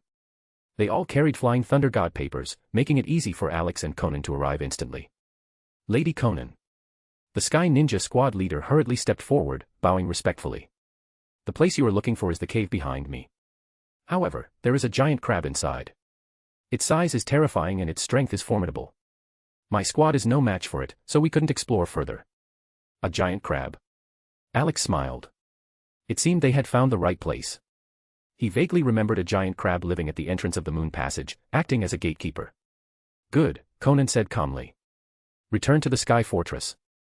As she spoke, Alex used the Flying Thunder God papers again to send the 5 men back to the Sky Fortress. The 2 flew into the pitch-black cave. As they went deeper, instead of getting darker, a light began to emanate from the end. Looks like we're here. Alex flew in front. Passing through the long, narrow tunnel, they reached the end. The soft light was coming from behind the opening in front of them. Let's go. He beckoned, and he and Konan stepped inside. The interior opened up. It was a massive cavern space. On the ground was a water surface shimmering with multicolored light. The colorful halos reflected against the cave, making the entire space incredibly dazzling. A giant crab was spitting white bubbles by the lake. Discovering intruders in its territory, it immediately raised its sharp pincers and clamped down viciously. A fishy wind assaulted their noses, accompanied by a sharp whistling sound. Heh. Alex chuckled lightly. A crab this big, the taste should be pretty good. I'll throw it to Kamita to make into a seafood dish. Sheets of white paper covered it with lightning speed, emitting a slight chill. The giant crab was frozen instantly, unable to attack further. A mere crab that hadn't even reached Kage level could be subdued with a flip of a hand. With a thought from Alex, Flying Thunder God runes appeared on the white paper, and he activated the jutsu. The giant crab vanished with a whoosh, teleported back to the sky fortress as ingredients. Konan surveyed the rippling water surface and looked at the surrounding walls. Alex, the entrance to the moon passage. She didn't see anything obvious that looked like an entrance. It's underwater. Alex pressed against Konan's cheek. Move towards the direction where the colorful halo in the water is thickest, and you'll find the entrance. Konan nodded. With a splash, she jumped into the water. Her body surface reflected light slightly. With her current strength and chakra control, she could form a thin film outside her body, isolating the water. Her clothes, hair, and body wouldn't get wet at all. Unimpeded by the water, Konan moved rapidly toward the place where the brilliance was most intense. Don't slow down, go straight in, Alex reminded her with a hint of excitement. Konan did as told, crashing headfirst into a multicolored light barrier. With a soft pop, the light barrier rippled. She passed through the barrier completely, entering the moon passage. Whoa, Alex exclaimed.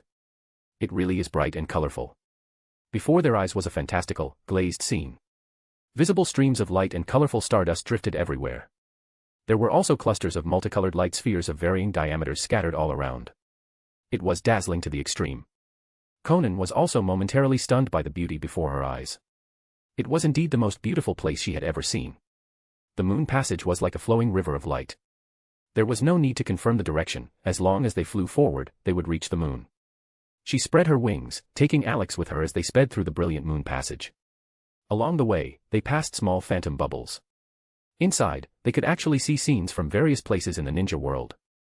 Looking at the end of the passage ahead, Konan couldn't help but exclaim, Alex, such a magical passage connecting the earth and moon, how was it achieved? Is it man-made or naturally existing? In any case, with her current strength, she couldn't create something this mystical. It's man-made, of course. Alex glanced to the side. Konan, did you forget? The moon of the ninja world was created by the Sage of Six Paths using Chibaka Tensei. Before that, there was no moon passage. Was it opened by the Sage of Six Paths? Alex shook his head slightly. I'm more inclined to believe it was his brother, Hamura Akatsuki, who opened the moon passage using the Tenseigan. One blast of the Tenseigan's golden will reincarnation explosion could slice the moon in half. In terms of destructive power, it surpassed the Rinnegan. Furthermore, the Tenseigan possessed space manipulation abilities. With Hamura Akatsuki's power, he could totally use the Tenseigan to open a passage. Hamura Akatsuki. Konan frowned slightly. This younger brother wasn't as widely known as his older brother, the Sage of Six Paths. Why did he go to the moon back then? Alex recalled for a moment. Kagaya Akatsuki was sealed inside the moon. According to Hamura himself, he was worried about his mother being lonely, so he took his family to settle on the moon. Incidentally, he was also guarding the husk of the Ten-Tails for his brother. Konan couldn't understand this. As a son, he personally sealed his mother. After it was done, he hypocritically worried about her being lonely on the moon and went to keep her company. Atonement. Or did he simply want to ease his conscience? We're here. Alex's reminder interrupted Konan's thoughts. Konan gathered her thoughts. Without slowing down, she passed through the multicolored light barrier at the end, leaping out of the moon passage. Support this fanfic by leaving reviews, comments, and power stones. For advanced chapters, visit Chapter 173, Chapter 173, The Moon City, Tonari Akatsuki. Chapter 173, The Moon City, Tonari Akatsuki. The exit of the moon passage was still inside a cave. The light was dim, and the temperature was significantly lower than on the ground. It was dead silent, not a sound could be heard. Konan. Alex flew up. Let's go. There won't be anyone here. According to the timeline, there was likely only one living person left on the moon, Tonari Akatsuki. The rest of the Akatsuki clan members were all dead. The two flew forward rapidly. Less than half a minute later, they abruptly arrived at a wide underground space. Rows upon rows of small burial mounds stood neatly on the ground. It looked a bit gloomy and eerie. Seeing the familiar scene, Alex's voice rang in Konan's mind with a hint of seriousness. Konan, increase vigilance. Hamura Akatsuki's soul probably hasn't completely faded away. Be careful in case he comes out. Konan secretly readied herself, prepared to attack at any moment. Alex scrutinized the dense clusters of burial mounds before him. They extended into the shadows at the back, countless in number. This was the graveyard where the Akatsuki clan on the moon had been buried for 1,000 years. Not coming out? He wondered. In the original story, when Hinata came here, Hamura Akatsuki floated out immediately. There were also many souls of the clansmen appearing, silently watching Hinata. Why couldn't he see a single one now? Did that old guy Hamura look down on the pure Hyuga and Akatsuki bloodlines within Konan? Or had some unexpected change occurred? Alex sensed carefully but didn't discover any residual souls or even spiritual obsessions. It was empty, not a hair was left. Mastering the soul-sealing technique, the dead demon-consuming seal, and the Yamanaka clan's secret arts, his understanding of souls and spirits had become increasingly profound. He could detect them. But right now, with his perception fully open, he found nothing. Konan remained highly alert. She activated her Byakugan and used sensory ninjutsu to detect anomalies in her own way. Unfortunately, like Alex, she found nothing. This area seemed dead, without even an ant or insect in sight. Alex, any discoveries? No. Alex swayed his body. It's ridiculously clean here. Nothing left behind. Let's go, no need to waste time here. Okay. Konan relaxed slightly and continued flying outward with him. With their extreme speed, they flew out of the cave in less than a minute and arrived in the outside world. It was bright and warm. The temperature was suitable, and the air was fresh. Konan's eye showed a trace of wonder as she flew in midair, observing the surroundings. She hadn't expected such a massive city to exist inside the moon. An artificial sun in the sky cast soft light. On the ground, houses and buildings were arranged in rows, extremely neat. Roads extended in all directions, and the surfaces were clean. Everything in sight was spotless, tidy to the extreme. However, there was no breath of life. It was dead silent and empty everywhere, no human figures could be seen. This was a dead city. Alex looked at the palace floating above the very center of the city. The population of the Hamura clan on the moon was already scarce, and after experiencing a civil war between the branch and main families, the population plummeted. Now, only Tonari Akatsuki remains alone in that palace. Konan nodded, also looking at the palace. She had already sensed the aura of a living person deep within. Only one person. But there were also many extremely weak life signatures. Those must be the puppets endowed with life energy by the giant Tenseigan, as Alex had mentioned. Looks like we've been discovered, Alex said flatly, looking at the dense crowd of figures rushing out from the palace. They were puppets, exquisite and highly anthropomorphic. Not only could they fight, but they could also serve their master's daily needs like servants. These are all good things, we can't break them. Alex was delighted. These puppets were crafted by the Hamura clan over 1,000 years using various rare materials. He couldn't waste them, he would take them all. Rustle, rustle. The sky full of white paper flew into the surging puppet army, instantly wrapping the lifelike puppets into mummies. Even the Kaga-level puppets among them offered no resistance against the incoming paper and were subdued. In 1 second, hundreds of puppets were controlled by Alex. He then happily stored them in the storage white paper. He had just taken a simple glance and saw that many puppets were made of expensive chakra metal. Their value was extremely high, no wonder they could exert Kaga-level strength. Once Konan awakened the Tenseigan, she could take over control of these puppets. Time to meet the master. Tonari Akatsuki is probably getting impatient. Alex lay on Konan's shoulder as they flew rapidly toward the floating palace. Deep inside the palace, in a wide hall, a figure stood in the center. Pale skin, short white hair, it was Tonari Akatsuki. His eyes were closed tight, his brow furrowed deeply. Just now, he was preparing to sleep under the care of his puppets. But suddenly, he received a warning that someone had intruded. Without a word, he immediately dispatched the puppet army. If they couldn't be captured, they were to be killed on sight. The world created by the Sage of Six Paths was wrong, anyone from the world below carried deep sins. He had to uphold Ancestor Hamura's decree, destroy the Sage of Six Paths world and recreate a completely flawless one. Tonari tilted his ear to listen. Why is there no noise? Not even the sound of the puppet army running or jumping. Outside seemed to have suddenly gone quiet. What happened? He felt uneasy. But having been eyeless since childhood, he couldn't see and could only judge by sound. This strange silence gave him an unspeakable torment. Gradually, an ominous premonition rose in his heart. Had the puppet army been defeated by the enemy? And in such a short time? He shook his head immediately, suppressing the unease. There were quite a few Kaga-level powerhouses in the puppet army, it was impossible for them to be defeated so quickly. When Tonari's father was alive, they had observed the ninja world since he was young. He knew the power rankings of the ninja world. At this stage, Kaga-level was the peak. The intruder couldn't possibly exceed this level of power. Impossible. Tonari tried his best to comfort himself, unaware that someone had already entered the hall. Konan and Alex hovered in midair, quietly observing Tonari Akatsuki below. His skin and hair color were very similar to the Akatsuki clan in Alex's memory. Except he didn't have horns on his head.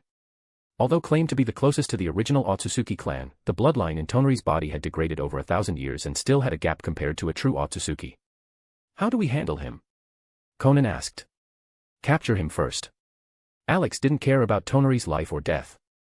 However, since he was in existence who could awaken the Tenseigan just by transplanting a pair of high-purity Byakugan, he had some utility value. Who is it? Tonari was startled by the sudden voice. His reaction was very swift. Without a word, he fired a dense chakra blast directly upwards. 8 trigrams air palm. Heh. Konan merely waved her hand, dispelling the chakra blast effortlessly. You. Sensing his attack neutralized so casually, Tonari was horrified. Before he could shout a second word, he was instantly wrapped and controlled by white paper. His strength was merely at the Jonin level, he had no power to resist. Alex glanced around the hall, there was nothing valuable. Then, he and Konan took Tonari and left, heading for Hamura's shrine nearby. As soon as they entered the shrine, their gazes were immediately attracted by the massive golden sphere of light inside. Konan was slightly shocked. Is this the giant Tenseigan? Support this fanfic by leaving reviews, comments, and power stones. For advanced chapters, visit Chapter 174, Chapter 174, Giant Tenseigan Fusion, Fetal Movement. Chapter 174, Giant Tenseigan Fusion, Fetal Movement. Hamura's shrine was immense. Stepping into the shrine, Konan felt as if she had entered a kingdom of giants. In the center stood a colossal stone statue of Hamura Otsutsuki. Ancient and weathered. Directly above it, a gigantic golden energy sphere hung in midair like a sun. The giant Tenseigan. Alex looked up.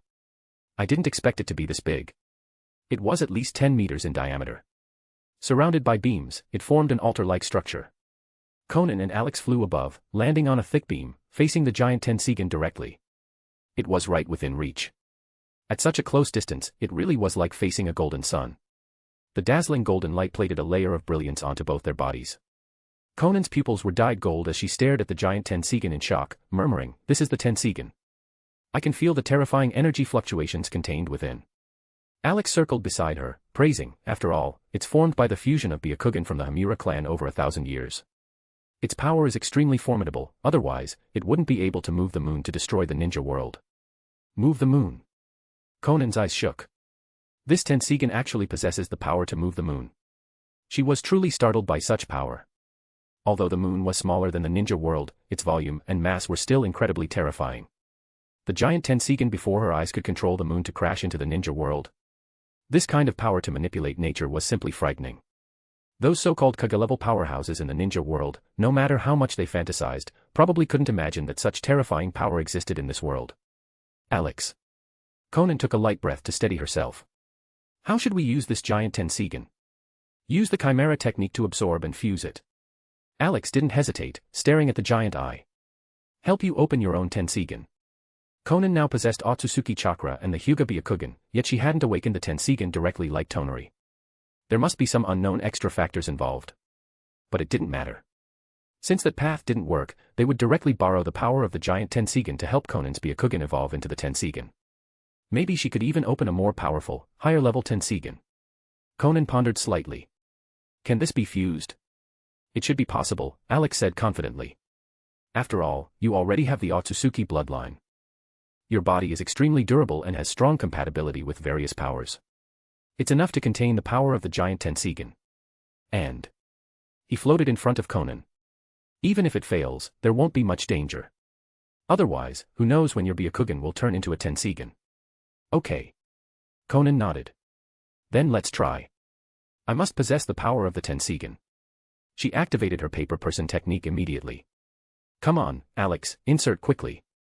Alex tightened his body, inserted himself into the paper gaps, and once again possessed Konan, taking over control.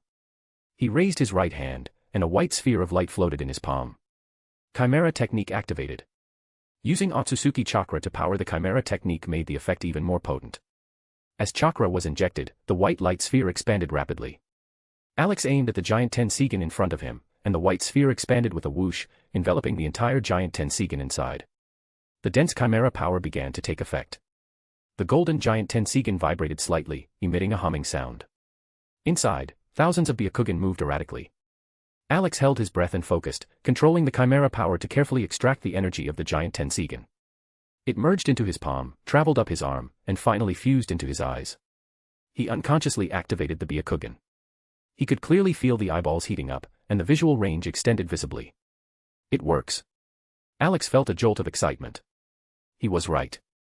Using the Chimera technique to extract the power of the giant Tenseigan and fuse it into the eyes was indeed feasible. His Byakugan was evolving rapidly. The original insight and X-ray distance were only 2 kilometers. Now it had risen to 2.5 kilometers. 3 kilometers. 4 kilometers, skyrocketing all the way. He could penetrate the ceiling, penetrate the rock layers above, and see the starry sky outside the moon. Alex withdrew his gaze and observed the giant Tenseigan closely. As the power was rapidly extracted, thousands of pairs of Byakugan inside were shriveling up one by one. The volume of the giant Tenseigan was also visibly shrinking like a deflating balloon. He felt no pity, continuing to extract and fuse vigorously. Even if he sucked the entire giant Tenseigan dry, as long as it could help Konan open her own Tenseigan, it was worth it. Gradually, when the giant Tenseigan's volume was reduced to a small half, and the Byakugan's inside distance exceeded 100 kilometers, a blue glow suddenly lit up in the pupils. This was the sign that the Tenseigan was about to open. Alex knew this feeling very well. If he wanted to, he could open the Tenseigan right now. But he didn't. He continued to absorb and fuse. He wanted to suck the entire giant Tenseigan dry to make the awakened Tenseigan a higher level. Half an hour later. The golden light within Hamura's shrine was completely extinguished. The power of this giant Tenseigan, worshipped by the Hamura clan, consuming countless clansmen's Byakugan, and capable of moving the moon, had been entirely absorbed by Alex possessing Konan. It all fused into her eyes. With the giant Tenseigan's power drained, the Chimera technique stopped automatically. The white light sphere shrouding the outside vanished. Pairs of shriveled, weathered Byakugan fell from the air. Konan's eyes were bright to the extreme, the white pupils in the center becoming purer and more crystalline. Occasionally, a blue starlight flashed through them. Thump. Thump. Just then, Alex grunted and closed his eyes subconsciously. He could clearly feel the 2 eyeballs throbbing, accumulating astonishing power. Is this the fetal movement? He realized suddenly as a message was transmitted to his mind. Pulsation. 7 times. Alex vaguely remembered that before Tonari Otsutsuki birthed the Tenseigan, the number of pulsations was 3. Hehe, 7 times, greater than 3. The corners of his mouth hooked into a smile. Obviously, the more pulsations, the longer the incubation time, and the more powerful the final Tenseigan would be. Phew. Alex exhaled lightly. The burning heat and stinging pain in his eyes receded like a tide. The first pulsation was over. Alex opened his eyes. The white pupils were transforming into silver, and a small amount of patterning appeared. The visual distance was farther, the insight stronger. He deactivated the Byakugan, restoring normal pale orange pupils. He didn't know when the next pulsation would be, but it wasn't a big problem. The discomfort brought by each one was within a bearable range. After checking and sensing carefully again and finding no abnormalities, Alex flew out of Konan's body. Konan, how do you feel? Konan was slightly dazed, then snapped back. She activated her Byakugan and shocked, it strengthened so much. Alex introduced, every pulsation is an evolution, making the Byakugan stronger.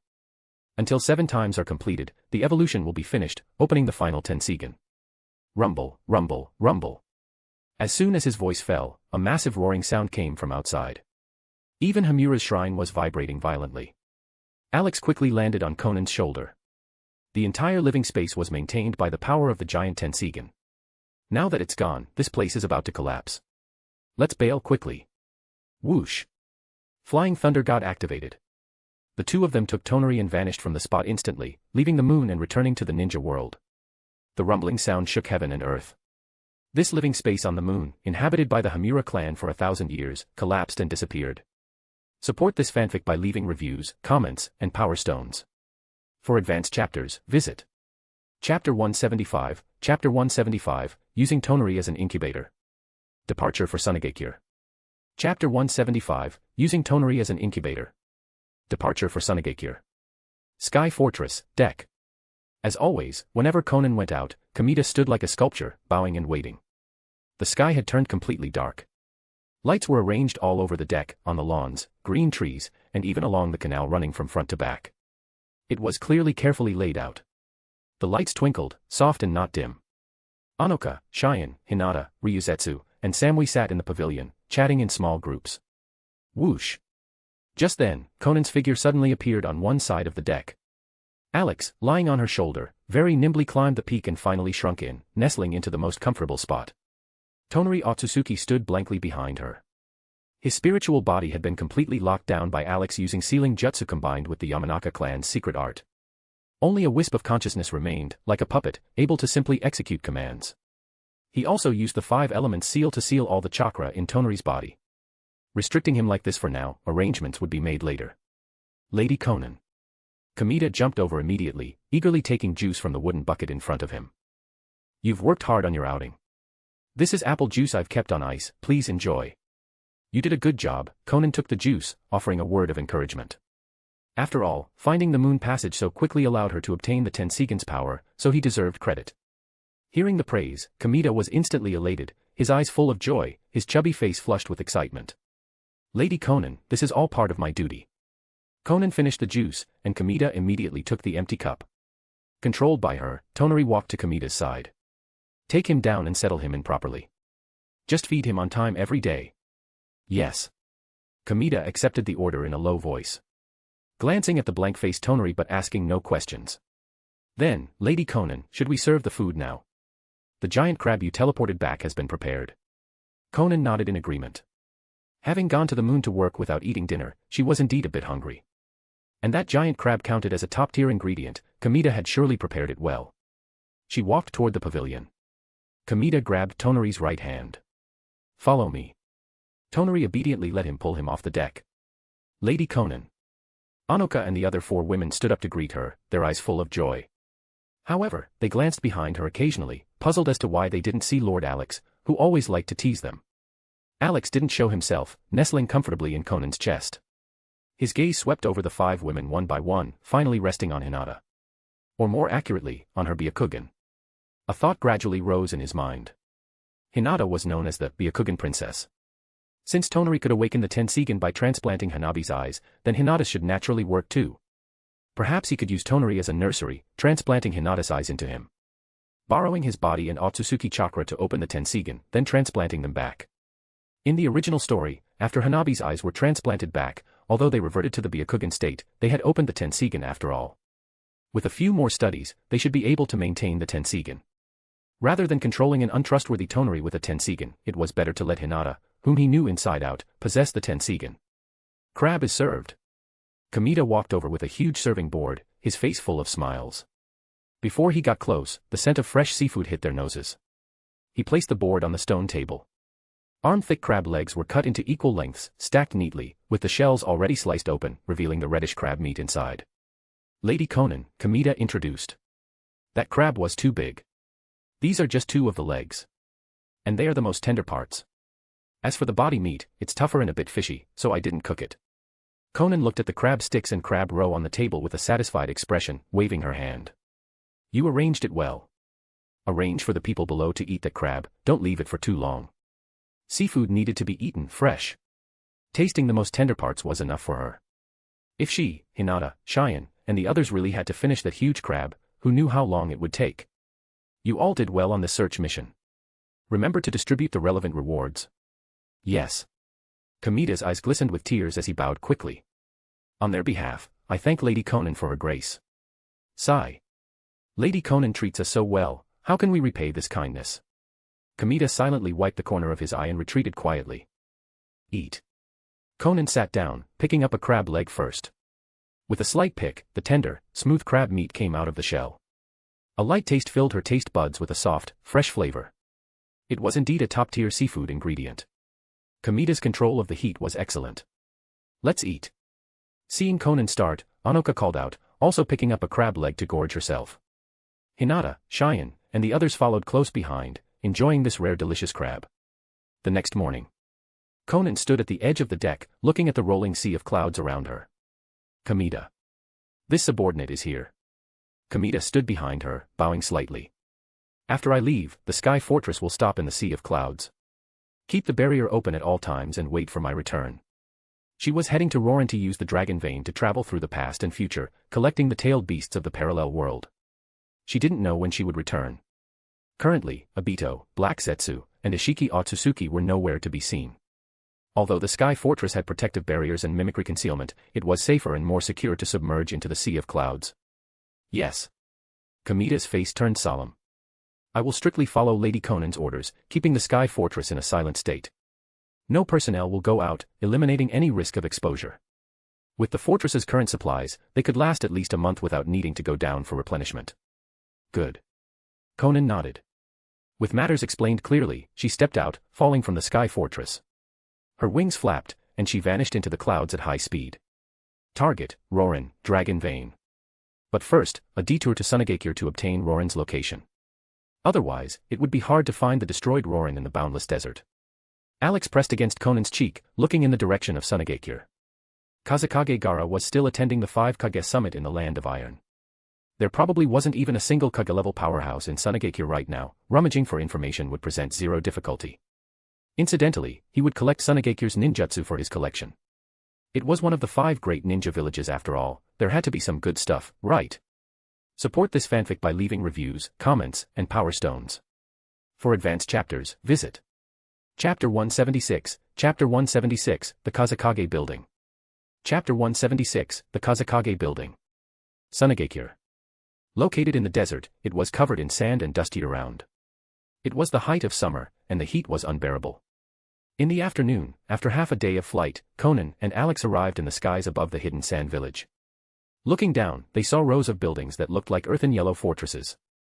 There were very few people walking on the streets. At this moment, the sun was beating down directly. It was the hottest time of the day, and most people were hiding indoors. Even inside, it felt like a steamer, but at least the temperature was slightly lower.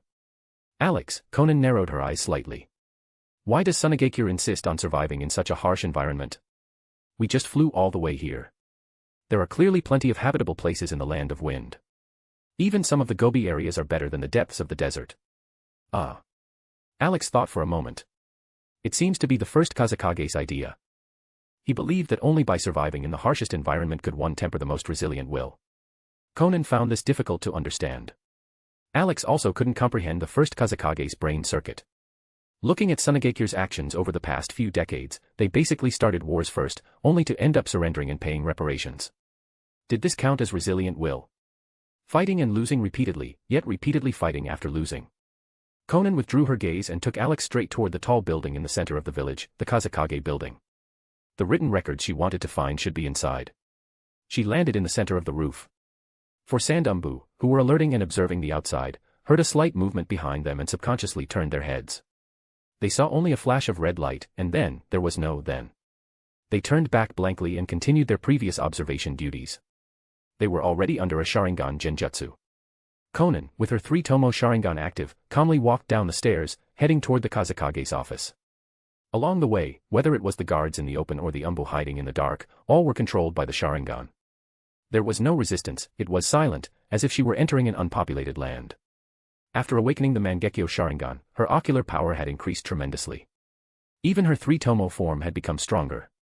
The elite Jonin, and Chunin inside the Kazekage building made no difference before absolute strength. All were instantly subdued. Konan walked to the Kazekage's office. The door opened automatically, and she walked in expressionlessly. The door closed behind her. The room was empty, revealing everything at a glance. Aside from the Kazekage's desk and chair, and a few bookshelves, there was nothing else.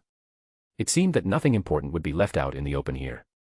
But, under Konan's eyes, nothing could hide. She deactivated the Sharingan and activated the Byakugan. Perhaps because it had evolved to the extreme, using the Byakugan was different from the Hyuga clan, it was very effortless. No hideous veins bulged around her eyes. In an instant, a 360-degree black and white field of vision projected into her mind. Everything inside the Kazekage's office was revealed in minute detail. Is it here? Konan walked to the bookshelf on the left. Under the Byakugan's X-ray vision, she had already seen the hidden space behind the wall, as well as the mechanism set up. The Kazekage used the most primitive method to trigger the mechanism, which wouldn't emit a trace of chakra fluctuation. If forced open violently or if the mechanism was turned incorrectly, the space behind the wall would instantly self-destruct. Unfortunately, all of this was futile under the Byakugan's gaze. Konan placed her right hand on the top of the bookshelf. Biting cold air was visible to the naked eye as it invaded the bookshelf and the mechanism inside the wall, freezing it instantly. Then, with a light punch, she shattered both the bookshelf and the wall. A dark opening was revealed. The hidden space behind the wall was exposed completely. Konan walked in. The internal space wasn't small, it was about the size of the office. It was filled with rows of wooden shelves, arranged neatly. One could clearly see the age of the place, it had been there for many years. The shelves were filled with scrolls. Konan picked up a scroll at random, opened it, and put it back down. It was just an ordinary wind-release ninjutsu. One she already knew. Going through so many scrolls one by one would definitely take a lot of time. She didn't know which scroll contained the records about the dragon vein of Rorin. Leave it to me. Alex floated out from Konan's chest, controlling the white paper to unroll all the scrolls. They were arranged neatly, forming a single surface. He flew up, his paper body expanding synchronously to cover them. Ability activated, copy. In the next second, the copying was finished. All the ninjutsu, secret written records, and other information accumulated by the Sand Village over the past 60 years were copied into Alex's mind. Various wind release ninjutsu, magnet release, puppet secret arts, and so on. There was also Chiyo's resurrection forbidden jutsu, one's own life reincarnation. Naturally, there was also their most important target for this trip, the location of the Rorin dragon vein. As for the sealing jutsu used by Sunagakure to seal the one-tail Shikaku, Alex took a brief look and lost interest. This sealing jutsu was too useless and crude, it couldn't compare to the Uzumaki clan's sealing jutsu at all.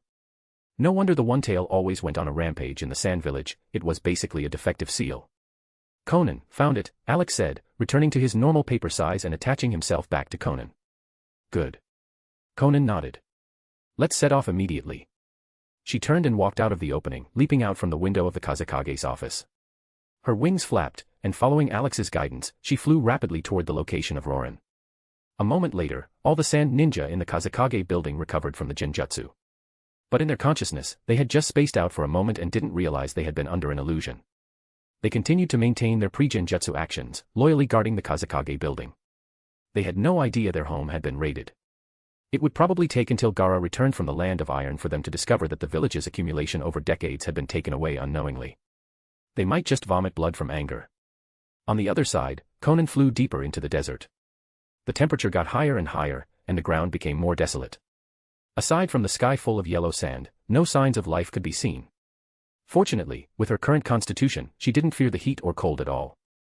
Over an hour later, Konan stopped above a ruin of broken walls. The collapsed buildings on the ground were mostly buried by yellow sand. In a few years, these ruins of Rorin might be completely buried under the sand, vanishing without a trace. Konan scanned downward. She could tell that the former kingdom of Rorin occupied quite a large area. There were still traces of canals, forests, and grasslands. Presumably, it used to be lush with water and grass, an oasis in the desert with a pleasant living environment. Sadly, times changed, and the wind and sand were ruthless. The kingdom of Rorin had been annihilated in the depths of the desert decades ago. Konan didn't care about the demise of Rorin. She activated her Byakugan, searching for the location of the dragon vein. She soon found an underground space. In her black and white vision, a massive flow of energy penetrated an unknown number of meters deep underground. It was extremely spectacular. Is this the dragon vein? Konan looked surprised. With a flap of her wings, she entered the underground space where the dragon vein was located alongside Alex. Support this fanfic by leaving reviews, comments, and power stones. For advanced chapters, visit Chapter 177, Chapter 177, Dragon Vein Time Travel. Chapter 177, Dragon Vein Time Travel. Konan flew through the underground passage. Any blocked or collapsed areas along the way were shattered by her punches. The kingdom of Rorin, silent for many years, echoed with a series of rumbling sounds from underground. She moved forward all the way, finally passing through the tunnel and arriving at a massive underground space. It was empty, silent, and very dark. Konan and Alex's gaze was instantly attracted to the altar in the center. It emitted a soft blue light. The two flew closer, stopping 1 meter away from the altar. In front of them was a semi-transparent barrier. Inserted in the center was a kunai engraved with the characters for Sword of Shinobi Love. Shinobi Love. Alex was a bit speechless. The image of a certain blonde figure appeared in his mind. Is this Minato Namake's Flying Thunder God barrier? Konan stared at the Flying Thunder God kunai, eager to try. Alex, should I smash this barrier? No. Alex shook his head. This is a space attribute seal set up by Minato combining the Flying Thunder God and the 8 trigrams seal. It's connected to the dragon vein. It cannot be broken violently, or it will trigger a dragon vein anomaly. He flew forward. Leave it to me. This space-time seal can't stump me. Having mastered the Uzumaki clan sealing jutsu and knowing the Flying Thunder God himself, Alex had found the proper way to lift the seal. Sheets of white paper engraved with black sealing runes floated around the barrier. One of them, engraved with the Flying Thunder God seal, hovered directly above the kunai. It's about ready. Release. As Alex spoke, the black runes on all the papers seemed to come alive, twisting flexibly. A dense sealing power surged toward the enveloped Flying Thunder God barrier. The semi-transparent light curtain inside instantly rippled like water. Then, visible to the naked eye, it disintegrated layer by layer until it completely disappeared. The Flying Thunder God kunai inserted in the center of the altar trembled once, then fell over. The barrier set by Minato Namikaze was instantly broken. The dragon vein sealed below did not produce any restlessness or abnormality. Konan, the barrier is lifted. Alex, you're amazing, Konan praised with a smile. Seeming to think of something, she added, amazing in every sense. As she spoke, she licked her red lips, exuding endless temptation. Unfortunately, Alex didn't see it. As soon as the barrier was lifted, he immediately flew up to the altar and looked deep underground. The surging blue light illuminated his whole body in blue. Hiss. He took a deep breath, exclaiming, such dense natural energy. Konan. It seems my guess was right. This dragon vein is composed entirely of natural energy. Konan hurried forward. Mastering Sage Mode, she naturally could sense the extremely pure and massive natural energy below. She was surprised. It really is natural energy. I didn't expect such a vein of natural energy, almost condensed into a solid form, to be buried under Roran. It was incredible. Natural energy was originally formless and intangible, but looking at it now, one could clearly see the sparkling blue dragon vein underground. The vigorous natural energy was almost visible to the naked eye. Alex sensed carefully and realized, no wonder one can travel through the past and future via the dragon vein. It turns out it carries space-time attributes itself. He could clearly perceive the space-time fluctuations on the dragon vein. Space-time. Konan focused her senses, then shook her head. I can't sense it. Konan, you can try opening your Mangekyo. After all, your left eye's technique is related to space. She nodded and immediately activated the Mangekyo Sharingan. Borrowing its power, she could slightly feel the anomaly in the dragon vein. That must be the power of space-time. But Konan couldn't sense it as clearly as Alex. She had studied the spatial characteristics recorded on that black fragment, but it was obscure and difficult to understand. Even with Alex's explanation, progress was slow. Her perception and understanding of space were far inferior to Alex's. Konan deactivated the Mangekyo and gazed at Alex. Alex, how do we travel through the dragon vein? The dragon vein is currently in a state of balance from all sides. Alex flew back to Konan's chest. We just need to gently agitate the power and break the balance a little. The dragon vein will enter a riot state, automatically triggering the spacetime power to teleport us away. Konan, get ready, he shouted low. I'm going to trigger the dragon vein. Start. I'm ready. Konan stood on the altar, holding her breath and focusing, fully alert. A sheet of white paper engraved with sealing runes, under Alex's control, quickly floated to the bottom of the hole. The sealing power activated. In an instant, the dragon vein rioted. The ground shook violently, and a massive pillar of light shot out from the hole. It was entirely blue, containing dense natural power and spacetime power. It was the terrifying energy overflowing from the dragon vein. It directly enveloped Konan and Alex. The power triggered by the dragon vein came fast and left fast. In less than 3 seconds, the blue pillar of light disappeared, and the ground stopped shaking. The rioting dragon vein gradually returned to silence, and the underground space became extremely quiet. Konan, who had been standing on the altar, had vanished without a trace. Teleportation successful. Konan and Alex felt a wave of dizziness, quickly adapting to the vertigo after teleportation. Before they could observe their surroundings, a sharp shout suddenly rang out beside them. Who goes there? How dare you intrude into the Roran forbidden ground? Stop. A majestic female voice rang out. Don't act rashly. Ask for their intentions first. Yes, Your Majesty. Konan adapted to the dizziness and looked around vigilantly. It was still the familiar underground space. But unlike the dilapidated and collapsed state just now, this place was obviously carefully maintained and decorated. Bright, solemn, and full of dignity. She was standing on the altar. In the center, a familiar Flying Thunder God kunai was inserted. The Flying Thunder God barrier was intact. She immediately realized that she and Alex had successfully used the dragon vein to travel to the past of a parallel world. She just didn't know what time period it was. Konan looked down. 4 female guards were raising their spears, aiming vigilantly at her. Soldiers of Roran. It seemed that in this time period, the kingdom of Roran had not yet perished, nor was it submerged by sand. Strange ninja. A beautiful woman with dark red hair walked forward. Her face carried an air of authority. I am the Queen of Rorin, Sarah. This is the forbidden ground of my kingdom of Rorin. Please state your intentions. Sarah. Alex nestled in Konan's chest, looking at Sarah, who was dressed in a serious queen's outfit. He remembered that in the Lost Tower movie plot, Sarah was still a naive girl. Now that she had taken over as queen and possessed authority, it seemed quite some time had passed. Your Majesty. A female guard said coldly, this is the absolute forbidden ground of our Rorin. Outsiders must never enter. This subordinate suggests arresting them immediately and throwing them into prison for interrogation. Impudent. Sarah looked coldly at the female captain who spoke. This queen has not spoken yet.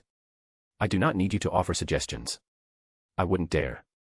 Seeing the queen angry, the female captain could only bow her head and retreat. Sarah felt that she had plenty of loyalty but lacked brains.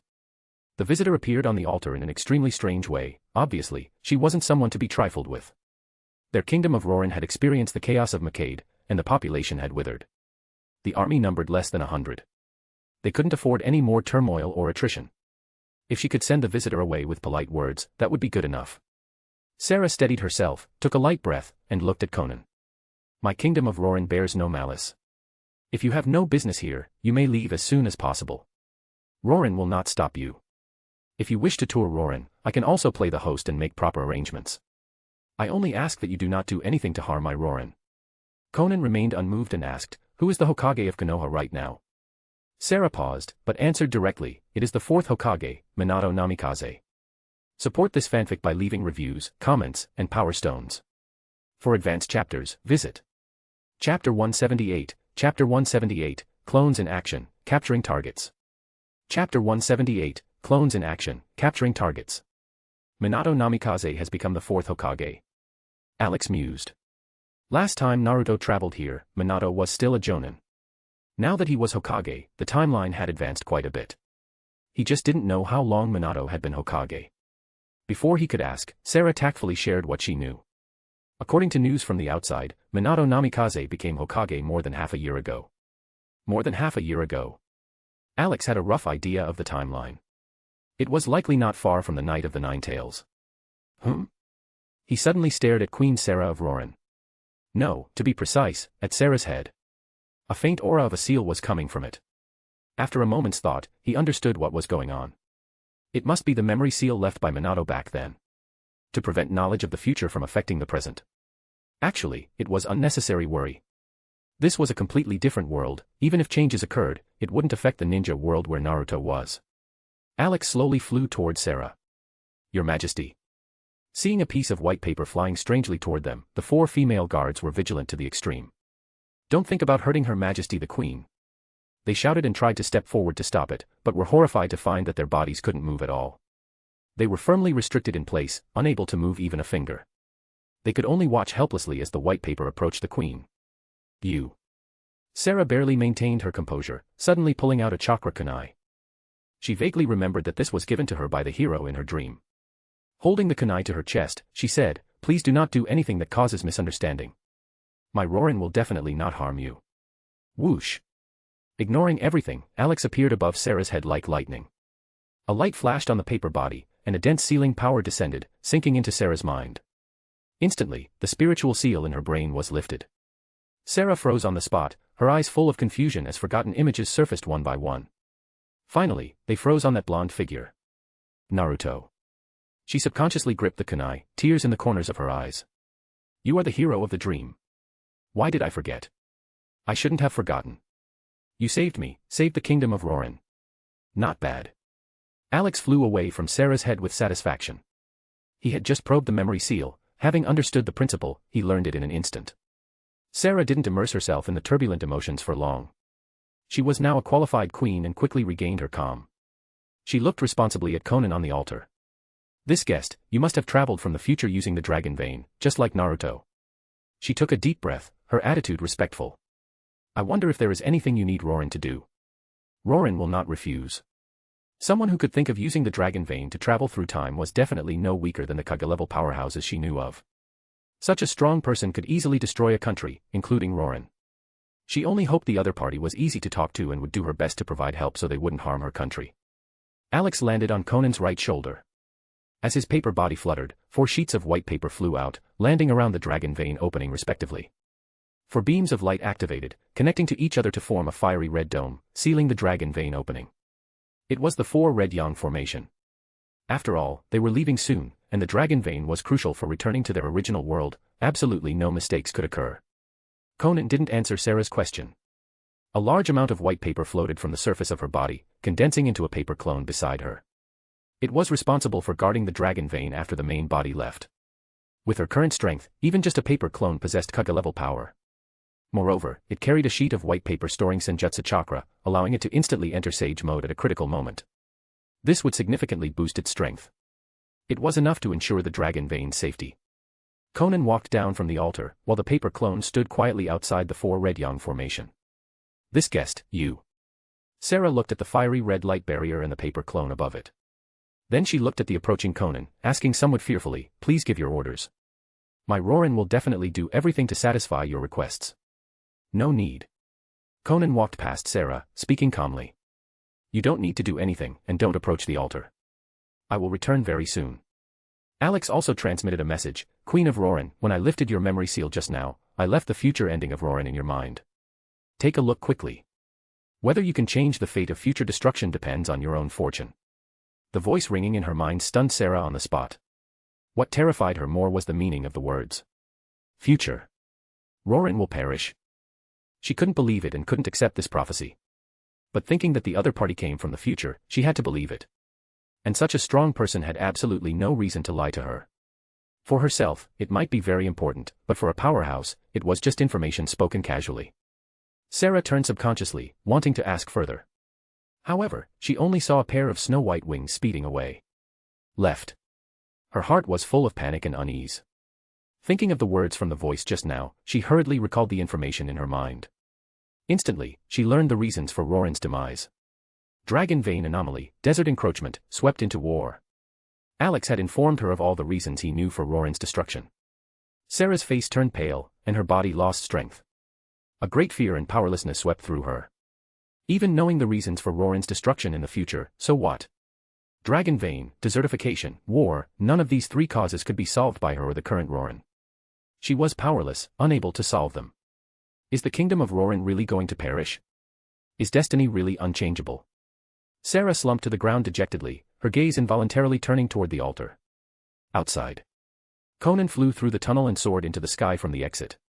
Looking down, the entire kingdom of Rorin came into view. Lush water and grass, pleasant scenery, it was worthy of being the pearl of the desert. It was hard to imagine that in the future, it would become a dilapidated ruin covered by sand. What a pity. Konan shook her head and withdrew her gaze. Indeed a pity, Alex agreed, then changed the subject. Let's get down to business first. Konan nodded and created 6 paper clones. Alex simultaneously distributed 6 special sheets of white paper storing Senjutsu chakra, attaching 1 to each clone. Then, he distributed 6 more sheets covered in black runes, emitting strong ceiling fluctuations. With the clones' Kaga-level strength plus the Senjutsu boost, they can bulldoze through the major ninja villages. Capturing the tailed beasts will be a piece of cake. With everything ready, Konan didn't need to give orders. The 6 paper clones flew off in different directions toward their respective capture targets. As for Konan's main body, the 1-tail Shikaku in the nearest Sunagakure was her target. And the 9 tails in Konoha, she would go there personally. Support this fanfic by leaving reviews, comments, and power stones. For advanced chapters, visit Chapter 179, Chapter 179, Acquiring the 1-tail Shikaku. Chapter 179, Acquiring the 1-tail Shikaku. Sunagakure. It was noon, the hottest time of the day. The scorching sun seemed ready to melt people. Outside the village, on the endless desert, 4th Kazekage Raza stood on a floating cloud of sand, fully activating his magnet release to form a massive sand tornado. Rumble, rumble. The loud noise was continuous. Creating such a scene wasn't for fighting anyone, it was merely for gold panning. To sift out the gold dust hidden deep under the desert. As for why the dignified Kazekage was working so hard to pan for gold under the blazing sun, it was to pay the village's debts. Thinking of the astronomical compensation, Raza's eyes burned with rage. Konoha. Sunagakure lost the 3rd Great Ninja War and has to bear huge war reparations. But don't get cocky. Next time, Sunagakure will definitely make you pay it back with interest. So what if it was war reparations? His Sunagakure didn't have much else, but as long as he used his magnet release, he could have as much gold dust as he wanted. It just cost a bit of time and chakra. Raza suddenly turned his head to look behind him, his pupils constricting violently. In the cloudless sky, a figure was flying toward him at extreme speed. The speed was incredibly fast, far exceeding his sand cloud. The comber clearly had bad intentions. He immediately stopped panning for gold and attacked without a word. A strange ninja entering Sunagakure's territory without notification could only be an enemy. Sand spears shot toward the intruder one after another. Then, he was dumbfounded on the spot. His sand spears, hard as steel, were shattered into loose sand by the opponent in an extremely violent manner. Shattered by sheer physical strength. Who are you? Raza was shaken and hurriedly increased his altitude. But due to the glaring sunlight reflection, he still couldn't see the person clearly, only a blurry silhouette. Not answering, he shouted angrily. Don't look down on Sunagakure. And don't look down on me, the fourth Kazekage. In extreme anger, he unleashed his ultimate move. His chakra fluctuated violently as he thrust his right hand toward the ground. Magnet release, gold dust imperial funeral. Rumble. The gold dust on the ground surged like flowing water instantly, shooting up with a whoosh. It turned into a monstrous wave of gold, crashing toward the intruder. Be buried in gold dust. Raza shouted. I don't care who you are. If you dare intrude into Sunagakure's territory, your only end is to be crushed into meat paste by gold dust. Rumble. Just then, an even greater roar came from the desert below the intruder. A wave of sand, even more massive, rose from the ground. Like a giant mouth, it directly swallowed and covered the surging gold wave. Raza was dumbfounded again. He stared blankly at the sand wave that was 10 times larger than his own gold wave. His eyes were filled with horror, his lips trembling in disbelief. No. Impossible. How do you possess magnet release? How do you know Desert Imperial Funeral? Did Lord Third Kazekage, who had gone missing, return?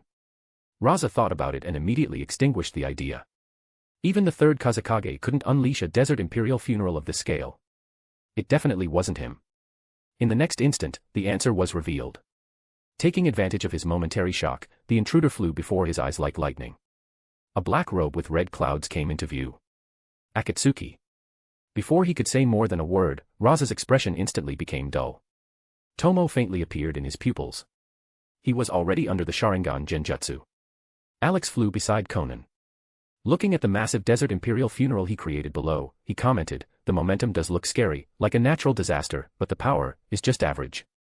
It was good for dealing with cannon fodder, but against true powerhouses, such attacks were hard to be effective. The opponent would either blast through the sand wave with raw power or dodge with high speed. As his strength increased, the power of many ninjutsu gradually couldn't keep up. He put away his thoughts and looked at Raza, who was under the genjutsu. Who is the one-tailed Jinchuriki in your village right now? Alex vaguely remembered that the previous one-tailed Jinchuriki, the monk Bunpuku, died of natural causes. He didn't know if he was dead yet in this time period. Gaara was younger than Naruto, so he definitely hadn't been born yet. It is Bunpuku, Raza answered mechanically. What is his condition? Very old and weak. His lifespan is almost at its end. Alex asked curiously, how do you plan to handle the one-tail Shikaka later? Karura is pregnant. If Bunpuku can hold on until the child is born, I plan to seal the one-tail Shikaka directly into the child, making my child the new one-tailed Jinchuriki. If Bunpuku dies prematurely, then seal it into a vessel first, and wait for the child to be born before sealing it into him. After all that, Raza had already made up his mind to make Gaara the one-tailed Jinchuriki. However, since Alex was here, the one-tail was destined to be taken. Gaara's original fate, and his mother Karura's fate, would both be changed. Lead the way immediately. Go to Bunpuku's location. Follow me. Raza nodded blankly. Under Konan's control, the sand cloud under his feet expanded, carrying her as they flew into Sunagakure together. The sand ninja inside the village saw the familiar sand cloud in the sky and knew the Kazekage had returned. Although they were a bit curious about the identity of the person standing beside the Kazekage, under the Kazekage's brief explanation, they didn't suspect anything. They put away their curiosity and continued their work. Raza carried Konan all the way to the dungeon in a remote corner of the village. Ever since Bunpuku became the one-tailed Jinchuriki, he had been imprisoned inside, denied freedom. He was only released briefly to fight for the village when the power of the tailed beast was needed. Raza and Konan landed, standing at the dungeon entrance. The nearby Umbu guards had no reaction, standing blankly in place, executing their original patrol duties. They had long been controlled by Konan's genjutsu beforehand. The prison door opened, and the two entered the dim, moldy dungeon. They walked all the way to the deepest part, standing in front of a completely sealed iron door. "We're here." Raza stood aside mechanically, speaking no more. Alex flew up, he could clearly sense the weak life form behind the door. Bang. Konan smashed the iron door open with brute force. Inside a cage less than 5 square meters, Bunpuku sat cross-legged peacefully on the ground. He seemed indifferent to the sudden events. His face was crisscrossed with wrinkles, looking extremely old. His whole body was like a leaking balloon, his life aura dissipating visibly. His lifespan was almost up. He slowly opened his cloudy eyes, looking at the people standing at the door. Before he could speak, the 3 Tomo in Konan's pupils merged instantly, forming a hydrangea pattern. Mangekyo activated. She directly controlled Bunpuku and the one-tail Shikaku inside his body. "Alex. Leave it to me." Alex controlled a sealing paper, pasting it on Bunpuku's abdomen. "Get in there, one-tail Shikaku." The paper lit up with a fluorescent white light, emitting a dense sealing power. It rapidly sucked the irresistible one-tail Shikaku from Bunpuku's body into the paper's sealing space. One-tail Shikaku, acquired. With the tailed beast removed, Bunpuku's last bit of life aura dissipated rapidly. Alex put away the sealing paper and looked at the old man who had spent his entire life in this palm-sized cage. Shaking his head, a sheet of white paper floated leisurely to the top of his head. Lighting up with fluorescent green light, it injected a portion of life force into his dying body and sealed the life breach caused by the extraction of the tailed beast. This operation would allow this poor old man to live out his natural lifespan and die of old age. In his old age, he could at least enjoy some freedom. After all, he was no longer the one-tailed Jinchuriki. "Let's leave." Alex flew back to Konan. Thump. Raza, standing beside them, smashed straight onto the ground, turning into a lifeless corpse. Konan didn't even look, walking straight out of the dungeon and flying into the sky. Next target, Konoha's 9 tails. Support this fanfic by leaving reviews, comments, and power stones. For advanced chapters, visit Chapter 180. Chapter 180, The 9 Tails is Tough. Handled by a single sheet of paper. Chapter 180, The 9 Tails is Tough. Handled by a single sheet of paper. Konoha. Night had fallen. Konan floated above the hidden leaf village, frowning as she looked down. Not in the village. Her mind's eye of the Kagura covered the entire Konoha village but didn't discover any existence matching the massive chakra of the 9 Tails Jinchuriki. After ascending to the Otsutsuki bloodline, her Uzumaki bloodline was fully developed with the aid of the Chimera power. Mind's eye of the Kagura, adamantine sealing chains, heel bite, she could use them all. Alex lay on Konan's shoulder, looking at the red moon in the sky. No way, did we come at such a coincidence. Konoha was very quiet. Many villagers had gone to sleep, it seemed like peaceful times. But the atmosphere vaguely became heavy, as if something bad was about to happen. Konan narrowed her eyes slightly. The Night of the 9 Tails. She remembered that back then, Aito Uchiha, disguised as Madara, had just joined the Akatsuki. To show off his strength in front of her in Nagato, he chose to come to Konoha to capture the 9 Tails. Although he didn't succeed in the end, it led to the deaths of the 4th Hokage and his wife. His power was proven. Aito Uchiha.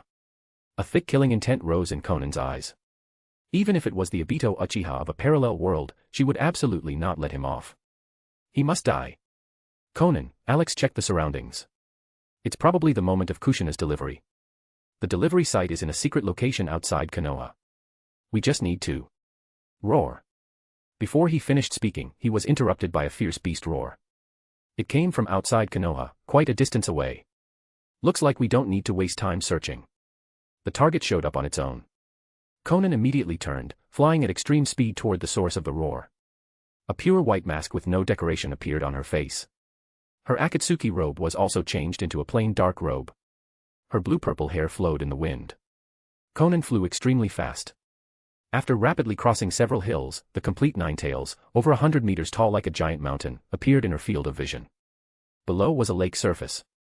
Kushina Uzumaki's aura was weak, her limbs firmly bound by chains to a stone pillar. There was a black swirl on her belly, ink dripping from it. The 8 trigrams seal sealing the 9 Tails had been violently broken, and her life force was draining uncontrollably. Beside her stood a figure wearing a black robe and an orange mask. It was Aito Uchiha. And it was the young version, less than 2 years after his fake death in the Third War. Please. Kushina's eyelids were half open, her breathing rapid. Please, don't hurt little Naruto.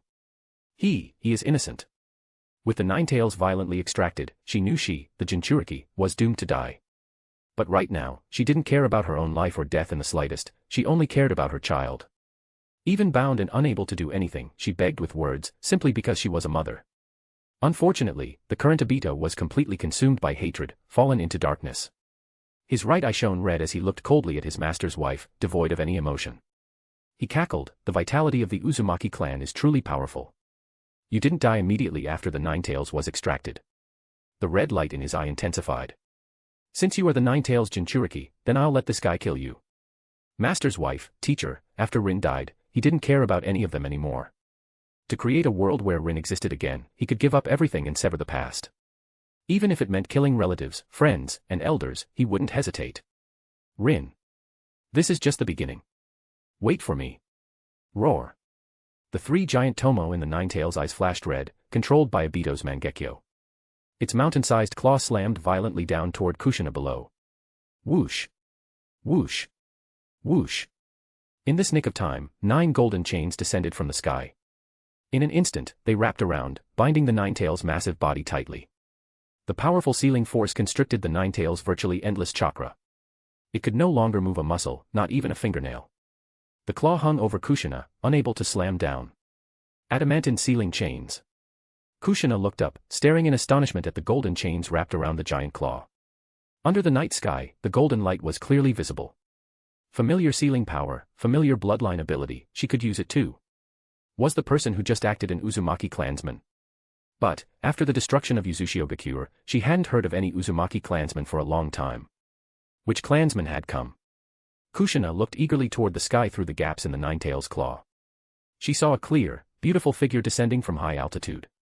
Backlit by the full moon, the flowing blue-purple hair rivaled the finest silk. Blue-purple. Kushina paused. Not red hair. She couldn't understand. The person who could use such adamantine sealing chains wasn't an Uzumaki. Or perhaps, she was an Uzumaki too, just a mixed blood like Naruto who didn't inherit the exclusive red hair. Who is it? Standing on another reef rock, Obito's eyes were extremely gloomy.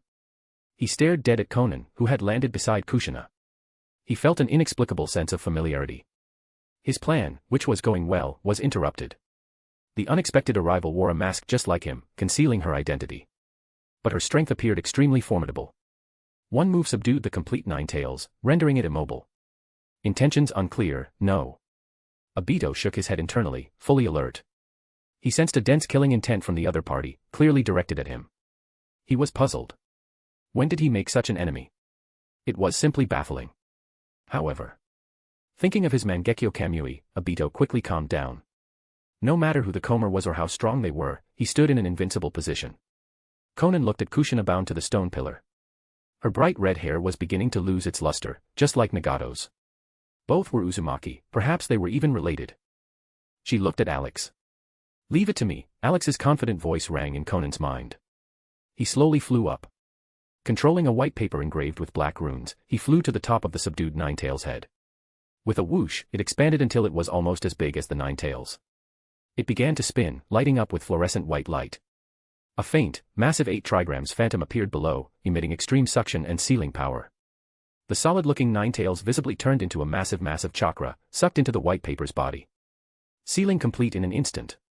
This. Kushina stared dumbfounded, shouting involuntarily, "What sealing jutsu is this?" She could see the shadow of the Uzumaki clan sealing jutsu.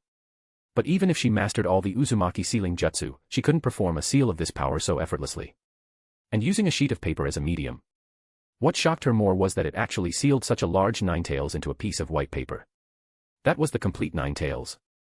What material was that paper made of to be so special, able to withstand the highly corrosive chakra of the Ninetales? If it were that easy, who would use people as vessels anymore? During war, just throw a piece of paper out, let the tailed beast run wild, and then easily take it back at the end. What terrifying mastery of sealing jutsu this was. Support this fanfic by leaving reviews, comments, and power stones. For advanced chapters, visit Chapter 181, Chapter 181, Obito, Nanny, why can you hit me? Chapter 181, Obito, Nanny, why can you hit me? Obito watched with equal astonishment, even horror, as the Ninetales was sealed by a single sheet of paper. The doubts in his heart intensified. Paper style. Then he looked at the opponent's blue-purple long hair. Ninjutsu and hair color were both very similar. But the Konan in his impression absolutely did not possess such strength, able to seal the Ninetales with just a piece of paper. Or even use the Uzumaki clan's exclusive bloodline ability. No. Aito shook his head internally. It absolutely can't be her. Then who could it be? He suddenly felt something was wrong. The intruder's strength was stronger than imagined. Without intelligence or knowing the details, he couldn't fight blindly. It was better to retreat first. Humph. Aito looked at Kushina, his voice hoarse and low. Ninetales Jinchuriki, count yourself lucky. However, with the tailed beast extracted, the Jinchuriki is destined to die. You cannot escape the fate of Da. Nani. Before Aito could finish his sentence, as if seeing a ghost, he stared in astonishment at a piece of white paper sticking to Kushina's abdomen. Green light flashed faintly, and her rapidly weakening condition miraculously stopped deteriorating. Then, visibly to the naked eye, she became spirited. As if the life force extracted along with the Ninetales just now had been replenished, completely restored. Aito felt his worldview shattering. Everything that happened in this short moment impacted his mind greatly. Sealing the Ninetales with a piece of paper was one thing, but actually saving a Ninetales Jinchuriki destined to die after losing the tailed beast. Simply incomprehensible, unbelievable. Who exactly was the opponent to possess such amazing means? Unheard of, unseen before. The person involved, Kushina, was no less shocked than Aito. She widened her eyes, staring blankly at Konan. A face full of confusion. The life force flowing out of her body uncontrollably was not only stopped but replenished.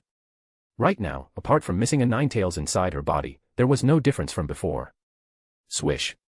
Suddenly, a yellow figure appeared beside Kushina.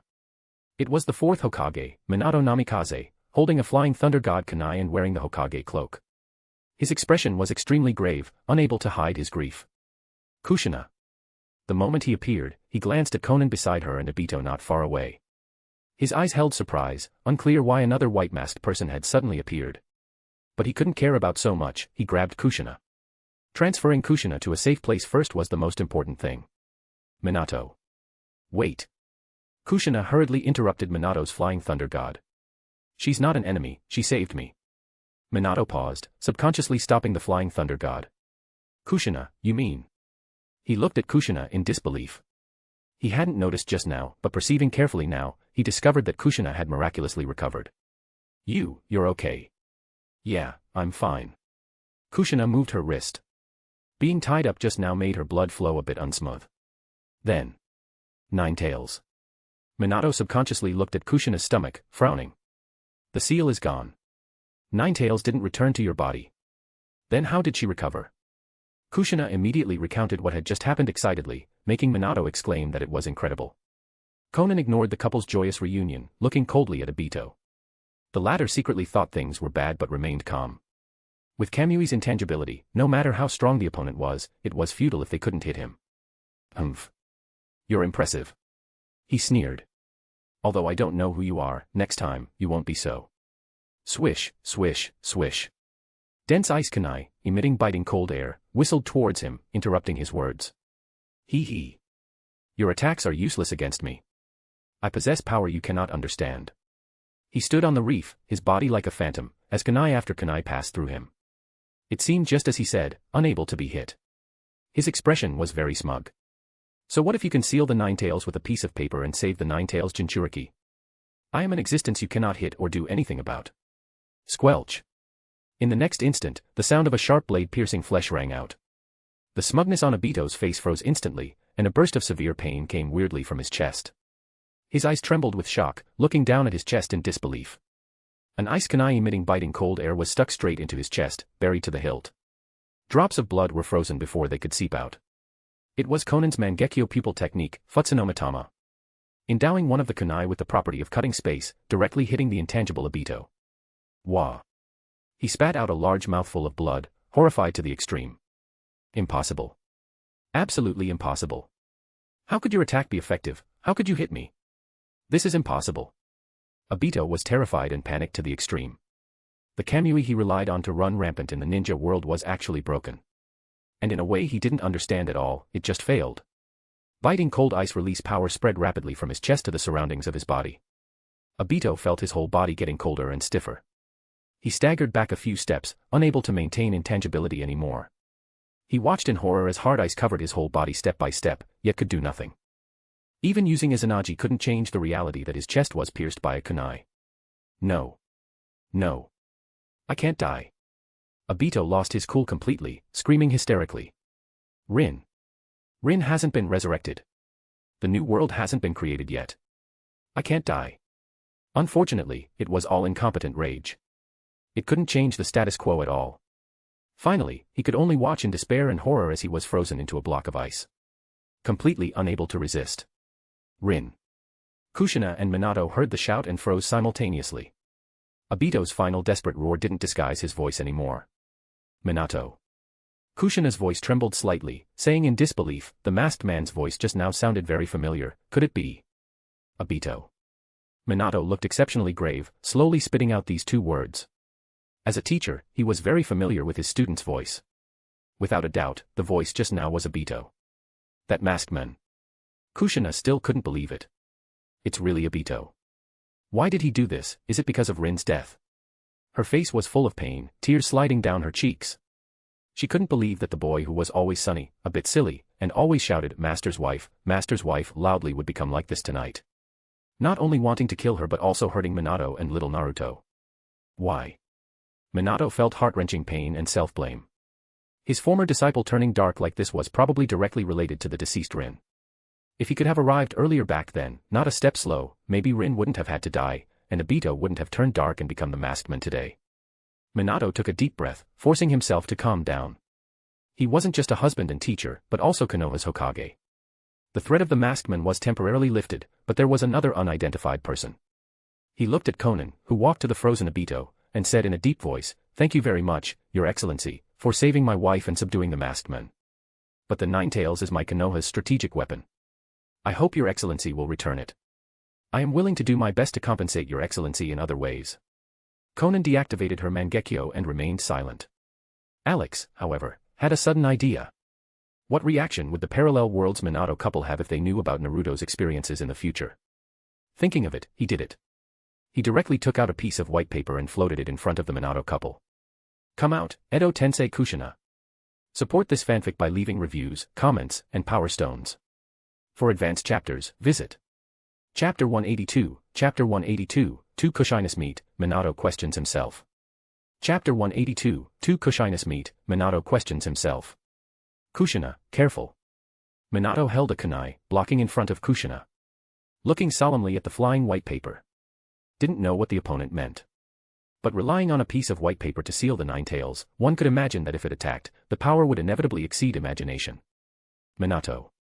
Kushina grabbed Minato's hand. Don't worry.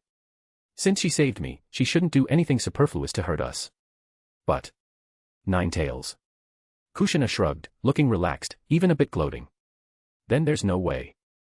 Since the other party wants it, just give it to her. Anyway, Minato, I guess you can't beat her either, and I won't allow you to attack my savior. Minato felt his right hand being squeezed painfully, knowing she wasn't joking. An inexplicable thought rose in his heart, didn't expect Kushina to be so strong even without being the Nine Tails Jinchuriki. He dared not say it out loud, afraid of being beaten. Besides, I never wanted to be some Nine Tails Jinchuriki anyway. Kushina couldn't help but complain, stuffing such a big thing into the body, which also has wisdom and consciousness, always feels like someone is monitoring me.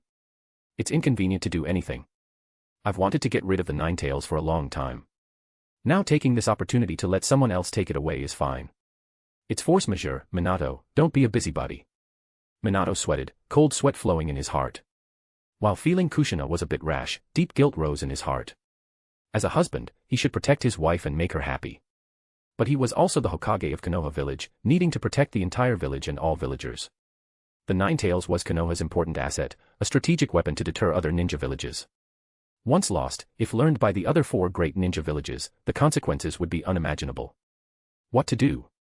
Minato rarely hesitated. On one side were his wife and the mysterious person who likely couldn't be defeated and had saved her life, on the other side was the village. Swish. Just then, the flying white paper suddenly grew larger, and a figure fell from it.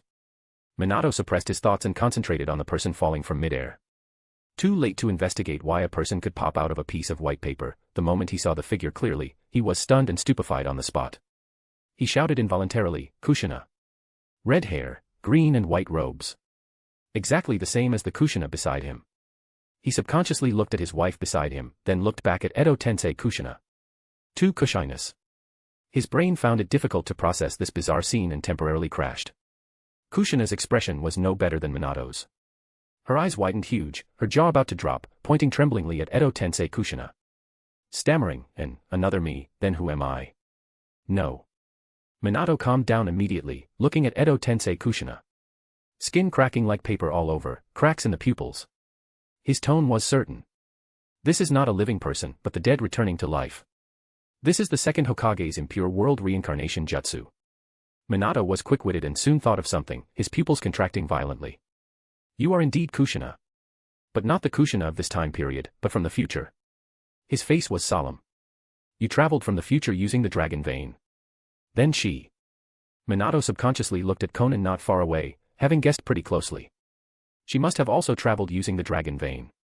Coming from the future, not belonging to his timeline. As expected of Minato. Edo Tensei Kushina looked dazed, her tone indescribably melancholic and complex. No matter which world, your reaction is fast. Alex had already informed her of what was happening now through the Yamanaka secret arts. Knowing she had returned to the Night of the Nine Tails once again, only it was a parallel world's Night of the Nine Tails. In the original world, she died tonight. Experiencing the grief of being separated from little Naruto by death. But now. It was also the Night of the Nine Tails, but another self in a parallel world had new hope amidst total despair and grief. Fate changed just like that. It's good. Edo Tensei Kushina looked at her other self with complex eyes. Your fate of inevitable death has been changed. You don't have to experience the same pain as me. Kushina stood blankly, not having reacted yet, subconsciously saying, what do you mean, you are really the future me? Understanding it like that isn't wrong. I indeed come from a future timeline, but... Stop. Minato interrupted urgently. Don't reveal future events anymore. This will cause space-time disturbances and unforeseeable consequences. His eyes held grief, having already taken Edo Tensei Kushina as the Kushina of his own world.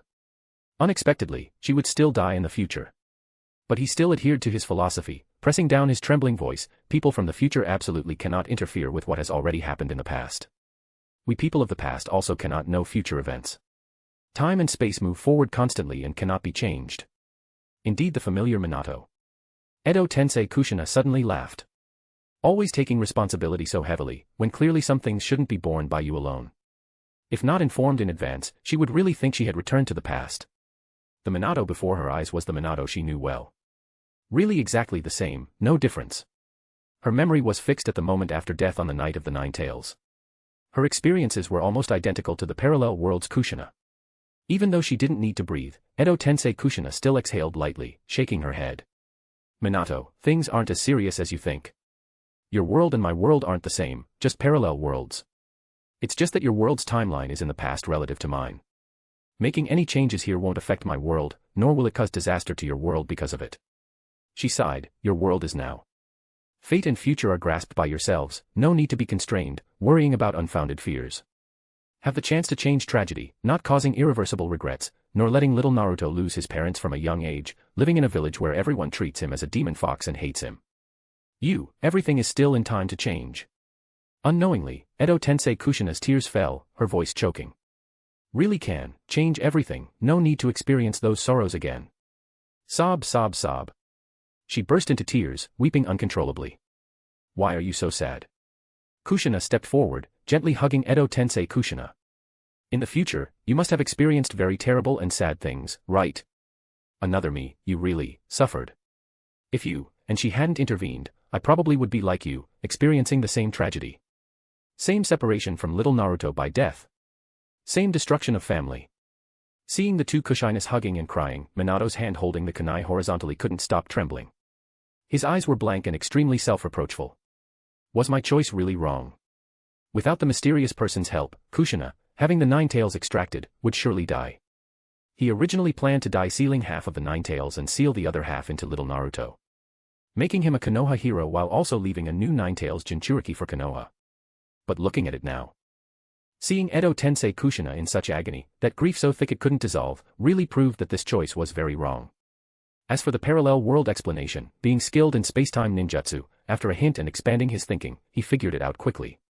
The Naruto he met in Rorin back then must be the Naruto grown up in a parallel world. His memory seal at that time only sealed other people's memories, he still secretly kept his own. This was also an important reason why he chose to let little Naruto become the Nine Tails Jinchuriki with peace of mind. After all, he had seen the grown-up Naruto, cheerful, sunny, seemingly not grown crooked. Only back then, he mistakenly thought it was the future of one world and worried about disturbing spacetime, so he didn't ask about Naruto's upbringing and life in detail. Now looking at Edo Tensei Kushina's appearance, there must be endless bitterness and indelible grievances in it. Looks like I was really wrong. Support this fanfic by leaving reviews, comments, and power stones.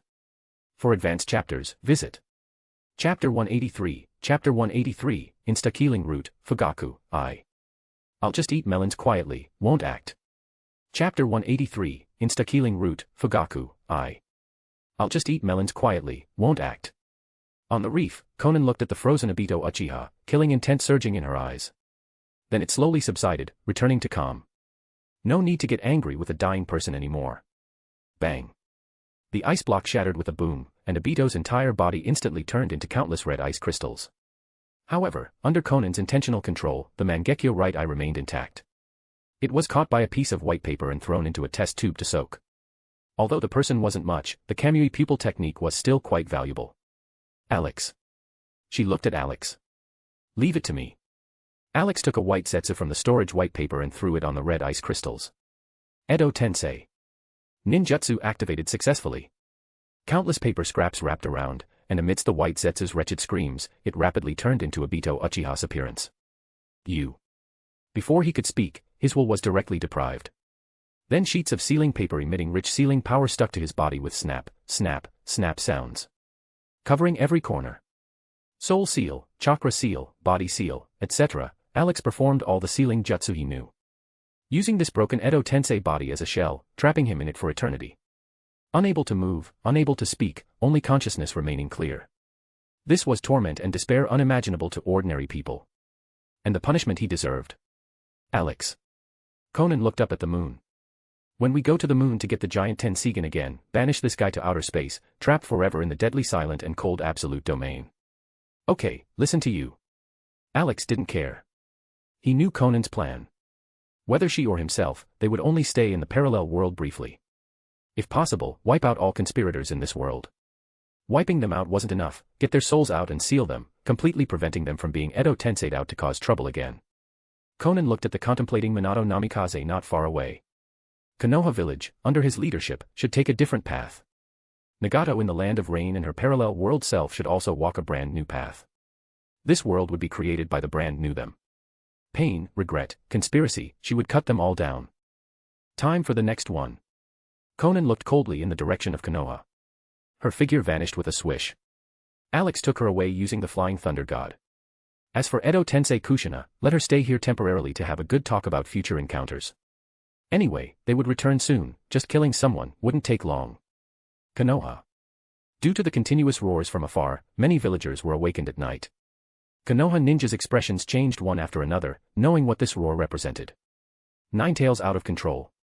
Under 3rd Hokage Hiruzen Sarutobi's order, villagers' evacuation was arranged immediately. He himself led the Umbu to support the delivery site. In front of the Uchiha gate. Fugaku Uchiha. A root ninja warned coldly, by order of Lord Hokage, everyone in the Uchiha clan must stick to the clan grounds tonight, no going out. Fugaku Uchiha looked worriedly at the direction of the Ninetales roar, his face somber, saying nothing. The Uchiha Jonin beside him couldn't endure it, shouting anxiously, which Hokage's order is it?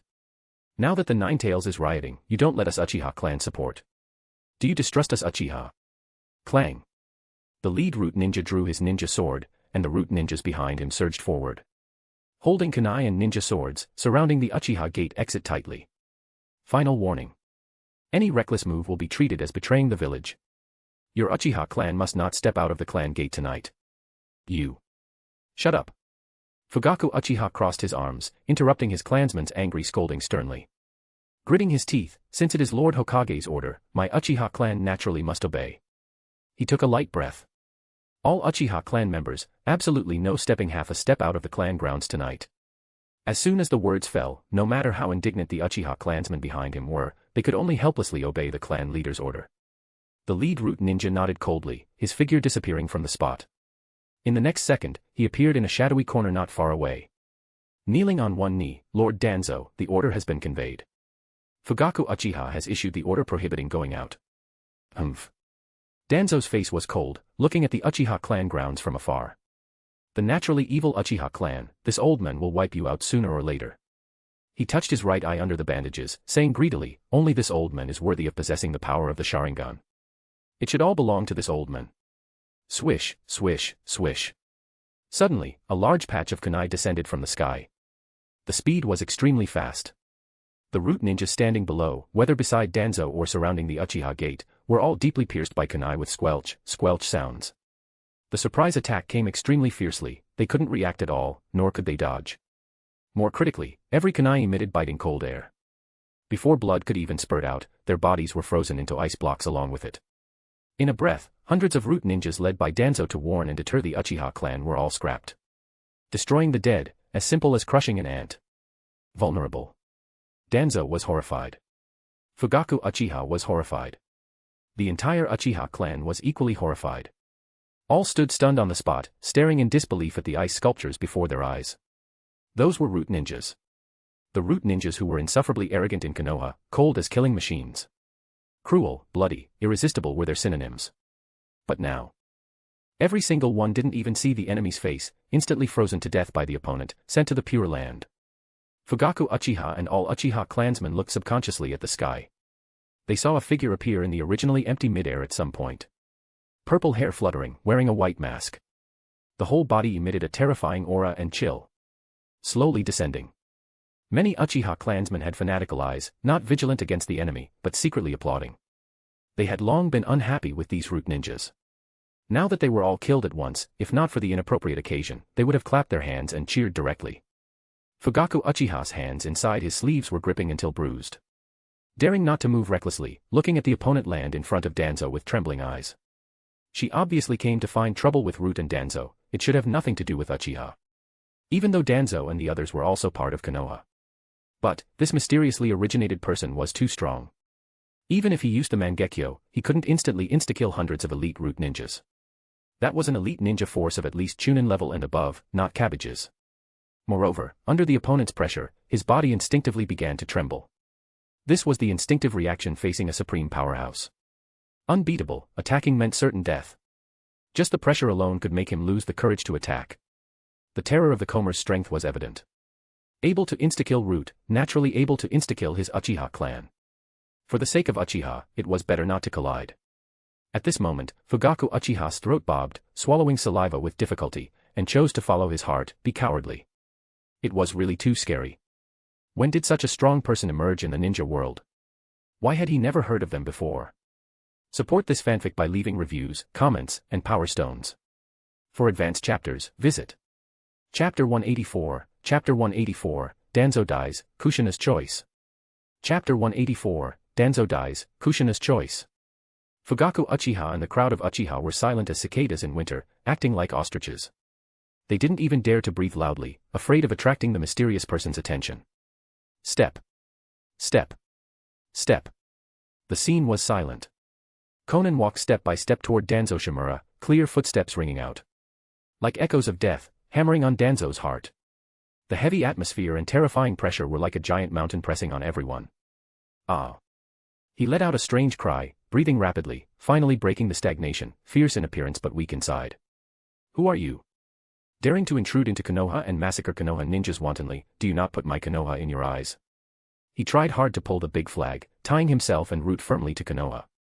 His gaze turned fiercely to the Uchiha clan grounds. Fugaku Uchiha. Your Uchiha clan is also part of Konoha, are you going to continue watching the show? Why don't you quickly capture this murderer who killed Konoha ninjas with this old man? It wasn't that he didn't want to run, it was really that his feet seemed rooted to the ground. His whole body was weirdly immobile except for his head. Fugaku Uchiha stood stiffly on the spot, his face terribly dark. Moving was wrong, not moving was also wrong. If it were anyone else, he might try to attack even if he couldn't win. But he was Danzo Shimura. An enemy who had always targeted him and the Uchiha clan. The clansmen had long been unhappy with him and Root. Let alone saving him, not going over to kill him personally was already good enough.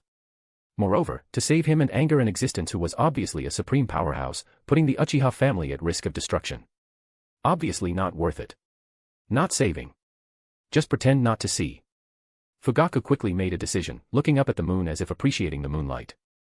Only his peripheral vision glanced at the shadowy corner, watching the scene happening ahead. Fugaku Uchiha.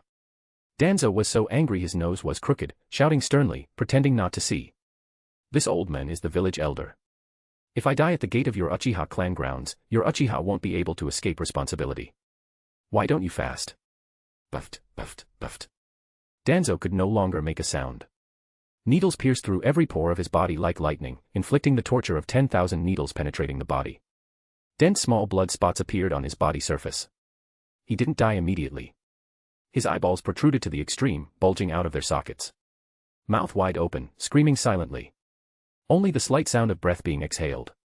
The severe pain in that instant just now was unimaginable, painful to the point where he couldn't even make a sound. Fugaku Uchiha looked at Danzo, who suddenly became riddled with holes, in horror. This way of dying was unheard of, unseen before. Just watching, he felt a faint needle-pricking sensation all over his body. He suddenly felt a trace of sympathy for Danzo. Such injuries would probably hurt him to death directly. The fact was exactly as Fugaku Uchiha thought.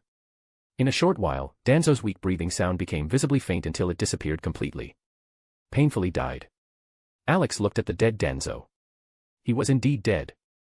There was also a 3-tomo Sharingan under the bandage. Perhaps he hadn't learned Izanagi yet, or he was controlled in advance and didn't have time to release it. Anyway, he was dead and couldn't be resurrected again.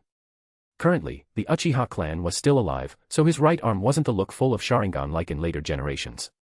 Konan stood on the spot, looking at Danzo's corpse. Her killing intent retracted, calming down. No matter which world's Danzo, he must be killed. Alex flew up, throwing a living white zetsu from the storage white paper next to Danzo's corpse. Directly activate Edo Tensei. Repeating the operation on Edo Tensei Obito, Danzo's soul was firmly sealed in the Edo body and stored in the storage white paper. When they arrived on the moon, let the two of them keep each other company, floating side by side in the universe together. Fugaku Uchiha watched this scene in shock. Danzo died, then came back to life, and finally was taken in by a piece of white paper. Everything happening before his eyes challenged common sense too much, it was too magical. This suddenly appearing mysterious person not only had supreme strength but also mastered such strange and bizarre abilities. Simply incomprehensible. He took a deep breath, intending to take the initiative to say something. Danzo was dead, Root was destroyed, only his Uchiha clan was left here. Still didn't know how the other party viewed their Uchiha. Fugaku stepped forward. Your Excellency, please. Before he finished speaking, Konan vanished from the spot with a swish, whereabouts unknown. He froze on the spot, his expression shaken, and the words, Flying Thunder God, blurted out. Doubts rose in his heart, could the mysterious person be the fourth Hokage, Minato Namikaze? Disguising his identity, specifically killing Danzo Shimura and Root to take back Hokage power? But the strength seems wrong.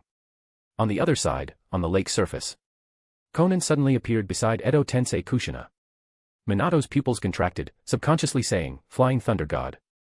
He looked at Konan solemnly. Who exactly is your Excellency? Bang. A crisp sound.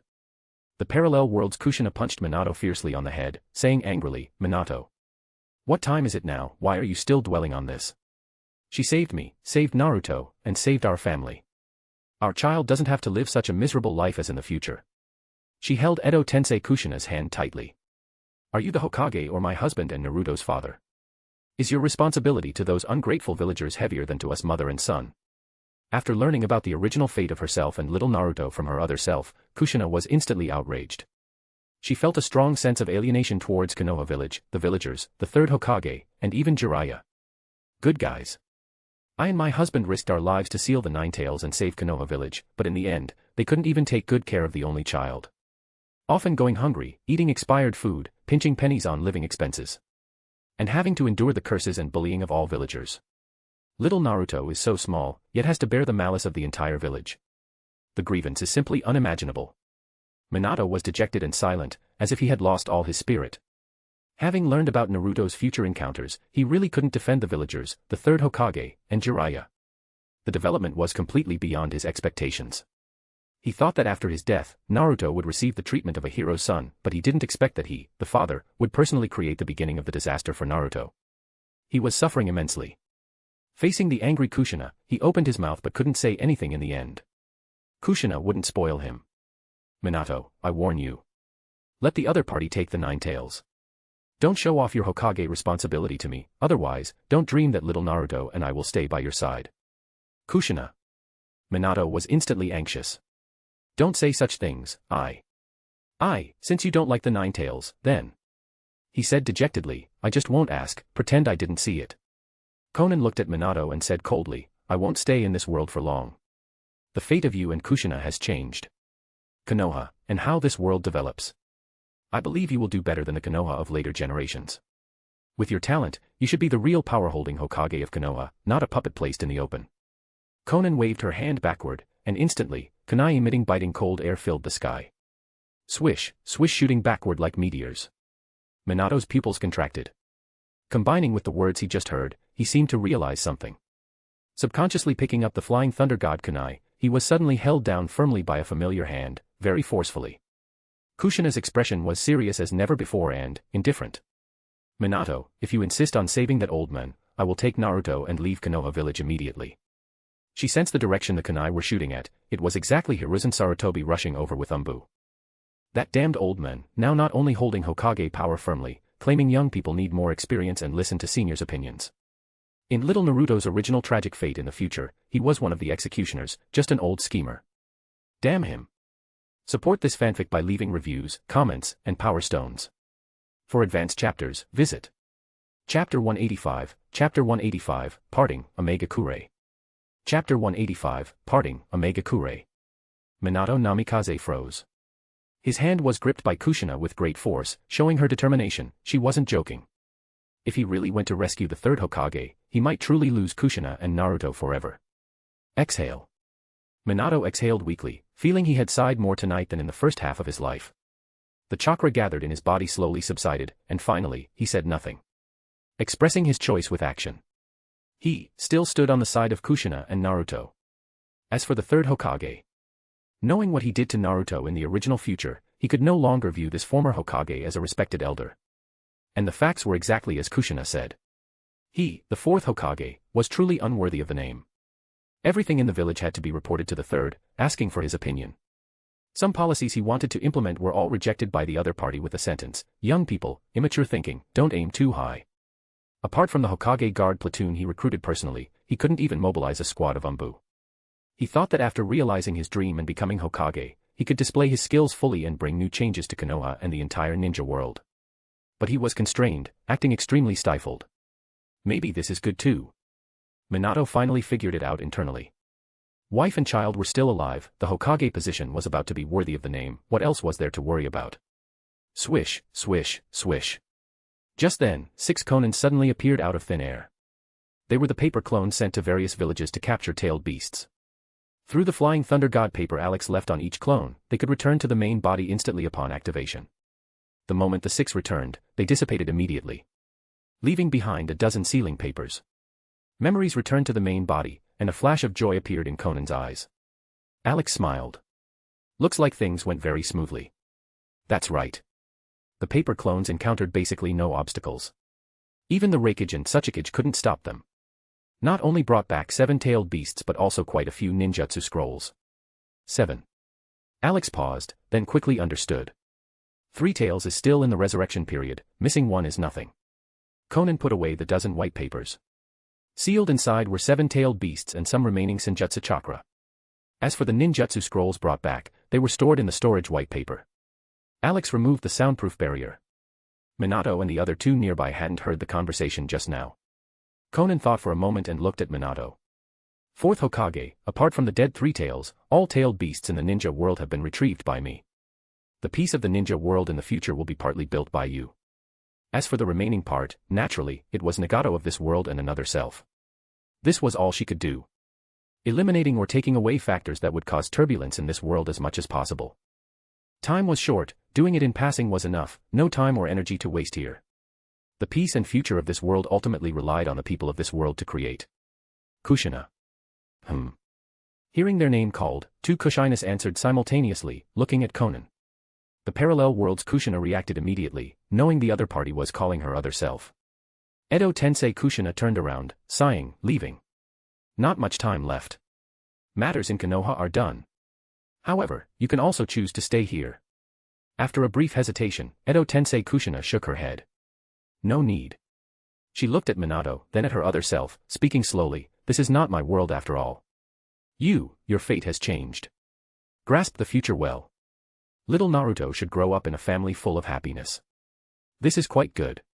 Parting always carried sadness. Let alone crossing two worlds, once parted, it would probably be hard to meet again.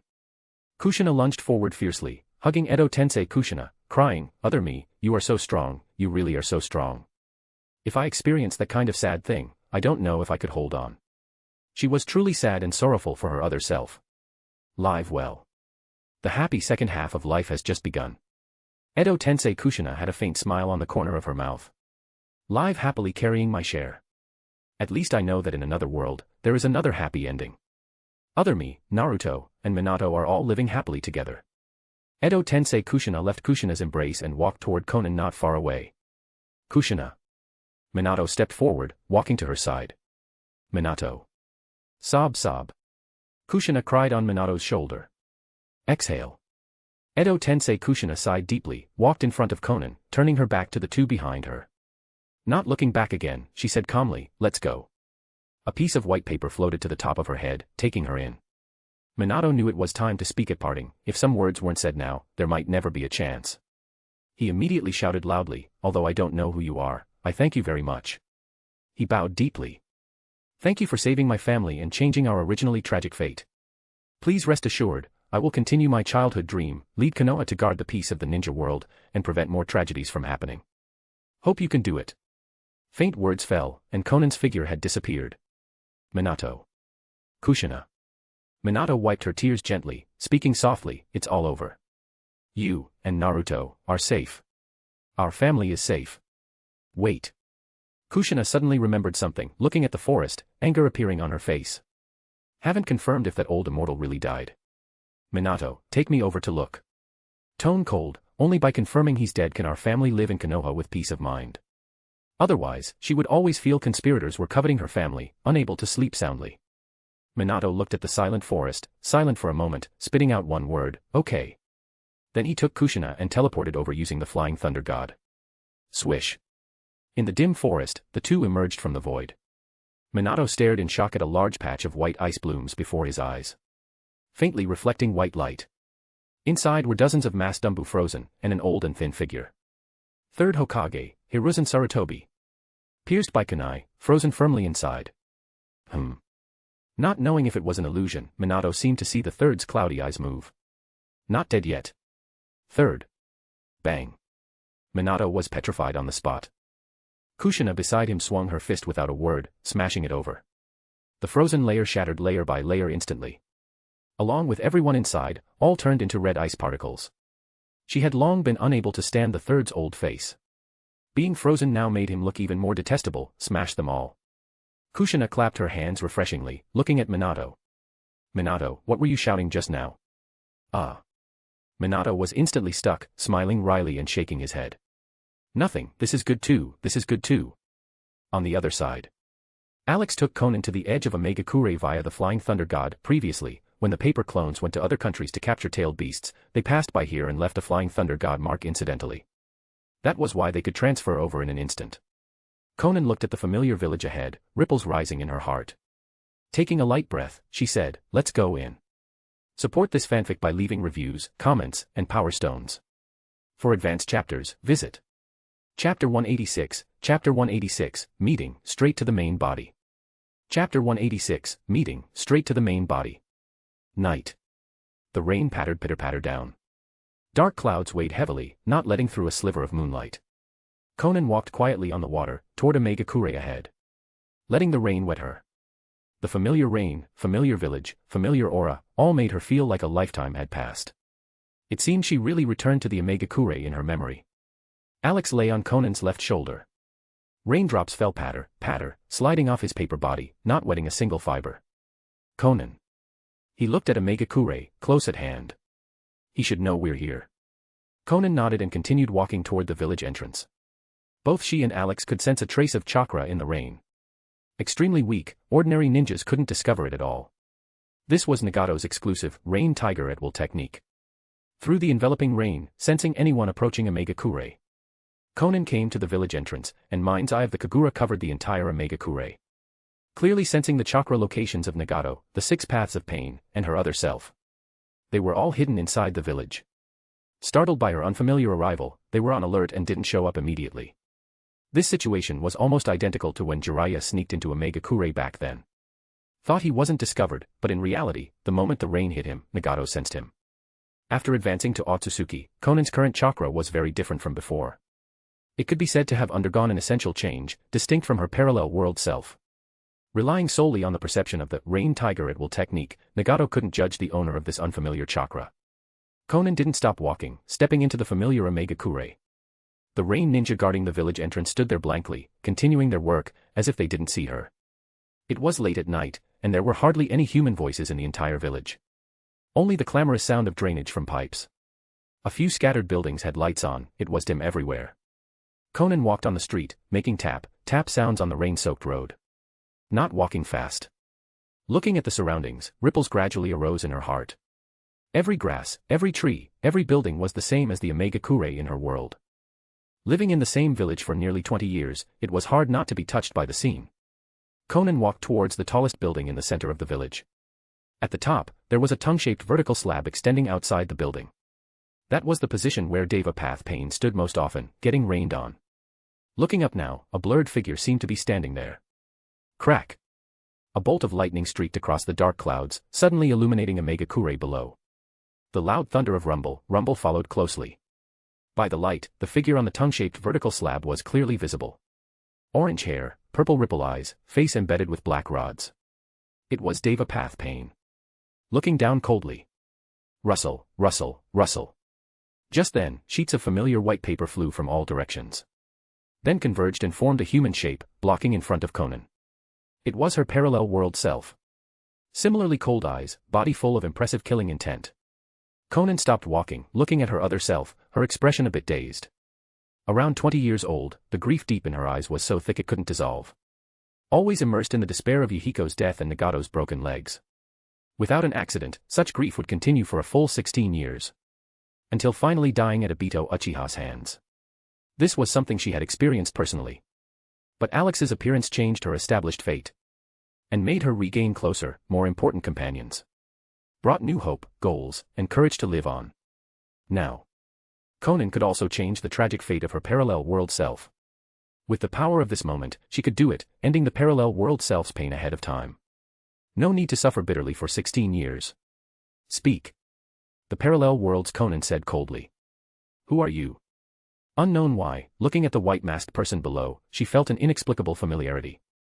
Alex lay quietly on Konan's shoulder, his voice ringing in her mind. Konan, what do you plan to do? Subdue them first. Konan had long made a decision. Exactly because she understood herself and Nagato, she knew how strong their vigilance was.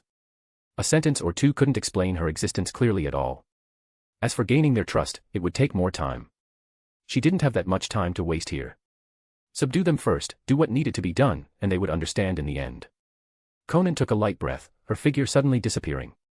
Rushing into the tallest building in front in an instant. The speed was extremely fast, like teleportation. The parallel world's Konan in midair only felt her vision blur, and the person she was staring at tightly below was gone. Her heart was instantly shocked, the comber's strength was way stronger than she imagined. Such speed, she couldn't react at all. The other party could totally take this opportunity to give her a fatal blow. But that person. Not good. The parallel world's Konan turned her head violently, only seeing the back of the other party disappearing into the building. That person's target is Nagato's main body. How could it be? How could that person know Nagato's main body was hidden in the building's underground space? Too late to think much, she instantly turned into paper sheets filling the sky with a poof and dissipated. Transmitting the memory back to the main body. Turns out it was just a paper clone. Konan and Alex, who also possessed paper style, recognized this the moment they saw her. They wouldn't waste time with this paper clone. Chose to strike straight at the heart. Under mind's eye of the Kagura, Konan had accurately located Nagato's position. No difference from the hidden position in her memory. Both were in the underground space beneath the central building. After Nagato died, she modified that place into a resting place for Yahiko and Nagato. Inside the building. Konan's speed didn't diminish, one punch smashing the hidden wall, revealing a pitch-black entrance. Then she flashed in. Bansho Ten in. Just then, Deva Path Pain rushed over, raising his hand with a burst of suction. Unfortunately, half a step late, sucked lonely air. Konan had already entered the underground tunnel. Who exactly are you? A flash of astonishment appeared on Devapath Payne's cold expression. Completely unexpected, how the other party could accurately find the underground entrance. Strength was also so powerful, actually smashing the barrier he set up with Rinnegan power in one punch. The strength and intelligence revealed by the Komer were almost crushing. Yet he couldn't even figure out the other party's face and identity. Simply more terrifying than that person wearing an orange mask and calling himself Madara Uchiha. Even Madara Uchiha couldn't find where his main body was. This was a secret only he and Konan knew. Devapath Payne had no time to think carefully, flying into the tunnel close behind. Then the rest of the Payne bodies rushed over at extreme speed, all pouring into the tunnel rapidly, rushing toward the main body's location. Support this fanfic by leaving positive review, comments, and power stones. For advanced chapters. Chapter 187, Chapter 187, Battle Over, Subduing Nagato. Chapter 187, Battle Over, Subduing Nagato. Underground space. Bright ores were embedded in the ceiling, casting soft light. Nagato. The parallel world's Konan's face changed, urging rapidly, the clone just sent back news that the intruder has already broken into the building above, it's very likely they are coming for your main body. I'll take you away immediately. As she spoke, she controlled sheets of white paper to float towards Nagato, who was sitting in a wheelchair next to her. But he refused in a low voice, too late. Cough cough. Nagato coughed weakly. Looking up at the main door, she has already entered the underground tunnel, she will arrive here very soon. Breathing heavily, it seemed even speaking was laborious. His whole body was thin as a skeleton, cheeks sunken deeply. Most terrifying was his back, densely inserted with black rods. Exhale. Nagato exhaled a long breath, forcing himself to cheer up. The opponent's strength is very strong, later I will stall her as much as possible, you take the opportunity to leave, wait. Boom. Just then, the door was punched open, revealing the Komer's figure. Flowing blue-purple long hair, face covered by a pure white mask. Nagato's pupils contracted slightly. Only when the other party appeared in front of his Rinnegan main body could he see how massive the chakra inside her body was. This was even with some inexplicable force blocking, unable to see fully. But just the small part seen was already comparable to an ocean, then all of it. Moreover, the pressure emitted by it, deep as the abyss and vast as the ocean, actually made people breathless. Nagato was horrified inside. Such chakra, both quality and quantity were unbelievably high, when did such a powerful figure appear in the ninja world? And could also pinpoint the location of his main body accurately, who exactly was the other party? Nagato had no time to think much, shouting anxiously, go quickly. I will stall her as much as possible. He violently thrust out his right hand, Bancho 10. Wanting to restrict the other party with suction. Unfortunately, Konan's speed was flying fast. After smashing the main door barrier with a punch, she stepped forward, shooting towards Nagato at a faster speed. So fast. Nagato's eyes glared, his withered red hair flying up, instantly interrupting Bancho Tenin, and switching to release the opposite repulsive force. Shinra Tensei. Wanting to use this move to bounce the close enemy away. The power was limited, dare not increase, because the parallel world's Konan was still nearby. Didn't want this indiscriminate attack to hurt his companion. Only when Nagato engaged the Komer did the parallel world's Konan react. With her current strength, she couldn't intervene in this battle at all. Without surprise, she was bounced out instantly by the repulsive force of Shinra Tensei. Fortunately, Nagato controlled the strength. Only bounced away, not hit bad by the stronger repulsive force as in normal circumstances. Seeing his companion leaving the center of the battle, Nagato breathed a sigh of relief. Turning his head to look at the white-masked person half a meter away, shocked inside. You actually resisted Shinra Tensei. Even if it was a low power Shinra Tensei, it belonged to the power of the Rinnegan, the other party actually resisted it physically. Stood firmly on the ground without moving, not being bounced away. Simply incredible. Then like this. Nagato clasped his hands in front of his chest, hair dancing wildly, his whole body emitting stronger chakra fluctuations. Can you still resist it? Ha! Nagato shouted violently, instantly strengthening Shinra Tensei, releasing more terrifying repulsive force. His companion was temporarily safe, he could release stronger power without scruples. However, Konan still stood like a nail, rooted firmly in the ground. The terrifying repulsive field was almost visible to the naked eye, surrounding Nagato 360 degrees. Everything around was sent flying and crushed by the repulsive force. The ground began to shatter layer by layer, revealing the black soil deepest down. You. Nagato's pupils shrank sharply, almost as if seeing a ghost. The other party actually slowly reached out a hand to him amidst such a dense repulsive field. Moving forward bit by bit, although very slow, extending steadily. The scallion white jade-like fingers were close at hand. Looking soft, should have been crushed by the ubiquitous repulsive force, yet completely undamaged. Ha! Nagato shouted violently again, intending to go all out, releasing stronger Shinra Tensei. His nostrils began to bleed, and the chakra fluctuations became more terrifying. Konan's expression under the mask was serious, her right hand pushed forward steadily under the repulsive barrier. Even the Nine Tails could break through Deva Path Pain's Shinra Tensei barrier. With stronger power and a more robust body than the Nine Tails, she naturally could do it. As long as she could touch him before Nagato gathered strength and released stronger, Shinra Tensei. This non-battle battle would end immediately. Seeing Nagato squeezing out power regardless of consequences, his hair visibly turning white, Konan was also sad in her heart. But her right hand still firmly broke through the repulsive field.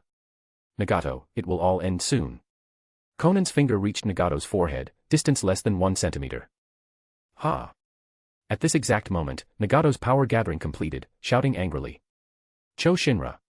Suddenly, a piece of white paper emerged from the tip of Konan's finger, sticking to Nagato's forehead with a snap. Twisted black runes instantly surfaced on the paper, emitting extremely strong sealing power. This was a sealing paper powered by Senjutsu chakra. In an instant, Nagato discovered with horror that the chakra inside his body fell into rapid silence. The Shinra Tensei, brewing halfway, was like a misfire, unable to be released. The surrounding repulsive field dissipated instantly without chakra input. Battle over. Lasted less than a few seconds. The white paper on Nagato's forehead detached, leaving behind 5 obvious black sealing marks. 5 elements seal. Specifically for sealing the chakra inside a ninja's body. Currently, Nagato couldn't mobilize a sliver of power. And couldn't power the Rinnegan in his eyes anymore. This was a powerful Senjutsu seal, he couldn't break this strange, higher-level power. Thud. Thud. Just then, a series of sounds of falling to the ground came from the door. Turned out it was the 6 Paths of Pain who had just rushed in. Because Nagato's main body power was sealed, unable to continue supplying them, they turned back into corpses again. As for the parallel world's Konan, naturally, she was also restricted in place by the white paper controlled by Alex. Looking over here with a face full of despair. She couldn't imagine the Komer's strength would be so powerful, even Nagato with Rinnegan wasn't a match. The battle ended so quickly, almost without resistance. Nagato sat in the wheelchair, dazed briefly. Seemed unable to figure out why the battle ended so quickly, why his power was instantaneously sealed. He possessed the Rinnegan known as the Eyes of God, even Hanzo the Salamander, the demigod of the ninja world, died at his hands. Without the ability to resist. How could he lose to the enemy in such a short time? Ah! Nagato suddenly let out a scream. Subconsciously covering his eyes, feeling the 2 eyeballs seem to come alive. Greedily devouring his life force. This feeling had lasted for many years, he was familiar with it, but right now it was exceptionally severe. He knew the Rinnegan would devour chakra and life force every moment as support. But right now chakra was completely blocked by unknown power, the Rinnegan couldn't absorb it, so it could only be provided by life force entirely. This pain of being sucked dry alive was completely unbearable. Nagato. Konan looked at Nagato worriedly. It won't hurt soon, this pair of eyes only brings you pain and tragedy. Alex. Leave it to me. Alex flew above Nagato's eyes. This pair of Rinnegan should also end their mission. Support this fanfic by leaving positive review, comments, and power stones. For advanced chapters. Chapter 188, because. I am also Konan. Chapter 188, because. I am also Konan. Ah! Nagato screamed in pain continuously, his body trembling non-stop. Chakra sealed, life force forcibly extracted and devoured by the overbearing Rinnegan. The eyes of the 6 Paths, not used by the owner, burdened too much, seriously damaging the body. Take a little nap first. A bolt of electricity shot from Alex's paper body, Nagato's howling stopped abruptly, fainting numbly. Not only to change eyes later, but also to treat his broken legs, it was better to anesthetize him. MMPH. Not far away, the parallel world's Konan watched Nagato fainted, her face full of despair. Wanted to get to Nagato immediately, wanted to shout angrily, but body restrained, mouth also sealed by a piece of white paper. Could only watch helplessly as the enemy dug out her companion's eyes, powerless. Alex didn't waste time and began to dig out the eyes. White threads extended from the paper body, piercing directly into the flesh and blood around the 2 eyeballs, then lifting gently. 2 purple ripple Rinnegan instantly left Nagato's sockets. With the intervention of dark medical ninjutsu, not a drop of blood was left during the process. Alex. Konan handed over a test tube soaked in green solution. Inside were 2 pure white eyeballs. It was the Byakugan. When going to Konoha to kill Danzo, she incidentally took the Byakugan treasured by the Hyuga main family. Specially prepared for Nagato. The Byakugan wasn't as overbearing as the Sharingan, the burden on the host's body wouldn't be too great. With Nagato's recovered Uzumaki bloodline, it was enough to burden a pair of Byakugan, and battle strength could also be added. The test tube cork was pulled out by Konan. Alex controlled white threads to reach into the test tube, rolling out 2 white eyeballs. Then stuffed them into Nagato's empty sockets at once. Dark medical ninjutsu activated, a dark ray flashed, and the 2 eyeballs reconnected with various meridians and blood vessels. Restored to original state.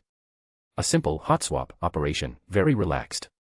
Without the Rinnegan's devouring, Nagato's body aura stabilized, no longer weakening. Next. Alex looked at the black thorns stuck in Nagato's back. Dense yin-yang release creations. Ordinary people, not to mention entering the body, even touching it would cause chakra disorders.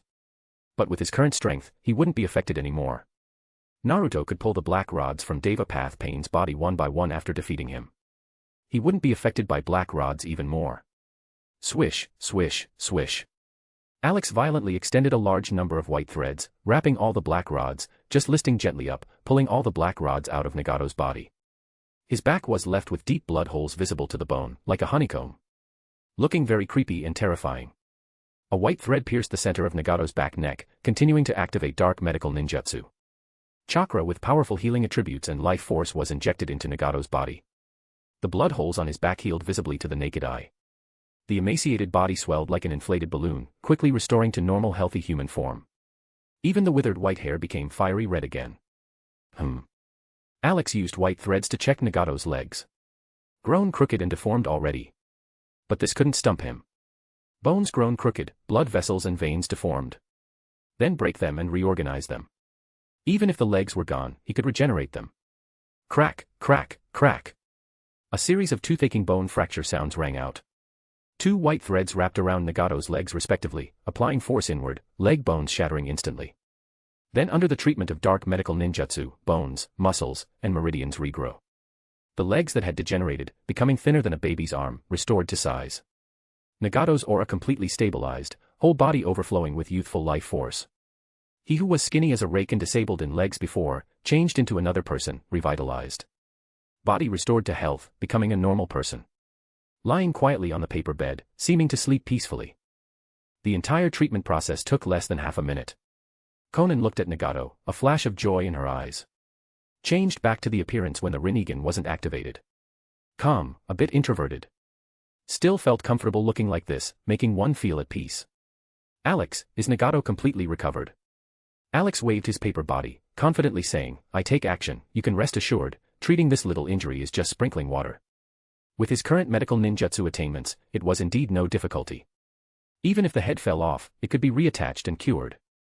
Since Nagato is cured, it's your turn. Alex looked at the parallel world's Konan. 1 duck is driven, 2 ducks are also driven. Might as well treat the hidden injuries and hidden diseases in her body too, it wouldn't take any effort anyway. With a thought, white paper wrapped her and flew in front of Alex. The parallel world's Konan didn't care about her own safety, upon approach, immediately looked at Nagato. Eyes widened instantly, face full of astonishment. The result was very different from what she imagined. Thought she would see Nagato's corpse with eyes dug out and then killed. But what did she see now? A living, intact as before Nagato. Exactly the same as Nagato in the healthy period in impression. Why did the other party do this? Wasn't it to take the Rinnegan and kill people? The parallel world's Konan crashed instantly, brain blank, not knowing why things developed like this. Then suddenly felt a slight sting in her chest. Subconsciously looked, a white thread was piercing into her body. Before guessing what the other party wanted to do to her, immediately discovered a cool energy surging in. Along the blood vessels, flowing to all parts of the body. Whole body like soaking in a hot spring, warm, relaxed, very pleasant and comfortable. Body seemed lighter by 30%, unspeakably good. This was treating her. Under such circumstances, the parallel world's Konan could only think so. Could it be the other party wasn't an enemy, but came specifically to help Nagato and herself? Less than 3 seconds later, Alex retracted the white thread, finishing the treatment for the parallel world's Konan. All hidden injuries and hidden dangers completely cleared. Like Nagato, restored to the healthiest state of the body.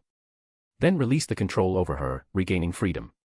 The parallel world's Konan was stunned first, subconsciously picked up a kunai, then put it down slowly. Squatting beside Nagato, checking his physical condition carefully. After confirming he was completely healed, and eyes changed to be a Kugan, then turned to look at Konan, saying in a deep voice. Who are you? Why do this? I just want to make up for some regrets. Konan pressed her hand on the mask, slowly taking it off. Because I am also Konan. Support this fanfic by leaving positive review, comments, and power stones. For advanced chapters. Chapter 189, Chapter 189, Making Up for Regrets, Goodbye. Chapter 189, Making Up for Regrets, Goodbye. You. The parallel world's Konan was stunned on the spot. Pupils dilated, staring incredibly at the mysterious person taking off the mask. Features, pupils, exactly the same. Except for longer hair and whiter skin, it was like a mirror standing in front. Wasn't this herself? Brain went blank, unable to think temporarily. Then thick doubts arose. Why did another self appear, strength also so powerful, even Nagato with Rinnegan wasn't a match, subdued instantly. I know you have many questions right now. Konan said slowly. Don't worry, I will answer them for you. She began to tell her origin and future encounters. Trying her best to answer the parallel world Konan's doubts. The parallel world's Konan got dizzy for a while, finally managing to accept various explosive information. Looking at her other self with a complex face, so, you are from the parallel world's future. She glanced at Nagato beside her, sighing very melancholically, future. Yahiko, Nagato, and Akatsuki's dreams all failed. Turns out everything was just a conspiracy, we were all just pawns. This is just the future I experienced. Konan shook her head. From this moment on, yours, and Nagato's fate has been changed. Obito Uchiha who treated you as pawns, and your enemy Danzo Shimura have been killed by me. Thank you. If not for you, I'm afraid Nagato and I would still have to experience 16 years of pain, then die full of regrets. Thank you very much for your arrival, helping Nagato and me escape the original tragic fate. You're welcome. Konan said calmly. You are the other me. I came here to make up for regrets, with my current strength I can do this. She handed over 3 white papers. This is storage white paper with 100 cubic meters inside, same usage as storage scrolls. Stored inside are ninjutsu, money, and other supplies I took from the 5 great ninja villages, to improve your strength and use for the Land of Rain's development. The parallel world's Konan took it silently. Just a light sense, could discover the thin white paper piled with ninjutsu scrolls and large amounts of money, supplies. These were all prepared in advance. Previously, the 6 clones went to capture tailed beasts, incidentally also looted those ninja villages' treasuries. These things were not much use to Konan, copying ninjutsu scrolls was enough, other things all left to the parallel world self. This world lacking those conspirators, future development might still have twists and turns, but turbulence would inevitably reduce significantly. Alex's paper body swayed, rustle, floating out a large section of white paper. Surface engraved with sealing runes. Floated in front of the parallel world's Konan. She was a bit puzzled, not knowing what functions these papers had. Konan explained, these are sealing papers with special functions. The ones with the character, medical, written in the middle store extremely strong medical chakra inside, as long as the person is not dead, it can heal all injuries instantly. Just now treating Nagato's body used this kind of medical chakra, you should be able to understand its power. Can call it medical paper. The parallel world's Konan silently picked up a medical paper, sealed very tightly, unable to sense the medical chakra stored inside. But since the other self said so, it must be true. The transformation of Nagato's body happened right before her eyes. Such powerful medical paper was no less than a second life. She counted simply, just medical papers were no less than 30. This was at least 30 lives. Then there were 2 other types of papers, with seal and transport/teleport, written in the middle respectively. Konan continued, paper is paper with extremely strong sealing attributes, nothing cannot be sealed. If encountering tricky enemies, can use it. The remaining paper is used for teleportation. As long as activated, will instantly teleport a person randomly 1,000 miles away, breaking away from enemy pursuit. These special papers were all made by Alex combining paper style, sealing jutsu, flying thunder god, and that black fragment. Using them was very convenient, just a little chakra could activate. The parallel world's Konan took them blankly, already not knowing what to say. These papers with special effects were simply unheard of, unseen before. Every sheet was extremely formidable, important. If word got out, probably would cause the whole ninja world to go crazy, all wanting to buy or snatch. But now all were given to herself. She stared fixedly at Konan. How could the other world's self be so powerful?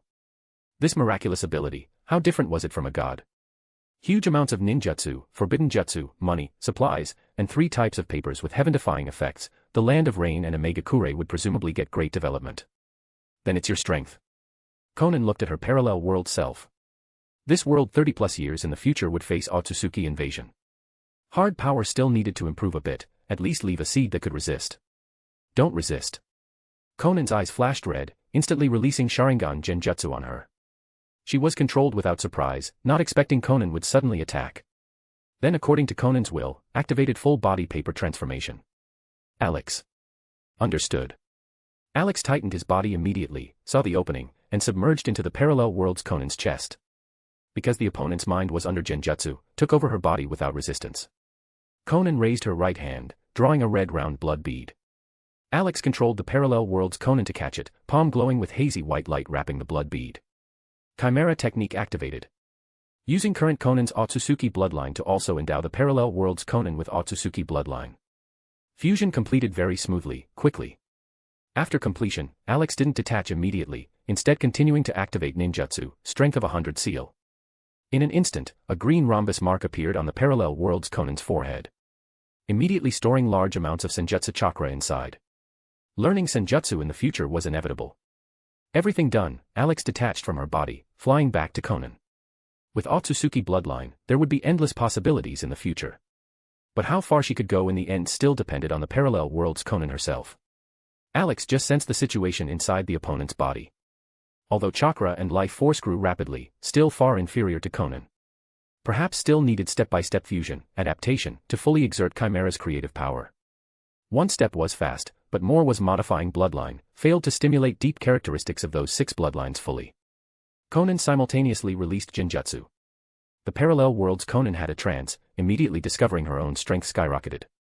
Chakra inside body seemed inexhaustible. You should have super Kage strength now. Konan sensed the pressure she couldn't control. I also told you about Akatsuki matters, now you also possess Akatsuki bloodline. The rhombus mark on forehead is strength of 100 seal, storing Senjutsu chakra inside, usually can release a little bit to let body adapt slowly, Senjutsu learning difficulty greatly reduced, you should be able to learn. The parallel world's Konan stood stunned on the spot, temporarily didn't know how to thank. Strength, papers, supplies, ninjutsu, possessing all at once, really, like dreaming. Only remaining one last regret. Konan looked at Devapath Pain's corpse. Alex began to act. Took out 2 white zetsus, threw one next to Devapath Pain's corpse. Immediately activated Edo Tensei, Edo Yihiko from Pure Land. Will temporarily deprived, standing on the spot. Then stuffed Rinnegan into the other white zetsu's eyes, a shadow extended from paper body covering white zetsu, forcibly controlling its body and will. Then released, Rinne Tensei no Jutsu, Samsara of Heavenly Life technique. In an instant, Edo Yihiko's whole body glowed, the paper-like body turned into normal physique visible to the naked eye. White zetsu's aura decayed visibly to the naked eye, rapidly dying. At this moment Yihiko was completely resurrected. Temporarily stayed put, not regaining consciousness. Alex took back Rinnegan, lying on Konan's shoulder. Konan looked at Yihiko somewhat distractedly, so good, really resurrected. Then looked at healthy Nagato, then turned to look at the parallel world's Konan. Nagato and Yihiko are both back, I should go. The parallel world's Konan's heart trembled, somewhat sad and reluctant, not talk to Nagato and Yihiko. Believe they will be happy, and will treat you as me. Konan was silent for finally shook her head, still no, you are the Konan in their recognition. You 3 live well, Akatsuki's dream you should be able to achieve, this world's future created by you. Swish. Konan's figure disappeared instantly, finally leaving behind a faint sentence, goodbye. Support this fanfic by leaving positive review, comments, and power stones. Chapter 190, Alex, you are so good. Chapter 190, Alex, you are so good. Another side of a Megakure, empty underground base. Konan's figure emerged from the void, looking at the colossal monster before her eyes.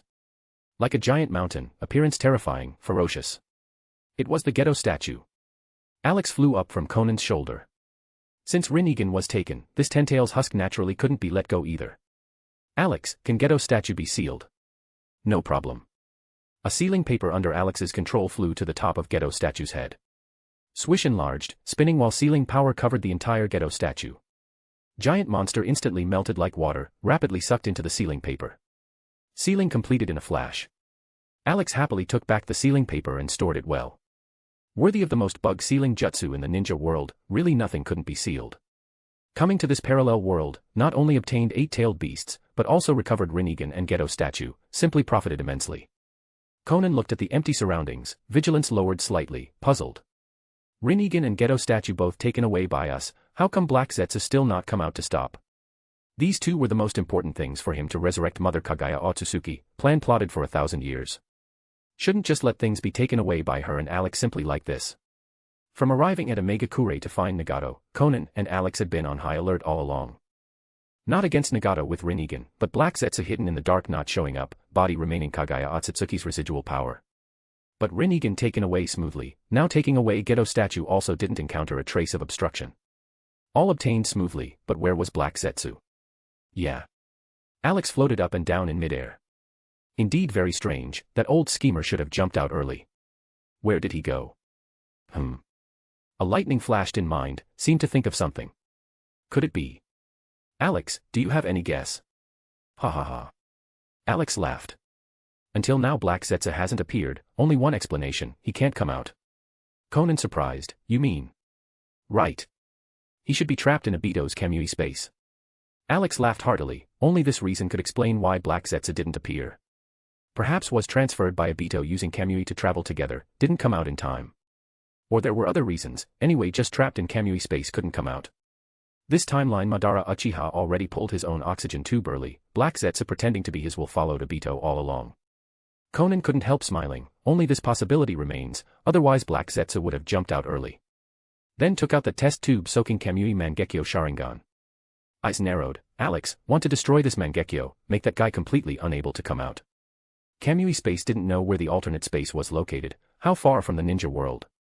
But as long as destroy the Mangekyo connecting that space, Black Zetsu probably had to be lost outside endless space, never return. Alex pondered, then shook his head, keep it, wait for you to advance to Kekkei Mora, Black Zetsu won't be a threat anymore. Destroying this Kamui Mangekyo is quite a pity. With Kekkei Mora's strength, could manipulate Black Zetsu at will, even completely eradicate. Konan wasn't far from that realm anymore. Okay. Konan nodded, put away test tube. Konan. Alex looked at the parallel world trio's direction. Now Rinnegan obtained, resurrection method also verified feasible, when do you prepare to resurrect our world's Yahiko? Konan turned around, also looked at the trio's direction.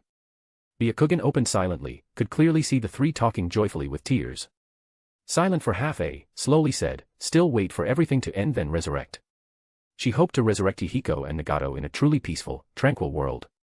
Let them live peacefully in the new world where Akatsuki's ideal realized. No more disputes, even less need to fight. Could live freely, happily. The whole world in absolute peace. Konan closed Byakugan, staring fixedly at Alex. Now all this was brought to her by him. From the beginning changing the fate of being killed by Obito Uchiha, to using Chimera technique step-by-step fusing bloodlines, achieving powerful postnatal Otsutsuki.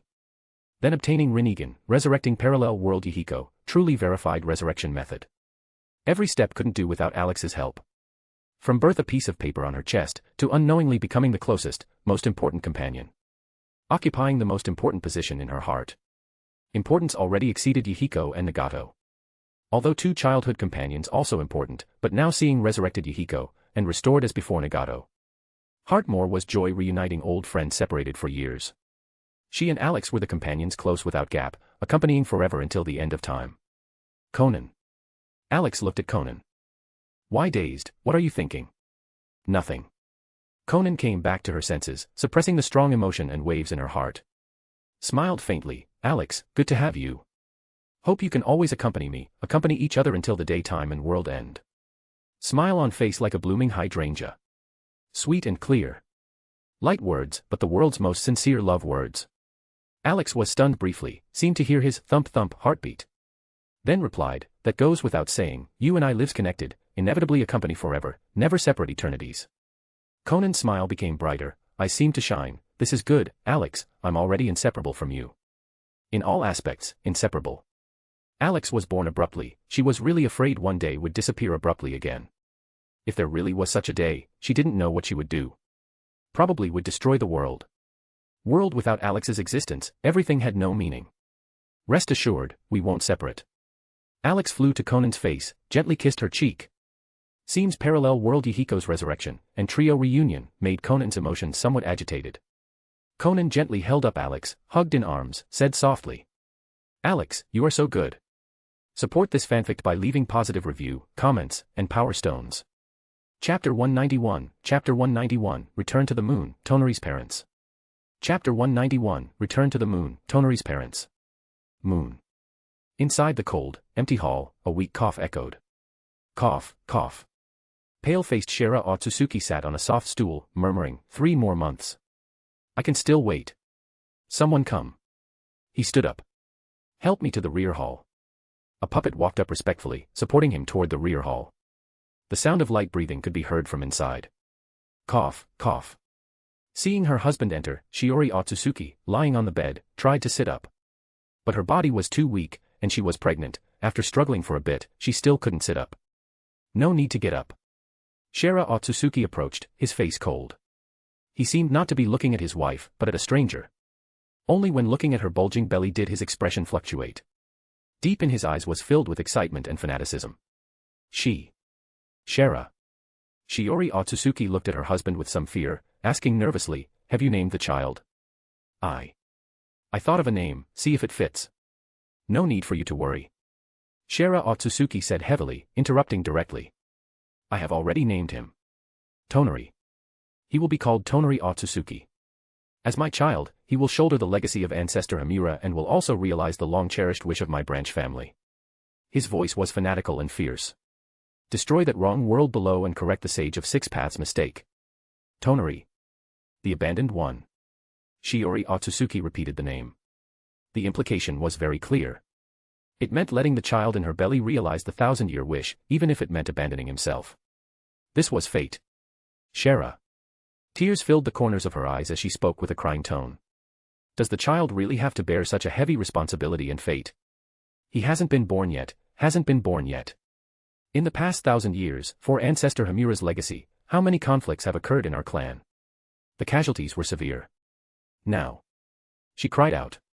Now only you and I are left, and the unborn child.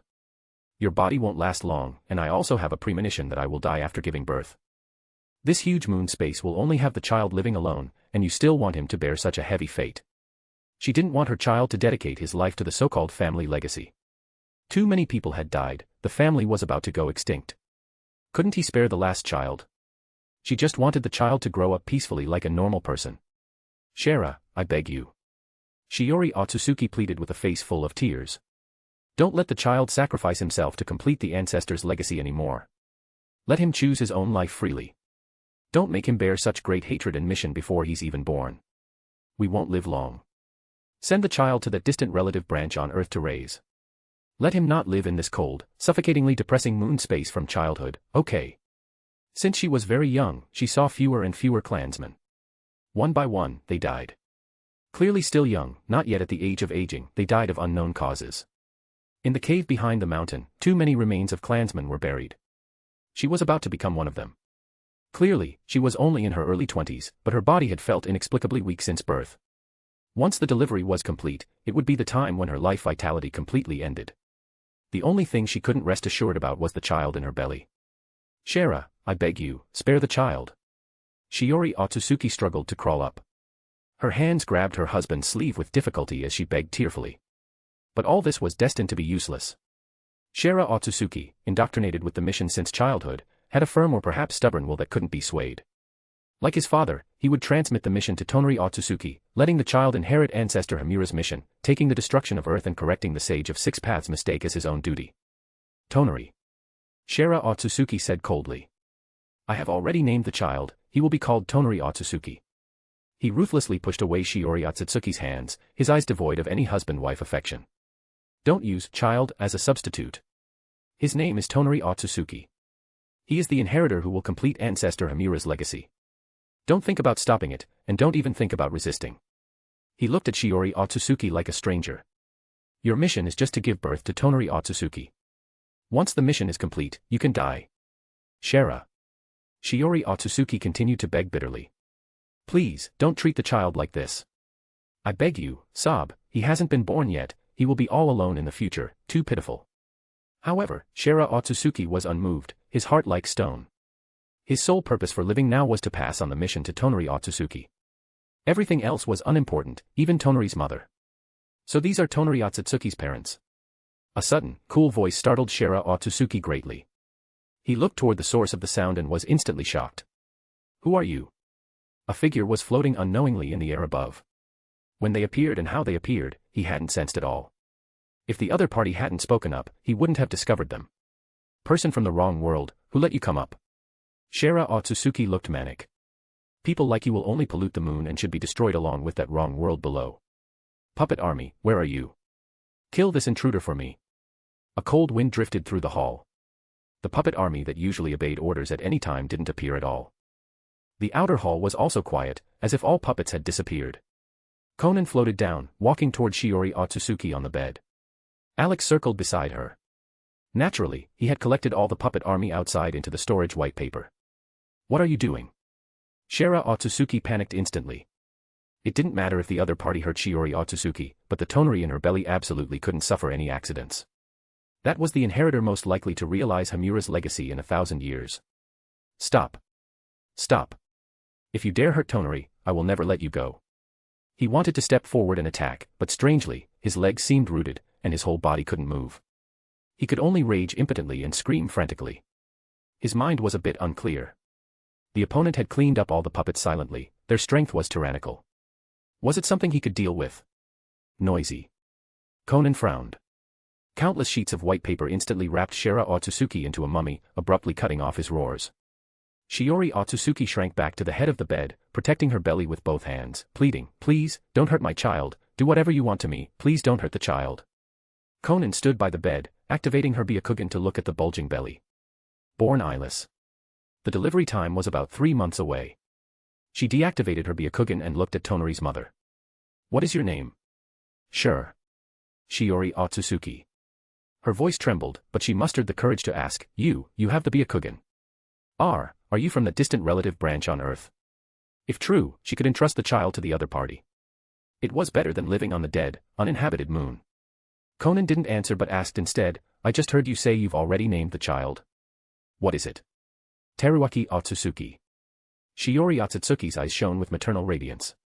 "It represents light and beginning.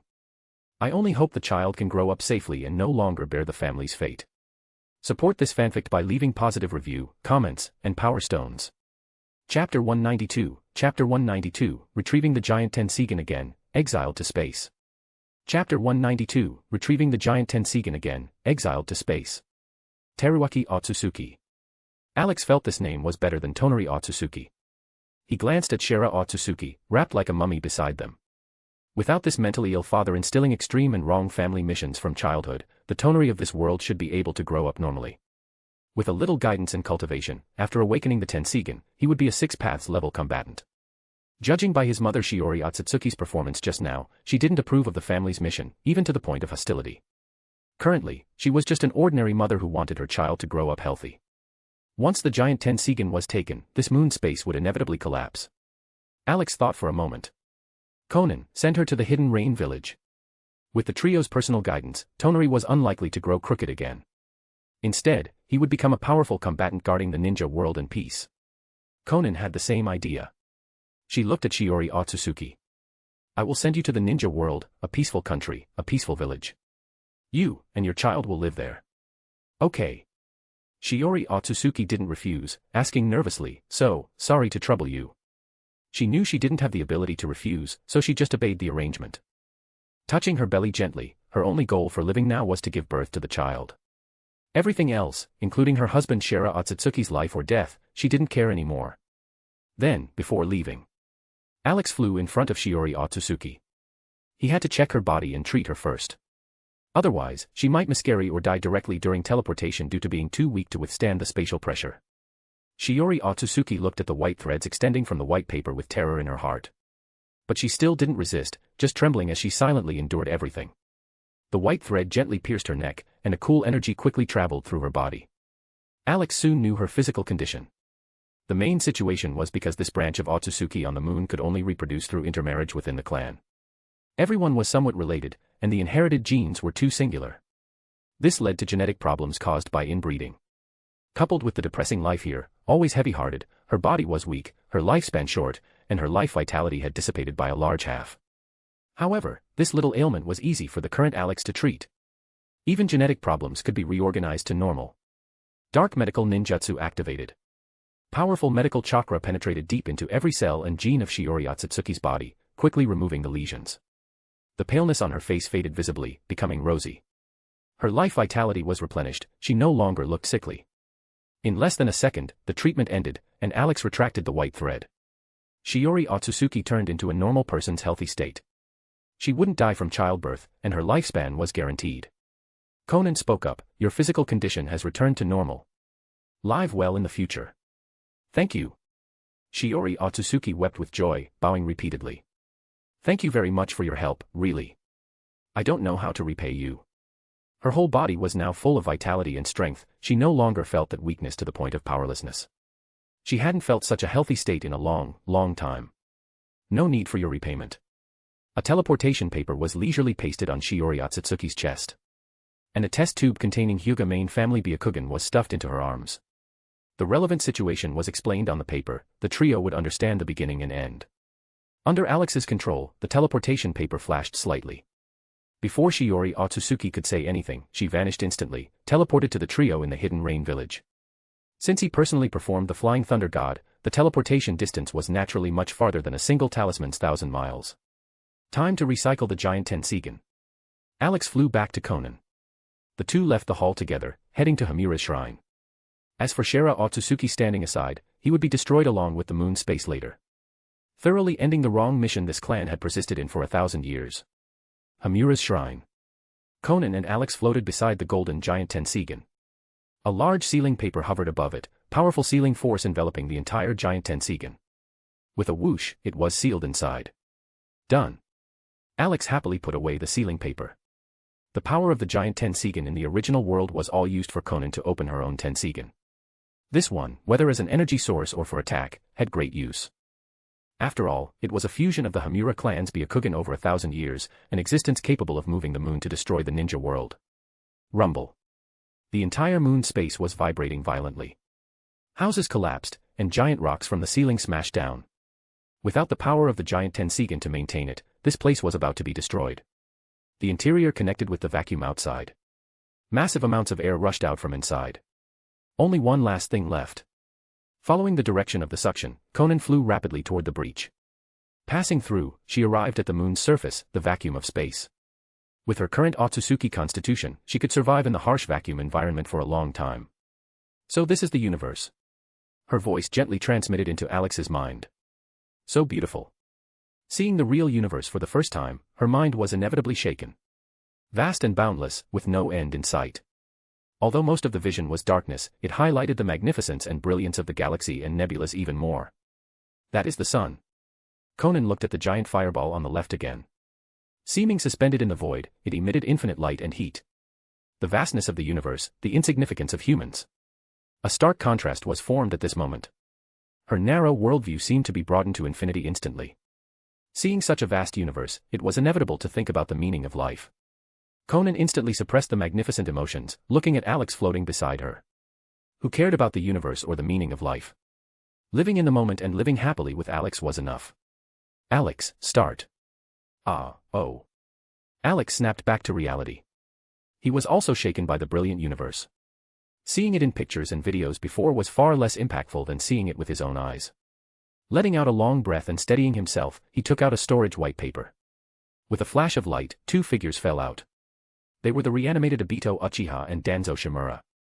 Since he said exile to space, naturally, they had to be exiled to space. Alex swayed his paper body, and a large amount of white paper flew out, converging into a white double coffin. He put the two inside, lying together. Considered a pair of lovebirds. This white coffin contained a massive amount of chakra, providing power for flight. Once consumed, it would dissipate naturally. By then, the two would wander the cold universe, starting an endless journey with no destination. Souls trapped alive in reanimated bodies. Brains awake, having only perception but unable to move. This was bound to be the ultimate despair and punishment, ending only when the soul withered and decayed one day. Alex looked at the two inside the coffin. Their broken pupils conveyed extreme fear and hatred. This seems a bit unsafe. What if they bump into an Akatsuki one day? Thinking about it, he took out the sealing paper containing the giant Tenseigan. Releasing the seal a bit, he he guided the power of the giant Tenseigan, shooting 2 golden beams into their brains. Alex said with satisfaction, "No problem now. As long as someone touched them or wanted to drag their souls out, whether it was the pre-buried sealing jutsu or the Tenseigan power acting as a second insurance, it would instantly annihilate their bodies and souls. Depart, start your journey."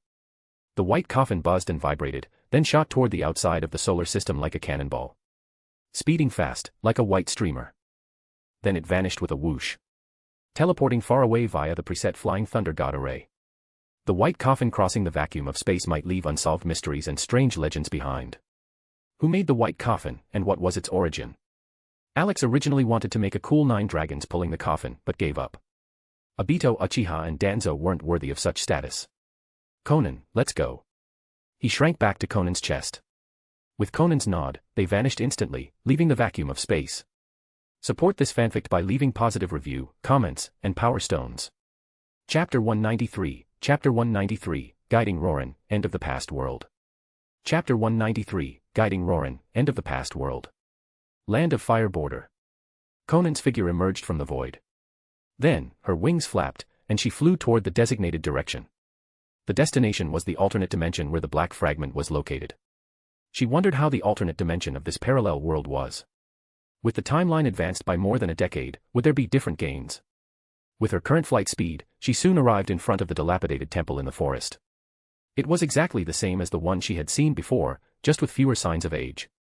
Konan glanced at it briefly, paid no more attention, and flew straight into the cave behind the temple. Going deep all the way, she reached the end. She stopped, frowning. Not here. Alex also flew up, checking everywhere. Nothing found. The light gate that should have existed at the end of the cave was nowhere to be seen. After sensing carefully, no abnormal spatial fluctuations were found in the surroundings either. He flew back to Konan's shoulder. Strange, where did that light gate go?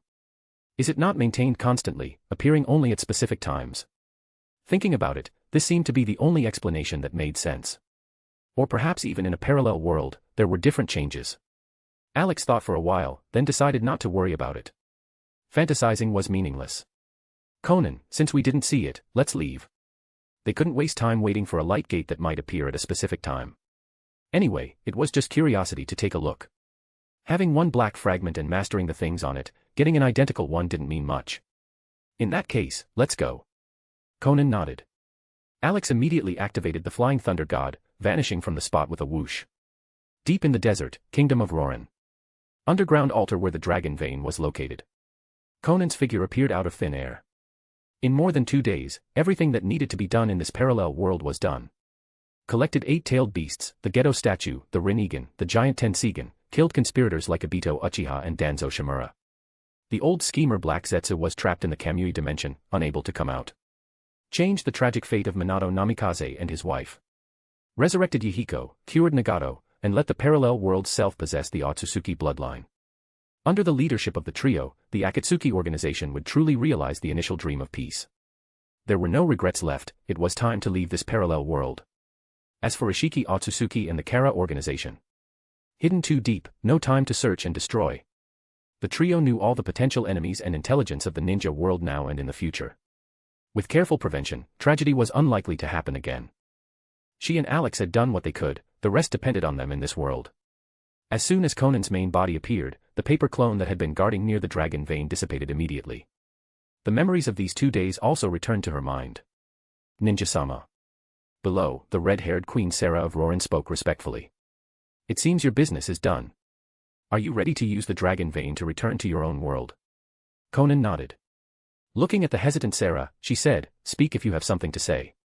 Is it about Rorin's destruction?" Her expression was cool. Rorin's destruction in the future is destined. Being swallowed by the desert here is also inevitable and unstoppable. With a thud, Sarah suddenly knelt down, her face full of sorrow. "I know the fate of Rorin's destruction in the future is destined, but my people cannot lose the home they depend on for survival. They want to live." She bowed her head deeply, begging, "Since Ninja-sama comes from the future, please point out a clear path for Rorin, I beg you." Sarah held a scroll with both hands. "This is the Dragon Vein guidance and control method known only to the queens of Rorin. I offer it to Ninja-sama, hoping you can point out a way to survive for all the citizens of Rorin." This was the most valuable thing Rorin had now. Other treasures or secrets, the Ninja-sama definitely wouldn't care for. Konan reached out, sucking the scroll over. Opening it, she watched it with Alex. Although not very useful, it's still somewhat useful. Alex copied and mastered it instantly. It can somewhat reduce the difficulty of extracting and sealing the dragon vein for our own use later. With such massive natural energy in the dragon vein, naturally, they couldn't let it go. The dragon vein was very special, there was only one. Its branches penetrated the past, present, and future, 3 worlds. After returning from the future, they would extract this dragon vein with space-time attributes. Is that so? Konan looked at Sarah kneeling and begging, speaking lightly. Roran being eroded by the desert is irreversible. And your country is very weak now, it's hard to resist war and strife. To survive, you can only migrate. Sarah sighed long and hard, her expression complicated. I just want the citizens to live, not wait for death here. This place is no longer suitable for living. Migration is inevitable, but the ninja world is big, I can't find a country that can accept us. Land of Rain, Hidden Rain Village. That place will become the strongest and most peaceful place in the ninja world. A sheet of white paper floated in front of Sarah. Take this paper and go to the Hidden Rain Village. The village leader will accept you and give you a place to stay. The Hidden Rain Village and the Land of Rain would develop greatly under the trio's leadership. They would inevitably need a large population. Settling the people of Roran there was a good choice, a win-win. Thank you. Sarah took the white paper with both hands, tears of gratitude falling. Light as a feather, yet heavy as Mount Tai. This was the hope of all her Roran citizens, another home. The ninja-sama was powerful and could travel through the past and future, she definitely wouldn't deceive her. The Land of Rain and Hidden Rain Village would surely become the strongest and most peaceful place in the ninja world. As long as she went there with this paper, they would surely accept them. Queen Sarah of Roran, on behalf of all citizens of Roran, extends the most sincere thanks to you. Thank you for your help to Roran. Thank you, really, thank you very much. After Sarah finished speaking respectfully, she looked up at the altar above.